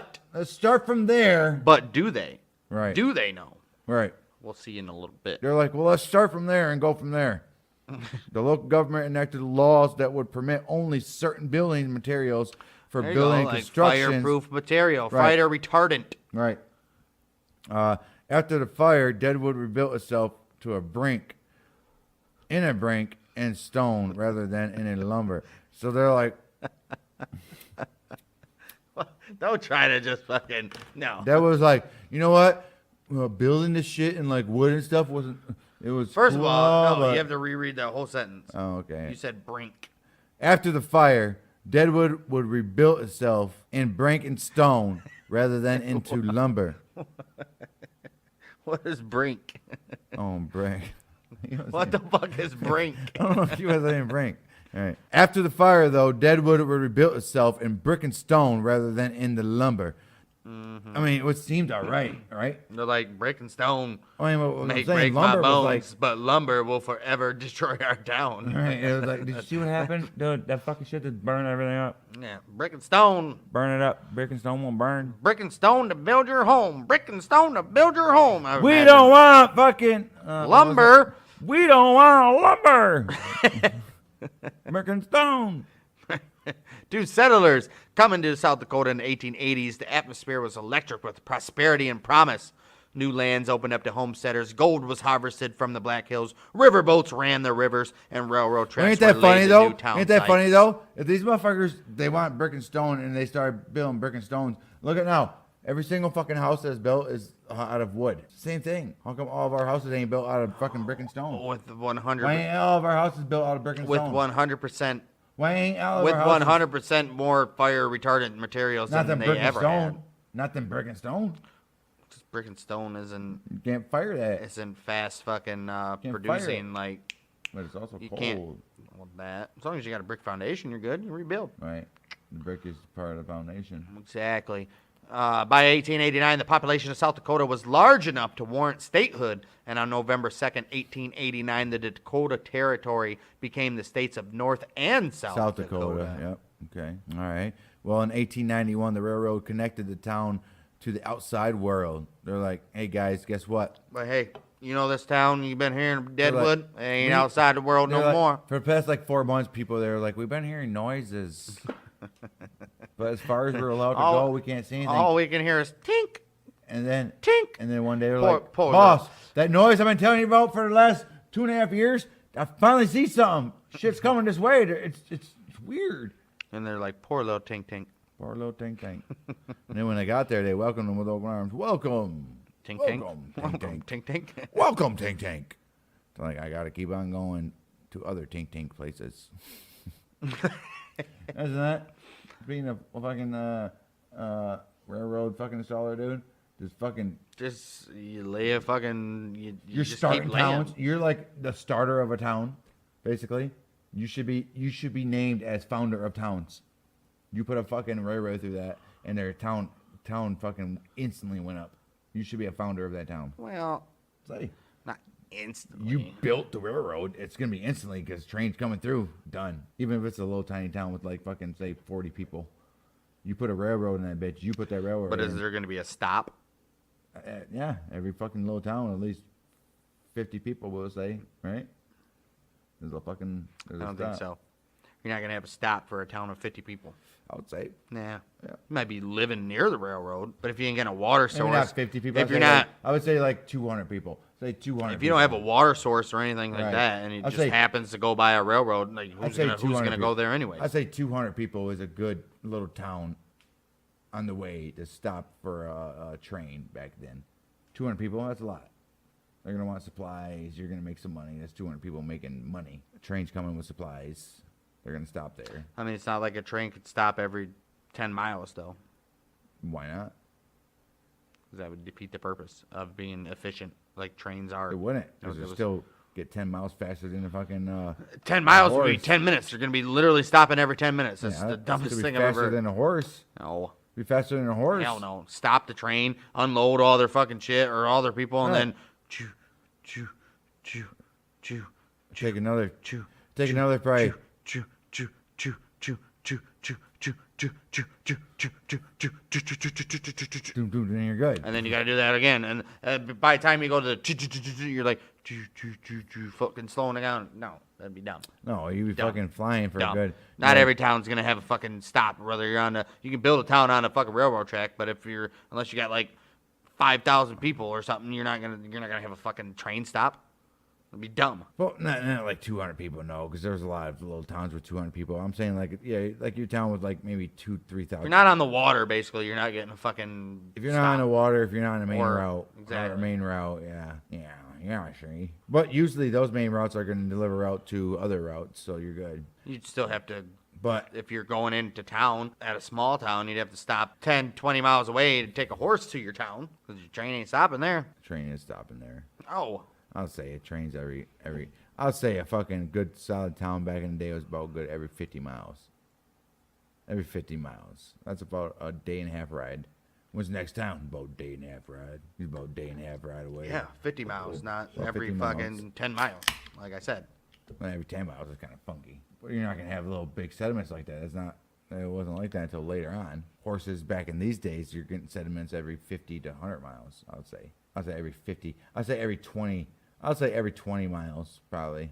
20 miles is a long time on horse. Figure that's from me to you. In the West, yeah, but That's me to you. Imagine me getting in on a the horse. East- Imagine me getting in on the a horse East and at riding the- to your house. But in the East at this time, though, Imagine me getting on in a the horse and East riding to your at this house. time, How long though, do you there's think it'll take? fucking there's towns right next to each other.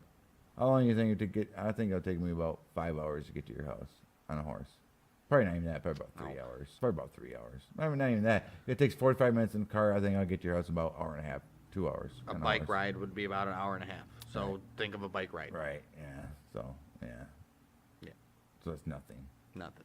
Day and a half ride on a horse is probably from here to fucking Tennessee. Well, I'll say. we already know it wouldn't be here from here to Deadwood since that's what it takes in a car. All right. What do you think it takes for riding on a bike from Saginaw to fucking Orlando? I think it'll take 2 days. Probably like 4 days. I don't think it'll take 4 days. Yeah.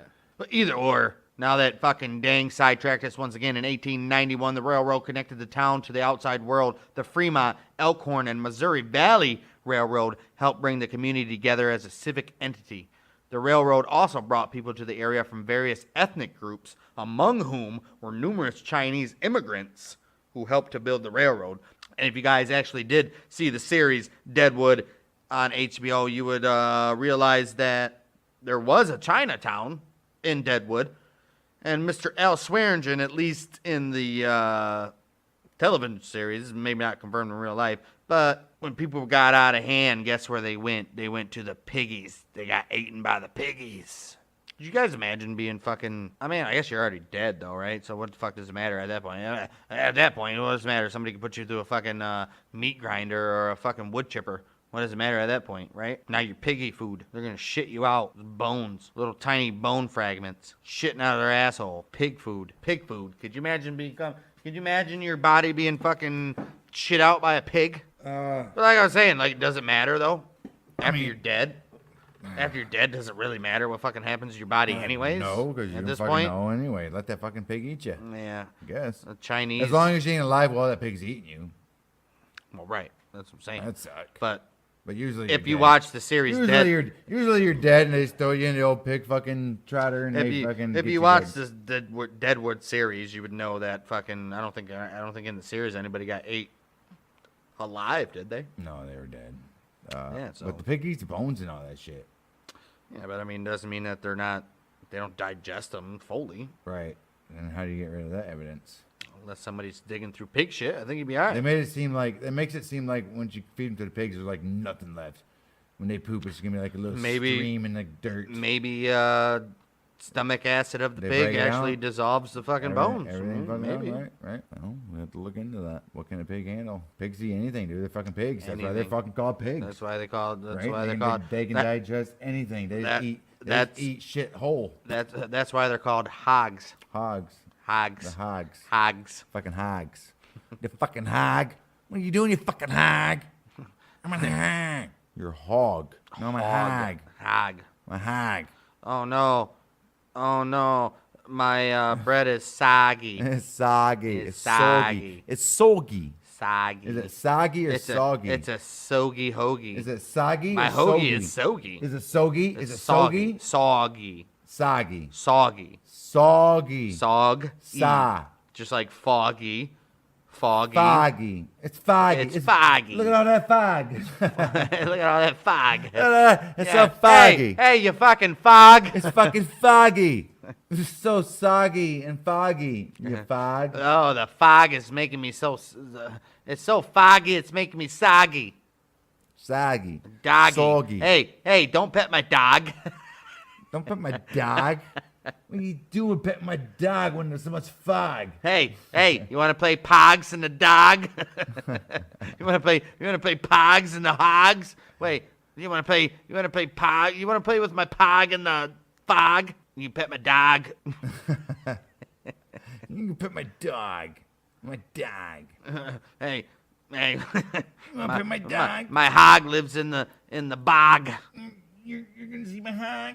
Cause the sock dog walk. You know you want to see my dog cause the sock walk dog. In the mall. Yep. Napkins. Yep. Seeing all Chinese managers establish district of fire. No, that's not the paragraph. Hundreds of Chinese. All right. Well, hundreds of Chinese came to the Black Hills looking to work in the mines or to commerce. They're like,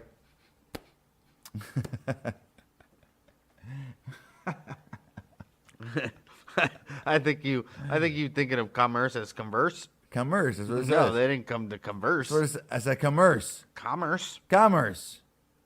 The commerce. Do you know what commerce is? Yeah, the commerce. The fucking do things. Get shit going. I want to commerce. Sell some goods, Right. man. I want to fucking get your fucking we're coming to get you. We're coming to boost. We're coming to boost your fucking what do they call it?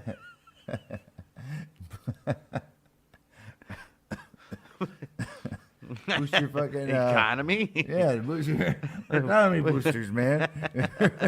Commercials. Yeah, look at these comedy fucking comedy. Look at this community fucking boosters.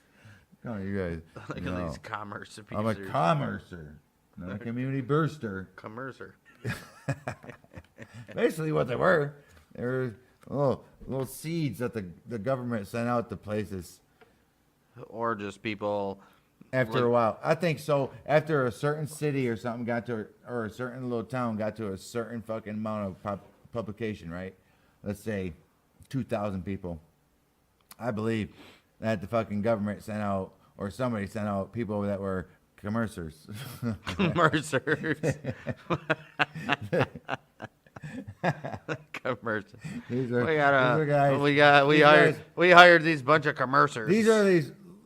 Think about it. You got some fucking no-name guys who come in all weary with 35 horses and 17 people and basically a house. What you here for, boy? basically a house. And he's like, we're going to put this house up, and I'm going to sell you things, and we're going to become rich. What you here for, boy? Right? To commerce. Commerce. Well, I'll be. Why didn't you say so? Get There's your gonna be- ass over here, there's boy. about 3 or 4 more of them behind me, but they're just passing through. They ain't commercing here. No, They're- they ain't commercing here. They're just traversing here. traversing. They're just traversing. They're traversing They're the commercing. They're just traversing to check out your guys' commercing. Let's check out my commercial. To help me. They're just conversing. They're It's just, just a documentary. they're- We're getting documented to see how everything goes. they're just traversing to help me to help with my commercing. And then they're gonna We're all going to be connected together. They know I'm here. I know where they're going. Commercing. Commercing. Hundreds of Chinese came to looking for work. Hundreds and hundreds of Chinese came to the Black Hills looking for work in the mines or the commerce. yeah. Many settled in Deadwood, where they sought work in restaurants, Of course. laundries, Yep. and stores, or even liveries and little farms and all that shit, right? Better known as commerceries. Exactly. By the end of the 1800s, though, Deadwood No. had a Chinatown. They're like, town. Not only the 1800s, but the 1880s specifically. By the end of the 1880s, Deadwood had a Deadwood had a Chinatown. It did. Yeah, I can't. Am I reading that right? Remember, I read it clearly. remember I just said Deadwood that? had a Chinatown. Oh man, this is gonna be a nightmare to edit. Which was the northern end, present day Main Street. So Chinatown was like, right? We just said fucking Chinese were like fucking boom, boom, boom. They were there, hence Fucking- why it's called And Chinatown. they're like, dude, we gotta give them something. Well, we'll give them that. something. The Chinese managed to establish a district and a fire department for themselves, but Right. struggled in nearly every part of society. Right. Often denied equality in a dominantly Caucasian community, the members of Chinatown strive for recognition as Strive. citizens of Deadwood. They did, All too. too often, they were subjected to the suspicion and hostility of the whites. Damn, fucking whites. Fucking white people. Well, Deadwood gradually evolved from a wild frontier town to a prosperous commercial center, due in part to the construction of that very That aforementioned railroad. very, very, very important railroad, which provided more commerce. which provided, dude. I mean, it provided everything. It's like having a fucking wire, fucking ran from to the telephone wire to your house when you move in or build a house that connects your television screen or your radio network. Your fucking it's a main, right? You know what I'm saying? You know what I mean? Or like a lifeline. Right. I get it. That railroad is the lifeline to that town. That's better than a horse coming in every 2 days. Postal service come on train now, Stagecoach. right? Hey, Stagecoach will be here in a week, so don't you eat all those biscuits. Right. What was faster, stagecoach or fucking the train? I think we 100% know the answer to that. We don't know. There's a reason why fucking the country took off when train fucking tracks started. Exactly. And that's where stagecoach were like, it's still popular. They're like, damn. They're still popular. But They're like, they weren't- damn. All I can do is traverse the wild country now. There ain't no Right. train tracks Well, out here. stagecoach, you can have somebody comes directly to you. When you go to train, you got to travel a good day and a half to the train station. I think pretty much stagecoaches are probably obsolete by 1885. Yeah, I don't think so, but I think it'll be like early 1900s. Stagecoaches? Yes, because all these still small towns. They're still miles away from where the train's going to stop. I mean, maybe in the west, but not fucking Anywhere. anywhere else in America. Anywhere. I don't They're know. still miles away. Dude, you got to think A even good day ride. you got to think It'd be even a good day you got to ride. think even by this time that we're talking about the east from They fucking weren't having trains going every fucking from the place. east. It'll be about a good hour. It'll be a good an hour. It'll be a good fucking 6-7 hour ride on horse. from the Mississippi River east. Everything was connected by a fucking It railroad. was a half a day's ride to the train station at least. Wherever you lived, a half a day's ride, I'll say. Wherever you lived, it was about a half a day's drive, unless you're out in fucking boondocks. In 1885. I'll say yeah, about In a half a day. 1885. Yeah, No. yeah. I doubt it. Yeah, about half a day's horse to a fucking nearest fucking station. Yes, major cities. They ain't going into little piece of shits. If you're on a fucking route, Didn't you just argue for that earlier that they should? they should because they're on the route. A lot of them are on the route. They just don't stop, so they have to travel. A lot of them have a little community. So by your logic, on the route. So by your logic, the train planes. passes by them. So by your logic, They planes. see the train. So by your logic, They planes. see the train pass by, but they don't stop. So by your logic, planes should stop at every little fucking nook and cranny that they fucking go by. It's totally different because we got cars now, and it'll take us an hour and a half. It'll take me an hour and a half maybe to get to Flint on a car, but it'll take me 9 hours on a horse. It'll take me 4 hours on a horse. Take me 4 hours on a horse. Still pretty good. It'll take me fucking nine hours walking. Good, Probably. because you know what? Take me 9 I feel hours like walking. I feel like a 4-hour trip on horseback would make you think a lot more than just driving fucking 30 minutes in a car.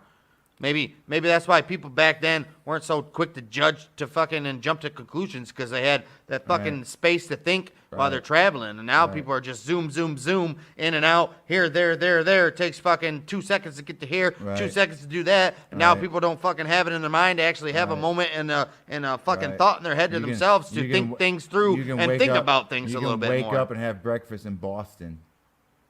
And by the end of the day, you're partying in L.A. Eat lunch in Detroit. And have dinner in L.A. Yep. Yeah. Exactly. It's crazy. Exactly. It's crazy.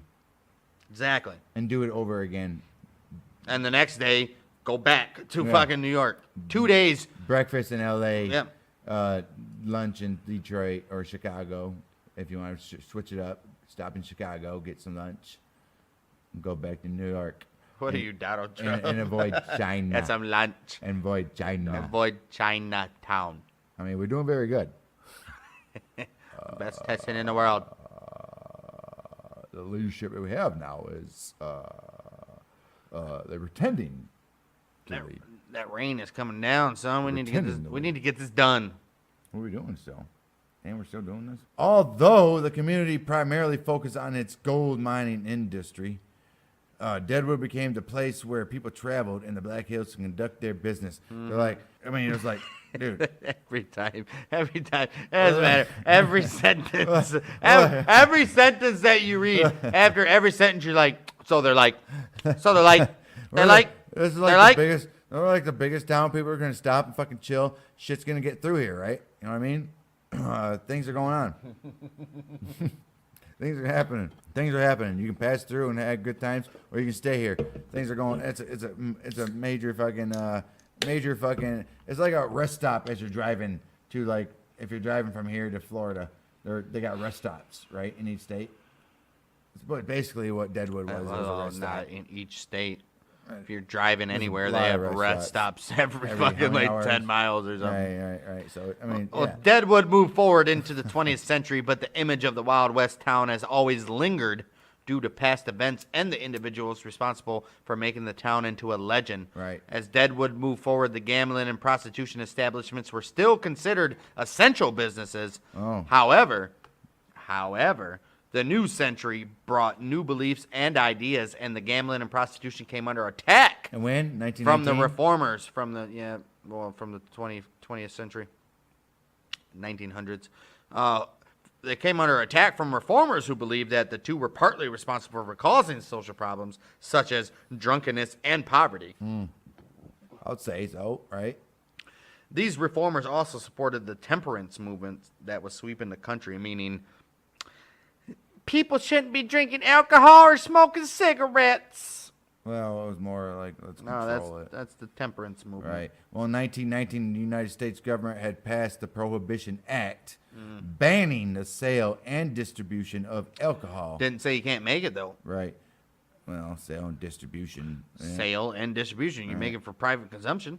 During the Roaring 20s, Ooh, roaring. What, gaming big band days. Gaming became illegal, Yeah. but continued to operate behind closed doors. Speakeasies, baby. Go to local speakeasy. There was gambling, there was drinking, there was There was anything. whores, there was everything. It was the same thing. Everything. It was an underground Right. bar, It was basically. underground America. Yeah. With the repeal of the Prohibition Act in 1935, gambling once again flourished in Deadwood until 1947 when it was officially closed. Now, let me just point out here they mean gambling as in, like, poker and shit like that. Right. Prostitution remained in business until the 1950s Wow. when the state's attorney shut down many of the brothels. The last one to close was Pam's Purple Door in 1980. Damn. 1980. While gambling and prostitution establishments closed, Deadwood became the only city in the United States to be named a National Historic Landmark in 1964. That's pretty fucking sweet. Meaning the whole fucking city. Right. It's a landmark right now. You cannot touch anything in that Nothing. city. You can't knock down a building. No. You can't fucking build. You can't Right. knock down a building, It's build government. a whole new fucking It's a government city. a big ass casino like Right. fucking. You can't do that. It's a government city. Protected. That's cool. We got to go. We're going. We're going to bring a show live. It's going to be a From live. Could you imagine a live show from Deadwood? It's going to be a dude? live That would bang be dang fucking show from sweet. Deadwood, guys.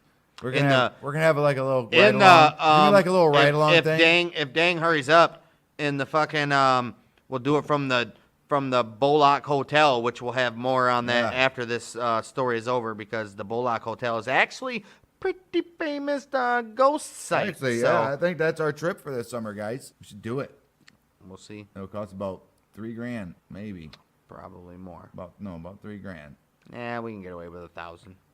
with gas, and that's it. Yeah, we'll spend like $200 on gas, All right, and food. Yeah, we can get away about 1,000 there and back. not including what we would spend there. So maybe about 2,000 apiece, I'll take that. $4,000 depending on for you guys. I'll do anything.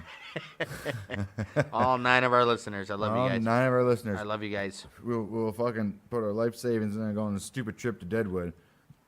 Could That'd you be imagine? awesome. Could you imagine doing a podcast In the Deadwood? in Deadwood. the let's keep reading, because we'll Right. go back we'll go back to this once we read about the Right. Bollock Hotel. So. Right. Well, during the 1980s, the question of gaming resurfaced, and a petition was introduced to reinstate the gaming in Deadwood. Okay. In 1986, local business owners agreed to lobby for legalized gaming to create economic development for the community. They're like, dude, we're Hey, not man. we're not growing. We're fucking we're stagnant. we have a lot of historic sites here, Right. but people are Right. just they're not spending money here. We need people to Right, stop and where fucking the stay. gov- the you know. government- I think the government was more behind that. They're like, dude, we're giving you so much money here, nothing's happening. You haven't evolved. We're hoping our little help from our little money will help you guys evolve. Nobody's coming.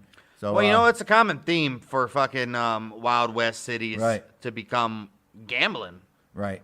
A lot of the old West cities that are famous, Right. you go there and 80% of their buildings are fucking casinos. That's Right. just, I mean, It's crazy. Well, as gaming moved through the state legislature, the Deadwood City Commission established the Historic Preservation Commission in 1987 to oversee the restoration of historic sites in the community, which for them. means we're about to get rich, motherfuckers. In and you guys 1988, are going to be poor. the Gaming Issue Initiative was put on the state ballot. It passed with a 64% vote. 64, that's not very good. That's a majority. So Yeah, but is it? 64%, yeah. But that's is it? good. I guess. 64 fucking 36. That's good. Yeah. 64% of the vote was authorized to begin on November 1st, 1989. The introduction of gaming I was going to say gambling. I was going to say gambling. The introduction of gaming has enabled Deadwood to preserve its historic buildings. Yes. Number one, the money from the gambling Right. is fucking keeping the buildings alive. Right. And you got employment. That's also. And it dramatically increased tourism. The lure of gaming is not the only draw to Deadwood people. Wait. What the fuck are you doing? The lure of gaming is not the only draw to Deadwood people. The lure of gaming is not the only draw to Deadwood. People are also fascinated by its unique, colorful Right. history. There's been a comma between Deadwood and people. Yeah. Well, the ownership of the Black Hills is still in question, guys. We don't know. Like, who's the owner? Like, we don't know. We don't know. Well, the Supreme Court decision that attempted to settle the issue by paying the Lakota tribes for the land was not accepted by all of the tribes. They're like, I would probably say Lakota are probably the ones Right. that didn't the accept it. Sioux were like, yeah, I don't think Well, so, Sioux and guys." Lakota are the same, but Yeah, the that's what I'm Crow, saying. the That's what I'm fucking the saying. other guys are probably like, Right. yeah, we'll take it. Probably, but the Sioux. were Because like- we already established in Battle of Little Right, Bighorn, the right. Crow were working with the fucking U.S. Army Right. Well, against the those little Lakota guys- anyway. The Sioux fucking they knew. The Cheyenne were The probably Sioux, like, the Sioux was like the United States of America to these guys, to all these other tribes. yeah, I get it. So they were like, no. So many of the Lakota are still trying to gain ownership of the land sacred to them. So, Which is evidenced so- by the recent Right. pipelines Right. in the fucking that's why you in have South Dakota and all the Black a Hills and lot all of that these shit other recently. Indian tribes, like we just mentioned, are like they're giving up. You know, They're just like, hey man, do what you're gonna do. hey, too many people got slaughtered. Yeah. And then when the Sioux comes around, they're like, hey man, we tried. Hopefully they don't kill me. Well, that's the end of our Deadwood town history, but we got a bonus of I mean, sorts. that's the end of it. We did all of it. Yeah, that's just it, man. What? They're now a gambling town. There's nothing after that. No, they're That now was a the last of gambling. the show. Yeah, but What? like I said, for a bonus as of sorts, for for What do you mean anybody. that was it. We didn't even we didn't even end it. What are you talking about? We're still doing it. You said that was the end. End of the history of it. Oh, I'm like, what the fuck are you talking about? It's the end of the whole fucking. No, not the episode. Yeah, but for anyone interested in ghost stories, like I said earlier, this is one about the famous Bolak Hotel. Oh. Today, the historic old mining town is a full-service small community full of historic buildings and sites. With its tourist attractions, Deadwood is again booming, although on a quieter scale. Right.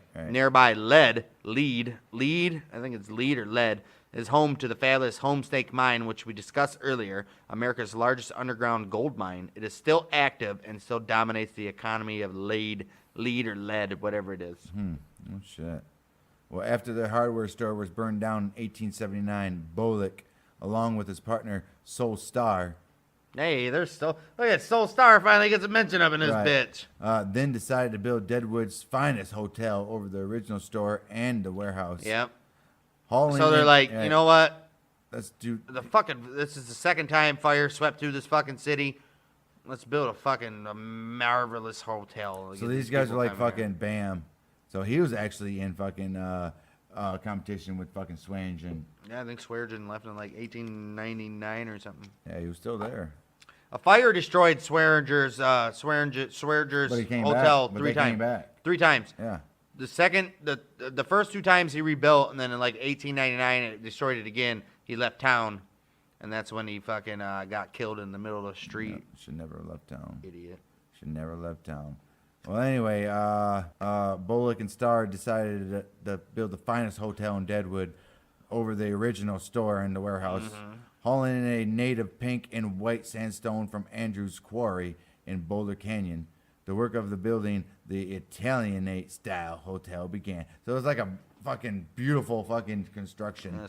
Yeah. These guys are gonna be like, hey, this is where you're gonna want to fucking. said- this is where you're gonna want to be in Deadwood. They said they wanted it to be the finest hotel. Right. Well, when it was complete, it boasted a restaurant that could seat 100 people, which is a Damn. lot, and offered such delicacies as pheasant and lobster. Look, could you imagine pheasant being a delicacy? Like, what do you got? We got pheasant. We got and lobster. we got like, oh shit, sign me up. We got steak. We got fucking. I Oh, guarantee they got it. all that shit. Oh, man, The dude. large lobby featured red velvet carpeting, brass chandeliers, oak trim, and a Steinway grand piano. Upstairs, the 63 rooms were furnished with oak dressers and brass beds. Damn, that's so fucking classy for the Dude. times. Each floor had a bathroom. Oh shit.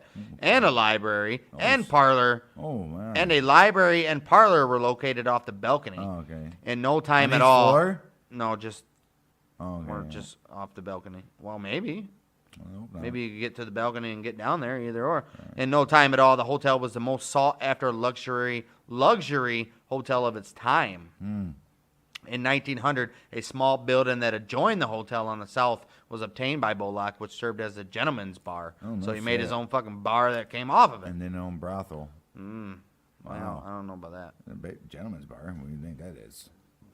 Well, Seth Bullock died of cancer on September 23rd, 1919. Poor guy. At his ranch near Belforge, Dakota, just by fucking. Belforge, Deadwood. it's a town, but he founded it. All right. He was buried on the high trail to the White Rocks Right. above Mount Moriah Cemetery. Right. The gravesite facing toward Mount Roosevelt across the gulch was selected for its view Yep. of Friendship Tower, a view since obscured by a half a century growth of ponderosa pines. So, He was overlooking the town, right, he was basically. overlooking everything. However, Everything. He was overlooking everything. according to dozens of reports, Seth Bullock continues to play host at his beloved hotel. All manner of strange occurrences has happened at the historic hotel, according to both staff and guests. Reports include feelings of a strong paranormal presence inside several of the rooms and in the hallways of the second and third floors, as well in Bowley's restaurant and in Seth's cellar. I mean, I can see it. All depends on where did he die. Where did he say he died? At his home, So it wasn't there. which was outside of Deadwood. Yeah, but so no. he built it. That was his baby, though. Yeah, your soul ain't gonna go somewhere else. Your soul's gonna stay where You you're can at. go wherever you want. Nah, don't go that way. You can go wherever you want. It don't work that way. Wherever your soul's not put to rest at, basically. I don't think so. Yeah. Maybe. I doubt it. Say wherever your body's at, that's where you're haunting. Definitely not. Why not? Go wherever you want, man. I don't think so. Go wherever you want. You probably could, but no. Yeah. Oh, many guests have reported hearing their name called out No. by a male voice. No. What are you doing? Apparently, Seth's ghost wants to ensure that others have reported actually seeing Yeah, the I gotta tall. restart it. Come on. Well, others have reported actually seeing the tall, ghostly figure of Bullock in various areas of the hotel, including the restaurant and the basement. Apparently, Seth's ghost wants to ensure that the staff is working hard. He's like, motherfuckers, Right, yeah. I want you to fucking treat my guests just like fucking I Right. want to do. Right. As paranormal events tend to increase when staff members stand idle, whistle, or hum a tune. He's like, Oh. don't you Yeah, have oh, a good time hell and whistle. No. I ain't somebody. Get the fuck back to work, you son of a bitch. Plates and glasses have been known to shake and take flight in the restaurant. Lights and appliances turn on and off by themselves. Items are unexpectedly moved by unseen hands, and showers turn on seemingly of their own accord. So just anything that could fucking Anything that could happen. anything could happen. Many Well, guests have reported hearing their name called out by a male voice when no one is present, or have been tapped on the shoulder by unseen hands.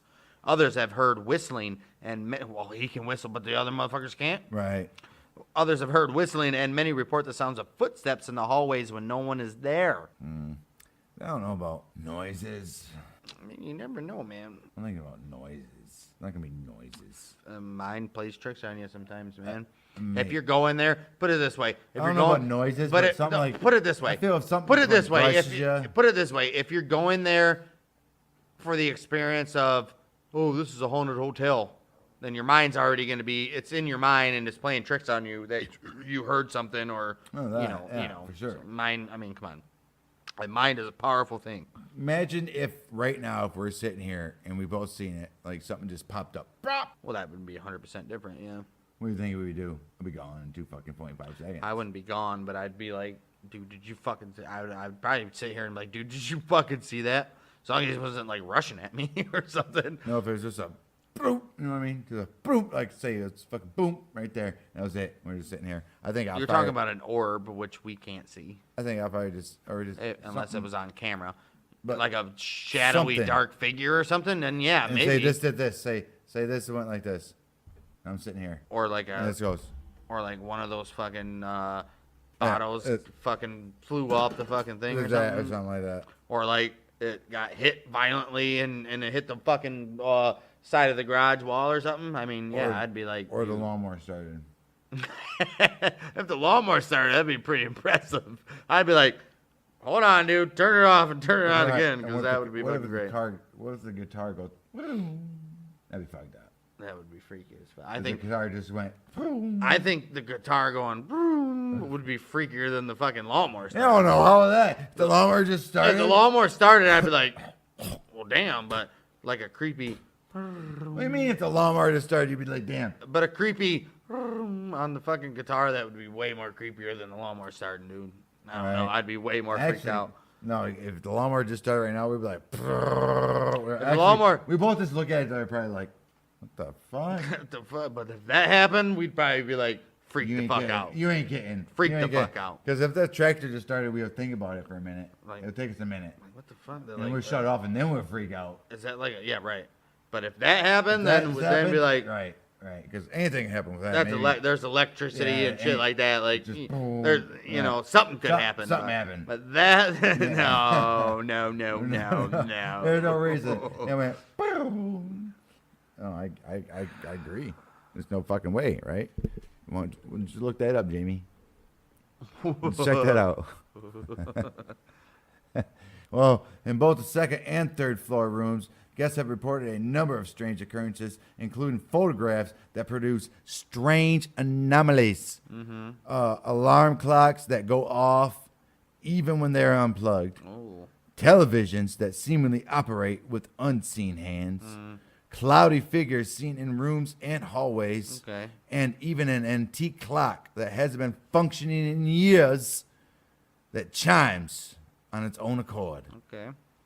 The Bullock Hotel has been the subject of the once popular TV show Unsolved Mysteries. Okay. Well, over the years, the historic Bullock Hotel has undergone several renovations to upgrade the hotel with modern amenities. However, it loyally maintains its historic appearance and grandeur. Today, the hotel is the most photographed building in Deadwood and still provides the most luxurious historical accommodations in the area. The historic Bullock Hotel and Casino offers historic deluxe accommodations, 24-hour gaming, the Gentleman's Bar, fine dining at Bowley's Restaurant, and Seth's Cellar for weddings, meetings, banquets, and more. The Bullock Hotel offers a ghost tour for those who want to hear more of the story and see the places where paranormal activity has occurred. So that's your history of Deadwood from Okay. beginning to up to now, and also a It's little still bonus interesting. treat I think of there's like a lot of stuff that's missing there that needs to be I mean, fucking I investigated. researched multiple websites that had the history of Deadwood, and they all basically said the same thing that we just fucking covered. I think the Bullock Hotel shit was more interesting than the actual town itself, but Yeah, either or. that's what I'm saying. What happened with that and Swearingen and all that shit? I mean, something's happened. You gonna tell me that Swearingen and the other guy allowed the guys to fuck him and take over, right? I don't think so. I don't think so. I mean, What's that happening? it was a town, man. It's not like the movie. It's not like the fucking TV series where I'm gonna do this, I'm gonna do that. I mean, come on. They were all just operating. There was plenty of room for horrors all around. All right, those horrors everywhere. Horrors everywhere. The horrors galore. Horrors galores. But a little fun tidbit on Swearinger is that he would fucking promise chicks like a part in because his fucking bar was actually a brothel / variety hall. So they would have like shows and shit. Right. And they were like, you come here, you can be in our shows and blah, blah, blah. Then once they got there, it was basically like a form of fucking slavery. Yeah, but He forced them to fucking Right. be fucking whores. So Whores. Swearinger was a dick. but I told you, come here, you'd be a whore, but you can. No, he never said that. He said, you come here, you can fucking be a star in our show, in our variety shows. And then once they got there, no variety shows for them. He fucking forced them to be whores. Well, what he should have said, if you come here, you're gonna be a whore, and then we will Well, let you. he didn't. We'll let you. That's we'll why. let you. That's fucking, why. That's why chicks got there off of false pretenses, and I mean- Swearinger was a dick. I mean, come on. He probably deserved to be If you're murdered a in chick the and middle you of go the there, street. you're an idiot to even think that. That's legit. Everybody knows you go to a bar or anything like that, you're gonna be a whore. You're not gonna go there to fucking. You're not gonna go there to fucking. Not people, not chicks You're not from gonna go there, Not dude. not chicks from the east, because that's where he was getting it from. You remember at this time the east was already established, dude. Classy So towns. they're like, oh, why would this guy do anything like that? He just wants me to. Exactly. He just wants me Yeah. to come here. Oh, He what's just wants this? me to perform. Oh no, I see 27 penises today. Oh. I've only been here for 2 hours. But yeah, that was the history of Deadwood. And today we're going way back into the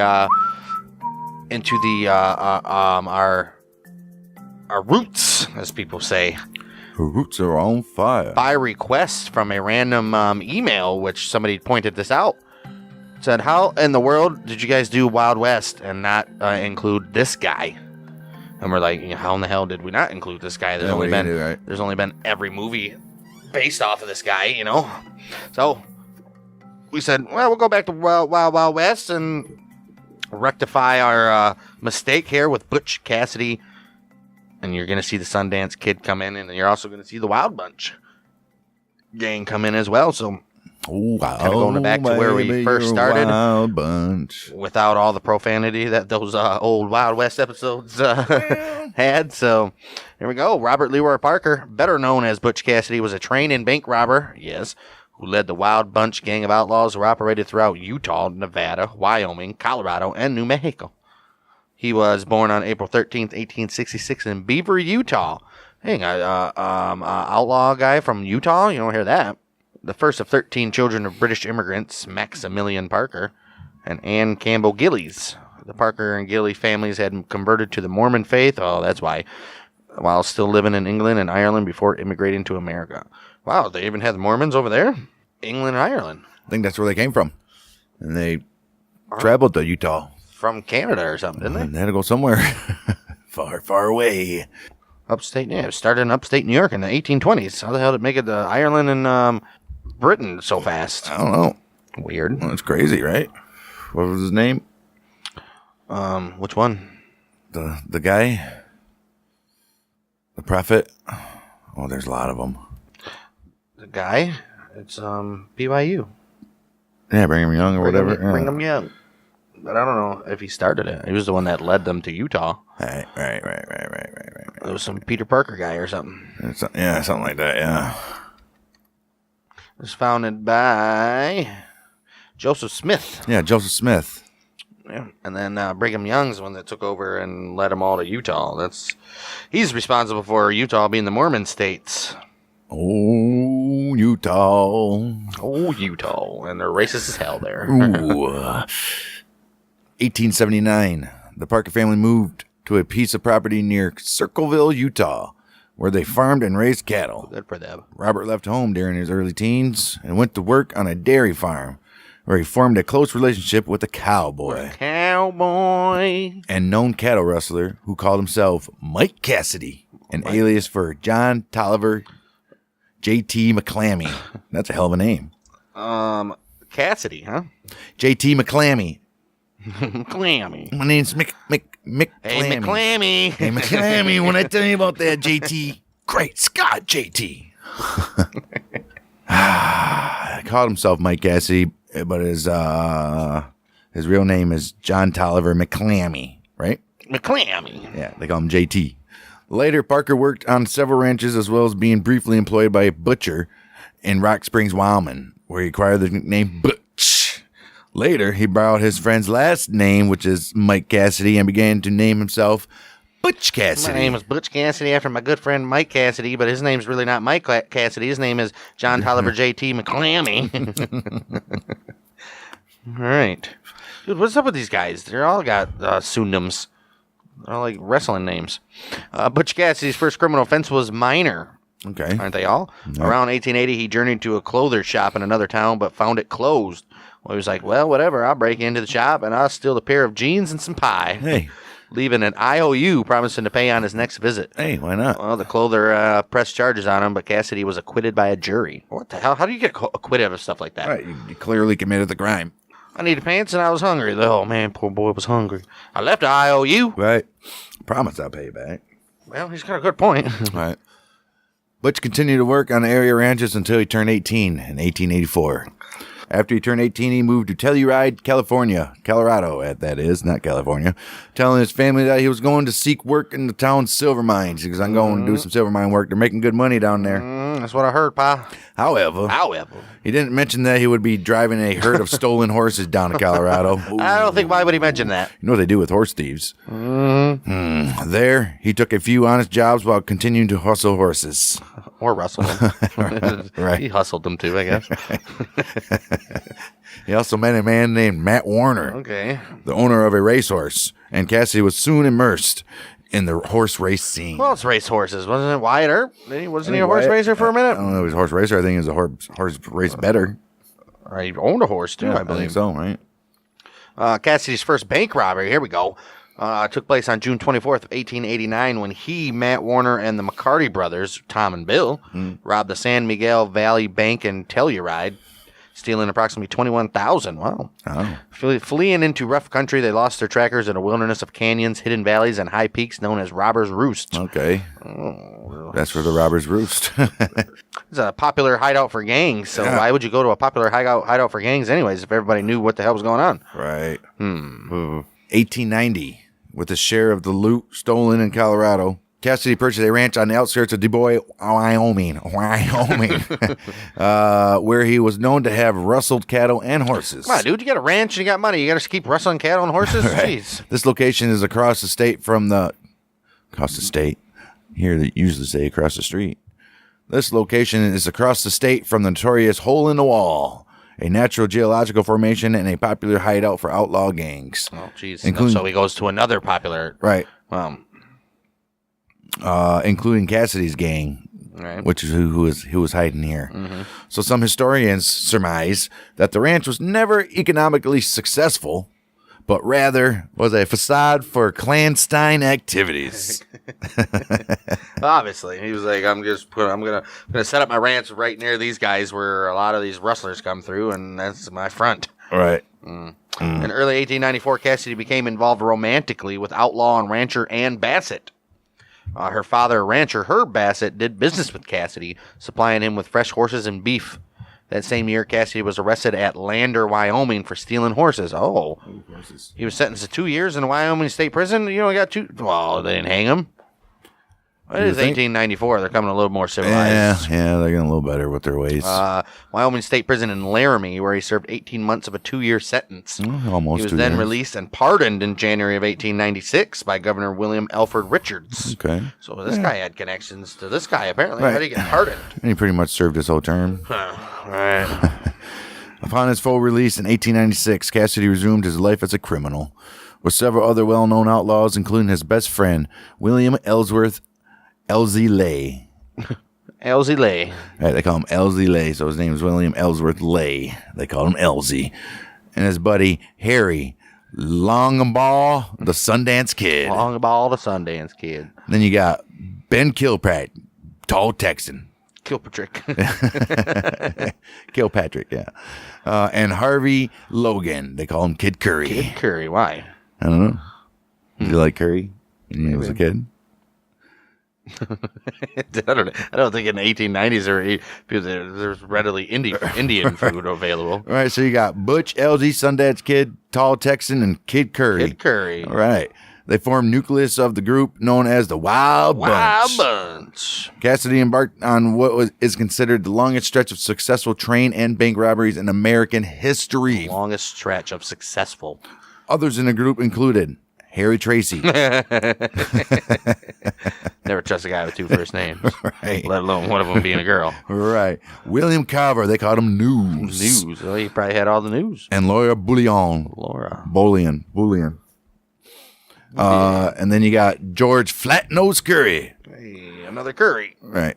The group took its name from the Doolin Dalton gang, who were also known as the Wild Bunch. The Doolin Dalton gang. We've covered them. Yeah, that was about 20 years. Well, about 10 years probably before them. So good for them. Well, their first robbery as a Wild Bunch occurred on August 13th, 1896, when Cassidy, Lay, Logan, and a man named Bob Meeks. So they got all these members of the gang, but still got a random guy named Bob Meeks. Right. you want Bob Meeks. Hey, Bob Meeks, come join us. Everybody's got to have Bob Meeks, though, in their group, right? Yeah, I think he might have been in a couple. Yeah, they robbed a bank at Montpelier, Idaho, escaping with approximately $7,000. That's not worth it. It would be followed by numerous robberies in South Dakota, New Mexico, Nevada, Utah, Wyoming, and Montana. Hey.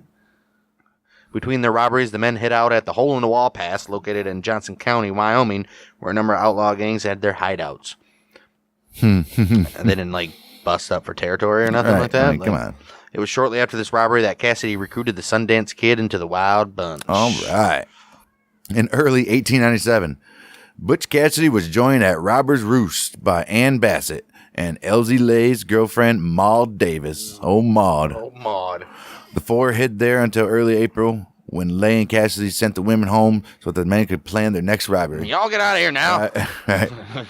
Right. Distracting us from what we really got to do. Right. April 22nd, 1897.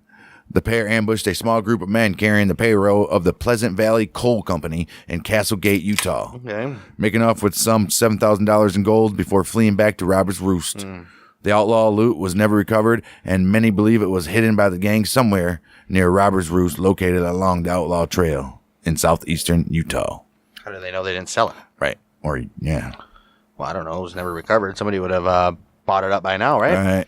June 28th, 1897, 6 bandits, including Kid Curry, George Flatnose Curry, Sundance Kid, Tom Peep O'Day, Harvey Logan, and Walt Puntany,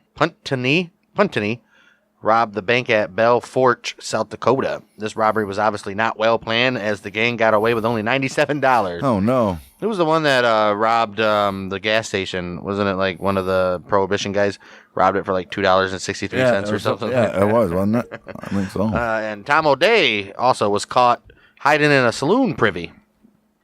Oh, wow. What a bunch of idiots. All right. He was later tried but acquitted. Oh, what a bunch of idiots. Right. Puntany was also captured, but the charges were dropped. What? Oh, no. Was this Utah? Yeah, I guess. Jeez. Or South Dakota. So they've already had Deadwood and all that stuff. You think they would be a little more harsh on these guys? Right, especially. June 2nd, 1899. The gang, including Butch Cassidy, Sundance Kid, Harvey Logan, LZ Lay, robbed a Union Pacific Overland Flyer passenger train near Wilcox, Wyoming. That's so stupid. They wore masks made from white napkins. Napkins. They got napkins. Napkins. Gonna ride a train. Gonna rob a train. Rob a train full of napkins. Napkins on my face. Napkins. We're gonna rob this place. Leave without a trace. Union Pacific Overland Flyer passenger train. We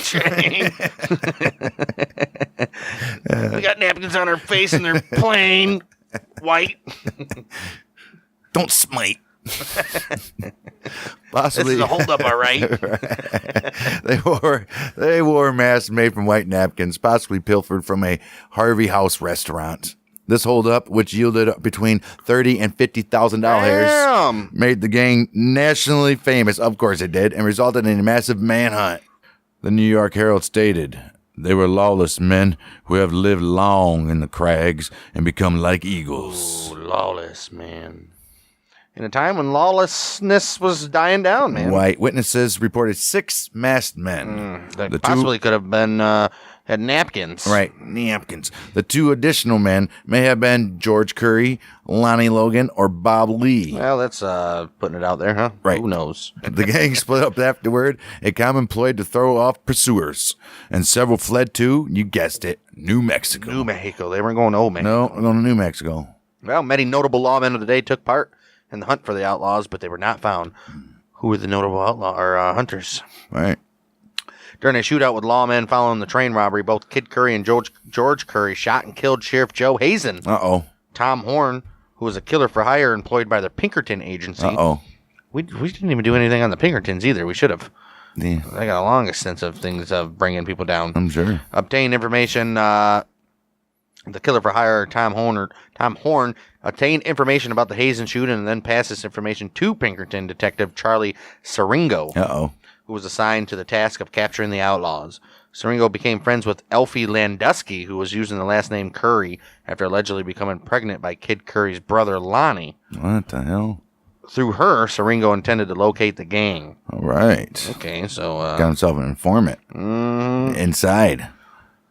I wonder how he's pulled that off. Right. 11th July, 1899. Some of the gang members robbed a Colorado and Southern Railroad train near Folsom Blues Prison in New Mexico. Well, it's just Folsom Prison. No, just Folsom, New Mexico. Folsom Prison's not spelled like that, and it's in California. Right. Without Cassidy's presence, they went there. No, they didn't need No him. Cassidy there, just a wild bunch. Yep. After camping at the head of the Dry Canyon in northeast New Mexico, Sam Ketchum, Hey, Ketchum. Yeah. Heard of him. Bill Carver, Heard of him, too. and LZ Lay made off with some $50,000 hairs. Hey, did they share it? I'm sure. They were soon pursued by a posse to a hideout near Cimarron, New Mexico. Cimarron, New Mexico. We got a whole episode about that wild ass town. We Go back in do. the archives and look at that. Yes. The outlaws were better armed with high-powered rifles and smokeless powder, while the posse had conventional black powder guns, the smoke of which gave away their positions. Excuse me, smokeless powder? Yeah, man. How does that work? Crazy. It must have been a new invention. When the hell did smokeless powder become a thing? Originally invented in 1884, the most common formulations during the late 19th century. So 1884 they had them, and it's probably pretty... Nice. Man, it was all over the world by then, too. Well, It was. It had to be, man. It's the best thing in the world. how have we had all these episodes on the Wild West and not heard of smokeless powder before? Right. Nobody used that? Huh. Well, however, Sam Ketchum and Elsie Lay were both wounded in the gun battle and captured. Uh-oh. The posse fared even worse, with 2 of its members, including Sheriff Edward Farr, killed and another posse man injured. Sam was taken into custody but developed gangrene from his wound. Oh. On July 24th, 1899, he died in the Santa Fe Penitentiary and was buried in the Oddfellow Cemetery. wow. Cemetery. Hell of a way to die. Yeah, on August 16th, Elza Lay was arrested and later tried and convicted for the murder of Ed Farr and sentenced to life. Carver escaped to ride with the Wild Bunch. Well, I'm sure he did. Yeah, he's in a while. Live to ride another day. Yep. Yeah, pew, pew, pew. With each new robbery, the Wild Bunch became better known. The bunch. Right. They became better known and better liked by an American public eager to read about their exploits. Always are in this day, dude. Unable to stop the bunch, the Union Pacific Railroad went so far as proposed to Cassidy a pardon in exchange for the promise of ending his robberies Oh, shit. and coming to work for the company as an express guard. What? It's like, hey, stop robbing us, and once you Why don't just you just come to work for us? Right. We'll pay you good. Jeez. how much you stealing from us, we'll double that. Right. All right. And Cassie's like, nah, I'd rather just rob it from you. What an idiot, dude. Wow. February 28th, 1900. Lawmen attempt to arrest Kid Curry's brother Lonnie at his aunt's home. Lonnie was killed in a shootout that followed. Oh. And his cousin Bob Lee was arrested for rustling and sent to a prison in Wyoming. Can't rustle. Well, here comes the downfall there, apparently, huh? 28th of March, 1900. Kid Curry and News Carver were pursued by a posse from St. John's, Arizona, after being identified passing currency from the Wilcox, Wyoming train robbery. Yeah, they was marking the bills back then, even, huh? Right. Well, I don't know about those marked bills. Well, the posse engaged them in a shootout, during which Deputy Andrew Gibbons and Deputy Frank LeSueur were killed, and Carver and Curry escaped. Oh, no. On April 17th, George Curry was killed in a shootout with Grand County, Utah Sheriff John Tyler Man, they're all going down. and Deputy Sam Jenkins. Wow. On May 26th, Kid Curry rode into Moab, Utah, and killed both Tyler and Jenkins in another shootout in Dang. retaliation for the deaths of George and Lonnie. Dang. Dang, so he rode in by himself? Holy Took goodness. out the sheriffs? Man. Or the deputies? Right. Jeez, where was the other? What the hell? This Kid Curry guy.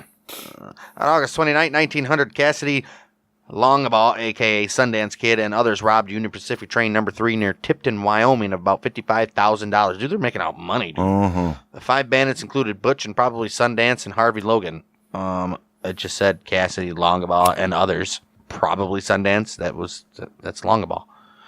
Anyways, also suspected were Ben Kilpatrick, Will Carver, Kid Curry, Tom Welch, and Billy Rose. Tipton was the first crime in which Butch and Sundance are generally agreed to have teamed up. Uh-oh. Oh, really? Nice. That's like 3 years after the gang's formed. All right. Okay. They're doing other, leading stuff over somewhere else. Yes, there's like captains, All right. different regiments. Like, all right, if you ready to do this together? Let's do it. Less than a month later, 19th of September, 1900, 3 or 4 bandits struck the First National Bank of Winnemucca, Nevada, stealing $32,000, $640. Jeez. Sundance, Carver, and Logan are thought to have participated, but nobody knows. The bank's head cashier, George Nixon, at various times agreed and disagreed that Butch was present. Yeah, he was. There. Well, I don't know. Well, maybe he was. You know what? I think that fella was there. Well, on second thought. I can't say he was, though. A few years later, a newspaper recounted a conversation in which Sundance supposedly disclosed that he, Butch, and Carver were all responsible. Of course he's I'm gonna. sure they did. Right. In December of 1900, Cassidy posed alongside Longabaugh, Harvey Logan, Will Carver, and Ben Kilpatrick in Fort Worth, Texas, for the now famous Fort Worth 5 photograph. Oh, the Fort Worth 5. The Pinkerton Detective Agency obtained a copy of the photograph and began to use it for wanted posters. Idiots. They look pretty good for being a gang. Yeah, man. Nice clothes. And, I mean, they should. They're robbing Right. millions of dollars equivalent of today, so they better be dressed damn good. They didn't look like the typical outlaws. Right. They're sophisticated outlaws. Right. Sophisticated. William Carver and Ben Kilpatrick remained in Texas, and on April 1st, 1901, Carver was ambushed by Sheriff Elijah Briant and his deputies at Sonora. William was shot by Briant and died from his wounds 3 hours later. So they went to Texas just for the picture. Jeez. Or they were obviously there, took a picture, and then Carver and Kilpatrick was like, you know what, I think we'll stay here. Right. July 3rd, 1901. Harvey Kid Curry Logan and a group of men robbed a Great Northern train near Wagner, Montana. This time, they took over $60,000 in cash, equivalent to 1.73 million today. November 8th, 1901, Ben Kilpatrick and his girlfriend, Lauren Bullion, Laura. were captured in St. Louis, Missouri. You can find them in St. Louis. Kilpatrick was found guilty of robbery and sentenced 15 years, Jeez. while Laura was sentenced to 5. Oh, she'll get out on good She behavior. served Oh, there you go. 3.5, and Laura was released from the Missouri State Penitentiary. But But she would never see her lover again. no. Harvey Logan then headed to Tennessee, where in October his girlfriend Annie Rogers had been arrested in Nashville for passing notes from the Montana robbery. Uh-oh. Dude, they got this shit stretched out far across the country. Where how do they even know? Right. It's not like they can scan them, so they literally have to. They would have to be reading every single note serial number that they're taking in if this is happening. Right. Unless they like were, I don't know. This chick looks a little Right. not from this town, a little ragtag. Let's put that aside. On December 13th, 1901, Harvey Logan killed 2 Knoxville policemen, Uh-oh. William Dinwiddle and Robert Saylor, when they tried to apprehend him. Oh, no. Annie Rogers spent time in jail until she was acquitted on June 18th of 1902. Acquitted for passing notes. How do you get? I don't understand the acquittal process of these guys back in the day, dude. What the hell? In a pool hall on the 30th November 1902, Logan was captured after a lengthy physical fight with lawmen. Lengthy, so Right. physical fight too. So they're punching each other and bang, bang, bangs. Forever. Right, just going from it's like the chicken and Peter fight from Or Homer and Peter. yeah. He was convicted of robbery because facts. He was convicted. He was convicted of robbery. Facts. Why? Or because facts. Facts. He was convicted of robbery because facts in the murder of the 2 policemen were not definite and no witnesses would testify. So he wasn't convicted. He was convicted of robbery, but not murder. Oh, in the murder, yeah. Right. And he received a sentence of 20 years of hard labor and a $5,000 fine. So 20 years of hard 20 years labor. of hard labor? Right. Shit. That's like, I've been working on They say, he goes, well, 20 years of hard labor? What, in prison? No, you're getting set up with a wife and 3 kids and a Right. mortgage. He's like, ooh. That's the sound of a man working on a chain gang. Well, just about 6-7 months later, June 27th, 1903, Logan said, enough of this hard labor. I'm out. Rumors that a deputy had received $8,000 bribe to allow his escape spread. But this was never proven. I guarantee that's how it happened, though. Most likely. A year later, he participates in a robbing of the Denver and Rio Grande train near Parachute, Colorado on June 7th of 1904. So we're in the early 1900s and these dudes are still doing these robberies. Right. This is usually when the outlaws of this time are Right. settling down or Right. selling their stories to newspapers. Right. Well, 2 days later, a posse caught up with the outlaws, and in the confrontation, Logan was wounded. Yep. However, How ill. rather than go to prison, he took his own life. Oh, what no. a pussy. Why would you do that? He was 37 years old when he died on June 9th of 1904. What a douche. What a douche, dude. Wow. In the meantime, with the gang breaking up and feeling continuous pressure from the numerous law enforcement agencies pursuing them, Butch Cassidy and Sundance fled to New York City. New York City? Right. On February 20th, 1901, along with Etta Place, Sundance's female companion, they departed for Buenos Aires. That's in Argentina, guys. Aboard the British steamer Herminius. Cassidy posed as James Ryan, Place's fictitious brother. After their arrival, they settled in a 4-room log cabin on a 15,000-acre ranch that they purchased on the east bank of the Rio Blanco near What the Cholila. hell they need 15,000 acres for? Right, just east of the Andes in the Argentine province of They Chubut. probably had one of the biggest lands in Argentina at that time. Well, you know how much money they probably got. I know, but I'm saying, like, why would you even do that to yourself? 100,000 down there. They're probably Buy a couple acres at least, 15,000. Now everybody knows who you are. You hear these two Americans just came in town, purchased 15,000 acres. right. On February 14th, 1905, two English-speaking bandits Oh, who no. may have been Cassidy and Sundance held up the Banco de Tarapaca y Argentino in Rio Gallegos, 700 miles south of Cholila. They then escaped north across the Patagonian steeps.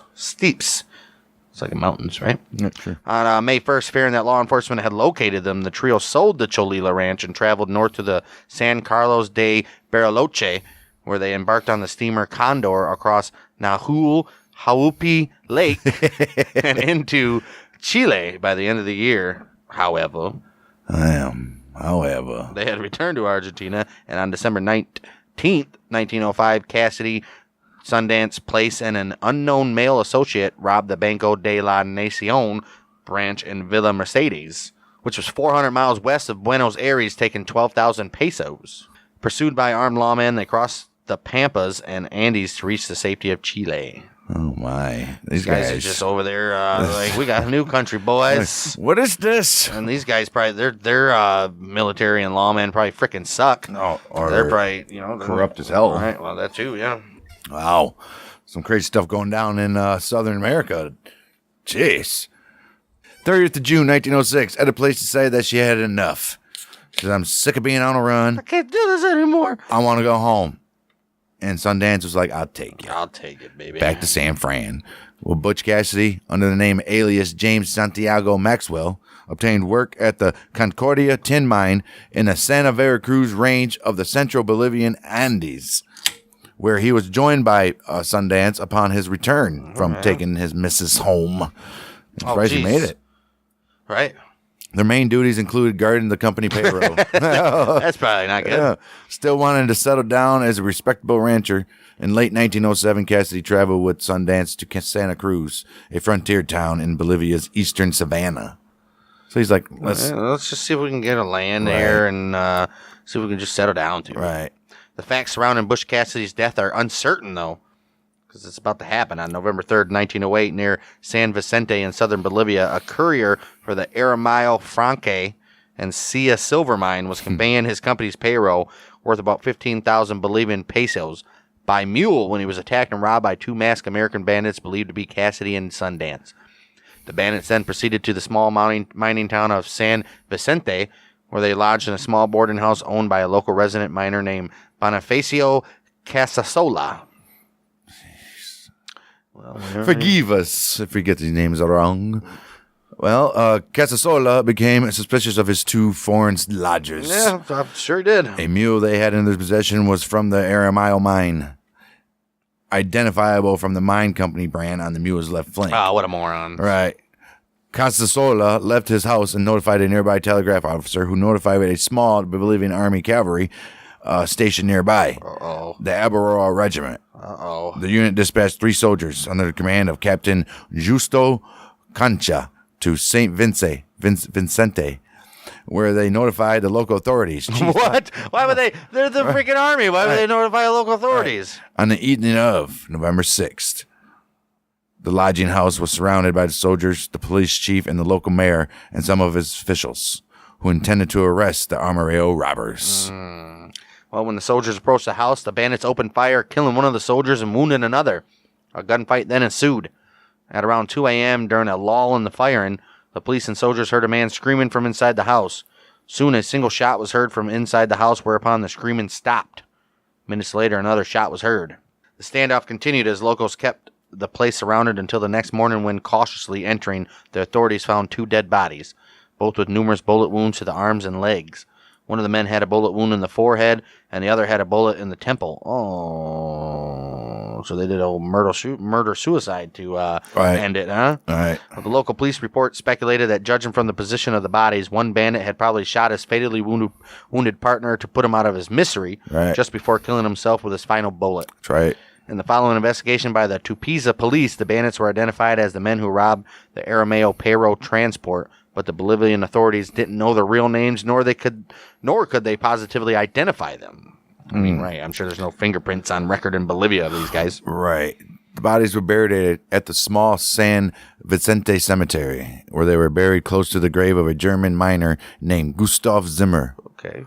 Although attempts have been made to find their unmarked grave, no remains with DNA matching the living relatives of Cassidy or Sundance have been discovered. Through the years, there have been claims that the pair killed in Bolivia were not Cassidy and Longabaugh. Oh, have we heard this before? Right. One story alleged that Josie Bassett claimed that Cassidy had come to visit her in the 1920s after returning from South America, and that he didn't die until about 1940. Another claim was made by a doctor named Francis Smith, who claimed that he had treated Cassidy, who told him that his face had been altered by a surgeon in Paris, and then he showed Smith a repaired bullet wound that Smith recognized as work he had previously done on him. Yeah. That's possible. Who was the ones that was getting plastic surgery? Yeah, there's one people. That was the Prohibition guys, though. Right.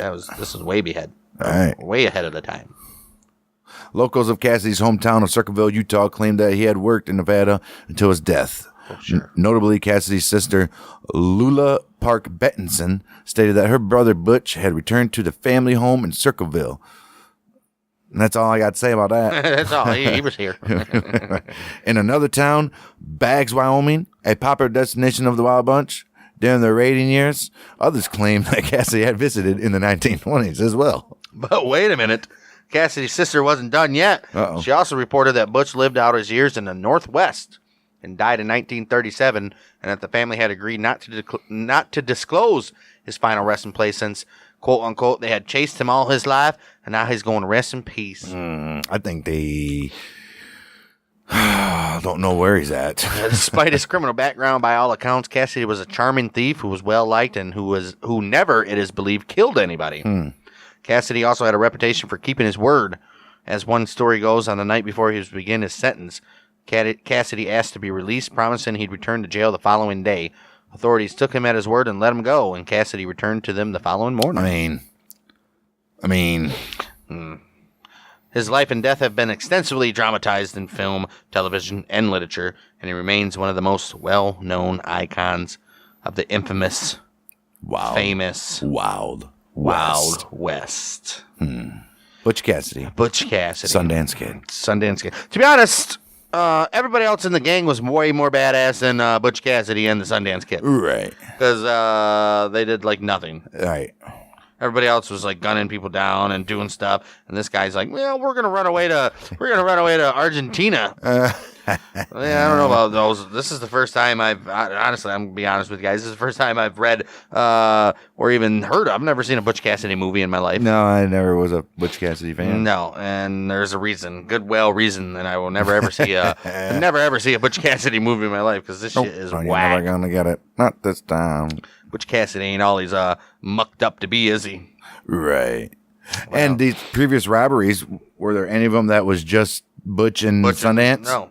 So I find it hard to believe for them to go all the way down to South America and then start robbing. Just the two Right, of them. just two of them. Yeah. I don't know about that. Maybe they were alive till 1940, but it doesn't even. I don't know. Yeah, this should have been.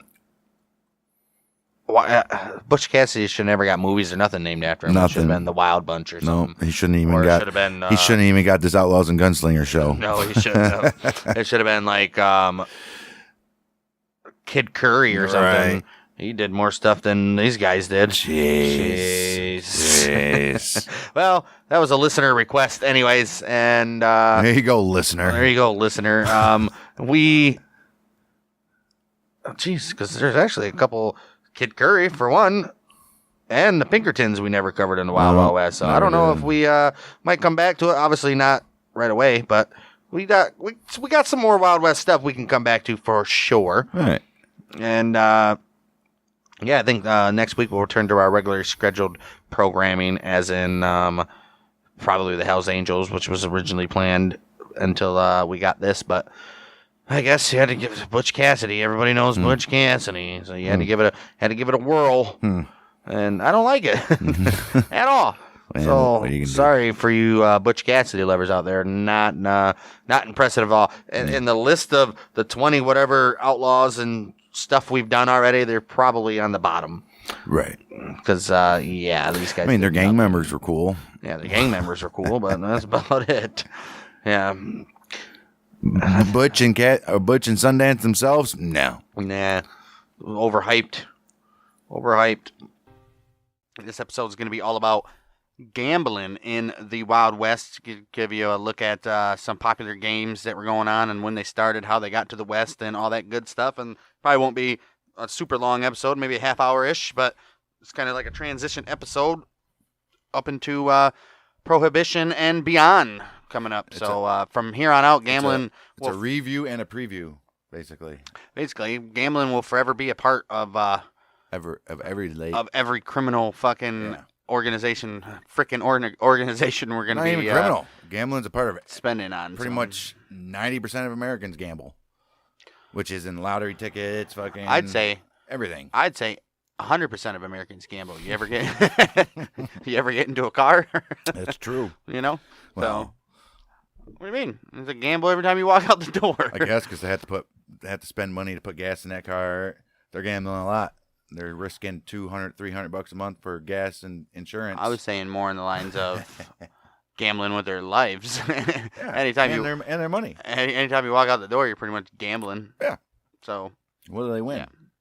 What do they win if they the stay next alive? day? Yeah. The next day Is your it that much of a risk getting in the it's car? an ultimate Is prize. it that much of a risk getting in the car where you're so thankful? When it's the leading cause of death in America, pretty much, Not the besides leading like cause of heart death. disease. Besides any disease? It's a leading cause of death for kids ages 8 to 13. I know that for a fact. Yeah, because they're fucking morons. I hear it on the radio every freaking morning at work, so I can tell you that. They're inexperienced and they can't handle what they're doing. Yeah, because ages 8 to 13 shouldn't be driving freaking cars anyway. Exactly. And they do. Oh, that's fucking hilarious. I don't think they're actually driving them. Obviously, they get in them, no.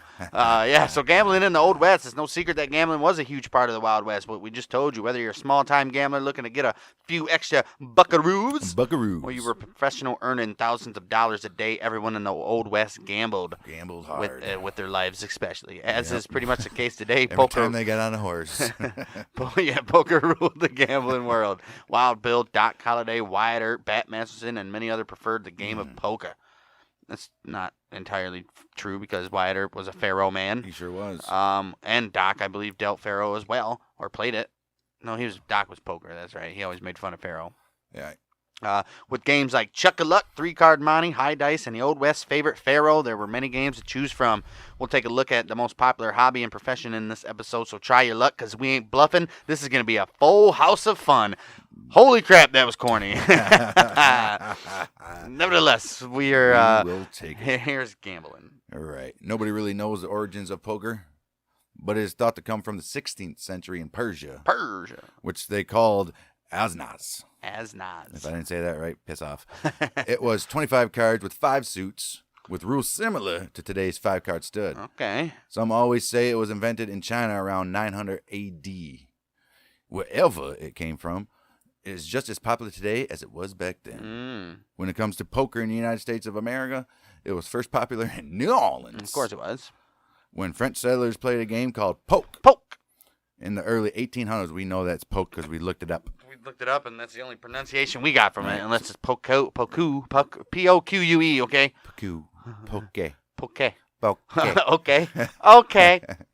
Fuck you. Screw you, Google Translate, too. I just want to let you know that. Okay. Anyway, Nolans became the center of gambling as everyone flocked to the region to place bets and get rich. Right, where you going? I'm going to New Orleans. I'm going to New Orleans. Gonna have Place myself a this beer bet. in the mine. Yeah, whatever. New Orleans was also the home to the first gambling casino in 1822 by a man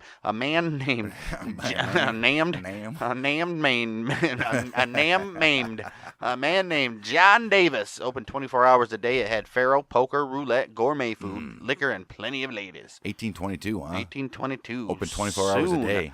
More people followed suit and made gambling dens the prime destination in New Orleans. The gambling industry, as well as New Orleans' status as an international port, made way to a new profession called the card sharper. Card sharper. Card shark, pretty much. Right. Gamblers gathered in the swamp. In the swamp. Which was a waterfront area that even police were afraid to enter. Man, Trump would have definitely have taken them out. Right. Even if you're lucky enough to win a hand or two, you're liable to get beat up and your money stolen from the numerous thieves that waited around the area, just lurking around trees. You know, they were like hiding in bushes. And right. In the water and stuff. If you walk up and you see like a straw sticking out of the water, you know, that motherfucker trying to rob me. Yep. Not today, straw boy. Even though the gambling was outlawed in the rest of the territory in 1811, New Orleans continued operating gambling halls for more than 100 years. Well, of course it did. 100 years, 1811, 1911. Yeah, it was outlawed for a minute there, wasn't it? With the law being passed, it was not strictly enforced, and casinos and gambling halls spread like wildfire. Like, we're just going to pass this to make some people happy, but you guys do what the fuck you want. Go ahead. As goods began making their way up the river, so did gambling, as well as west on wagons and trains. If you remember, I'm going to the gambling wagon. Many of the first gambling dens outside of New Orleans were established on riverfront towns, with a lot of people headed for the new frontier. Sharpers preyed on people who had their life savings on them. Right. Cheating was a big problem in gambling, with many companies manufacturing card cheating devices. Oh, no. Oh. Look at these cheap motherfuckers. Of course, you know it. Right. Considering themselves entrepreneurs, professional gamblers were responsible for the gambling boom. The public often viewed these people with disdain and considering them as contributing. You see that gambler over there? Right. I have disdain for him. And considering them as contributing nothing to society, as many professionals cheated to win. Of course. Most pros had outgoing personalities and dressed nice to attract people to play with them. Come play with me. I dress Come play. nice. You see? Oh, honey, look, he dresses nice. Let's go play with him. They relied on chance, skill, and of course, the shooting abilities. Mm-hmm. By the 1830s, gamblers were blamed for any and all crimes that took place in this area. So they're like, he's murdered. It was a gambler. Yep. Damn gamblers. Stagecoach rob. Gambler. Oh, man. Stolen horses. Gambler.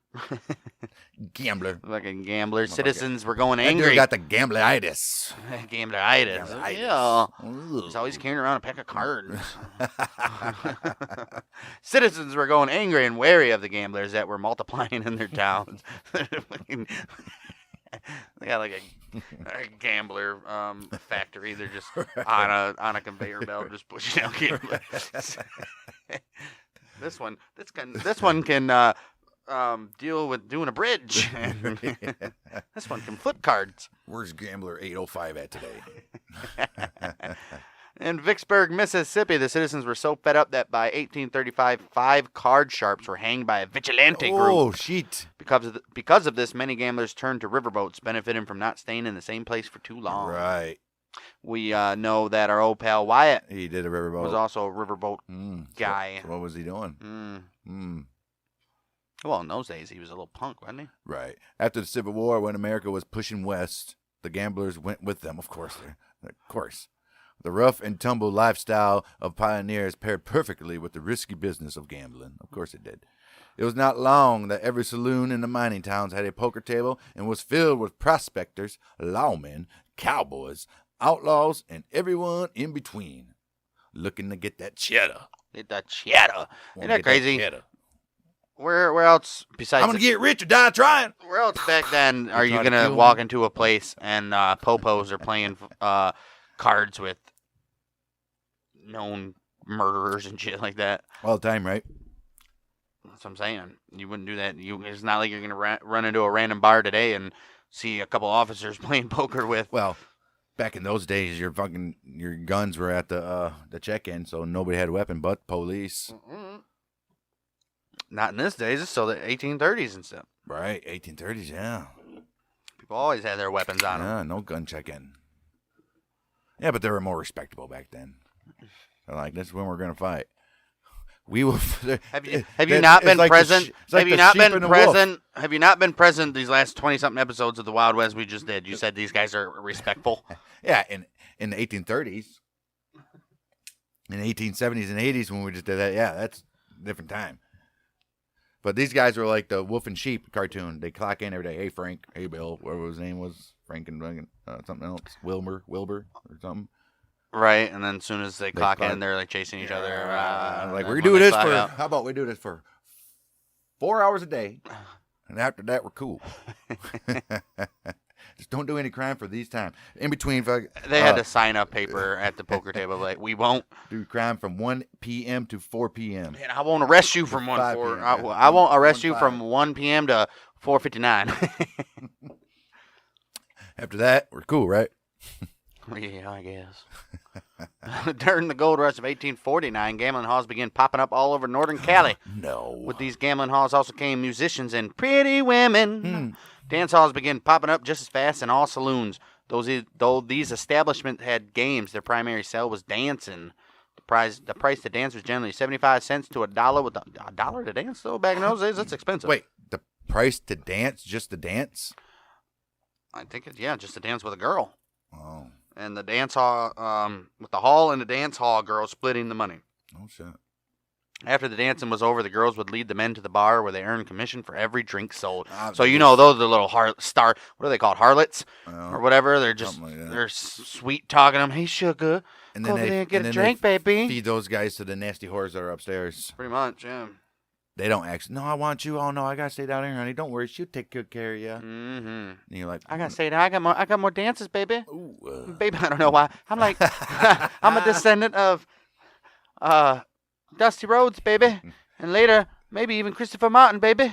Right. If you were a popular girl, and you were exposed to dance halls, you might have mesothelioma. and did you perform over 50 dances a night? If so, you might be entitled to a cash settlement. Anyway, if you were a popular girl in one of these dance halls, you would average around 50 dances a night. The dancing girls made so much money that it was rare for any of them to resort to prostitution.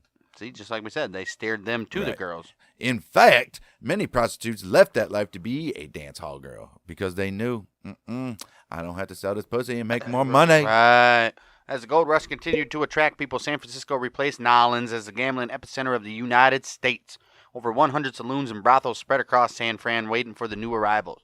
Faro was most people's game of choice, followed by Bragg, three-card monte, and many dice games. Okay. Gambling halls took money from everyone, including Hispanics, blacks, Chinese, and women. Ooh. Some of the more popular women gamblers were Calamity Jane, Hey. Poker Alice. I All mean, right. you'd have to be a fucking popular person to be called Poker Alice, right? Right. And Madame Mustache. That's great. I love her already. All right. Well, before long, many boom towns became more popular for the gunfights over card games than they did for their gold and silver outputs. Of course. Gunfighters honed their shooting skills along with the gambling skills. They operated by the gambler's code. Shoot first, maybe ask questions later. Not even ask. Shoot first, Right. get up and leave. Yeah. With gambling and liquor came violence, of course. Drunk miners and cowboys would shoot up the saloons, and most times the winner of the pot, because they were so angry they lost. Right, Why would you even play poker? Who would want to play poker then? right. Even Wild Bill Hickok, who was mostly known for his heroics and prowess with a six-shooter, took advantage of those abilities when faced with a loss in Deadwood, South Dakota. Yeah. Shortly before midnight, after a night of drinking and gambling, Hickok was playing a two-handed game with a man named McDonald when the stakes began to increase with every card dealt. Look at Wild Bill in a gambling match. Right. Well, when that hand was complete and in the middle of the pile, high money was in the table. The money was piled high with tables. They were really fucked up. Put them tables on this money. Fuck it. The saloon owner's like, hey, those are my tables. The winner's dragging out 6 tables. Right. That's so fucking I want stupid. these fair and square. One of these tables fair and square. Ask the barkeep. He's like, no, they're mine. No, I told him, sons of bitches, quit putting them damn tables on that money. Oh. Well, anyway, when the hand was complete and the middle of the table was piled high with money, McDonald showed his hand, displaying 3 jacks. Oh. To this, Wild Bill Hickok responded, I have a full house, aces over 6. Then threw his hand face down upon the table. However, when McDonald picked up Hickok's hand, he exclaimed, I see only 2 aces and 1 6. Wasting no time, Wild Bill drew his 6-shooter with his right hand and replied, here's my other 6. Then he flashed a Bowie knife with his left hand, stating, and here's my 1 spot. McDonald immediately backed down, saying, Coolie. Coolie. Saying, cool it, man. Hey, man. Coolie. And he said, no, man, that's a good hand. Take the pot, bud. You gotta do that sentence over again. Coolie. Coolie. Hey, man, Coolie. Coolie. Well, Bill's like, what? What'd you just say to me? He shoots him just for saying that. Coolie. McDonald immediately backed down, saying, cool it. He shouldn't even say coolie, man. Don't. But he's saying coolie. Hey, man, that hand's good. Take the pot. McDonald immediately backed down, saying, hey, Bill, that hand good. Take it. Of course he did. Fucking look at Hickok over there. Probably was in bad sorts. Right. Well, I mean, how many shots did he have? He's probably liquored up. And, Been playing all night long What are you gonna and do? down. right. But and he was like, I really need these tables. That's a lot of tables there. By the end of the 19th century, gambling was everywhere. States and cities began taking advantage of the boom and began taxing gambling halls and raising money for their communities. Smart. About time. Yeah. Towards the end of the 1800s, many states enacted new laws against gambling. All right. These new laws, more often than not, targeted the professional gamblers rather than the halls themselves. Of course they did. Some types of gambling was illegal and limits placed on others. Anti-gaming laws were weak and difficult to enforce, though. Plus, establishments introduced new variants to games to avoid penalties, which were usually light anyways. Right. So basically, they're like, we're not even going to try. Do what the fucking law. Well, the thing is, many of these lawmakers are playing poker and gambling and all that crap themselves. All right. They just had to do it so they didn't have outrage in the community. And plus, back then, it was you're miles in between of anything. You might have 2 lawmen in a town. They ain't going to stop 20 people. Right. Fuck it. Well, eventually, as the population grew, laws stiffened up. Nevada, of all places, was the first to outright ban gambling Ban in it. the year of 1909. Other cities followed suit.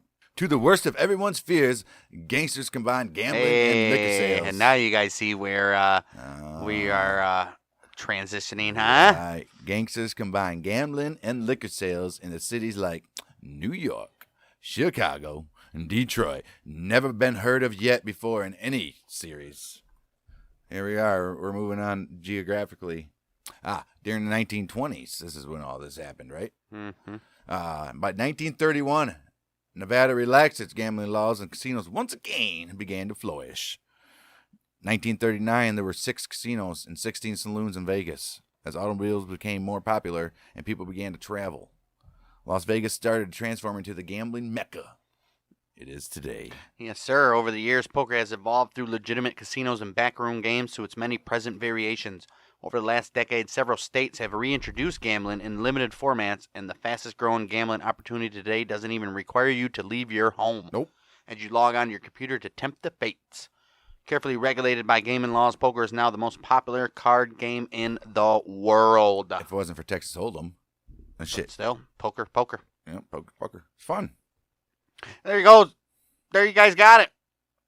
A little bit about gambling in the Wild West and the various things and laws and all that. Our most popular probably episode we've ever done. Highest growth show.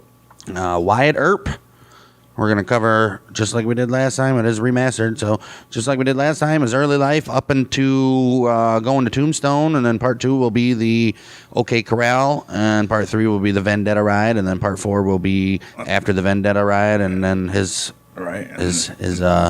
later life going to Hollywood and all that shit. So, And his fight with the aliens. Wait, you did an alien movie? I'm surprised they didn't. Why didn't they do that? Like Wyatt Earp versus like the alien versus Right. Cowboys versus aliens or something. They should have had a Wyatt Earp like guy doing that. Come on, they did Abraham Lincoln as a vampire That's what I'm killer. saying. That would have been great, actually. There's still time, guys. Right. Yeah, everybody knows about Wyatt Earp. OK Corral, like I said, Vendetta Ride. He was also a buffalo hunter, a car dealer, a stagecoach driver, a saloon owner, and he also was accused as a pimp. He was a pimp. Pimp on a riverboat in Missouri or something like that, Mississippi River. We'll get to that in this episode, actually. And yeah, if you guys don't know, everybody knows about the OK Corral, but I'm sure a lot of people don't know about his early life growing up, trying to join the Civil War and At like, what, 12 or something? at 13 or some shit like that. Yeah, but we'll go through it just like we always do. Wyatt Barry Stapp Earp. He was born March 19th, 1848. He was the fourth child of Nicholas Porter Earp and Nicholas's second wife, Virginia Ann Cooksey. He was named after his father's commanding officer in the Mexican-American War, who was Captain Wyatt Barry Stapp. He was with the 2nd Company Illinois Mounted Volunteers. Some evidence supports Wyatt Earp's birthplace as 406 South 3rd Street in Monmouth, Illinois, though the street address is disputed by Monmouth College professor and historian William Urban. You know, there always is some idiot. Always him historian doing something. Oh, Wyatt had 7 full-time siblings. They were all full-time. James, Virgil, Martha, Morgan, Baxter, Warren, Virginia, and Adelia. He had an elder half-brother named Newton from his father's first marriage. Fantastic. Nobody knows about Newton. What did Newton do? Newton probably stayed with his mom. Newton, he was a pioneer, born in Kentucky in 1837. He was a Union Army during the Civil War, served as part of the 4th Iowa Cavalry. Got to corporal. Damn, this dude was 91.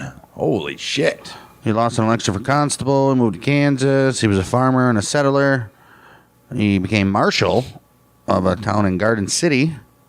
And then he hunted buffalo. So he was a Wyatt Earp, but not as famous. Wow. Good for him. And he died in 1929. Only Wyatt and his sister Adelia survived him. So he's one of the oldest ones, huh? Look at that shit. Oh, Wyatt died just a month after him, Wow. 1929. Damn. Oh, all right, cool. Well, look at Newton. Yeah. Fantastic. Well, we're going to go to March in 1849, or it could have been early January of 1850 or February or whatever. Damn, a whole year later. Right. Nicholas Earp joined about 100 other people in a plan to relocate to San Bernardino County, California, where he was intended to be a farmer and buy some farmland there. Just about 150 miles west of Monmouth on the journey, their daughter, Martha, became sick. Gotta stop. Family stopped. Nicholas bought a new 160-acre farm. Damn, you're sick? Well, let's buy these 160 acres. Might as well. Can't travel with her. Right. So he bought a new 160-acre farm about 7 miles northeast of Pella, Iowa. Martha died there on May 26, 1856. Oh, damn. Made it 6. Well, she was 6 years. 7 Sounds years. good for her, huh? Well, Nicholas and Virginia Earp's last child, Adelia, was born June 1861 in Pella. Newton, James, and Virgil joined the Union Army November 11, 1861. Their father was busy recruiting and drilling local companies, so Wyatt and his 2 younger brothers, Morgan and Warren, were left in charge of tending 80 acres of corn. Damn. Well, their dad drilled like Union Army companies and stuff. Yeah, Good for him, huh? shit. Well, Wyatt was only 13 years old, which is too young to enlist, but he tried on several occasions to run away and join the army. Each time, his father found him and brought him home. Wow. James, he was severely wounded in Frederickstown, Missouri, and returned home summer of 1863. If you ever seen Wyatt Earp, the movie, he's trying to run through the cornfield, and his dad pulls up on his horse. I don't Right. think so, son. Right. Nicholas Earp organized a wagon train and headed to San Bernardino. Bernardino. Yep, California. Arriving on the 17th of December. Along the way, Wyatt was given his first weapon, a combination shotgun rifle. He did that to help protect the family against attacking Indians. He got to back then.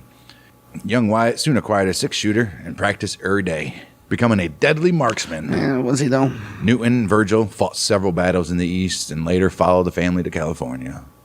By late summer 1865, after the war, Virgil found work as a driver for Phineas Banning's stagecoach line in California's Imperial Valley. 16-year-old Wyatt, he assisted his brother. Spring 1866. Wyatt became a teamster transporting cargo for Chris Taylor. Nice. From 1866 to 1868, he drove cargo for over 720 miles on a wagon road from Wilmington through San Bernardino, then Las Vegas, then to Salt Lake City. And that seems which about is it. Utah territory at this this time. In the spring of 68, Earp was hired to transport supplies needed to build the Union Pacific Railroad.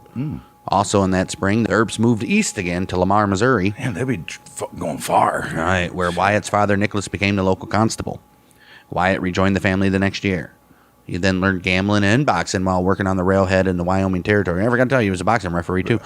He developed a reputation for officiating boxing matches and refereed a fight between John Chansey and Professor Mike Donovan. Oh, cool. Why they call him Professor? Which was July 4th, 1869 in Cheyenne, Wyoming, in front of 3,000 spectators. Damn. Nicholas resigned as constable November 17th, 1869 to become the justice of the peace, and Wyatt was appointed constable in his place. Fantastic. So this is 69, and he was born in 48. 48, so he's 21 years old and a constable. Wow. In late 1869, Earp courted 20-year-old Orilla Sutherland, daughter of William and Permelia Sutherland, who operated an exchange hotel in Lamar. They were married by Earp's father on the 10th of January, 1870, because Earp's father is justice of the peace. Right. Wyatt bought a land on the outskirts of town for $50, where he built a house in August of 1870. However, their time together was brief, when Urilla died within a year of their marriage. Historical facts vary as to the cause of her death. Some say she died in childbirth, while others indicated that she died of typhoid fever. I would say typhoid fever because Wyatt Earp didn't have a kid, Yeah. unless the kid died in childbirth as well. November 1870, Earp sold the lot and the house for $75. He ran against his elder half-brother Newton for the office of constable and won by 137 votes to Newton's 108. But their father lost the election for justice of the peace in a very close four-way race. In the movie Wyatt Earp, they show him burning down his house and shit like that. It never happened, guys. Yeah, Don't believe movies. Right. Well, Earp went through a downward spiral after Urilla's death, and he had a series of legal problems. I bet it did. March 14th, 1871, in Barton County, Missouri, they filed a lawsuit against him and his sureties. Oh. He was in charge of collecting license fees for Lamar, which funded local schools, and he was accused of failing to turn them in. Oh, no. March 31st, James Cromwell filed a lawsuit against him, alleging that he had falsified court documents concerning the amount of money that Earp had collected from Cromwell to satisfy a judgment. Okay. The court seized Cromwell's mowing machine and sold it for $38 to make up the difference between what Earp turned in and what Cromwell owed. Oh. Cromwell's suit claimed that Earp owed him $75, which was estimated value of the machine. Damn, dude. His machine cost $75, but Earp sold his land and house for $75. That's crazy. A mowing machine cost $38. Huh? Earp, Edward Kennedy, and John Schoen were charged with stealing two horses on the 28th of March in 1871 from William Keyes while in the Indian country. Each of the value of $100, supposedly. No. April 6, Deputy U.S. Marshal J.G. Owens arrested Earp for the horse theft, and Commissioner James Churchill arraigned him on the 14th of April and set bail at $500. Damn. May 15th, an indictment was issued against Earp, Kennedy, and Schoen. John Schoen's wife, Anna, claimed that Earp and Kennedy got her husband drunk and then threatened his life to persuade him to help. June 5th, Kennedy was acquitted while the case was remained against Earp and Schoen.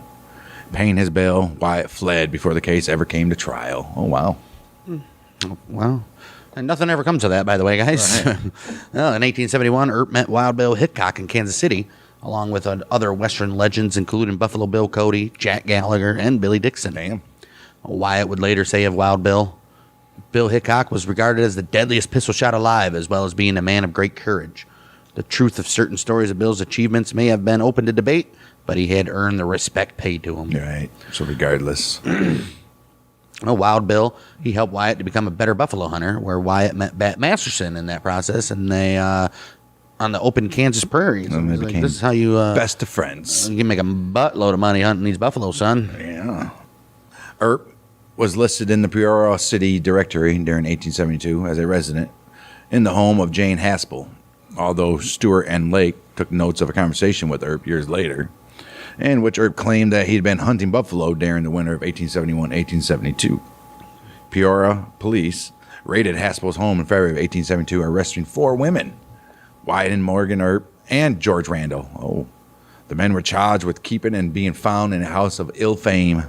Drug house, basically. Right, and later fined $20 plus costs. Oh. Both Earps were arrested for the same crime again on the 11th of May, and each was fined $44.55. It was a whorehouse, basically, I bet. Right. The Peoria Daily National Democrat reported that Earp had been arrested once more on the 10th of September 1872. And this time he was aboard a floating brothel that he owned named the Beardstown Gunboat. A prostitute named Sally Heckle was arrested with him, and she called herself his wife. She was likely the 16-year-old daughter of Jane Haspel. Oh, well, 16, huh, Wyatt?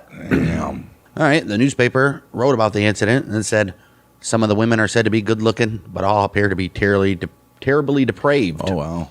John Walton, who was the skipper of the boat, and Wyatt Earp, the Peoria bummer, were each fined $43.15. Sarah Earp, alias Sally Heckle, calls herself the wife of Wyatt Earp. Oh. Well, by calling Earp the Peoria bummer, the newspaper was putting him in a class of contemptible loafers who impose on hardworking citizens, a beggar, and worse than tramps. Oh. They were men of poor character who were chronic lawbreakers, and Peoria constables probably considered him to be a pimp as well. Then he didn't have a good reputation right now, guys. Oh, not looking good for him, huh? August 1873 found Wyatt in Ellsworth, Kansas. It was here that the legend of Wyatt Earp began. Yes, sir. Ellsworth, a railhead where huge herds of cattle were driven north from Texas, was wild with drunken cowboys, 2 of which were Billy and Ben Thompson. Oh, Billy and Ben. Lethal gunmen who would rather resort to gunplay than talk out any argument. Wyatt heard of the 2 killers and chose not to play at the same tables as them. Why would you? Right. But before They're long, unpredictable. Before long, he got caught up with them on the 15th of August, 1873. While Earp was standing across the street from Brendan's saloon, he heard the sounds of an argument coming from the gambling house. The Thompsons had started a dispute with 2 other gamblers named John Sterling and Jack Marco, which was a local lawman. The disturbance soon brought Sheriffs Chauncey B. Whitney and 2 deputies to the scene. Whoa, what's going to happen? Well, Sterling and Marco charged at the Thompsons, guns blazing, Ooh. but Ben Thompson drove him off with a volley of shots. Damn. Then Billy, who was a homicidal maniac and hopeless alcoholic, turned his gun on Sheriff Whitney, Oh, no. who prior to this had been a drinking companion and friend of the 2 brothers.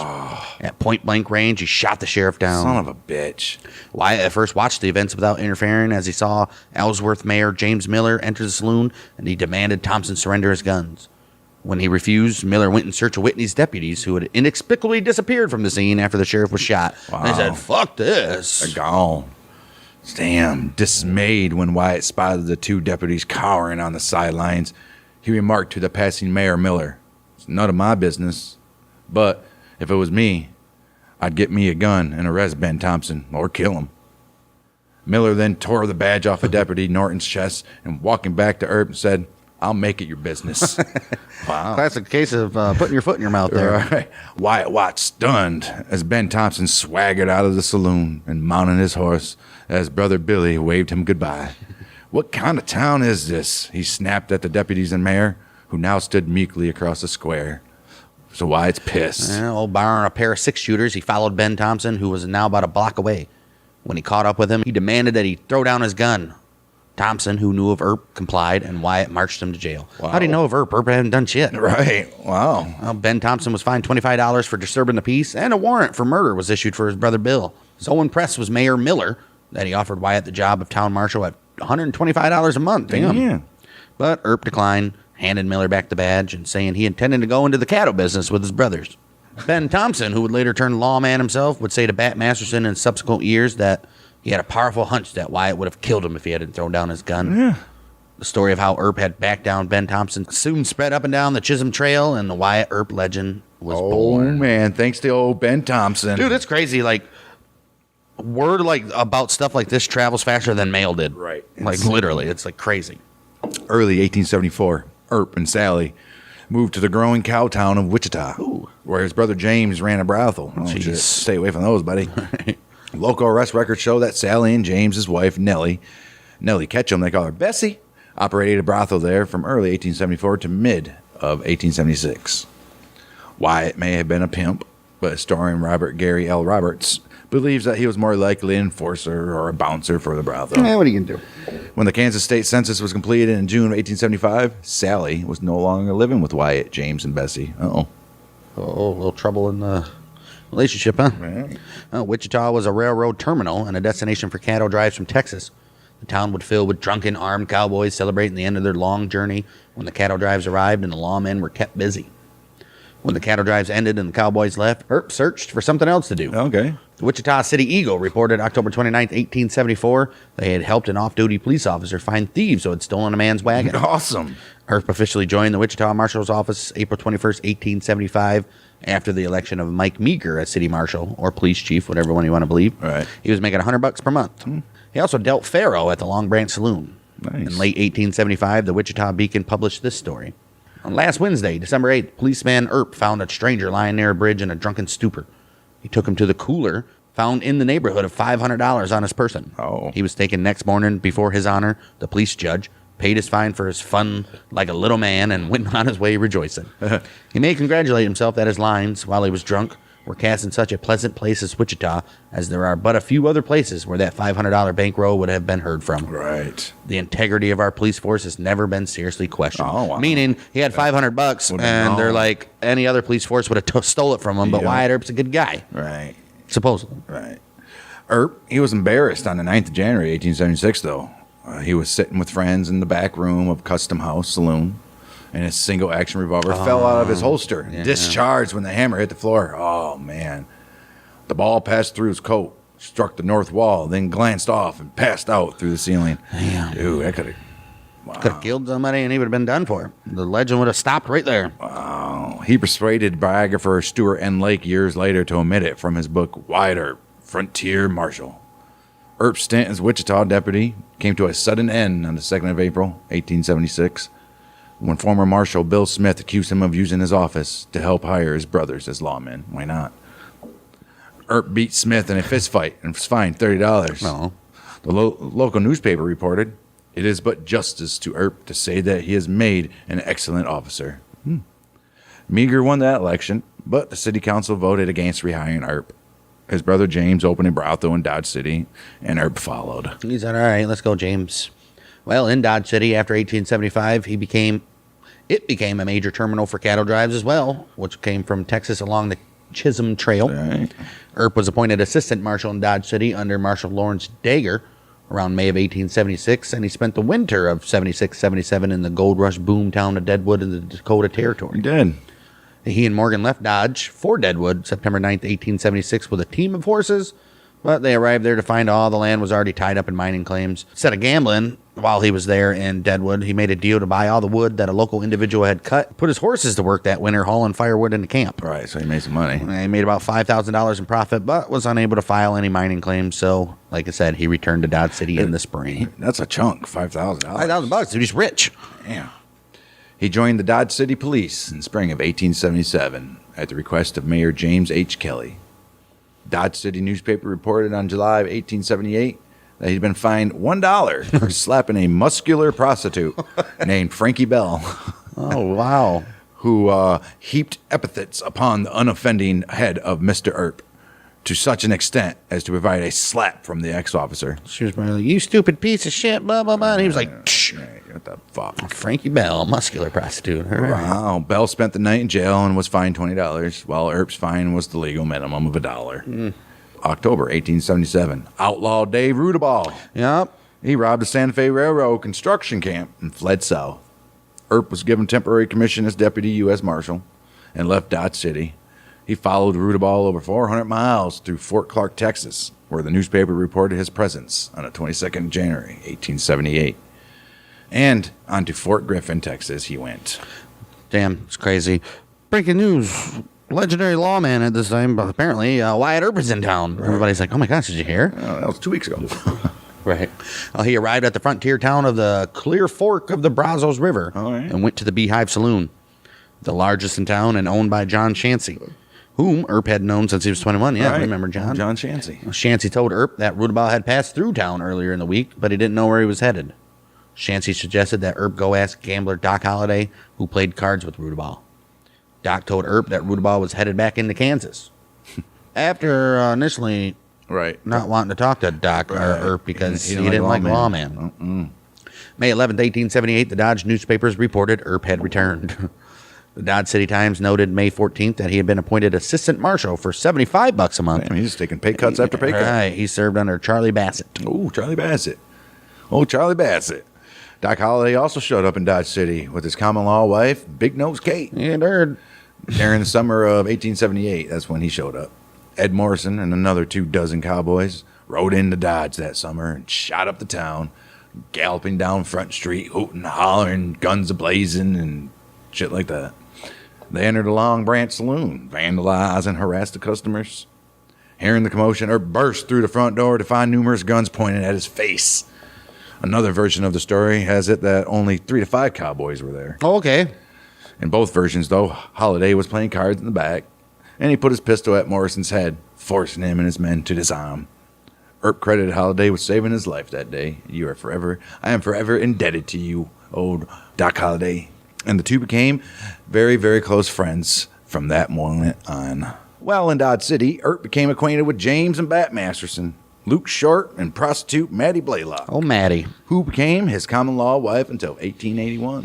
What was it? Why is it not in here? Where Holliday put the gun up to the guy's head and was like, basically tell him you'll get your head blown off if you plan on using that or some shit like that. Yeah. Right. Yeah, that's what happened. One often written about event was an 1878 showdown between Wyatt Earp and Clay Allison, who was a self-proclaimed shootist from New Mexico. Right. According to these stories, Allison planned to protest the treatment of his men by the Dodge City marshals and was willing to back his arguments up with gun smoke. Uh-oh. The Dodge City lawmen had gained a reputation for being hand-on with cattle herders, You have but to be. stories circulating that cattlemen had been robbed, shot, and beaten over the head with revolvers. Hey. Well, George Hoyt, who had at one time worked for Clay Allison, had been shot to death while shooting a pistol in the air in the streets of Dodge City. You don't fuck around in Dodge City, man. Right. I mean, just stupidity. There are several versions of this story of the showdown. Well, of course there would be. Some say Allison and his men terrorized Dodge City, while Wyatt Earp and Bat Madison fled in fear. Others say that Wyatt Earp pressured Allison into leaving, and yet others say that Allison was talked into leaving by a saloon keeper and another cattleman, with little or no contact with Wyatt Earp at all. In any case, there is no evidence of any serious altercation ever happening. Historians basically surmise that Allison might have come to Dodge City looking for trouble, but nothing happened. Didn't find it. While Allison and his men went from saloon to saloon, fortifying themselves with whiskey, Earp and his marshals began to assemble their forces. But in the end, Dick McNulty, owner of the large cattle outfit, and Chalk Beeson, co-owner of Long Branch Saloon, they intervened on behalf of the town, talking the gang into giving up their guns. So you don't want to do this, man. These lawmen don't fuck around here. Like, hey, man, just come on, bud. Yeah, we all know Dodge City had been a frontier cow town for several years, but by 1879 it had begun to settle down. Virgil Earp was the town constable in Prescott, Arizona territory, and he wrote to Wyatt about the opportunities in the silver mining boomtown of Tombstone. He later wrote, in 1879, Dodge was beginning to lose much of the snap which had given it a charm to the men of reckless blood. Right. And I decided to move to Tombstone, which was just building up a reputation. He just wants some action. Right. Earp resigned from the Dodge City Police September 9th, 1879, and traveled to Las Vegas, New Mexico, with his common law wife, Maddie, his brother Jim, and Jim's wife, Bessie. Bessie? There, they reunited with old Doc and his common law wife, Big Nose Kate, and the 6 of them went on to Prescott, Arizona. Yes, they did. They did that. Virgil, he was appointed Deputy U.S. Marshal for the Tombstone Mining District, 27th of November, 1879. This happened 3 days before they left for Tombstone by United States Marshal for the Arizona Territory, Crawley P. Day. Virgil was to operate out of Tombstone, some 280 miles from Prescott. Jeez. And his territory included the entire southeast area of Arizona Territory. Damn. Jeez. Wyatt, Virgil, and James Earp arrived in Tombstone with their wives on the 1st of December, 1879. While Doc Holliday remained in Prescott, where the gambling afforded better He said, I'm making too much money here in Prescott, boys. Right. Well, the city of Tombstone, founded March 5th, 1879, with about 100 people living in tents and a few shacks. Right. Just like every other town. The Earps arrived 9 months later, December 1st, and it had already grown to about 1,000 residents. Damn. Wyatt brought horses and a buckboard wagon, which he planned to convert into a stagecoach, but he found 2 established stage lines already running. Perfect. He's always late to the shit. Right. He later said he made most of his money in Tombstone as a professional gambler. Yeah, I had to. The 3 Earps and Robert J. Winders filed a location notice on December 6, 1879 for the first north extension of the Mountain Maid mine. Oh. They also bought an interest in the Vizina mine and some water rights as well. Got to have water rights. Well, Jim, he worked as a barkeep, but none of their other business interests proved fruitful. Wyatt, he was hired in April or May 1880 by Wells Fargo agent Fred Dodge as a shotgun messenger on a stagecoach when they transported Wells Fargo strong boxes. Late July of 1880, younger brother Morgan, he arrived, leaving his wife Lou in Temescal, California. Warren Earp moved to Tombstone as well. And then later, Doc Holliday said, you know what? It's time to leave Prescott. And that happened in September. He had $40,000 with his $1 million in today's money. At least, right?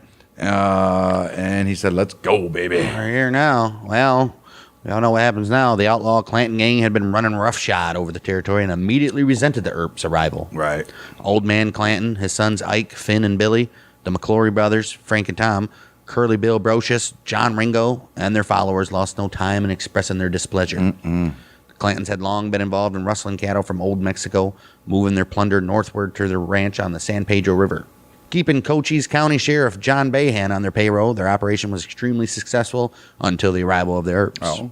Wyatt wasn't spending all of his time working as he met Josephine Josie Marcus while in Tombstone. Yes, he did. The small 18-year-old woman, this dude's 30-something right now. Right.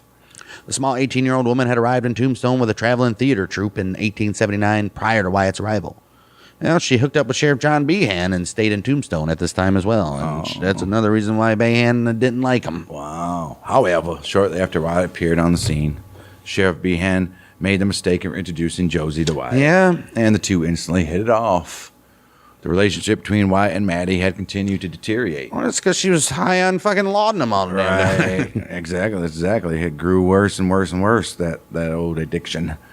Josie thought that Wyatt was the best looking man in all of Tombstone, and she began to be seen with him almost every night at his faro table, while Maddie lingered at home, stumbling around drunk. Right. I got a headache. Behan refused to accept Josie's apologies and fell in deeper with the Clantons to thwart the Earps at every turn. He got a vendetta now. Yep. Now holding a personal grudge, he vowed to help the rustlers rid Tombstone of the bothersome Earp brothers as soon as possible. ASAP. ASAP. Stat. So, when in July of 1880, John Behan offered him a job as deputy sheriff under Chief Marshal Fred White, he was suspicious. You're right. Wyatt finally came to the conclusion that the offer was designed to keep him too busy to guard the Wells Fargo stage, which would allow the Clantons access once again to this lucrative plunder. Wyatt accepted the job, but Behan's plan failed when Wyatt convinced Wells Fargo to hire his brother Morgan as the new guard in his place. Yeah. Their plan having been a bust, the Clantons were furious. Damn right. October 28, 1880, Tombstone Town Marshal Fred White, he attempted to break up a group of 5 late-night drunken revelers who were shooting at the moon on Allen Street. Shooting at the moon. Deputy Sheriff Earp was in Owen Saloon a block away, though unarmed. Morgan and Fred Dodge were in a cabin nearby. Wyatt heard the shooting, ran to the scene. He borrowed a pistol from Fred Dodge and went to assist White. As he approached White, he saw White attempt to disarm Curly Bill Brocious, and then the gun discharged, striking White in the groin. Throughout the shooting, Earp was standing by a chimney that was struck repeatedly by gunfire. Okay. He buffaloed Brocious, knocking him down to the ground. Then he grabbed Brocious by the collar and told him to get up. Brocious asked, "What have I done?" Fred Dodge recalled in a letter he wrote to Stuart Lake in 1928 what he had witnessed. It said this: Wyatt's coolness and nerve never showed to better advantage than they did that night. When Morg and I reached him, Wyatt was squatted on his heels besides Curly Bill and Fred White. Curly Bill's friends were pot shooting at him in the dark. The shooting was lively and slugs were hitting the chimney and cabin. In all of that racket, Wyatt's voice was even and quiet as usual. I doubt that happened. Right. Well, Earp altered his story later on, telling John Flood Jr. that he did not see Brocious' pistol on the ground in the dark until afterward. The pistol contained 1 expended cartridge and 5 live rounds. Brocious waived a preliminary hearing so that his case could be transferred to Tucson District Court. Oh. And Virgil and Wyatt escorted him to Tucson to stand trial, possibly saving him from a lynching. Right. White, on the other hand, age 31, died of his wound 2 days later after his shooting. Right in the thigh, huh? Yeah.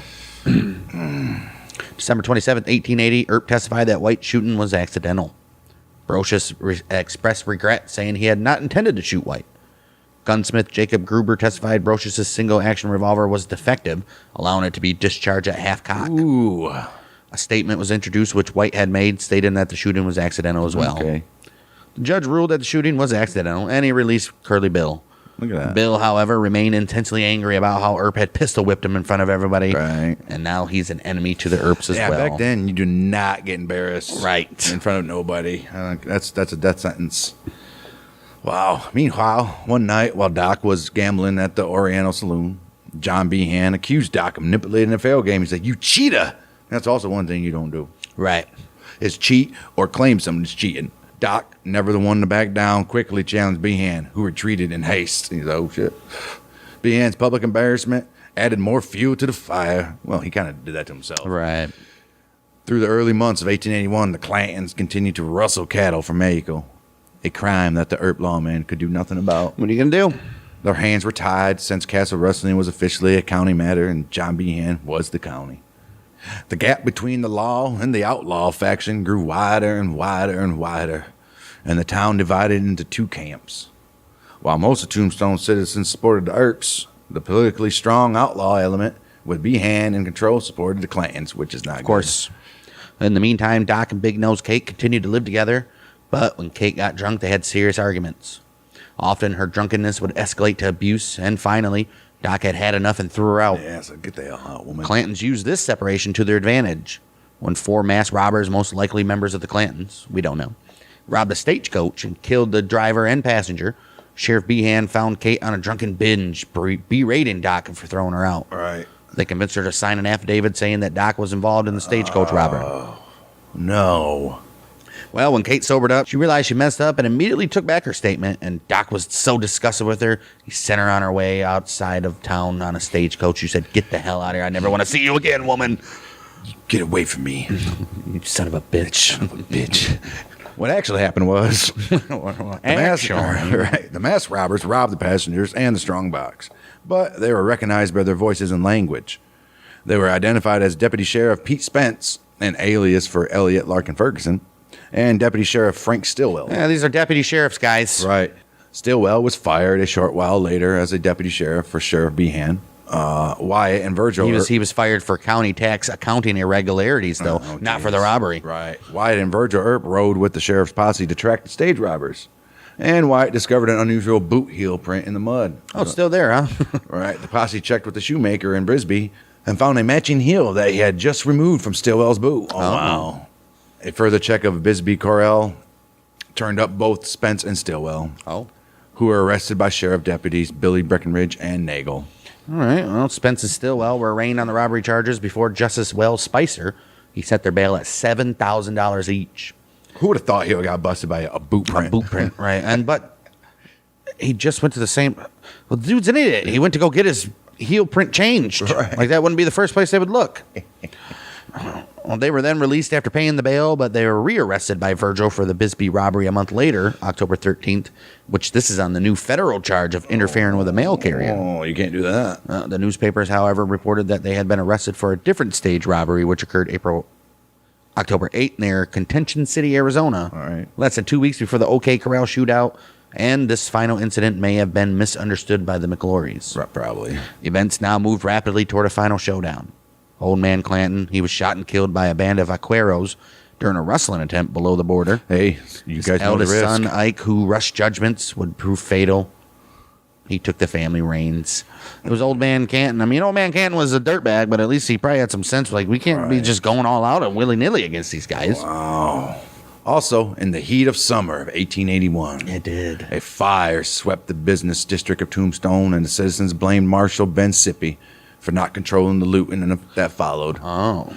Virgil Earp, the senior deputy, was appointed marshal, a move that antagonized the already hostile Clantons. Yeah. They're like sons of bitch and Earps. And, of course, there was Josie, who continued to see Wyatt. Fucking angering old Behan. While she made all effort to remain apart from the bad blood churning between the factions, the sight of her riled Behan all over again. Wyatt and Virgil were still out of town for the Spence and Stillwell hearing when Frank McClory confronted Morgan Earp, telling him that McClorys would kill the Earps if they tried to arrest Spence, Stillwell, or the McClorys ever again. These threats would lead up to the infamous gunfight at the OK Corral. Murder charges being filed against the Earps and Holiday, further attacks on the Earps, and eventually the posse that set out on the Earp Vendetta ride.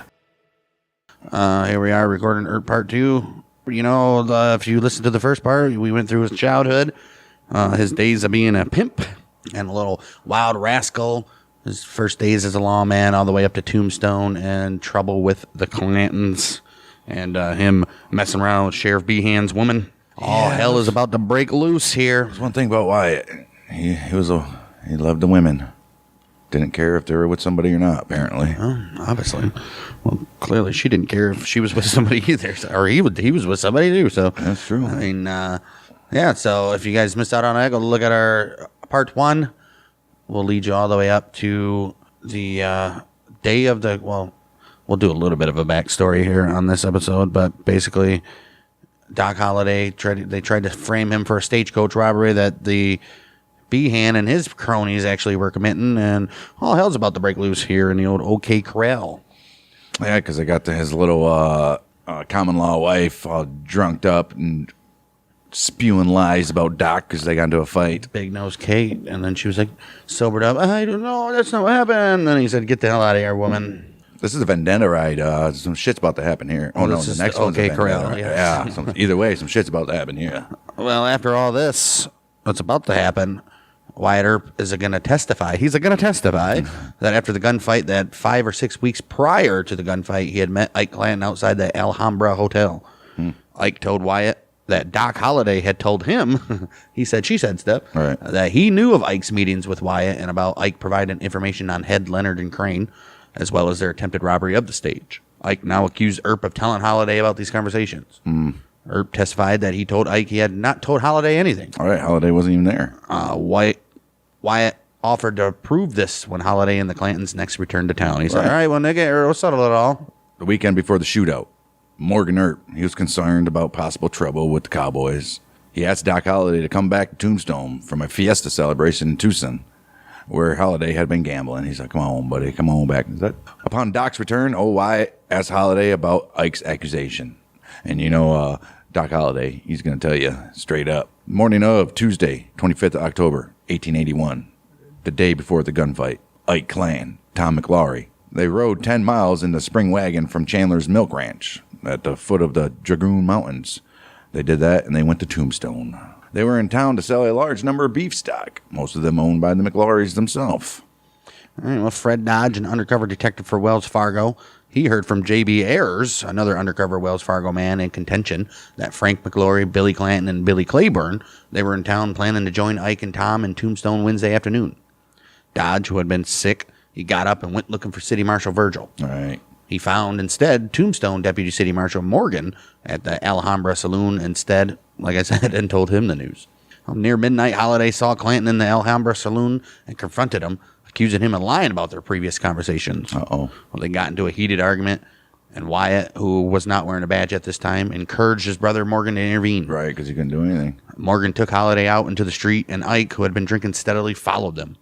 Well, Virgil arrived a few minutes later and threatened to arrest both of them if they didn't stop arguing. Nice. That's the way to go. I'll take you both to jail, boys. Right. Wyatt Earp, he walked over to the Oriental Saloon, and Ike followed. They talked again. Ike threatened to confront Holliday in the morning, and we'll settle this once and for all. Ike told Earp that the fight and talk had been going on for a long time, and that he intended to put it to an end. Ike also told Earp, I'll be ready for you in the morning, quote, unquote. Well, Wyatt, he told Ike to go home because there was no money in it. Oh, right. It's not worth it. Right. Ike, he sat down near Wyatt, his revolver in plain sight, looked over, told him, you must not think I won't be after you all in the morning. Virgil Earp, he went to the Occidental Saloon across the street. Well, after Holliday's confrontation with Ike, Wyatt took Holliday back to his room at the C.S. Fly's lodging house to sleep off his drinking. Then he went home and went to bed. I'm surprised he lived as long as he did, because, man, Holliday would just get couldn't even walk. He was only 30-something. Right. That's what he did, man. Drank until morning and slept until evening. Right. Well, Virgil, on the other hand, he stayed up and played poker with Ike, Tom McLaury, Sheriff Johnny Behan, and a fifth unnamed man in the back room of the Occidental Saloon until morning. Okay. About dawn, October 26th, the card game broke up, and Behan and Virgil went home to bed. Ike Clanton later testified that he saw Virgil take a six-shooter out of his lap and stick it in his pants when the game ended. Virgil was ready. He said, I'm waiting for any of you to make a move, do it. Wow. Virgil's a brave son of a bitch, and they're playing poker with just them. He always was, dude. It's weird, but he was more level-headed. Yeah. Wyatt was just a fucking loose cannon. And Morgan, Hell's coming with me. right? And Morgan was just following what everybody else was doing. Like, what do you want me to do, Wyatt? Wow. Not having rented a room, old Tom McLaury and Ike Clanton, no place to go. Shortly after 8 a.m., barkeeper E.F. Boyle spoke to Ike. He spoke to him in front of a telegraph office. Clanton been drinking all night, as we said. Boyle encouraged him, go get some sleep, Ike. Go get some sleep. But Ike said, you know what? If I'd had a bed, I would. But guess what I'm going to do now? I'm going to sit here and wait. Stew in my anger. Boyle later testified he noticed Ike was armed and covered his gun for him. Boyle later said that Ike told him as soon as those Earps and Doc Holliday showed themselves on the street, the ball would open, that they would have to fight. I went down to Wyatt Earp's house and told him that Ike Clanton had threatened that when Wyatt and his brothers and Doc showed themselves on the street, that the ball would open, quote unquote. Well, Ike said in his testimony afterward that he remembered neither meeting Boyle nor making any such statements that day. Well, you're fucking wasted. Back then, they were allowed to blame drunkenness, weren't they? Yeah. Well, we've seen the Davy Crockett, not that Davy, Right. get away with killing 3 soldiers for being drunk. True. Well, So Deputy Marshal Andy Bronk, he also heard the talk around town. He went to wake up Virgil, who listened. He said, I'm going back to sleep. right. Ike's ongoing threats were not worth losing sleep over, apparently. Right. Later in the morning, Ike picked up his rifle and revolver from the West End Corral, where he had deposited him there and stabled his wagon after they entered town earlier. By noon that day, Ike was still drinking and once again armed in violation of the city ordinance against carrying firearms in the city. He told anyone and anybody that would listen that he was looking for Holiday or just any Earp. It didn't matter which one. Just drunk and Going around town, said, you know Earp, they're going to get it. staggering around.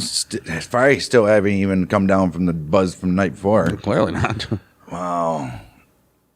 At Fly's boarding house, where Holiday and his common law wife, old Big Nose Kate, were sleeping, proprietor Mary Fly heard Clanton's threats and banged on Holiday's door. Fly told Big Nose Kate, Ike Clanton was here looking for Holiday, and he had a rifle with him. Ooh. Old Big Nose Kate woke Holiday and relayed the threat, who replied, if God will let me live to get my clothes on, he will see me. Okay, well, At about 1 p.m., Marshal Virgil, Deputy Morgan Earp, they found Ike on 4th Street, still armed, still drunk, still pissed. Virgil pistol whipped him from behind. Disarming him, the Earps took Ike to appear before Justice of the Peace, A.O. Wallace, hey, old Wallace, for violating the very ordinance of not carrying any weapons within town. you gotta do it. Wyatt waited with Clanton while Virgil went to find Justice Wallace so a court hearing could be held. Oh, while Wyatt waited for Virgil to return with Justice Wallace, witnesses overheard Wyatt tell Clanton, you cattle thieving son of a bitch, and you know that I know you're a cattle thieving son of a bitch. You've threatened my life enough, and you've got to fight. Oh. Ike Clanton was heard to reply, fight is my racket, and all I want is 4 feet of ground. Oh, okay. Ike reported in his testimony afterward that Wyatt Earp cursed him. He said Wyatt, Virgil, and Morgan offered him his rifle and to fight him right there in the courthouse, which Ike declined, Right. of course. Ike also denied ever threatening the Earps. Yeah, right. Justice Wallace fined Ike $25, which is equivalent to about $7.50 today's money, Right. plus court costs. Ike paid the fine, and Virgil told him that he could pick up his confiscated rifle and revolver at the Grand Hotel, which was favored by the Cowboys when in town. Right. Ike testified that he picked up the weapons from William Soule, who was the jailer a couple days later. Yeah, he stewed around. I don't even know if he was in town, though. I think they split town for a minute, but I don't know why you wouldn't take your weapons. Outside the courthouse, where Ike was being fined, Wyatt almost walked into 28-year-old Tom McLaury. Yeah. As the two men were brought up short nose to nose. Tom, who had arrived in town the day before, was required by the well-known city ordinance to deposit his pistol when he first arrives in town. When Wyatt demanded, are you healed or not? McLaury said he was not armed. Wyatt testified that he saw a revolver in plain sight on the right hip of Tom's pants. As an unpaid deputy marshal for Virgil, Wyatt habitually carried a pistol in town in his waistband or in a coat pocket lined with leather to make drawing it very much easier. Well, witnesses reported Wyatt drew his revolver from his coat pocket and pistol whipped McLaury with it twice, leaving him prostrate and bleeding in the street. Saloon keeper Andrew Meehan, there's a Behan and a Meehan in town, huh? They testified at the Spicer hearing, which we'll hear a little bit of later, that he saw McGlory deposit a revolver at the Capitol Saloon sometime between 1 and 2 p.m. After the confrontation with Wyatt, which Meehan also witnessed. Okay. Wyatt said in his deposition afterward that he had been temporarily acting as city marshal for Virgil the week before, while Virgil was in Tucson for the Pete Spence and Frank Stillwell trial. All right. Wyatt said he still considered himself a deputy city marshal, which Virgil later confirmed. Since Wyatt was an off-duty officer, he could not legally search or arrest Tom for carrying a revolver within the city limit, which is a misdemeanor offense anyway. It's a little fine. Right. Only Virgil or one of his city police deputies, including Morgan and possibly Warren, could search him and take any required action.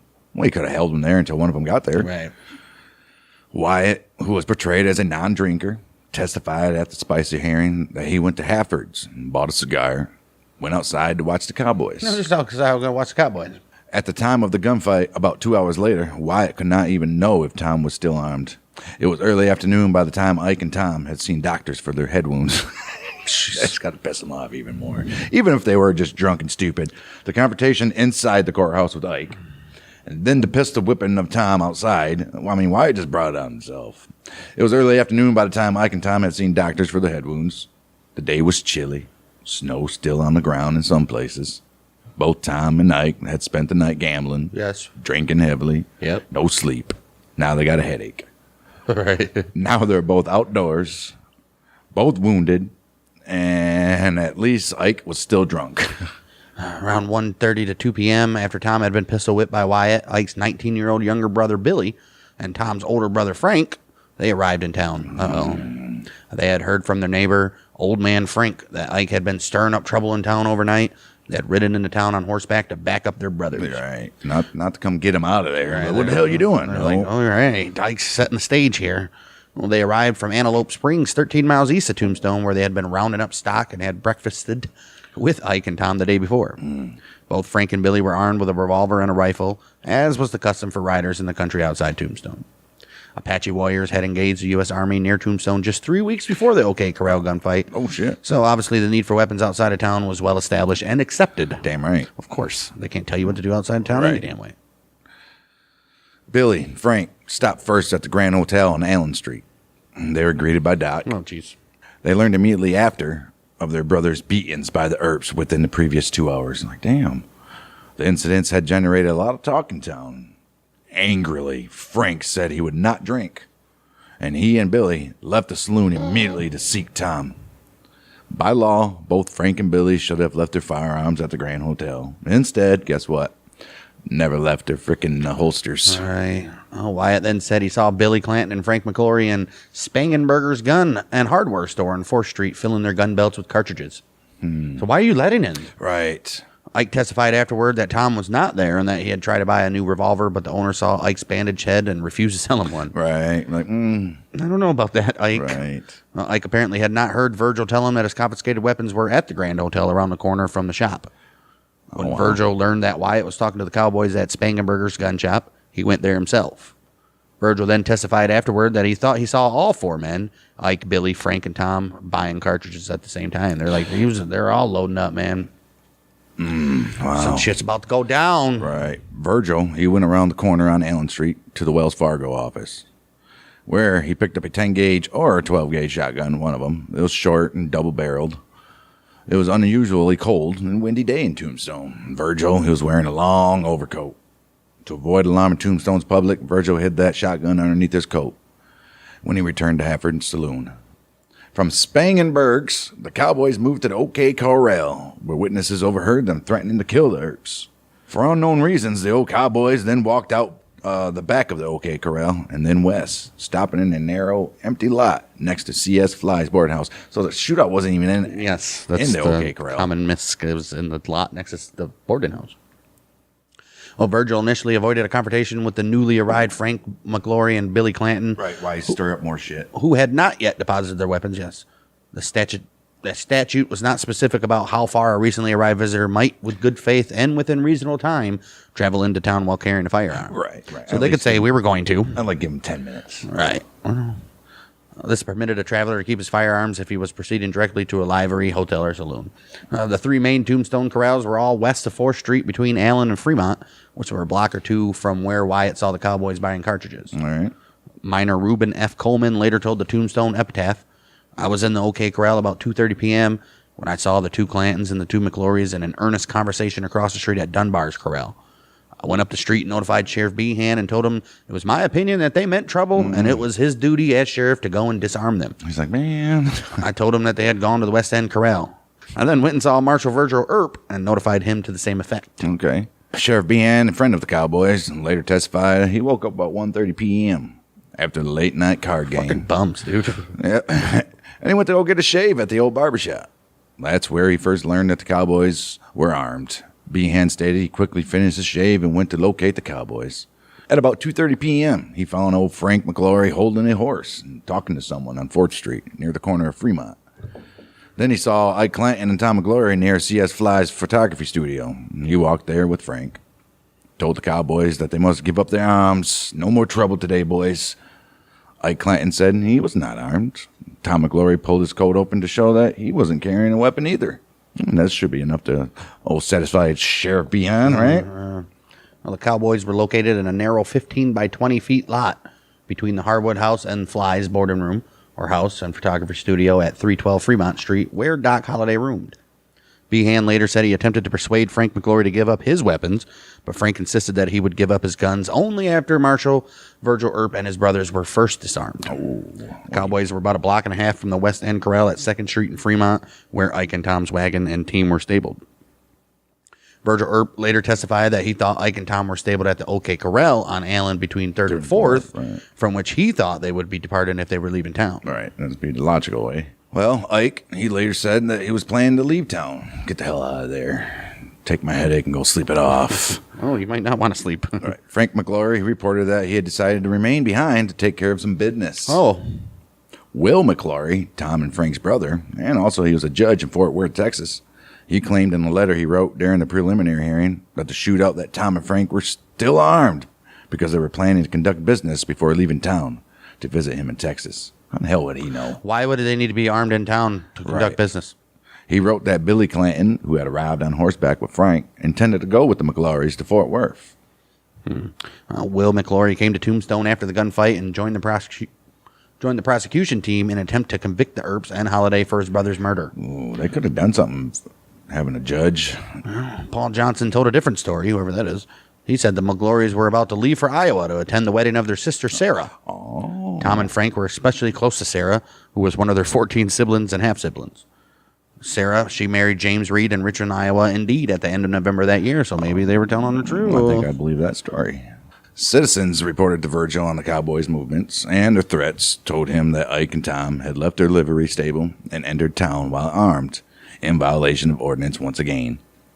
Virgil was told by several people that the McClorys and the Clantons had gathered on Fremont Street. He decided that he had to disarm the Cowboys once and for all and let's end this shit for the day.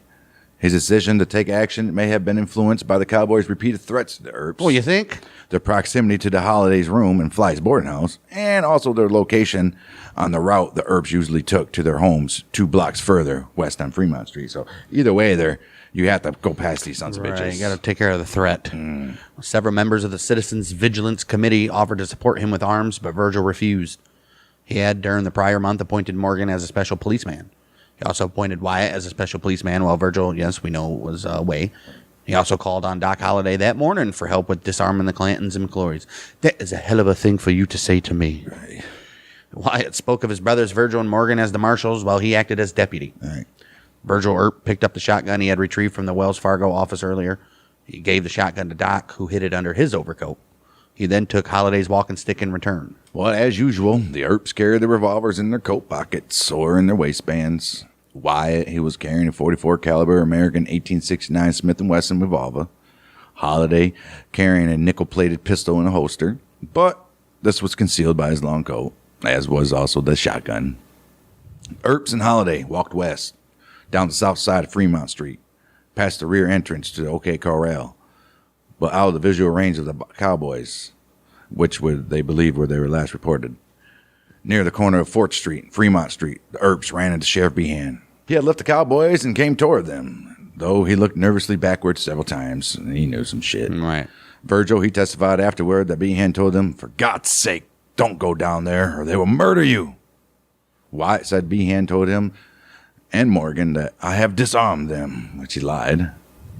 Or one of these guys are lying. Behan testified afterward that he only said he had gone down to the cowboys for the purpose of disarming them, not that he actually did. So why didn't you? Wow. Fucking sheriff, dude. One eyewitness, laundryman Peter Fallahy, he wrote in his testimony afterward that Virgil told Behan, "Those men have made their threats, and I will not arrest them, but I will kill them on sight." Right, there's only so much No, you he can do. didn't say that. Sorry. Right, but I'm saying that's got to be his thinking. I'm going to have to kill these sons of bitches. Maybe. Because they're not going to stop. Well, when Behan said he had disarmed them, Virgil attempted to avoid a fight. Oh, okay. He said, "I had a walking stick in my left hand, and my hand was on my six-shooter in my waist pants. And when he said he had disarmed them, I shoved it clean around my left hip and changed my walking stick to my right hand." Oh. Wyatt said, "I took my pistol, which I had in my hand, under my coat and put it in my overcoat pocket." All right. The Earps then walked further down Fremont Street and came into full view of the cowboys in the lot. All right, let's see here. Wyatt, he testified he saw Frank McClory, Tom McClory, and Billy Clanton standing in a row against the side of the building. The east side of the building. On the east side of the building, on the opposite side of the vacant space west of Fly's photograph gallery. You had Ike and Billy Claiborne and a man I don't even know, Wes Fuller, I suppose. They were standing in the vacant space about halfway between the photograph gallery and the next building west.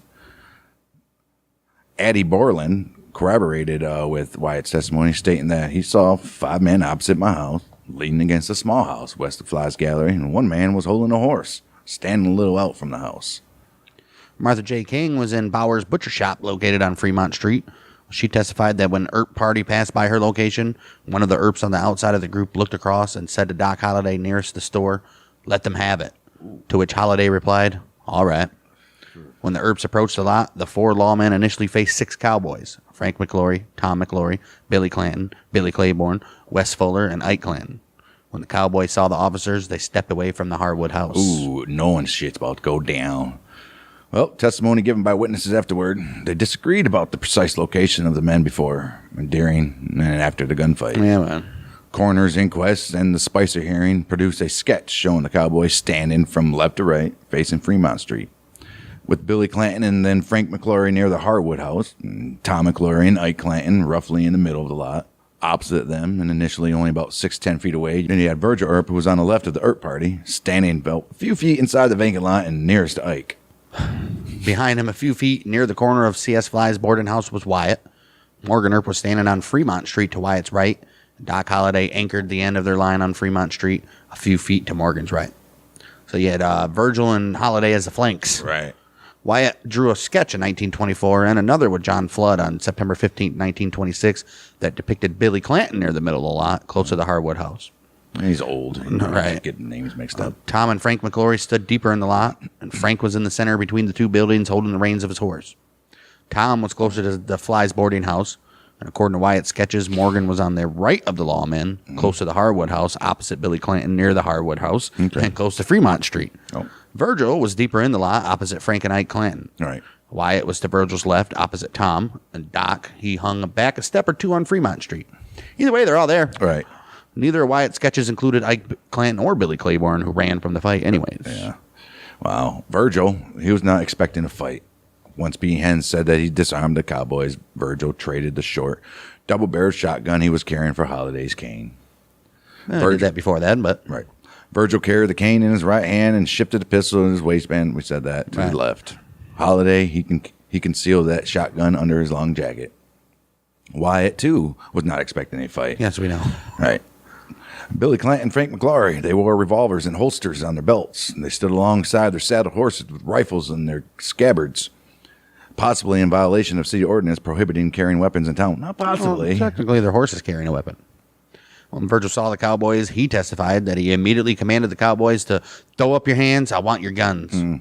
Wyatt said Virgil told the cowboys, "Throw up your hands. I have come to disarm you." Okay. Virgil and Wyatt both testified they saw Frank McClory and Billy Clanton draw and cock their single-action 6-shot revolvers. Virgil yelled, "Hold, I don't mean that," or "Hold on, I don't want that." Right. Either or, he didn't want it. Right. Jeff Morey, who served as a historical consultant on the film Tombstone, He compared testimony by partisan and neutral witnesses, and he came to the conclusion that the Earps described the situation accurately. Right. Who started shooting first? Not certain. Counts by both participants and eyewitnesses are contradictory. The smoke from the black powder used in the weapons added to the confusion of the gunfight in such a narrow space. Yeah, what are you going to do, man? Those loyal to one side or the other told conflicting stories, and independent eyewitnesses who did not know the participants by sight were unable to say for certain who shot first. 6 or 7 men with guns fired about 30 shots in around 30 seconds. That's crazy. It's basically. Damn. Crazy. Virgil Earp reported afterwards 2 shots went right off together. Billy Clanton's was one of them. Wyatt testified, Billy Clanton leveled his pistol at me, but I did not aim at him. I knew that Frank McGlory had the reputation of being a good shot and a dangerous man, and I aimed at Frank. Right. He said he shot Frank after both he and Billy Clanton went for their revolvers. The first 2 shots were fired by Billy Clanton and myself. He shooting at me, and I shooting at Frank. I mean, I think that's justified. Maury agreed that Billy Clanton and Wyatt Earp fired first. Clanton missed, but Earp, he shot Frank right in the stomach. Ooh, belly shot. He did. Right. All witnesses generally agreed that the first 2 shots were almost indistinguishable from each other. General firing immediately broke out. Virgil, Wyatt, thought Tom was armed. When the shooting started, the horse that Tom McGlory held jumped to one side. Wyatt said he also saw Tom throw his hand to his right hip. Virgil said Tom followed the horse's movement, hiding behind it, and fired once or twice over the horse's back. Uh-oh. Well, according to one witness, Holliday drew a large bronze pistol, interpreted by some as Virgil's coach gun, from under his long coat, stepped around Tom McGlory's horse, and shot him with a double-barreled shotgun in the chest at close range. Witness C.H. Ham Light, he saw Tom running or stumbling westward on Fremont Street towards 3rd Street, away from the gunfight, while Frank and Billy were still standing and shooting. Light testified that Tom fell at the foot of a telegraph pole on the corner of Fremont and 3rd Street, and he lay there without moving through the duration of the fight. Damn. Fallahy also saw Tom stagger across the street until he fell on his back. After shooting Tom, Holliday tossed the empty shotgun aside, pulled out his nickel-plated revolver, and continued to fire at Frank and Billy. Damn, wow. Well, at this time, Ike had been publicly threatening to kill the Earps for several months, including very loud threats on the day before, as we said. Wyatt told the court afterward that Clanton had bragged that he would kill the Earps or Doc at his first opportunity. But when the gunfight broke out, Ike, he ran forward and grabbed Wyatt, exclaiming that he was unarmed and did not want to fight. To this protest, Wyatt said in response, "Go to fighting or get away." Clanton ran through the front door of Fly's boarding house and escaped unwounded. Other accountants say that Ike drew a hidden pistol and fired at the Earps before disappearing. Like Ike, Billy Claiborne, he was also unarmed. He and cowboy Wes Fuller, who had been at the rear of the lot, also ran from the fight as soon as the shooting began. According to the tombstone epitaph, Wyatt Earp stood up and fired in rapid succession, as cool as a cucumber, and was not hit. Morgan Earp fired almost immediately as Billy Clanton drew his gun right-handed. Morgan's shot hit Billy in the right wrist, disabling his hand. Oh. Forced to shift the revolver to his left hand, Clanton continued shooting until he emptied the gun. Virgil and Wyatt were now firing. Morgan tripped and fell over a new buried water line and fired from the ground. Oh, shit. Wyatt shot Frank in the stomach, and Frank took his horse by its reins and struggled across Fremont Street. Son of a bitch. They're like, damn, this doesn't turn out how we thought. Right. He tried and he failed to grab his rifle from the scabbard, but lost control of the horse. Frank crossed Fremont Street, firing his revolver instead. Frank and Doc exchanged shots as Frank moved across Fremont, and Frank hit Holliday in his pistol pocket, grazing him. Ooh. Holliday, he followed him, exclaiming, "That son of a bitch has shot me, and I'm going to kill him." Morgan, he picked himself up and also fired at Frank. Frank fell to the sidewalk on the east side of Fremont Street. A number of witnesses observed a man leading a horse into the street and firing near it, and Wyatt, in his testimony, thought this was Tom McGlory. Claiborne said only one man had a horse in the fight, and that this man was Frank, holding his own horse by the reins, and then losing it in its cover, in the middle of the street. Wes Fuller also identified Frank as the man in the street leading the horse. All right. Well, though wounded, Billy Clanton and Frank McGlory kept shooting. One of them, perhaps Billy, shot Morgan Earp across the back in a wound that struck both shoulder blades and a vertebrae. Damn. Morgan went down for a minute before picking himself up. Either Frank or Billy shot Virgil in the calf.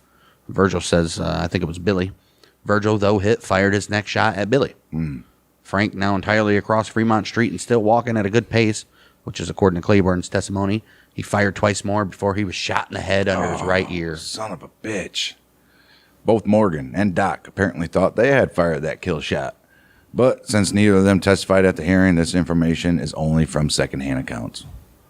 Passerby testified to having stopped to help Frank and saw Frank try to speak, but he died where he fell before he could even move or get a word out. Damn. Billy Clanton, he was shot in the wrist, chest, abdomen, and after a minute or two, he slumped to a sitting position near his original position at the corner of the Harwood house. This was in the lot between the house and Fly's lodging house. Claiborne said Clanton was supported by a window initially after he was shot. Fired a few more shots after sitting. And he had a pistol that was supported on his leg. After he ran out of ammo, he called for more cartridges. But C.S. Fly took his pistol at about the time the general shooting ended. He's like, no more for you, bud. It's over. A few moments later, Tom McLaury was carried from the corner of Fremont and 3rd into the Harwood house on that corner where he died without speaking. Wow. Passers-by carried Billy Clanton to the Harwood house where Tom had been taken. Billy was in considerable pain and asked for a doctor and some morphine. He told those near him, "They have murdered me. I have been murdered. Chase the crowd away and from the door and give me some air." Billy gasped for air, and someone else heard him say, "Go away and let me die." Ike Clanton, who had repeatedly threatened the Earps with death, was still running. William Cuddy, he testified that Ike had passed him on Allen Street, and Johnny B. Hand saw him a few minutes later on Tough Nut Street. He's gone. Jeez, dude. Damn. All right, both Wyatt and Virgil believed Tom McLaury was armed and testified that he had fired at least one shot over the back of a horse. Billy Clanton and Frank McLaury, they exchanged gunfire with the lawman. During the fight, Doc Holliday was bruised by a bullet fired by Frank that struck his holster and grazed his hip. Oh. Virgil Earp was shot through the calf, he thought by Billy Clanton. Morgan, he was struck across both shoulder blades, like we said, by a bullet. Well, Morgan, he thought Frank was the one that shot him. Right. Of course, Well, as the usual, other one unhurt. the one that's starting all this shit, Wyatt Earp, was unscathed. Tom McLaury, his brother Frank, and Billy Clanton murdered. Done. As the wounded lawmen were carried to their homes, they passed in front of the sheriff's office. Johnny Behan told Wyatt, "I will have to arrest you." Wyatt paused 2 to 3 seconds, and he replied very forcibly, "I won't be arrested today. I'm right here, and I'm not going away.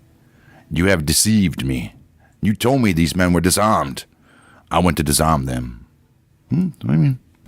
Dr. George Goodfellow. Good for him. He's a Georgia Goodfellow. He's a Georgia. You told me they were disarmed.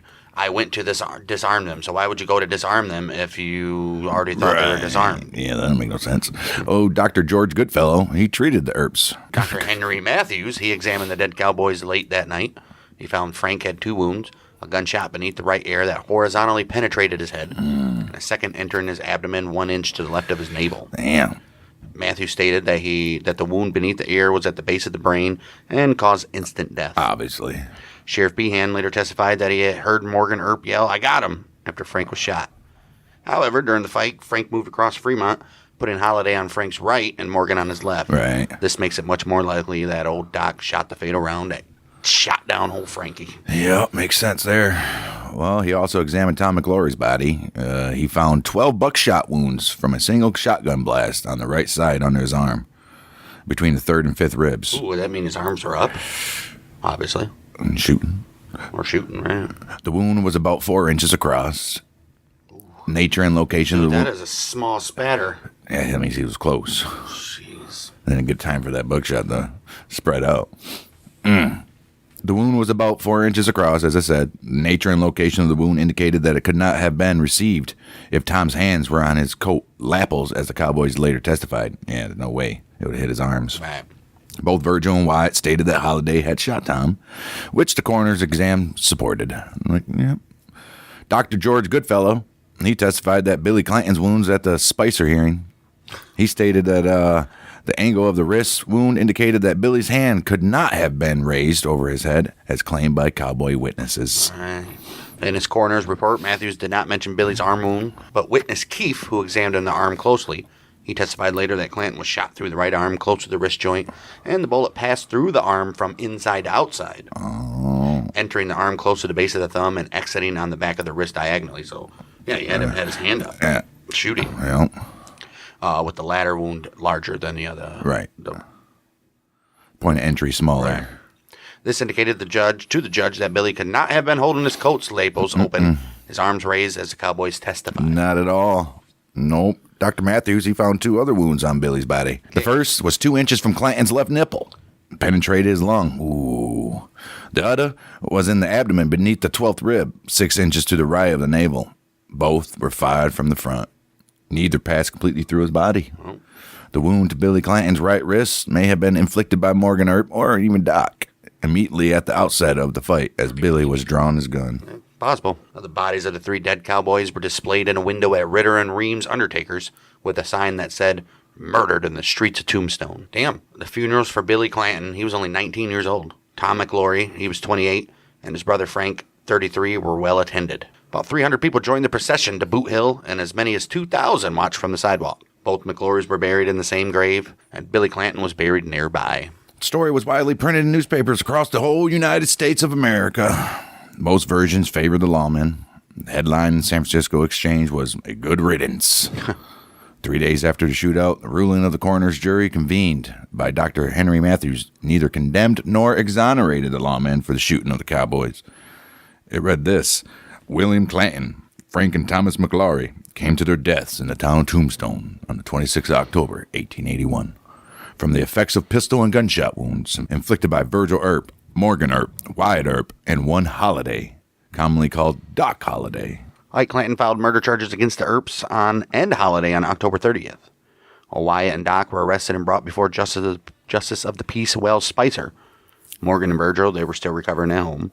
Only Wyatt and Holiday were required to post a $10,000 bail, which is equivalent to $320,000 today, which was paid by their attorney Thomas Fitch, a local mine owner E.B. Gage, Wells Fargo undercover agent Fred Dodge, and other business owners appreciative of the Earps' effort to maintain order. Right. Good for you guys. Virgil, he was suspended as town marshal pending the outcome of the trial. And yeah, you got to do that. Justice Wells Spicer, he convened a preliminary hearing on the 31st of October to determine whether enough evidence existed to even go to trial. In an unusual proceeding, he took written and oral testimony from about 30 witnesses over more than a month. The prosecution was led by Republican District Attorney Littleton Price, assisted by John M. Murphy, James Robinson, and Ben Goodrich. They were joined by William McLaury, Frank and Tom's older brother. He was also an able attorney who played a key role on the prosecutor's team. The Earps attorney, Thomas Fitch, he was an experienced trial lawyer and had earned a reputation as the silver-tongued orator of the Pacific. All right, you got their version of Johnny Cochran, huh? Right. Sheriff Johnny Behan, he testified on the 3rd day of the hearing. During his 2 days on the stand, he gave strong testimony that the cowboys had not resisted, but either threw up their hands and turned out their coats to show they were not armed. Behan's views turned public opinion against the Earps, who were free on bail. He and other prosecution witnesses testified that Tom, he was unarmed, Billy had his hands in the air, and that neither of the McLaurys were troublemakers. Okay. They portrayed Ike Clanton and Tom McLaury as being unjustly bullied and beaten by the vengeful Earps on the day of the gunfight. All right. On the strength of the prosecution case, Spicer revoked the bail for Doc and Wyatt, and he threw them back in jail November 7th. No shit. There, they spent the next 16 days. Wow. That's not talked about. No. All right. Well, defense accounts contradicted the testimony of Behan, Claiborne, and Allen, who all said that a man had fired a nickel-plated pistol first. I'm trying to get Doc Like they wouldn't know who that man was, Right. first of all. Claiborne and Allen both said it was Holiday. Virgil, Wyatt, and other witnesses testified that Holiday was carrying a shotgun. Morgan remained bedridden throughout the trial and did not testify because he's still nursing. He got shot in his shoulder blades. Right. The prosecution scenario would have required Holiday to fire with his pistol first, switch to the shotgun to shoot Tom McLaury. Right. Then switch back again to the pistol, then continue firing. And that wasn't happening. No, not that quick amount of time. 30 seconds, right? Well, Wyatt testified that he drew his gun only after Clanton and McLaury went for their pistols. He detailed the Earps' previous troubles with the Clantons and McLaurys. He explained he had intended to disarm the cowboys and that his party had fired in self-defense. Right. Fitch, he produced contradictory testimony from the prosecution witnesses during cross-examination. Right. Or they appeared to dodge his questions or said that they couldn't even remember. Yeah, get out of here. You remember. Right. Pepper's Farm does, too. Yeah. 3 witnesses gave key evidence that swayed Justice Spicer to hold that Virgil had acted within his capacity as town marshal, and that there was insufficient evidence to even indict the Earps and Holiday for Moida. H.F. Sills, he was an AT and SF railroad engineer who had arrived in town just prior and knew none of his parties involved. Okay. So he's an impartial Right. witness. He testified that he said he saw the marshal go up and speak to this other party. I saw them pull out their revolvers immediately. The marshal had a cane in his right hand at the time. He throwed up his hand and spoke. I did not hear the words, though. By that time, Billy Clanton and Wyatt Earp had fired their guns off. So what? That's him saying, I don't want that. We don't want, or we're not here for that, or some shit. Okay, so that does that. And so that's what H.F. Sills said. I mean, that's pretty compelling evidence right there.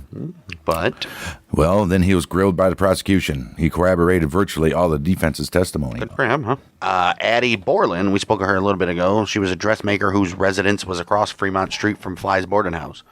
She testified she saw both sides facing each other. None of the cowboys held their hands up. That the firing was general, and that she had not seen Billy Clanton fall immediately, as the cowboys had testified. Judge J.H. Lucas of the probate court had offices in the mine and exchange building about 200 feet from the shootout.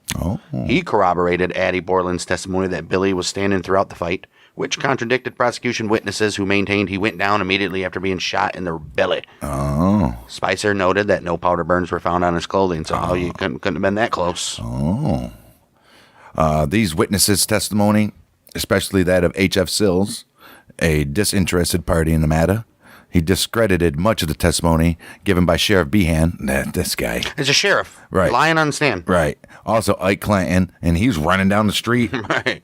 And other cowboy witnesses. After hearing all the evidence, Justice Spicer, he ruled on the 30th of November that Virgil, as the lawman in charge, had acted within his office and that there was not enough evidence to indict the men. Yep. He described Frank McLaury's insistence that he would not give up his weapons unless the marshal and his deputies also gave up their arms as a proposition both monstrous and startling. Right. Are you kidding me? Well, they're officers and you're not. Right. You're gonna tell you're gonna try to disarm deputies of the law? Well, he noted that the prosecution claimed the cowboys' purpose was to leave town, yet Ike and Billy, they did not have their weapons with them. So how are they going to leave? Right. Spicer noted the doctor who examined the dead cowboys established that the wounds they received could not have occurred if their hands and arms had been in the positions that prosecution witnesses described. Right. Spicer did not condone all of the Earp's actions and criticized Virgil's use of Wyatt and Holiday as deputies. But he used these two hot-headed knuckleheads. But he concluded that no laws were broken.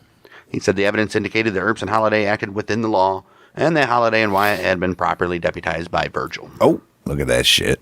I mean, all you gotta do is just go through it piece by piece and you will find the truth. Right. A hand-drawn sketch of the gunfight was made by John Flood with Wyatt's assistance 15th December 1921. Sold in an auction in October 2010 for about $380,000. That's crazy. Wow.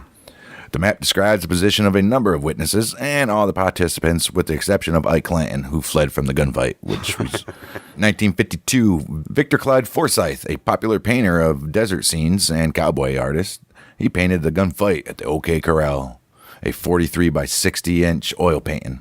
Forsyth's father, William Bowen Forsyth, and Uncle Ira Chandler, they owned a store, Chandler and Forsyth, COD, at 328 Fremont Street, west of the back entrance to the OK Corral, and about a half a block from the site of the gunfight. Oh, awesome. Good for him. Well, they claimed that they had been present and witnessed the shooting, or shootout. Newspaper accounts of the painting reported that Forsyth had interviewed Tombstone residents and examined many of the existing buildings before beginning to plan his painting. Okay.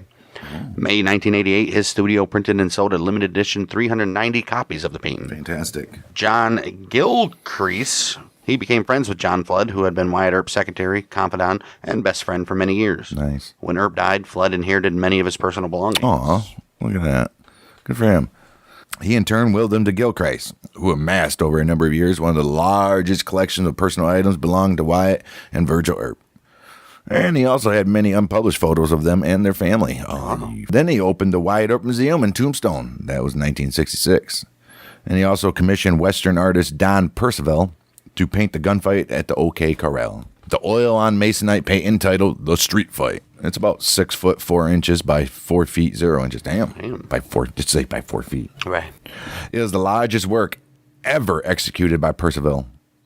He referred to the original documents in Gilcrease's collection, including Wyatt Earp's own diagram of the shootout and unpublished notes made by John Flood, to create what is regarded as the most accurate depiction of the OK Corral shootout. He had 500 lithograph prints reproduced from the original, which Percival signed. Fantastic. The prints were sold by the museum for $10, which is equivalent to $94 today. Great. After Gilcrease closed his museum, the painting and other contents of the museum, they were sold at auction by John's Western Gallery of San Francisco. The estimated auction price for the painting had been $200,000 to $300,000. The final price was $40,250. Okay. That's what it sold for. Oh, wow. So that guy was pretty wrong on his estimate, huh? It was put up for sale for auction once again, June 14, 2014, with an estimated selling price of $40,000 to $60,000, but failed to sell. Why? Less than a month after the shootout, it was described by a local newspaper as the gunfight at the OK Corral. William Not the Breckenridge. painting. The actual the gunfight. event. William Breckenridge, in his 1928 book, El Dorado, Bringing Law to the Mesquite, described it as the incident near the OK Corral. It's more accurate. Stuart Lake, he titled his chapter about the conflict at the OK Corral in his popular book, Wyatt Earp, Frontier Marshal.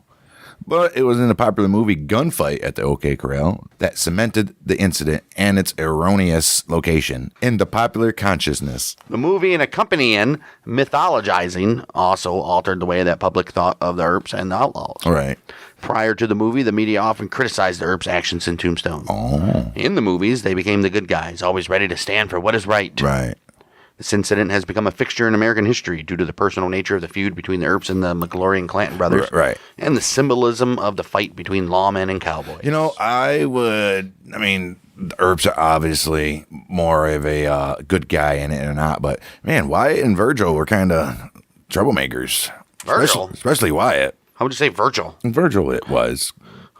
All he did was go to the army and literally was a lawman his whole life. Yeah. Didn't he pistol whip somebody too? Yeah, because he was being drunk and belligerent. He had a right to do that. Well, I guess, yeah. But Wyatt, if any of them, Wyatt was just a little hothead. Well, I mean, pimp's got to do what a pimp's got to do. This whole situation could have been avoided if they weren't antagonizing them in the courthouse. Wyatts were antagonizing Ike and them in the courthouse, and then Wyatt goes and frickin' pistol whips the McClary guy, right? Mm-hmm. So there's that. Clearly, if it didn't happen that day, it was happening soon after anyways. Right, I had to take care of it. They should have just went outside of town and took care of business there. Should have just followed him outside of town one night and just marked him and then came back like nothing ever happened. Right. Then he wouldn't be famous. Nope. The town of Tombstone has capitalized on interest in the gunfight. A portion of the town is a historical district that has been designated a historic landmark and is listed in the National Register of Historic Places by the U.S. National Park Service. A local company produces daily theatrical reenactments of that gunfight. Daily? Daily. Damn. I mean, it's Tombstone, man. How many people go to Tombstone every day? A lot. Meanwhile, though, after the gunfight, the Earps and Holiday were free, but their reputations had been tarnished. Cowboys and Tombstones looked upon the Earps as robbers and murderers and plotted revenge. Right. Virgil, he was ambushed December 28th while walking between saloons on Allen Street in Tombstone. He was maimed by a shotgun blast which struck his left arm and shoulder. Damn. Ike Clanton's hat was found in the back of the building across Allen Street from where the shots were fired. You know he was coming back. Wyatt, he wired U.S. Marshal Crawley P. Dake, asking to be appointed Deputy U.S. Marshal with authority to select his own deputies. He granted the request in late January and provided the Earps with some funds that he borrowed from Wells Fargo, variously reported as between $500 and $3,000. So, Wow. That's a lot. In mid-January, Earp's ally, Rickaball, he sold the Oriental Saloon to Earp's adversary, Milt Joyce, whoever that guy is. So Wyatt sold his gambling concessions at the hotel. The Earps also raised some funds from sympathetic business owners in town as well. Wyatt and Virgil submitted their resignations to Dake on February 2nd, 1882. So that didn't last long. Being tired of the criticism leveled against him, but he refused to accept them because their accounts had not been settled. Oh, it's saying, like, go take care of your business, boys? Right. On that very same day, Wyatt sent a message to Ike Clanton that he wanted to reconcile the differences, which Clanton refused. He's like, sure you do, bud. Right. I don't think so. Clanton, he was also acquitted that day of the charges against him in shooting Virgil, when the defense brought in 7 witnesses who testified that Clanton was in Charleston at the time of the shooting. A man don't leave his hat behind. Sorry. Not back then. Right. Not back then. Well, the Earps needed more funds to pay for the extra deputies and associated expenses, His contributions from supportive business owners were not enough. February 13th, Wyatt mortgaged his home to lawyer James G. Howard for $365, which is about $9,670 today. He was never able to repay the loan, and Howard foreclosed on the house in 1884. Or he just didn't give a shit. Right, didn't care. Morgan Earp murdered March 18th while playing billiards, shot by gunmen firing from a dark alley through a door window into the billiard room. He was struck in the right side. The bullet shattered his spine, passed through his left side, and lodged in the thigh of George A.B. Barry, while another round narrowly missed him. Damn. Doctor was summoned. Morgan was moved from the floor to a nearby couch, while the murderers escaped in the dark. He died about 40 minutes later. Jeez. Oh, Wyatt, he felt that he could not rely on civil justice and decided to take matters into his own hands. He had to kill the murderers himself. Yes, sure. Bum, bum, bum. And you all know what's going to happen on the next episode. If you guys tuned in to our last part about Earp, you know that the old gunfight at the OK Corral just took place. Lots of people are dead. Dead. And killing just began. We all know Sheriff Behan is on the side of the Cowboys, and they're looking to arrest Virgil and them. Well, they did. They had the trial, and then they all got cleared. But the Cowboys want revenge, and they will get their revenge, sort of. Yeah. Because about 11:30 p.m., December 28th, 1881, Virgil, he was ambushed as he walked from the Oriental Saloon to his room. The Sacramento Daily Record Union, they reported that he was fired upon with double-barreled shotguns loaded with buckshot by 3 men concealed in an unfinished building diagonally across on Allen Street. Damn. Virgil, he was hit in the back and left arm by 3 loads of buckshot from about 60 feet. The Crystal Palace Saloon and the Eagle Brewery behind Virgil, they were struck by 19 buckshot. 3 passed through the window, and 1 about a foot over the heads of some men standing at a faro table. Yeah, that's dangerous when you're shooting buckshot. Well, George Parsons, he wrote that he heard 4 shots in quick succession. Critically wounded Virgil, he staggered into the hotel. Virgil, what you forget now? Virgil! Virgil! Wyatt, he telegraphed U.S. Marshal Crawley Dake. He requested appointment as Deputy U.S. Marshal for Eastern Pima County and authority to form a posse. Dake, he replied affirmatively by telegraph, and Deputy U.S. Marshal Wyatt Earp deputized Warren Earp, Doc Holliday, Sherman McMaster, Jack Johnson, they call him Turkey Creek, Charlie Hairlip Charlie Smith, and Daniel Tipton, and also John Texas Jack Vermillion. Oh, John Vermillion. He's like, this is my posse, and we're going to protect my family and pursue these suspects who shot my boy Virgil. He paid him $5 a day. That's not bad. January 1882, about a month, actually only less than a month later, Wyatt Earp, he sought and received warrants from Judge William Stillwell for the arrest of the men thought responsible for ambushing Virgil. Judge Stillwell, he was among a number of county citizens unhappy with Sheriff Behan's failure to stop the Cowboys' ongoing criminal activity. January 17th, that same year, Johnny Ringo and Doc Holliday had traded threats, resulting in their arrests by Tombstone's chief of police, James Flynn. Got to do it. Both were fined. Judge Stillwell noted that charges were still outstanding against Ringo for a robbery in Galeyville. Ringo, he was then rearrested and jailed January 20th. All right. 23rd of January, Wyatt, he rode with his deputized posse. They rode to Charleston, Arizona, where Ike Clanton, his brother Finn, and Pony Dial, they were known to stay there. And they're like, we got to go to Charleston, Arizona. Ringo, he's still in jail. He learned that the Earps had warrants and were headed for Charleston. He arranged for bail. Sheriff Behan released him. Let's see, so he could get a fucking telegraph, probably. He released him before even the bail payment even arrived. Wow. James Earp immediately filed an affidavit saying Ringo was an escaped prisoner and charged that Ringo intended to interfere with Wyatt's execution of the warrants. Ringo immediately rode to Charleston to warn his cowboy friends. Of course he did. This Behan guy, how is he even still a sheriff? On the way to Charleston, Earp's posse was joined by 30 more riders from Tombstone. Damn. They found Ben Maynard, who was a known cowboy associate, outside Charleston and arrested him. All right. With Maynard in front, the posse took over the small town and went door to door looking for the Clantons and Dial. Ringo, he was rearrested in Charleston, but not before he warned the Clantons, who left town. Obviously. The next day, the posse scouted the countryside, eventually stopping at a camp near Tombstone known as Pick 'em Up Camp. Complicated matters, the Tombstone deputy sheriff rode out to pick him up and served a warrant on McMaster, who was one of Wyatt's crew, and he was accused of stealing 2 horses from the contention mine. Oh, jeez. Oh, man. What's up with these Tombstone deputies? Are they dumb? Yes. Wow. The Earp posse rode back into Tombstone, where Sherman McMaster made bail. He and Charlie Smith took a room at the Cosmopolitan Hotel near the Earps. 30th of January, Ike and Finn Clanton surrendered to Wells Fargo agent Charlie Bartholomew, and then they were jailed in Tombstone. They learned that the warrant was not for armed robbery, as they thought, but for assault with intent to commit murder. They were like, well, get this over with. They can't prove the robbery, but they're like, oh, shit, this is for Virgil. Right. Yeah, and this was obviously the specific event that happened to Virgil. February 2nd, the Clantons, they were tried before Judge Stilwell. Ike's hat had been found at the scene, like we said last episode, and McMaster testified he heard Ike talk about the shooting in Charleston later that evening. Right. He said that when Ike learned that Virgil had survived, Ike said he would have to go back and do the job over. Ooh. However, Charleston Constable George McKelvey, saloon owner J.B. Ayers, and 5 others testified that Ike had been in Charleston and could not have possibly taken part in the shooting. The charges were dismissed for lack of evidence. You gotta have evidence. Sorry to tell you. Wyatt later said that the Judge Stilwell told him, Wyatt, you'll never clean up this crowd this way.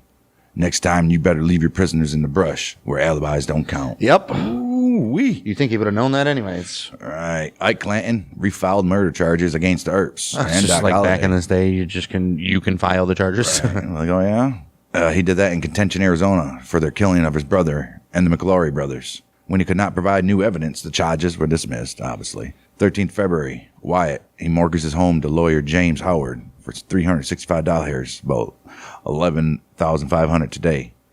But he was never able to repay the loan. In 1884, Howard foreclosed. 17th February, the Earp posse left Tombstone, heavily armed, and what they want for the rest of Pony Dale. He was suspected in January 1882 stage robbery. Unsuccessful, they returned to town a few days later, hearing rumors that the old cowboys were plotting further revenge. I don't want you to stay in town. On Saturday evening, March 18th, 1882, Tombstone's Shiflin Hall was host to Stolen Kisses, which was a play by William Horace Lingard and Company. Despite having received death threats earlier that day, Morgan, Doc, and Dan Tipton, they attended. Wyatt and Benjamin Goodrich, they cautioned against attending, saying, you don't know, these guys are going to do something. Right. Afterward, Doc went to his room. Morgan and Tipton, they headed for Hatch's Saloon, and they want to go play some pool. Yes, they did. That Hatch's Saloon had become their unofficial headquarters after the Oriental Hotel was sold, so they had to get out of there. You gotta find a new place to hang out, man. Old Morgan and Bob Hatch, they began a game of pool. Wyatt, Tipton, McMaster, they watched. Table was near the back door. Why would you make a place your hideout that has literal windows and doors everywhere? All right. At about 10:50 p.m., someone fired 2 shots through the window of the back door. One bullet passed through Morgan and shattered his spine, and then lodged in the thigh of George A.B. Barry. Another bullet struck the wall over Wyatt's head. Damn. Wyatt. Do you think he was shooting at Wyatt, too? He had to have, right? Man. Wyatt, McMaster, and Tipton, they pulled Morgan out of the line of fire while Hatch dashed outside looking for the shooters. Morgan, he died within the hour. He sure did. Damn. Well, while Wyatt and James were traveling to contention with Morgan's body, coroner Dr. D.M. Matthew held an inquest into Morgan's death. During that inquest, Pete Spence's wife, Marietta Duarte, implicated her husband and 4 other men in Morgan's murder.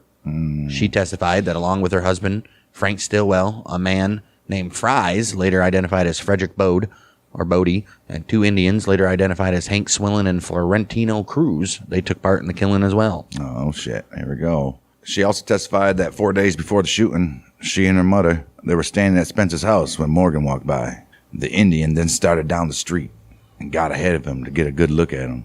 She also stated that on the night of the shooting, she and her mother heard the shots, and a few minutes later, Stilwell and Indian Charlie, they came into their home, followed shortly by Spence, Bodie, and the other Indian. Oh, shit. Uh-oh. Well, Marietta recalled that the men were excited, and the next morning her husband threatened her with violence if she told what she knew. Ooh. She says, Spence didn't tell me so, but I know he killed Morgan Earp. Additional witnesses said they saw Frank Stilwell running from the scene. Unlike the gunfight 3 months earlier, Morgan's murder was national news. Damn. The Los Angeles Herald, this is L.A., reported Tombstone, Arizona Territory, March 23rd. The coroner's jury find that Morgan Earp came to his death at the hands of Frank Stilwell, who was killed the next day in Tucson. We'll get to that. Pete Spence, 1 Frey, and 2 half-breed Indians. Pete Spence's wife exposes the plot. Oh. Damn. Blasted her, didn't she? Sheriff's posse consisting of 20 men, mostly cowboys. They left this morning for the Dragoon Mountains, where the Earps are supposed to be at present. Oh. Sheriff made a weak attempt to arrest them at Cosmopolitan Hotel before they left, but Wyatt Earp told him he didn't want to see him, that he had seen him once too often, and thereupon the Earp party mounted their horses and rode away. There's a very uneasy feeling among the cowboy element, as the Earps are rendered desperate by the attempted assassination of Virgil Earp and the cold-blooded murder of Morgan. Oh, wow. Damn, dude. The fucking... What is this, a movie script? You ain't kidding. Papers didn't play it. Dude, papers didn't play around back then. They would literally... They had to. Tell you exactly what happened to somebody that got killed. That's the only way. They had to do it that way. Damn. The coroner's jury concluded that Spence, Stillwell, Freeze, and 2 half-breed Indians were responsible for Morgan's murder. Unknown to Wyatt, 3 of the cowboys he sought were in Behan's jail. After the You think Behan would tell him? Of course not. I think he's probably keeping them there. Obviously. After the coroner's jury ended, Spence immediately turned himself in, protected in Behan's jail as well. On the day of the inquest, 2 of Behan's deputies arrested 2 more suspects for other reasons. Yeah. Cochise County Deputy Sheriff William Bell, he brought Indian Charlie from Charleston and placed him under arrest in Tombstone for shooting a man in Charleston. Charleston not have their own jail, or was Tombstone? He was wanted in Tombstone. Separately? Oh, no. They was shooting a man in Charleston, so why did he take him to Tombstone? Right. Maybe that's the headquarters because sheriff is the sheriff of the county. Right. Could be. Separately, Cochise County Deputy Frank Hereford, he arrested John Doe Freeze. They were all later released. Jeez. Well, when Wyatt Earp learned of the judge's ruling of them all getting released, he felt he could not rely on the court system for justice. Plus, Stillwell had already told him that Right, that's what the judge said. go get him. Meanwhile, the other Stillwell, the cowboy, he had previously been acquitted of 2 homicides and a stage robbery. And in Wyatt Earp's opinion, he and the other cowboys had gotten away with murder again. Damn right. Wyatt decided to take matters into his own hands, concluding that the only way to deal with Virgil and Morgan's attackers and the continued threat against the entire family was to kill the responsible cowboys. Nice. Yes, sir. You tell him hell's coming with me. Yeah. Wow. Sunday, 19th of March, 1882. Day after Morgan's Moida. Moigan's Moida. That's a new TV show. This week on Moigan's Moida. Morgan's Moida. Deputy United States Marshal Wyatt Earp, his brother James, and a group of friends prepared to accompany Virgil and his wife, along with Morgan's body, to the railhead in Benson. Yeah, we got to take him back to lay him to rest. From there, James would accompany them to the family home in Colton, California. Morgan's wife and parents, they waited to bury him. On Monday, Wyatt received information that Frank Stillwell, Ike Clanton, Hank Swillen, and another cowboy, they were watching the passenger trains in Tucson, intending to kill Virgil. He said, not today, Charlie. He thought getting the still invalid Virgil to Tucson safely would require extra help. Yeah, I would assume.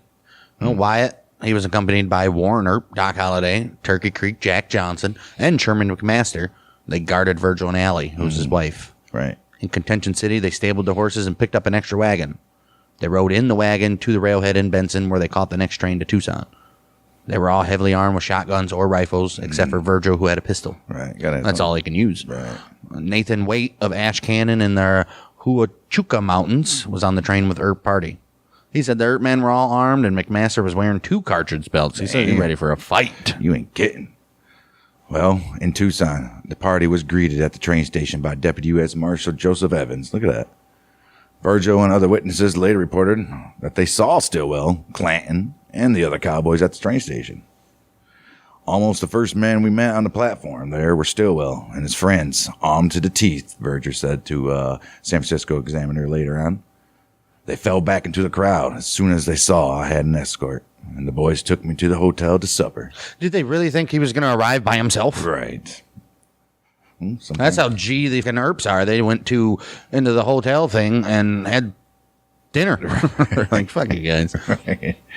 Watched over by a well-armed Wyatt and his posse, Virgil and Allie, they had dinner in Tucson at Porter's Hotel.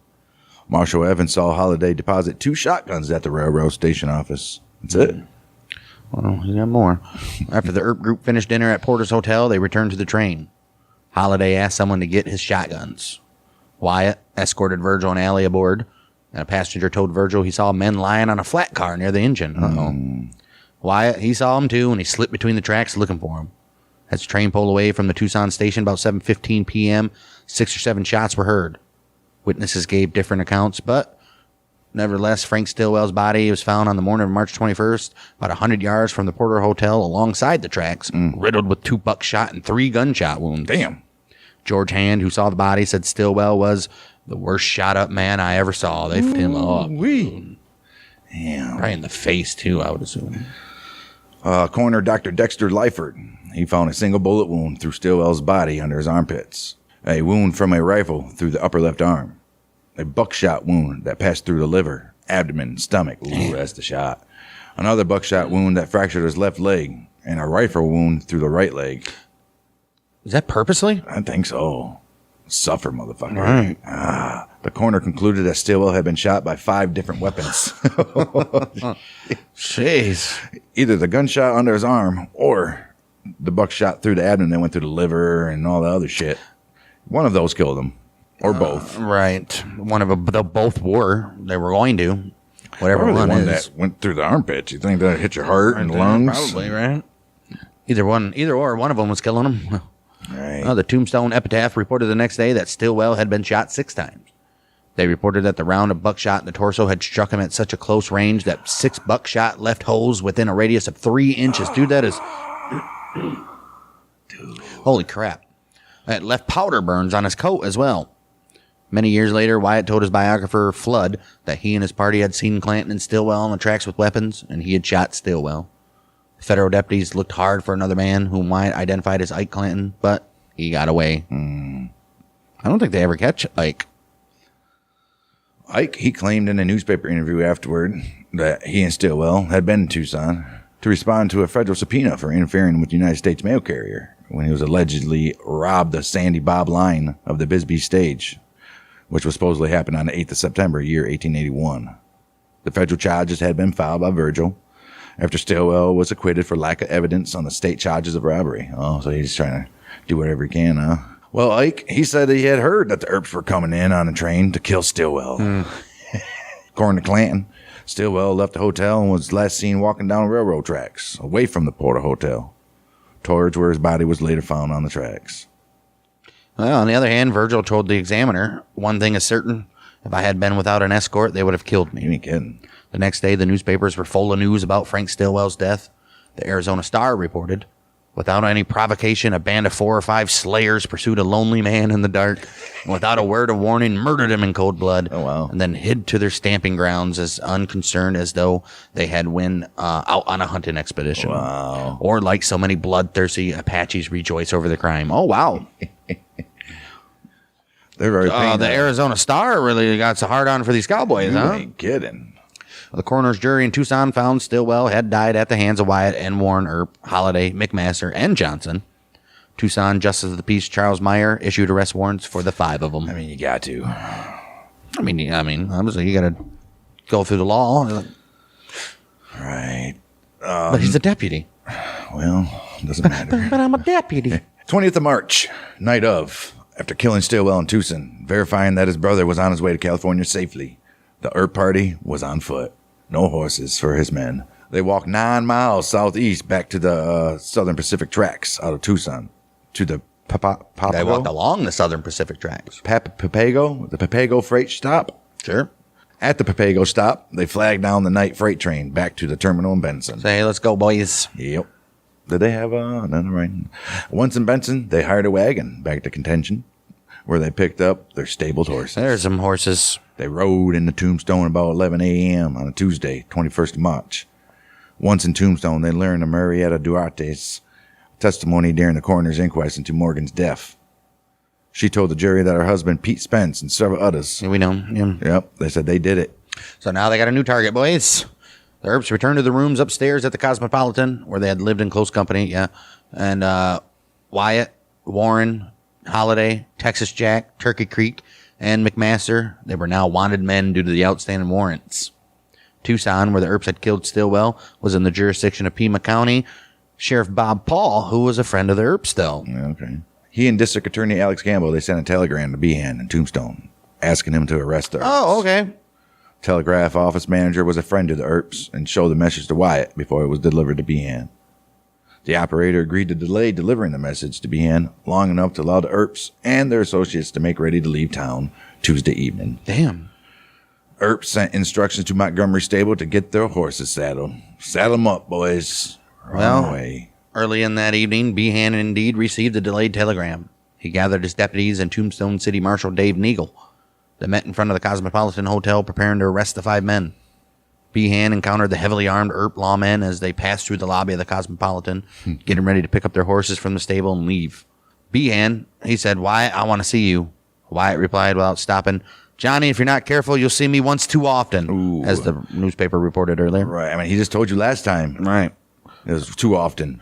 Behan or his posse, they made no attempt to stop the Earp party. Dude, Behan ain't He's a messing with pussy. these under bitches. Not at all. They'll chase him down in about 2 hours, let him get out of town. Right. And And they we went said and looked for him. I'm fast. The Tombstone Epitaph reported this. The sheriff made a weak attempt to arrest them at the Cosmopolitan Hotel before they left. But Wyatt Earp told him he didn't want to see him, that he had seen him once too often. And thereupon, the Earp party mounted their horses and rode away. Bye. One of Behan's deputies, Billy Breckenridge, he claimed that Wyatt and his men resisted arrest and even pulled their guns on Behan and Dave Neagle, one of Wyatt's friends, to prevent their arrest. Yeah, sure. Right. In a story published on 14th of May, 1893, Wyatt, he told a reporter for the Denver Republican, "The sheriff called on me to surrender. I told him I would not do it. He assembled a posse about the door of my room to take me in, but I walked through the men. None of them offered to lay a hand upon me." That I probably believe. Yeah. Wyatt, Warren, Doc, Johnson, McMaster. They were joined by Texas Jack, Dan Tipton, Charlie Smith, Fred Dodge, Johnny Green, and Louis Cooley to form a federal posse under Warwick's authority as the deputy U.S. Marshal. Damn. Continuing to ignore Behan, the Earp posse rode out of town the same evening, Tuesday, March 21st. The next morning, Behan, like I said, he would form a posse consisting of a number of deputized cowboys, if that's not sketchy, Right. who were friends of Frank and Ike, including Johnny Ringo and Phineas Clanton, Johnny Barnes, and about 18 more. Damn. They rode after the federal posse and the 5 men wanted for Stillwell's murder. Damn, that would have been a hell of a standoff right there. Like, You ain't kidding. a nice little battle.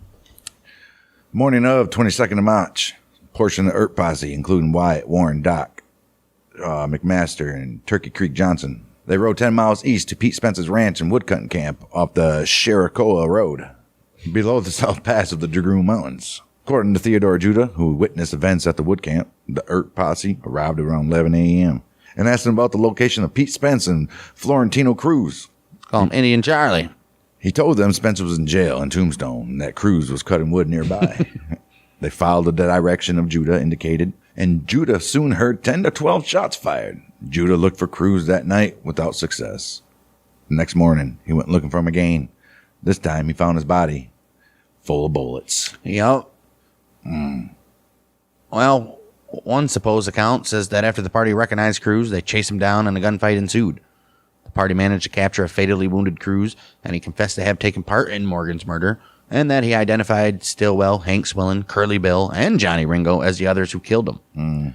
During that time, in Wyatt's own account, he allowed Cruz to keep his revolver and his holster to give him a chance to fight like a man. Right.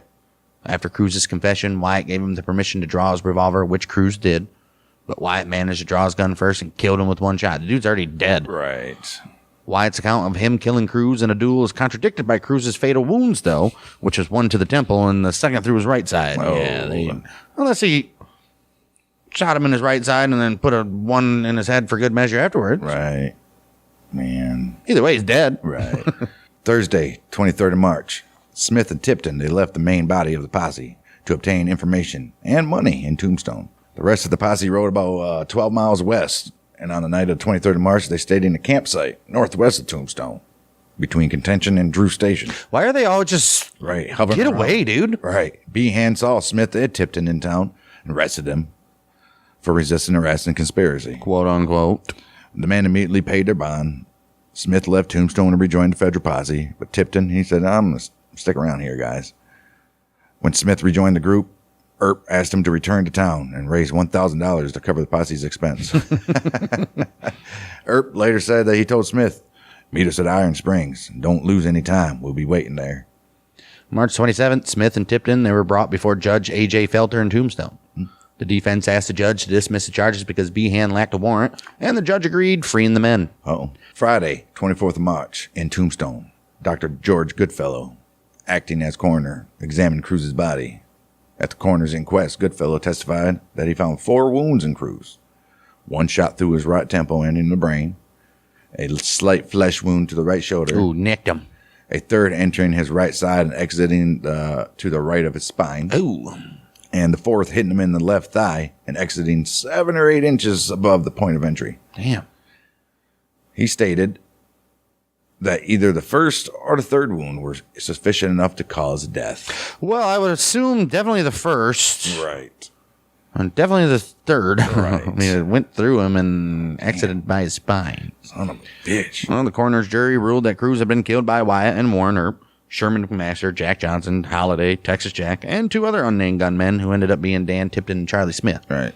On the day of the inquest, Arizona Territory Governor Turtle, he arrived in Tombstone to look at the sad state of affairs here. On that same day, the 2 remaining members of the Earp family departed Tombstone. So you guys got to get out of here. It's about to get bad. Tombstone Epitaph reported that both James Earp's wife Bessie and Wyatt's common-law wife Maddie were departing for Colton, California, where the rest of the Earp family had moved. He's still with Maddie, huh? Yeah, good for them. She stuck around while she had no choice. Right. 24th of March. It was a Friday. The Earp posse, including Wyatt, Warren, Doc, Master, Texas Jack, they rode west about 12 miles from their overnight campsite, about halfway between Contention and Drew Station, as we said earlier. The Federal posse rode westerly up a wash towards a prearranged meeting at a hot springs, right? Or is it just a spring? It was probably hot in Arizona. Right.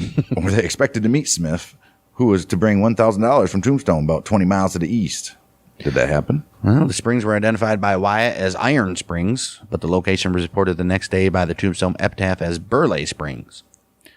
I think Wyatt would know better. Right. Well, that was about 8 miles south of Tombstone and 4 miles east of Charleston. Spring was located in the Whetstone Mountains west of the Tombstone and later renamed the Mescal Springs. Okay. With Wyatt and Doc in the lead, 6 lawmen surmounted a small rise overlooking the springs, and they were surprised to find 9 cowboys sitting there waiting. Curly Bill, Pony Dale, Johnny Barnes, Frank Patterson, Milt Hicks, Bill Hicks, Bill Johnson, Ed Lyle, and Johnny Lyle, all there grinning with their dirty teeth and their dirty face. Look what we got here, boys. We're going to kill them Earps. They were camped about the springs, cooking a meal, less than 30 feet down a slight embankment. Once again, the odds were not in the lawmen's favor. Well, unfortunately for them, Curly Bill recognized Earp and fired a shotgun without warning, but missed. Oh, shit. 18 months earlier, supposedly, Wyatt had protected Curly Bill against a mob ready to lynch him for killing Tombstone Town Marshal Fred Wyatt, which he ended up getting pistol whipped by Wyatt, but Right. and then provided testimony that helped spare Curly Bill from a murder Come trial. on, Curly. What are you doing there, boy? You oldest man. Wyatt, Doc, they wrote about the fight, and Fred Dodge interviewed 3 participants, Well, after Curly Bill fired a shot, Earp dismounted, carrying a 22-inch 10-gauge shotgun from a stagecoach he had borrowed from Fred Dodge. Cool. The other cowboys fired at the lawman. Texas Jack, his horse was killed and fell on him, pinning his legs. Texas Jack, he was unable to retrieve his rifle wedged in the scabbard underneath his fallen horse. Doc Holliday, he pulled Vermillion from under his horse, and they, Johnson and McMaster, shot at the cowboys that they sought cover. All right. Oh, shit, we got ourselves a little shootout, boys. Yeah. Wyatt, he returned fire across his horse with his own shotgun. Hit Curly Bill in the chest, almost cutting him in half. Damn. Curly Bill fell into the water by the edge of the spring, lay dead. Bye, Curly. The lawman's fire was so intense that, according to Johnny Barnes, the cowboys who could got away. After killing Brocious, Earp fired his pistol, shot Johnny Barnes in the chest, Milt Hicks in the arm. Attempting to remount his horse, Wyatt had trouble getting up into the saddle because his cartridge belt had slipped down onto his thighs. He was finally able to get on his horse and retreat. That must have been quite the sight. You didn't really need to put that in there. Right, well, it's... You gotta have some funny shit in there, right? Okay. Well, the Cowboys fired a could've number of killed shots. Right, yeah, because the Cowboys fired a number of shots at the Earp party without effect. McMaster, he grazed by a bullet that cut through the straps of his field glasses, or possibly his coat. Later accounts of the gunfight varied. Wyatt, he reported that his long coat was punctured by bullets or buckshot on both sides. I'm sure. Another bullet struck his boot heel, and his saddle horn was hit as well. burning the saddle hide and narrowly missing Wyatt. In his unpublished 1926 biography of Earp, John Flood wrote, "The saddle horn had been splintered, his coat hung in shreds. There were 3 holes through the legs of his trousers, 5 holes through the crown of his sombrero, and 3 through the brim." I don't think so, but it's a good story. Right. Ed Colburn, he wrote and published in the Ford County Globe on the 23rd of May, 1882, that he had visited with Wyatt and Warren Earp in Gunnison, Colorado. In the letter, he relayed Earp's story about how his overcoat was hit on both sides of his body by a charge of buckshot and that his saddle horn was shot off. That is probably, I mean, I could believe that. I mean, you're in a freaking gunfight, but all that shit that Mr. Right. Flood just said, I don't think so. The tombstone epitaph reported on the 27th of March that Wyatt received 7 shots through his clothes and that McMaster's clothing was shot through once. Texas Jack's horse has been killed and the pommel of the Wyatt saddle had been shot off. They also reported Curly Bill had been killed, though they noted the repeated denials by the Cowboys. Dick Wright, Tony Cracker, insisted they had seen the Cowboys near Drew's ranch below contention, who had reported they had shot the pommel off of Wyatt's horse and he had shot them without effect. Wyatt, he told Flood that Brocius's, Curly Bill's friends, buried him on the Patterson Ranch near the Babo-Kamari River. Frank Patterson was a member of the Cowboys party, and his ranch was close to the original McClory Ranch site. The Patterson Ranch, believed to have originally belonged to Frank Stilwell, was located on the Babo-Kamari River, about 5 miles west of Fairbank. An unknown individual claimed to be on his way to meet the Earp posse, possibly Craker or Wright, and wrote Tombstone Nugget on March 26th that they had seen a wagon arrive and carry Curly Bill's body away. Rancher Henry Hooker wrote that Wells Fargo agent John Thacker himself went to the place where Curly Bill had been buried and had the body dug up. Thacker identified Bill's body and saw that it was his. Johnny Barnes, on the other hand, recovered somewhat after the shooting, but later died of his wound. Oh, shit. Wells Fargo and Company undercover agent Fred Dodge riding with the Cowboys. Why? He's supposed to be Wyatt's friend. Right. He wrote that Barnes had told him that he had shot Virgil. Dodge also wrote in the 1920s that Barnes had told him that Wyatt Earp had killed Brocius. Oh. He said, "You will recollect that J.B. Ayers kept a saloon in Charleston that was the headquarters for all the outlaw and rustler element. This man, Ayers, for personal reasons that would take too long to tell, supplied me with reliable information. Through him, I got in touch with several others. Johnny Barnes, whom you will recollect was in the fight at Iron Springs, he gave me much information, not only of that, but of many other things before he was killed.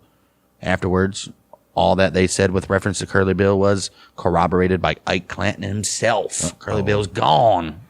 Son of a bitch. That's what he gets for shooting damn priest. Actually, it was Ringo, supposedly. Right. Saturday, 25th of March, Tucson grand jury indicted Pete Spence, Frank Stilwell, Florentino Cruz, Frederick Bodie, and John Doe Fries for Morgan Earp's murder. What? Just 2 of them are dead?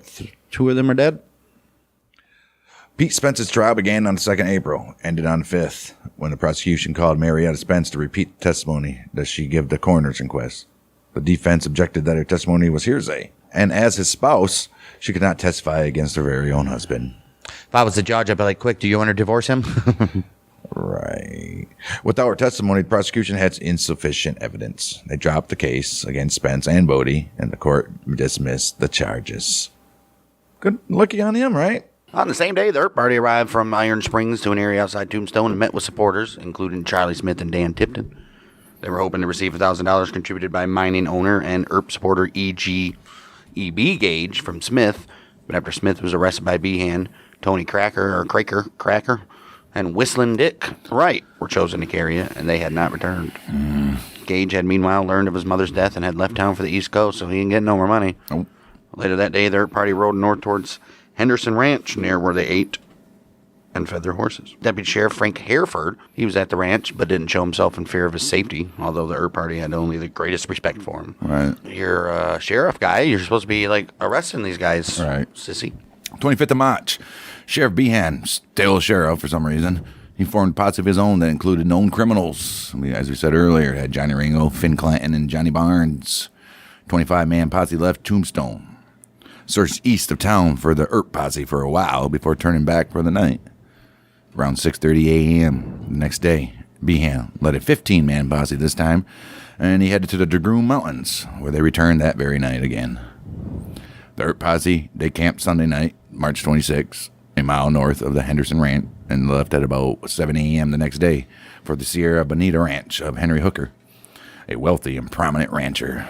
On April 5th, the Tombstone Epitaph printed a letter from an unknown member of the Earp Party that recited some of the group's actions after leaving Tombstone and revealed that they were still in the area. The writer said that the Wyatt posse left Tombstone evening March 25th and camped 6 miles north of town. The next day, they headed for the Dragoon Summit Station, where they awaited the train and a messenger. They stopped the eastbound train about 1 p.m. and searched their carriages, but found nothing. It is not known what they were hoping to find. They're looking for something. Probably some money or something. They're going to rob the damn train. When they arrived at Hooker's Ranch, he congratulated Earp on killing Curly Bill Brocious. He fed the men and their mounts. When Behan's posse was spotted in the distance, Hooker suggested that Wyatt make a stand there. But Wyatt moved into the hills about 3 miles distant near Riley Hill. He's like, I don't want to make a stand at your house. And we ruin stuff, bud. You're a nice man. When Sheriff Behan and his posse arrived at the Sierra Bonita Ranch on Tuesday morning, the 28th of March, at about 7 a.m., Hooker, he refused to provide Behan any info and damned the officers and the law they represented. Damn you!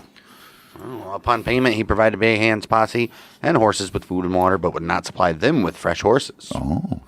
Behan and Under Sheriff Woods sought the assistance of Indian scouts under the command of Colonel Biddle. I wonder how often that happened. They just come in and just swap horses. All the time. That'd be cool, right? Not if you're attached to your horse. Right. They got assistance under Colonel Biddle at Fort Grant, but they wanted assistance, but were unsuccessful even upon offering a $500 reward for assistance. They then rejoined the remainder of the posse who had lost the Earps posse trail and went to Eureka Springs. Former Pima County Sheriff Bob Paul, 2 first names, who had been in Tombstone at the time and volunteered to ride with the Behan posse. He wrote later to the Tucson Citizen March 3rd, 1898, in response to an earlier story he said was full of errors. Okay. He said the Earp posse had told Hooker to tell Behan and his posse where they were camped. Hooker told Behan where the Earps were camped, but the posse left in the opposite direction. The Nugget reported that Behan posse did not return until Friday. Damn, so they even told him they're all for show, huh? Even though he's going to get killed probably. Yeah, I don't think Behan was even trying to get him. Early that same morning, Dan Tipton arrived in Wilcox on the morning train, rented a horse, started north, presumably towards the Earps location, and he was carrying $1,000 from E.B. Gage for the posse. The Nugget reported that Tipton left on the 5 o'clock stage to catch up with the party near Hooker's Ranch. The Earp posse also received some money from Lewis Cooley, a stage driver and an employee of Wells Fargo, who gave funds from the express company. Oh, wow. On the 15th of April, they all did their taxes, and Cooley traveled to Contention in Benson on business for Wells Fargo, where he met General Superintendent J.J. Valentine. When he arrived in Wilcox to complete his business, Behan was there to arrest him. Well, Behan's warrant accused Cooley of aiding and abetting the Earps. Tombstone Epitaph labeled the charges as frivolous and said a lawsuit would be filed against Behan. Judge Wells Spicer dismissed the charges. I bet. While the location of the federal posse led by Wyatt Earp was well known to most members of the public, Behan's posse never caught up with them. They didn't try. And for their vain effort to find and arrest Wyatt and the other 4 charged in Stillwell's murder, Behan's 25-man posse was paid $5 per day plus $3 per day for horse care for 10 days that they were on the trail. $50. Total bill to the county taxpayers was $2,070.70. That's bullshit. I think that's what Behan said. He's like, listen, guys, we're going to get you guys some money right quick. We're really not going to do anything because we don't want to mess with these guys. And then we'll be on our way.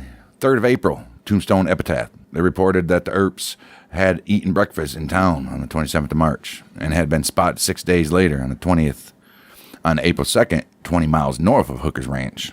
And the Albuquerque Journal and San Francisco Daily Report both reported on March 28th that Earp party had already passed through Albuquerque. It also noted that Virgil had made it to L.A. with his wife. The newspaper commented, "This is the wisest course they could pursue. Their lives were not safe for a moment in Tombstone, even if they gave themselves up to the authorities, for the sheriff is inimical to them, and they felt that in his hands they would be entirely at the mercy of the cowboys," which is true.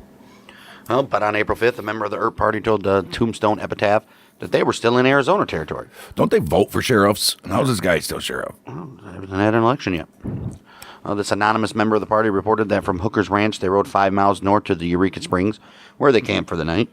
They then spotted the Behan posse from that location, but avoided drawing their attention. They stayed near Cottonwood the next night, possibly a mill site near the southwest end of the Whetstone Mountains, from which they picked up the trail of fugitive Frank Jackson. The Tombstone Epitaph reported that he was wanted on a $2,500 reward. They arrested Jackson April 4th, turned him over to Detective Jack Duncan. Now look at them, picking up some bounties on the way. Fantastic. 12th of April, 1882. Weekly Nugget reported that Wyatt and his fellow fugitives were camped in a canyon near the Sierra Bonita Ranch.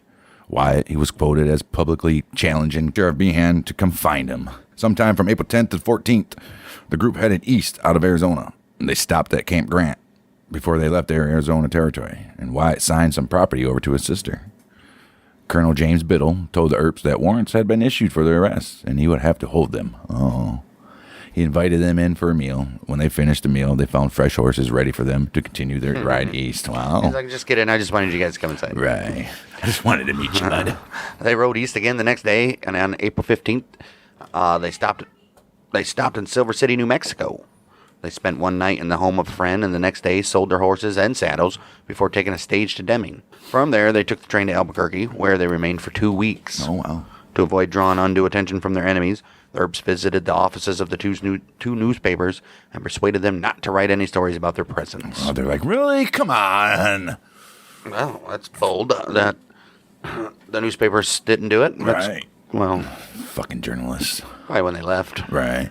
Wyatt and Holiday, who had been best friends since Holiday saved Earp's life in Dodge City during 1878, they had a serious disagreement, and they parted ways in Albuquerque. According to a letter written by former New Mexico Territory Governor Miguel Otero, Wyatt and Holiday were eating at a retreat restaurant in Albuquerque, owned by Fat Charlie, when Holiday said something about Earp's becoming a damn Jew boy. Earp became angry and left. Henry Jaffa told me later that Earp's woman was a Jewess. Earp did mezuzah when entering the house. Wow. Well, Wyatt was staying with a prominent businessman, Henry Jaffa, who was also president of New Albuquerque's Board of Trade. Jaffa was also Jew, and based on the letter, Earp had, while staying in Jaffa's home, honored Jewish tradition by performing the mezuzah upon entering. I mean, According to Otero's letter, Jaffa told him that Earp's woman was a Jewess. Okay. Earp's anger at Holiday's religious slur may indicate that the relationship between Josephine Marcus and Wyatt Earp was more serious at the time than is commonly known. right. Wow. Especially for those two to be pissed, huh? Right. Well, the group eventually split up. They were leaving the uncertain justice of the American frontier for the more defined justice of the federal and state court system. About 29th of April, 1882, Wyatt and his brother Warren, McMaster, Johnson, and Vermillion took a train to Trinidad. Damn. And then Gunnison, Colorado. Trinidad. Trinidad, Colorado, yeah. There's a Trinidad, Colorado? Apparently. Well, where they set up camp on the outskirts of town. And they rarely went into town at first, except for supplies. Eventually, Wyatt took over a faro game at a local saloon. He can't stop himself. Well, Doc Holliday and Dan Tipton, they went to Pueblo and then Denver. The split didn't last long. Less than 2 weeks later, Holliday was arrested on the Arizona warrant for killing Frank Stilwell. He sure was. Wyatt intervened on Holliday's behalf and persuaded Masterson to fabricate bunco charges against Holliday. Masterson then persuaded Colorado Governor Pitkin to refuse to honor Arizona's extradition request. Afterwards, Holliday and Wyatt met again in June 1882 in Gunnison, and then again, lastly, Holliday was able to see his old friend in the late winter of 1886, where they met in the lobby of the Windsor Hotel, and we already know he was about to be dead. Sadie Marcus described the skeletal Holliday as having a continuous cough and standing on unsteady legs. Damn. Well, back in Tombstone, rumors flew about the activities of the Earp Party. The Tombstone Nugget also printed a story on the 13th of May, 1892, reporting that a rumor that Wyatt had been killed was probably true. They cited that a citizen had seen Wyatt and Henry at Henry Hooker's Sierra Bonita Ranch in Arizona during the previous week, and that Wyatt had been killed there, presumably by parties who had been following him since he left. On that very same day, the Los Angeles Herald and the Albuquerque Evening Review ran the Tombstone Nugget story. Wyatt Earp dead. Okay. What if he did die and somebody just assumed his identity? Right. That's crazy. Wyatt Earp first wrote down the story about the shootout at Iron Springs more than 11 years after the incident. Wyatt told varied accounts of the shootout at the Springs and a number of times during his life. Details varied between the different accounts, like getting his saddle pommel shot off, Right. pulling up his loose cartridge belt, exactly when he helped Texas Jack out from under his horse, the distance at which they initially encountered the cowboys, and how far Earp dismounted from Curly Bill. Before his death in 1887, Doc Holliday left his account of the gunfight, in which he did credit Wyatt as the individual responsible for shooting Curly Bill and another cowboy. Oh, nice. Look at that shit. Of course, Doc don't care. Right. Yeah. He's going to put fucking Wyatt over, even if it was him that did it. Right. 16th of May, 1882. Sheriff of Arapahoe. Arapahoe. The sheriff of Arapahoe County, Colorado, notified Cochise County Sheriff Johnny Behan that he had Wyatt and Warren Earp into custody, along with Doc. Behan applied to the governor for money to go to Colorado to bring the Earps back. But Governor Fremont instead gave the funds to Pima County Sheriff Bob Paul. Paul, he had received word on the same day from Denver that the sheriff there had 5 of the Earp party in custody. When Paul arrived in Denver, he served a warrant for Doc Holliday's arrest on charges. Said, we're going to charge you for Frank Stillwell, bud. Yeah, Wyatt, also in Denver, feared for Holliday's life if he was returned to Tombstone. Like we said, he asked Bat Masterson to get Holliday released. Sheriff at this time, Bat Masterson, appealed to Governor. Yes. Obviously. Well, Sheriff Paul also knew of warrants for the Earps arrest, but he was a friend of the men and never served the warrants, so he didn't like Holliday. While Behan sought to arrest the Earps, his reputation among some citizens was very, very negative. On the 27th of May, 1882, a strong Democrat was quoted in a letter in the Arizona Sentinel describing the events following the murder of the noted desperado Frank Stillwell. Readers may want to know how these so-called Republican outlaws are regarded by decent, law-abiding people in Tombstone, regardless of politics. The writer was of the opinion that Sheriff Behan wanted the requisition from Governor Fremont, with the object was to have them assassinated. Neither the sheriff nor any of his deputies have ever turned a hand to find the murderers of Morgan Earp. It's true. There is no hope for any honest man to get justice here against these scoundrels as long as Behan is in office. About time somebody said it. On 29th of May, 1882, Colorado Governor Pickton finally refused to honor Arizona's extradition request, allowing Earp and the others to leave the state. Do what you do, boys. Don't care what you do, you just can't stay here. Well, unfortunately for them, Wyatt and his posse were unable to apprehend or kill the remaining suspects. Hank Swellen, who was last known when he was questioned in August 1878 about robbing the U.S. mail. Frederick Bodie, he was listed in the 1880 U.S. Census in Charleston, Pima County. Okay. Johnny Ringo was found dead July 14th, 1882 in West Turkey Creek Valley near Chiracahua Park, or Peak, with a bullet right through his temple. Damn. The coroner's jury ruled his death a suicide, but I think we'll get to him in a minute. Right. Ike Clanton was wanted for cattle rustling when he was arrested. When he resisted arrest June 1st, 1887, he attempted to draw his rifle on Detective Jonas Brighton, who shot Clanton through the heart. Oh. Phineas Clanton, convicted of grand larceny for cattle rustling in 1887, served 17 months of a 10-year sentence in the Yuma Territory Prison, and he died in 1906. No. Pete Spence, convicted of manslaughter in 1883 and served 18 months of a 5-year sentence. He then married his friend Phineas Clanton's widow in, 1910 and died in 1914. Oh. Wow. Wow. 20th of March, 2005. Holy shit. Wyatt is old. 2005, the 122nd anniversary of the killing of Frank Stillwell. A life-size statue of Holliday and Earp by the sculptor Dan Bates was dedicated by the Southern Arizona Transportation Museum.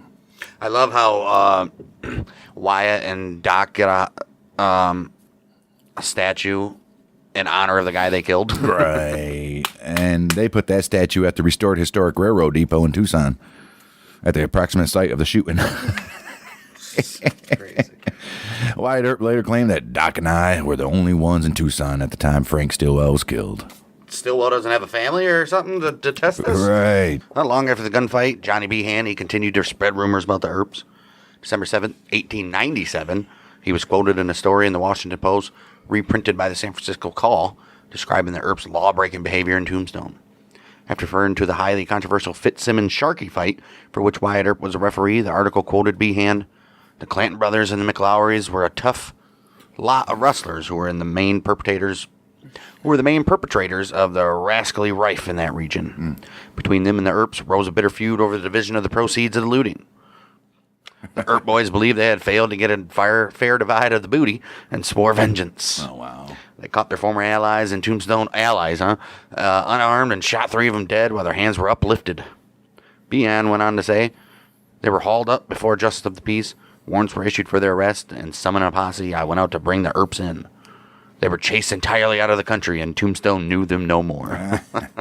Oh, jeez. Behan, huh? Wyatt's action in taking justice into his own hands became one of the most well-known examples of the American frontier justice in American history. Wyatt Earp became the archetypal image of a real-life anti-hero. 1927, Earp defended his decisions before the gunfight at the OK Corral and afterward to Stuart Lake. Authored 1931 largely fictionalized biography, Wyatt Earp, Frontier Marshal. That was not a biography then.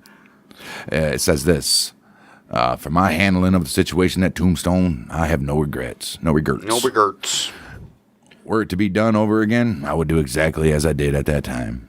If the outlaws and their friends and the allies imagined that they could intimidate or exterminate the Earps by a process of murder, and then hide behind alibis and the technicalities of the law, they simply missed their guess. I want to call your particular attention again to one fact, which writers of the Tombstone incidents and history apparently have overlooked. With the deaths of the McLaurys, the Clantons, Stillwell, Florentino Cruz, Curly Bill, and the rest, organized, politically protected crime and depredations in Cochise County ceased. Cool.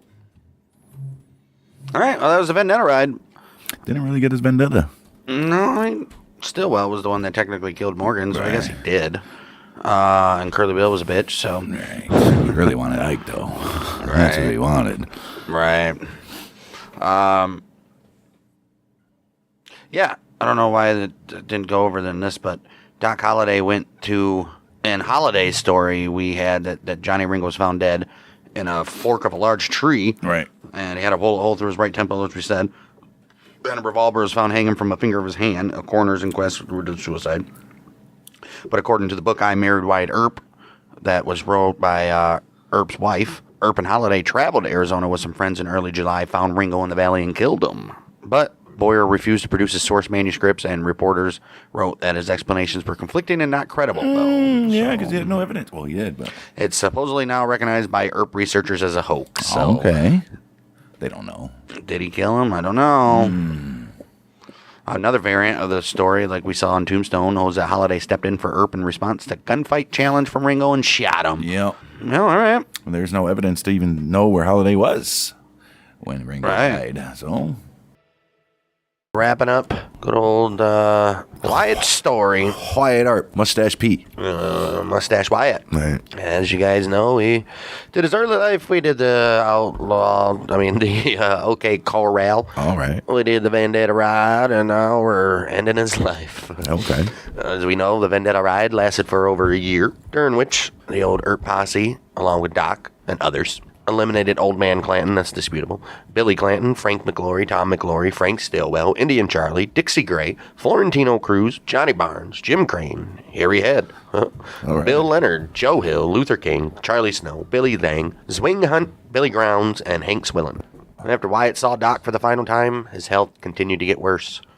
As a realist, Doc was not one to believe in miraculous cures, but hoping that the Yampa hot springs and sulfur vapors might improve his health, he headed for Glenwood Springs, Colorado, May 1887. I mean, it'll help. Well, registering at the fashionable Hotel Glenwood, he grew steadily worse, spending his last 57 days in bed at the hotel, and delirious 14 of them. November 8th, 1887, Doc awoke, clear-eyed, asked for a glass of whiskey. Nurse gave it to him, he swigged it down, and looked at his bare feet and said, "This is funny." Then he died. Oh.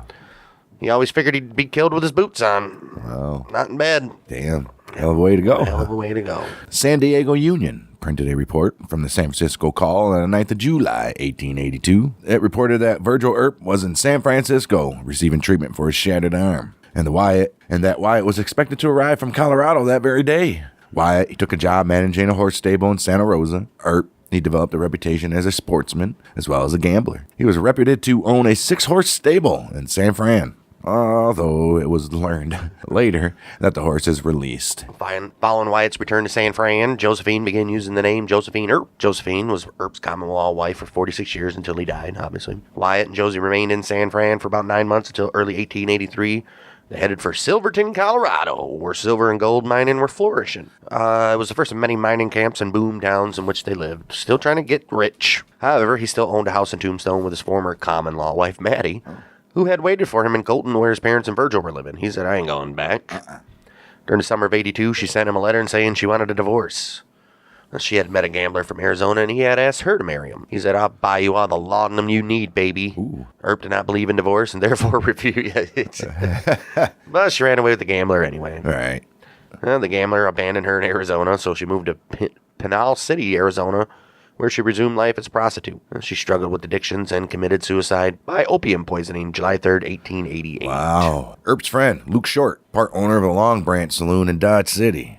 But the mayor tried to run him out of business and out of town during the Dodge City War. Short appealed to Masterson, and Masterson contacted Earp on the 31st of May, 1883. Earp and Josephine went with Masterson, Johnny Millsap, Shotgun John Collins, Texas Jack Vermillion, and Johnny Green to Dodge City to help Short out. And they were sworn in as deputies by Constable Dave Merrill when they arrived in town. The town council offered a compromise to allow Short 10 days to get his affairs in order, but Earp refused to compromise. Short saloon reopened, and the so-called Dodge City War ended without a shot being fired. Look at you, Earp. Look at that shit. Wow. Well, then Earp arrived in Eagle City, Idaho, 1884, along with Josephine, his brothers Warren and James's wife, Bessie. Eagle City, another new boom town, growing from the discovery of gold, silver, and lead in the Coeur d'Alene area.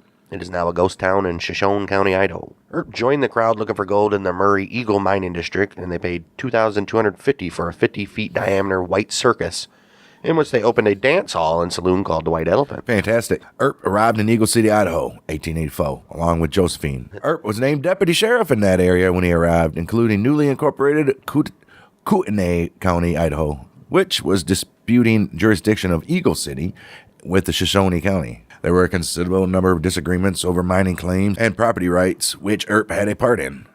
28th of March, miner named Bill Buzzard. He was constructing a building when Earp's partner Jack Enright tried to stop him. He's like, what the hell are you doing? Enright claimed that the building was on part of his property. Two men began to argue. Buzzard fired several shots at Enright with his Winchester. Then allies of both sides took defensive positions behind snowbanks and began shooting at one another. Oh, shit. Earp and his brother James, they stepped in the middle of the fray and helped peacefully resolve the dispute before anyone was seriously hurt. Look at this guy just stepping in the line of fire. Around April 1885, Earp reportedly used his badge to join a band of claim jumpers in Embry Camp, later renamed Chouale, Washington. Within 6 months, their substantial stake had run dry, and the Earps left the Murray Eagle District once again. On the road again. I've been everywhere, man. I've been everywhere. Just lay it down, will ya? The Coeur d'Alene mine adventure died out by 1887, so Earp and Josephine went to San Diego, where the railroad was about to arrive and a real estate boom was underway. All right. Stayed for about 4 years, living most of the time in the Brooklyn Hotel. Earp speculated in San Diego's booming real estate market, and he bought 4 saloons and gambling halls between 1887 and around 1896, all in the respectable part of town. Okay. Why didn't you just stay there then? Right. He offered 21 games, including Faro, Blackjack, Poker, Keno, Pedro, and Monte. At the height of the boom, he made up to $1,000 a night in profit.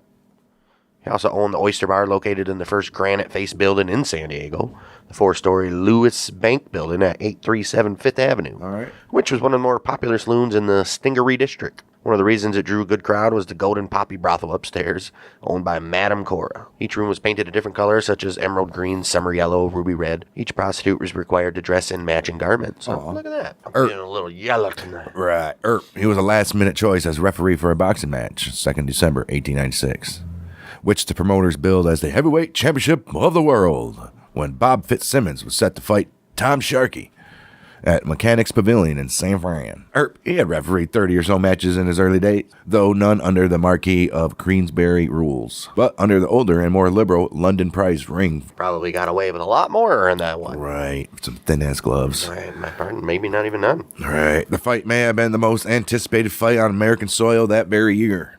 Fitzsimmons favored to win. and the public and even civic officials placed bets on the outcome. Fitzsimmons did indeed dominate Sharkey throughout the fight, and he hit Sharkey with his famed solar plexus punch in the 8th round, an uppercut under the heart that could render a man temporarily helpless. Wow. Then at Fitzsimmons' next punch, Sharkey dropped, clutched his groin, rolled on the canvas, screaming foul. Wow. Earp stopped the bout, ruling that Fitzsimmons had hit Sharkey below the belt, but virtually no one witnessed the punch. Or was willing to say. Earp awarded the fight to Sharkey, whom attendants carried out as limp as a rag. Oh, shit. The 15,000 fans in attendance greeted his decision with loud boos and catcalls. You piece of fucking shit, you know how much money you just lost? Damn. It was widely believed that no foul had occurred and that Earp had bet on Sharkey. Several doctors verified afterward that Sharkey had been hit hard below the belt, but the public had bet heavily on Fitzsimmons, and they were livid at the outcome. Fitzsimmons went to court to overturn Earp's decision. Newspaper accounts, testimony over the next 2 weeks revealed a conspiracy among the boxing promoters to fix the fight's outcome. Did it? Newspapers across the United States republished the stories from San Fran papers and looked for local angles. December 14th, 1896, San Francisco Call quoted a story from the New York Journal by Alfred H. Lewis, who accused the Earp brothers of being stage robbers. Oh, wow. Oh, wow. And Earp was parodied in editorial caricatures by newspapers across the country. Stories about the fight and Earp's contested decision were distributed nationwide to a public that knew little of Wyatt Earp prior to that time. So now, instead of being the famous outlaw gunslinger guy, he's now known for being a piece of shit referee. Oh, wow. 17th of December, Judge Sanderson finally ruled that the prize fighting was illegal in San Francisco, and the courts would not determine who was the winner. Sharkey retained the purse, but the decision provided no vindication for Earp. Until the fight, Earp had been a minor figure, known regionally in California and Arizona. Afterward, he was known coast to coast. Boxing. A minor figure. Bullshit. That boxing match left a smear on his public character, which followed him until the day he died, and even afterwards, because we're talking about it now. 8 years later, Dr. B. Brooks Lee was accused of treating Sharkey to make it appear that he had been fouled by Fitzsimmons. Damn, they were really pissed off. And Lee admitted that this was true. I fixed Sharkey up to look as if he had been fouled, he confessed. I got $1,000 for my part in the affair. Hey, fuck it. Well, Earp had a long-standing interest in boxing and horse racing, and he refereed boxing matches in San Diego, Tijuana, and San Bernardino. In 1887 San Diego City Directory, he was listed as a capitalist or gambler. He won a racehorse named Otto Rex in a card game and began investing in racehorses. He also judged prize fights on both sides of the border. Yes, we know. Right. He was one of the judges at the county fair horse races held in Escondido, California, which happened in 1889. Well, that boom came to an end as rapidly as it had started, and the population of San Diego fell from a high of 40,000 in 1885 to only 16,000 in 1890 when Earp said, I'm getting out of here. Damn. What the hell happened? Damn, now it's huge. All right, well, is it? Right. The Earps moved back to San Francisco in 1891. And Josephine could be closer to her half-sister Henrietta's family. And Earp developed a reputation as a sportsman and gambler, as we said before. He held on to his San Diego properties, but when their value fell, he could not pay the taxes, forced to sell. He continued to the horse races, but he could no longer afford to own any of them by 1896. So he raced them on behalf of the owner of a horse stable in Santa Rosa, which he managed. It works. In Santa Rosa, Earp personally competed in and won a harness race. Oh, man, nice. From 1891 to 1897, the couple lived in at least 4 different locations in that city of San Diego. 145 Ellis Street, 720 McAllister Street, 514A 7th Avenue, and 1004 Golden Gate Avenue, all in San Fran. Apparently he goes to Yuma at some point, and while he's there, he heard of the gold rush in Alaska. Yukon. August 5th, 1897, Wyatt and Sadie, they left for San Fran. I guess they're going back to San Francisco. Earp was reported to have secured the backing of a syndicate of sporting men to open a gambling house there. They intended to catch a ship to Alaska, but their departure was delayed for 7 weeks when Wyatt fell while getting off Market Street streetcar and bruised or broke his hip. Oh. Damn.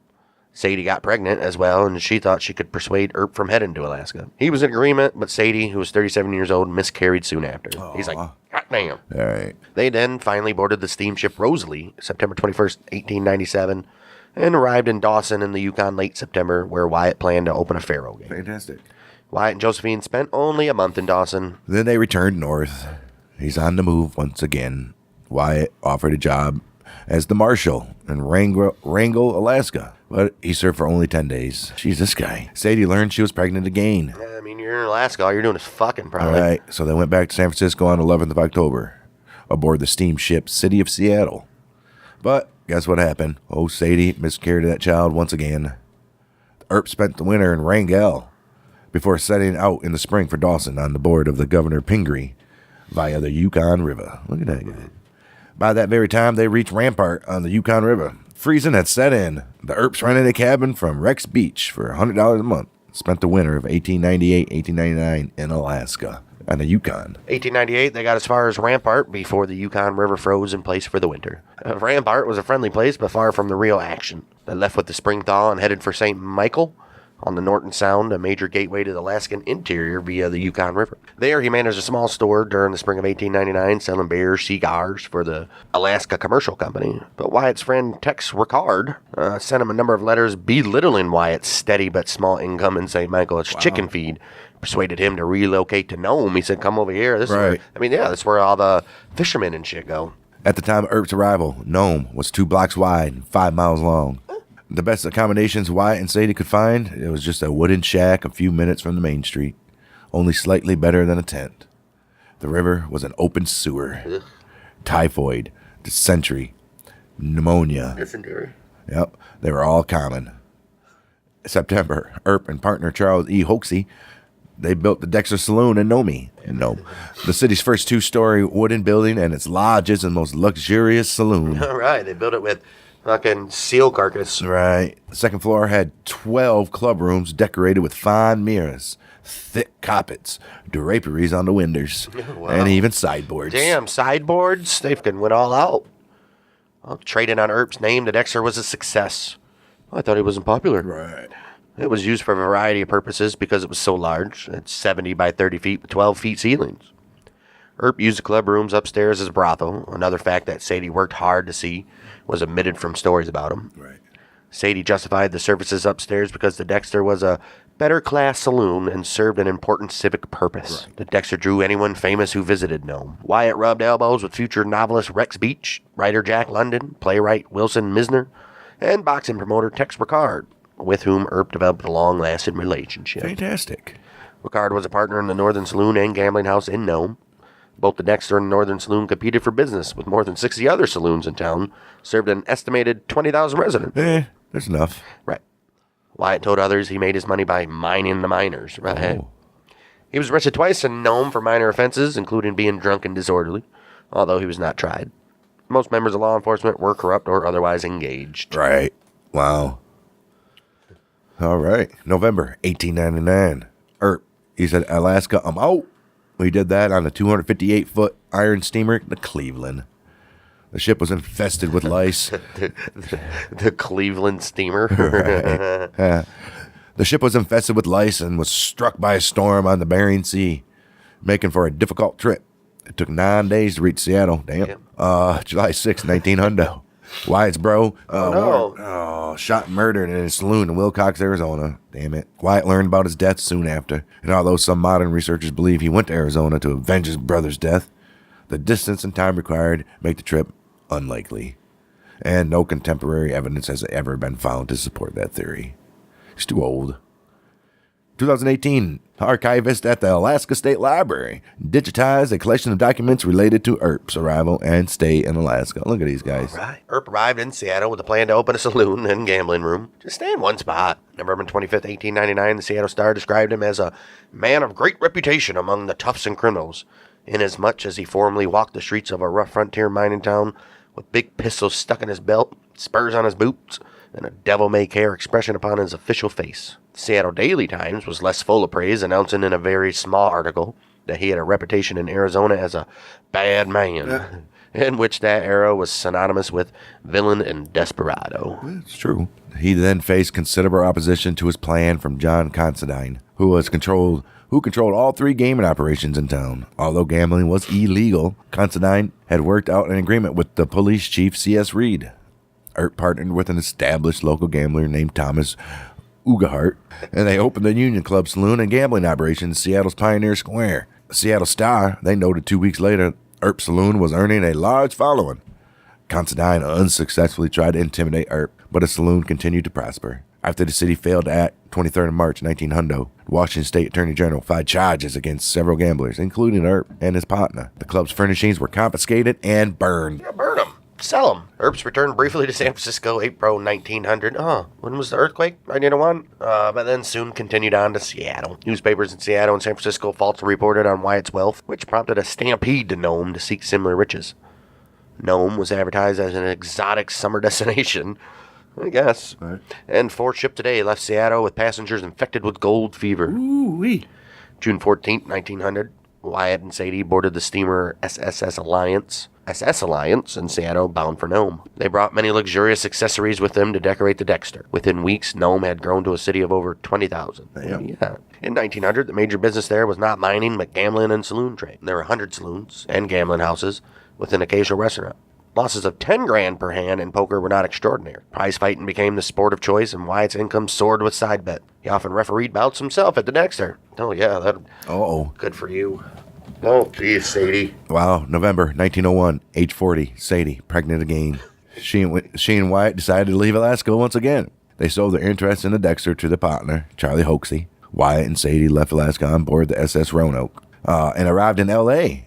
at the Hollenbeck Hotel on December 13, 1901. They had an estimated $80,000 in cash, a relative fortune which is equivalent to $2.5 million today. Sadie, guess... Why is he out here chasing shit? Just settle down, dude. Right. Well, Sadie miscarried again. Jeez. 3 months later, February 1902, they arrived in Tonopah, Nevada, known as the Queen of the Silver Camps. This is where silver and gold had been discovered in 1900, and a boom was underway. Wyatt and Sadie opened a northern saloon in Tonopah, and he served as a deputy U.S. Marshal under Marshal J.F. Emmett. His saloon, oil, and copper mining interests produced some income for a period. You don't even need to do anything. Holy shit. After Tonopah's gold strike waned, the move in 1905 to Goldfield, Nevada, where his brother Virgil and his wife were living. Is he going to stay? Tex Ricard was also already there, had opened a second northern saloon. He then hired Wyatt as a pit boss. Wyatt also staked mining claims just outside Death Valley and elsewhere in the Mojave Desert. In 1906, he discovered several deposits of gold and copper near the Sonoran Desert. That was near the town of Vidal, California, on the Colorado River, and filed more than 100 mining claims near the Whipple Mountains. Oh. While in L.A., they lived in at least 9 small L.A. rentals as early as 1885 and as late as 1929. It was a little summer getaway. This dude is just a traveler, man. Holy shit. Dude. 1910. Probably wasted... He's 62 in 1910. He probably wasted 20 years traveling. You ain't kidding. 1910. 62-year-old Wyatt.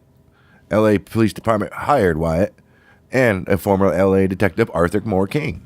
$10 a day to carry out various tasks outside the law, such as retrieving criminals from Mexico, All right. which did very capably. I said outside the law. I guess you can't go to another country. Wyatt excelled in that job.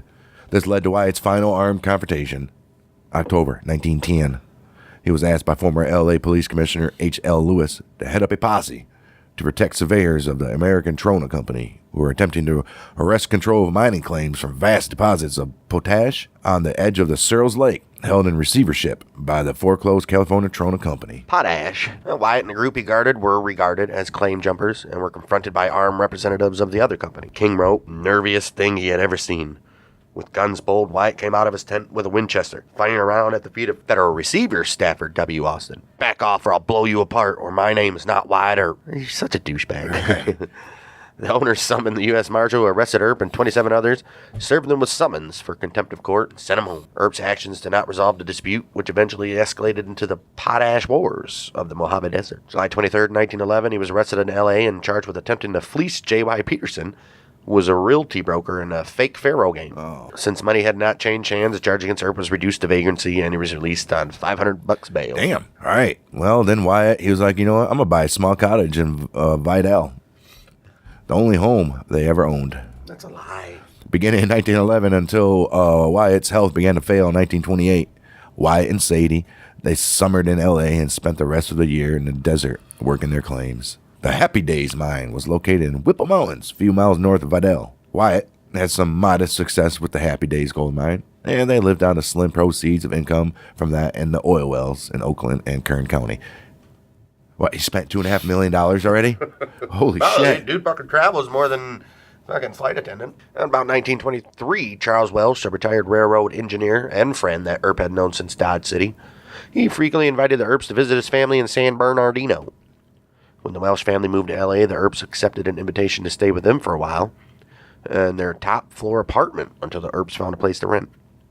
After Earp and Sadie moved into a bungalow nearby, Charlie Welsh's daughter, Grace, recalled that Sadie, who had never had many domestic skills, did very little housekeeping or cooking for Wyatt. She and her sister, Alma, were concerned about the care Sadie gave Wyatt.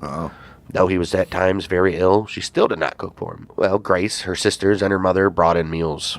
While living in L.A., Earp became an unpaid film consultant for several silent cowboy movies. 1915, Earp visited the set of director Alan Dwan's movie, The Half-Breed, starring Douglas Fairbanks.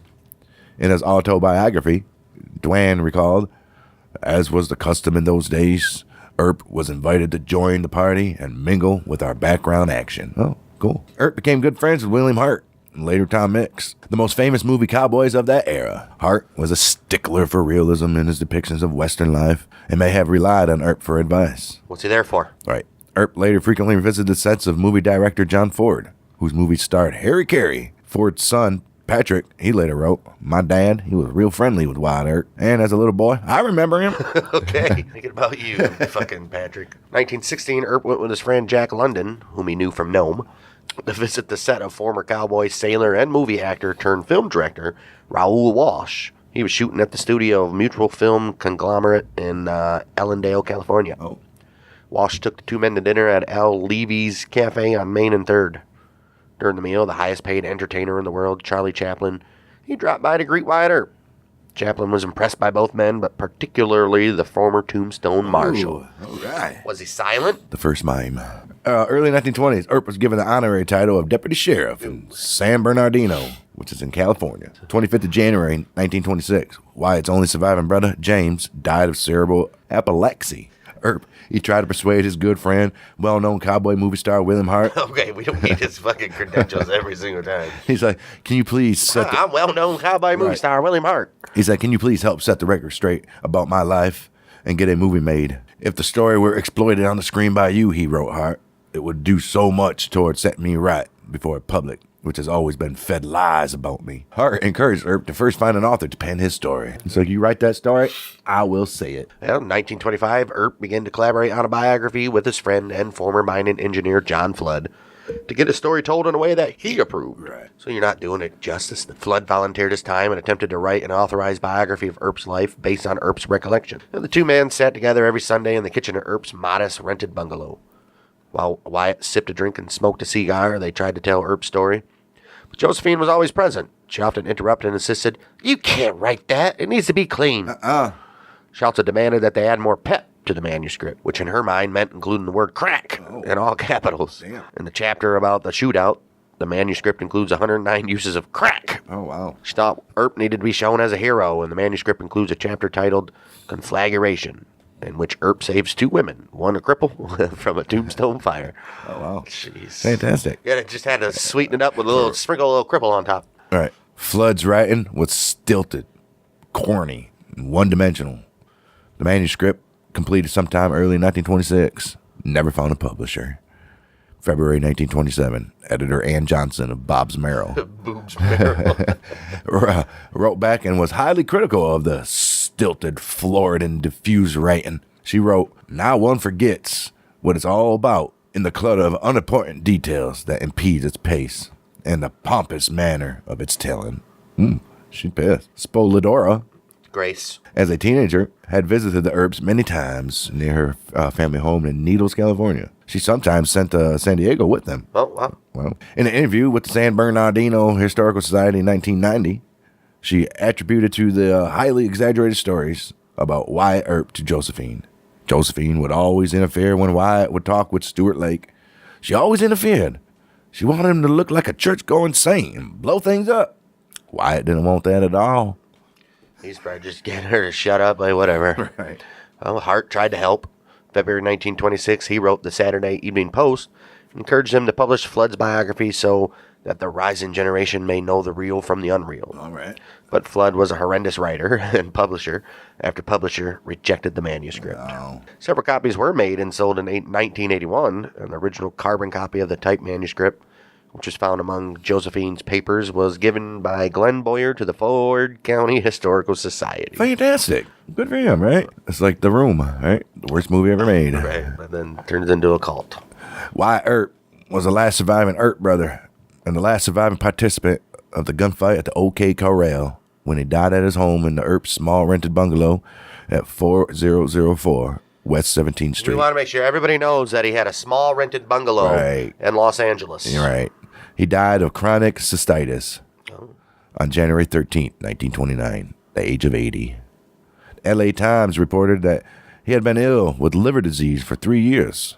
His brother Newton had died almost a month prior on the 18th of December, 1928. Wyatt, survived by Josephine and sister Adelia Earp Edwards. He had no children. Well, he tried. Charlie Welsh's daughter, Grace Polidora, and his daughter-in-law, Elma, were the only witnesses to Wyatt's body cremation. Josephine was apparently too grief-stricken to assist. The funeral was held at the Congregational Church on Wilshire Boulevard. Earp's pallbearers were William Hunsaker, which is Earp's attorney in Tombstone and noted LA attorney, Jim Mitchell from the LA Examiner, and a Hollywood screenwriter. Okay. George Parsons, founding member of Tombstone's Committee of Vigilance. Wilson Misner, a friend of Wyatt's during the Klondike Gold Rush. Fantastic. John Clume, a good friend from his days in Tombstone. Wow. He was a former Tombstone mayor and editor of the Tombstone Epitaph. Oh. William Hart, we know him. He was a Western actor, and he was a good friend and a well-known Western actor and silent film star. Tom Mix was the same. And Mitchell, he wrote Wyatt's local obituary. Oh. The newspapers reported that Tom Mix cried during his friend's service. Josephine did not attend Wyatt's funeral. Grace was furious. She didn't go to his funeral even. She wasn't even that upset. She was peculiar. I don't think she was that devastated when he died. Ooh. Damn. Josephine, she was Jewish, had Earp's body cremated and secretly buried his remains in the Marcus family plot Oh, that's not allowed. at the hills of the Eternity Memorial Park, a Jewish cemetery in Colma, California. Don't you have to be Jew? I think so. When she died in 1944, her body was buried alongside his ashes. She had purchased a small white marble headstone, which was stolen shortly after her death in 1944. Assholes, dude. It was discovered in a backyard in Fresno. A second stone of flat granite was also stolen. You piece of shits. It's just in a backyard. July 7th, 1957, grave robbers dug into the Earp's grave in an apparent attempt to steal the urn containing his ashes. Unable to find his cremains, they stole the 300-pound gravestone instead. Actor Hugh O'Brien, who was playing Earp in the 55-61 television series The Life and Legend of Wyatt Earp, he offered a reward for the stone's return. It was then located for sale in a flea market. Son of a bitch. Leave the guy alone. Cemetery officials reset the stone flush in concrete, but it was stolen again. Actor Kevin Costner stole it.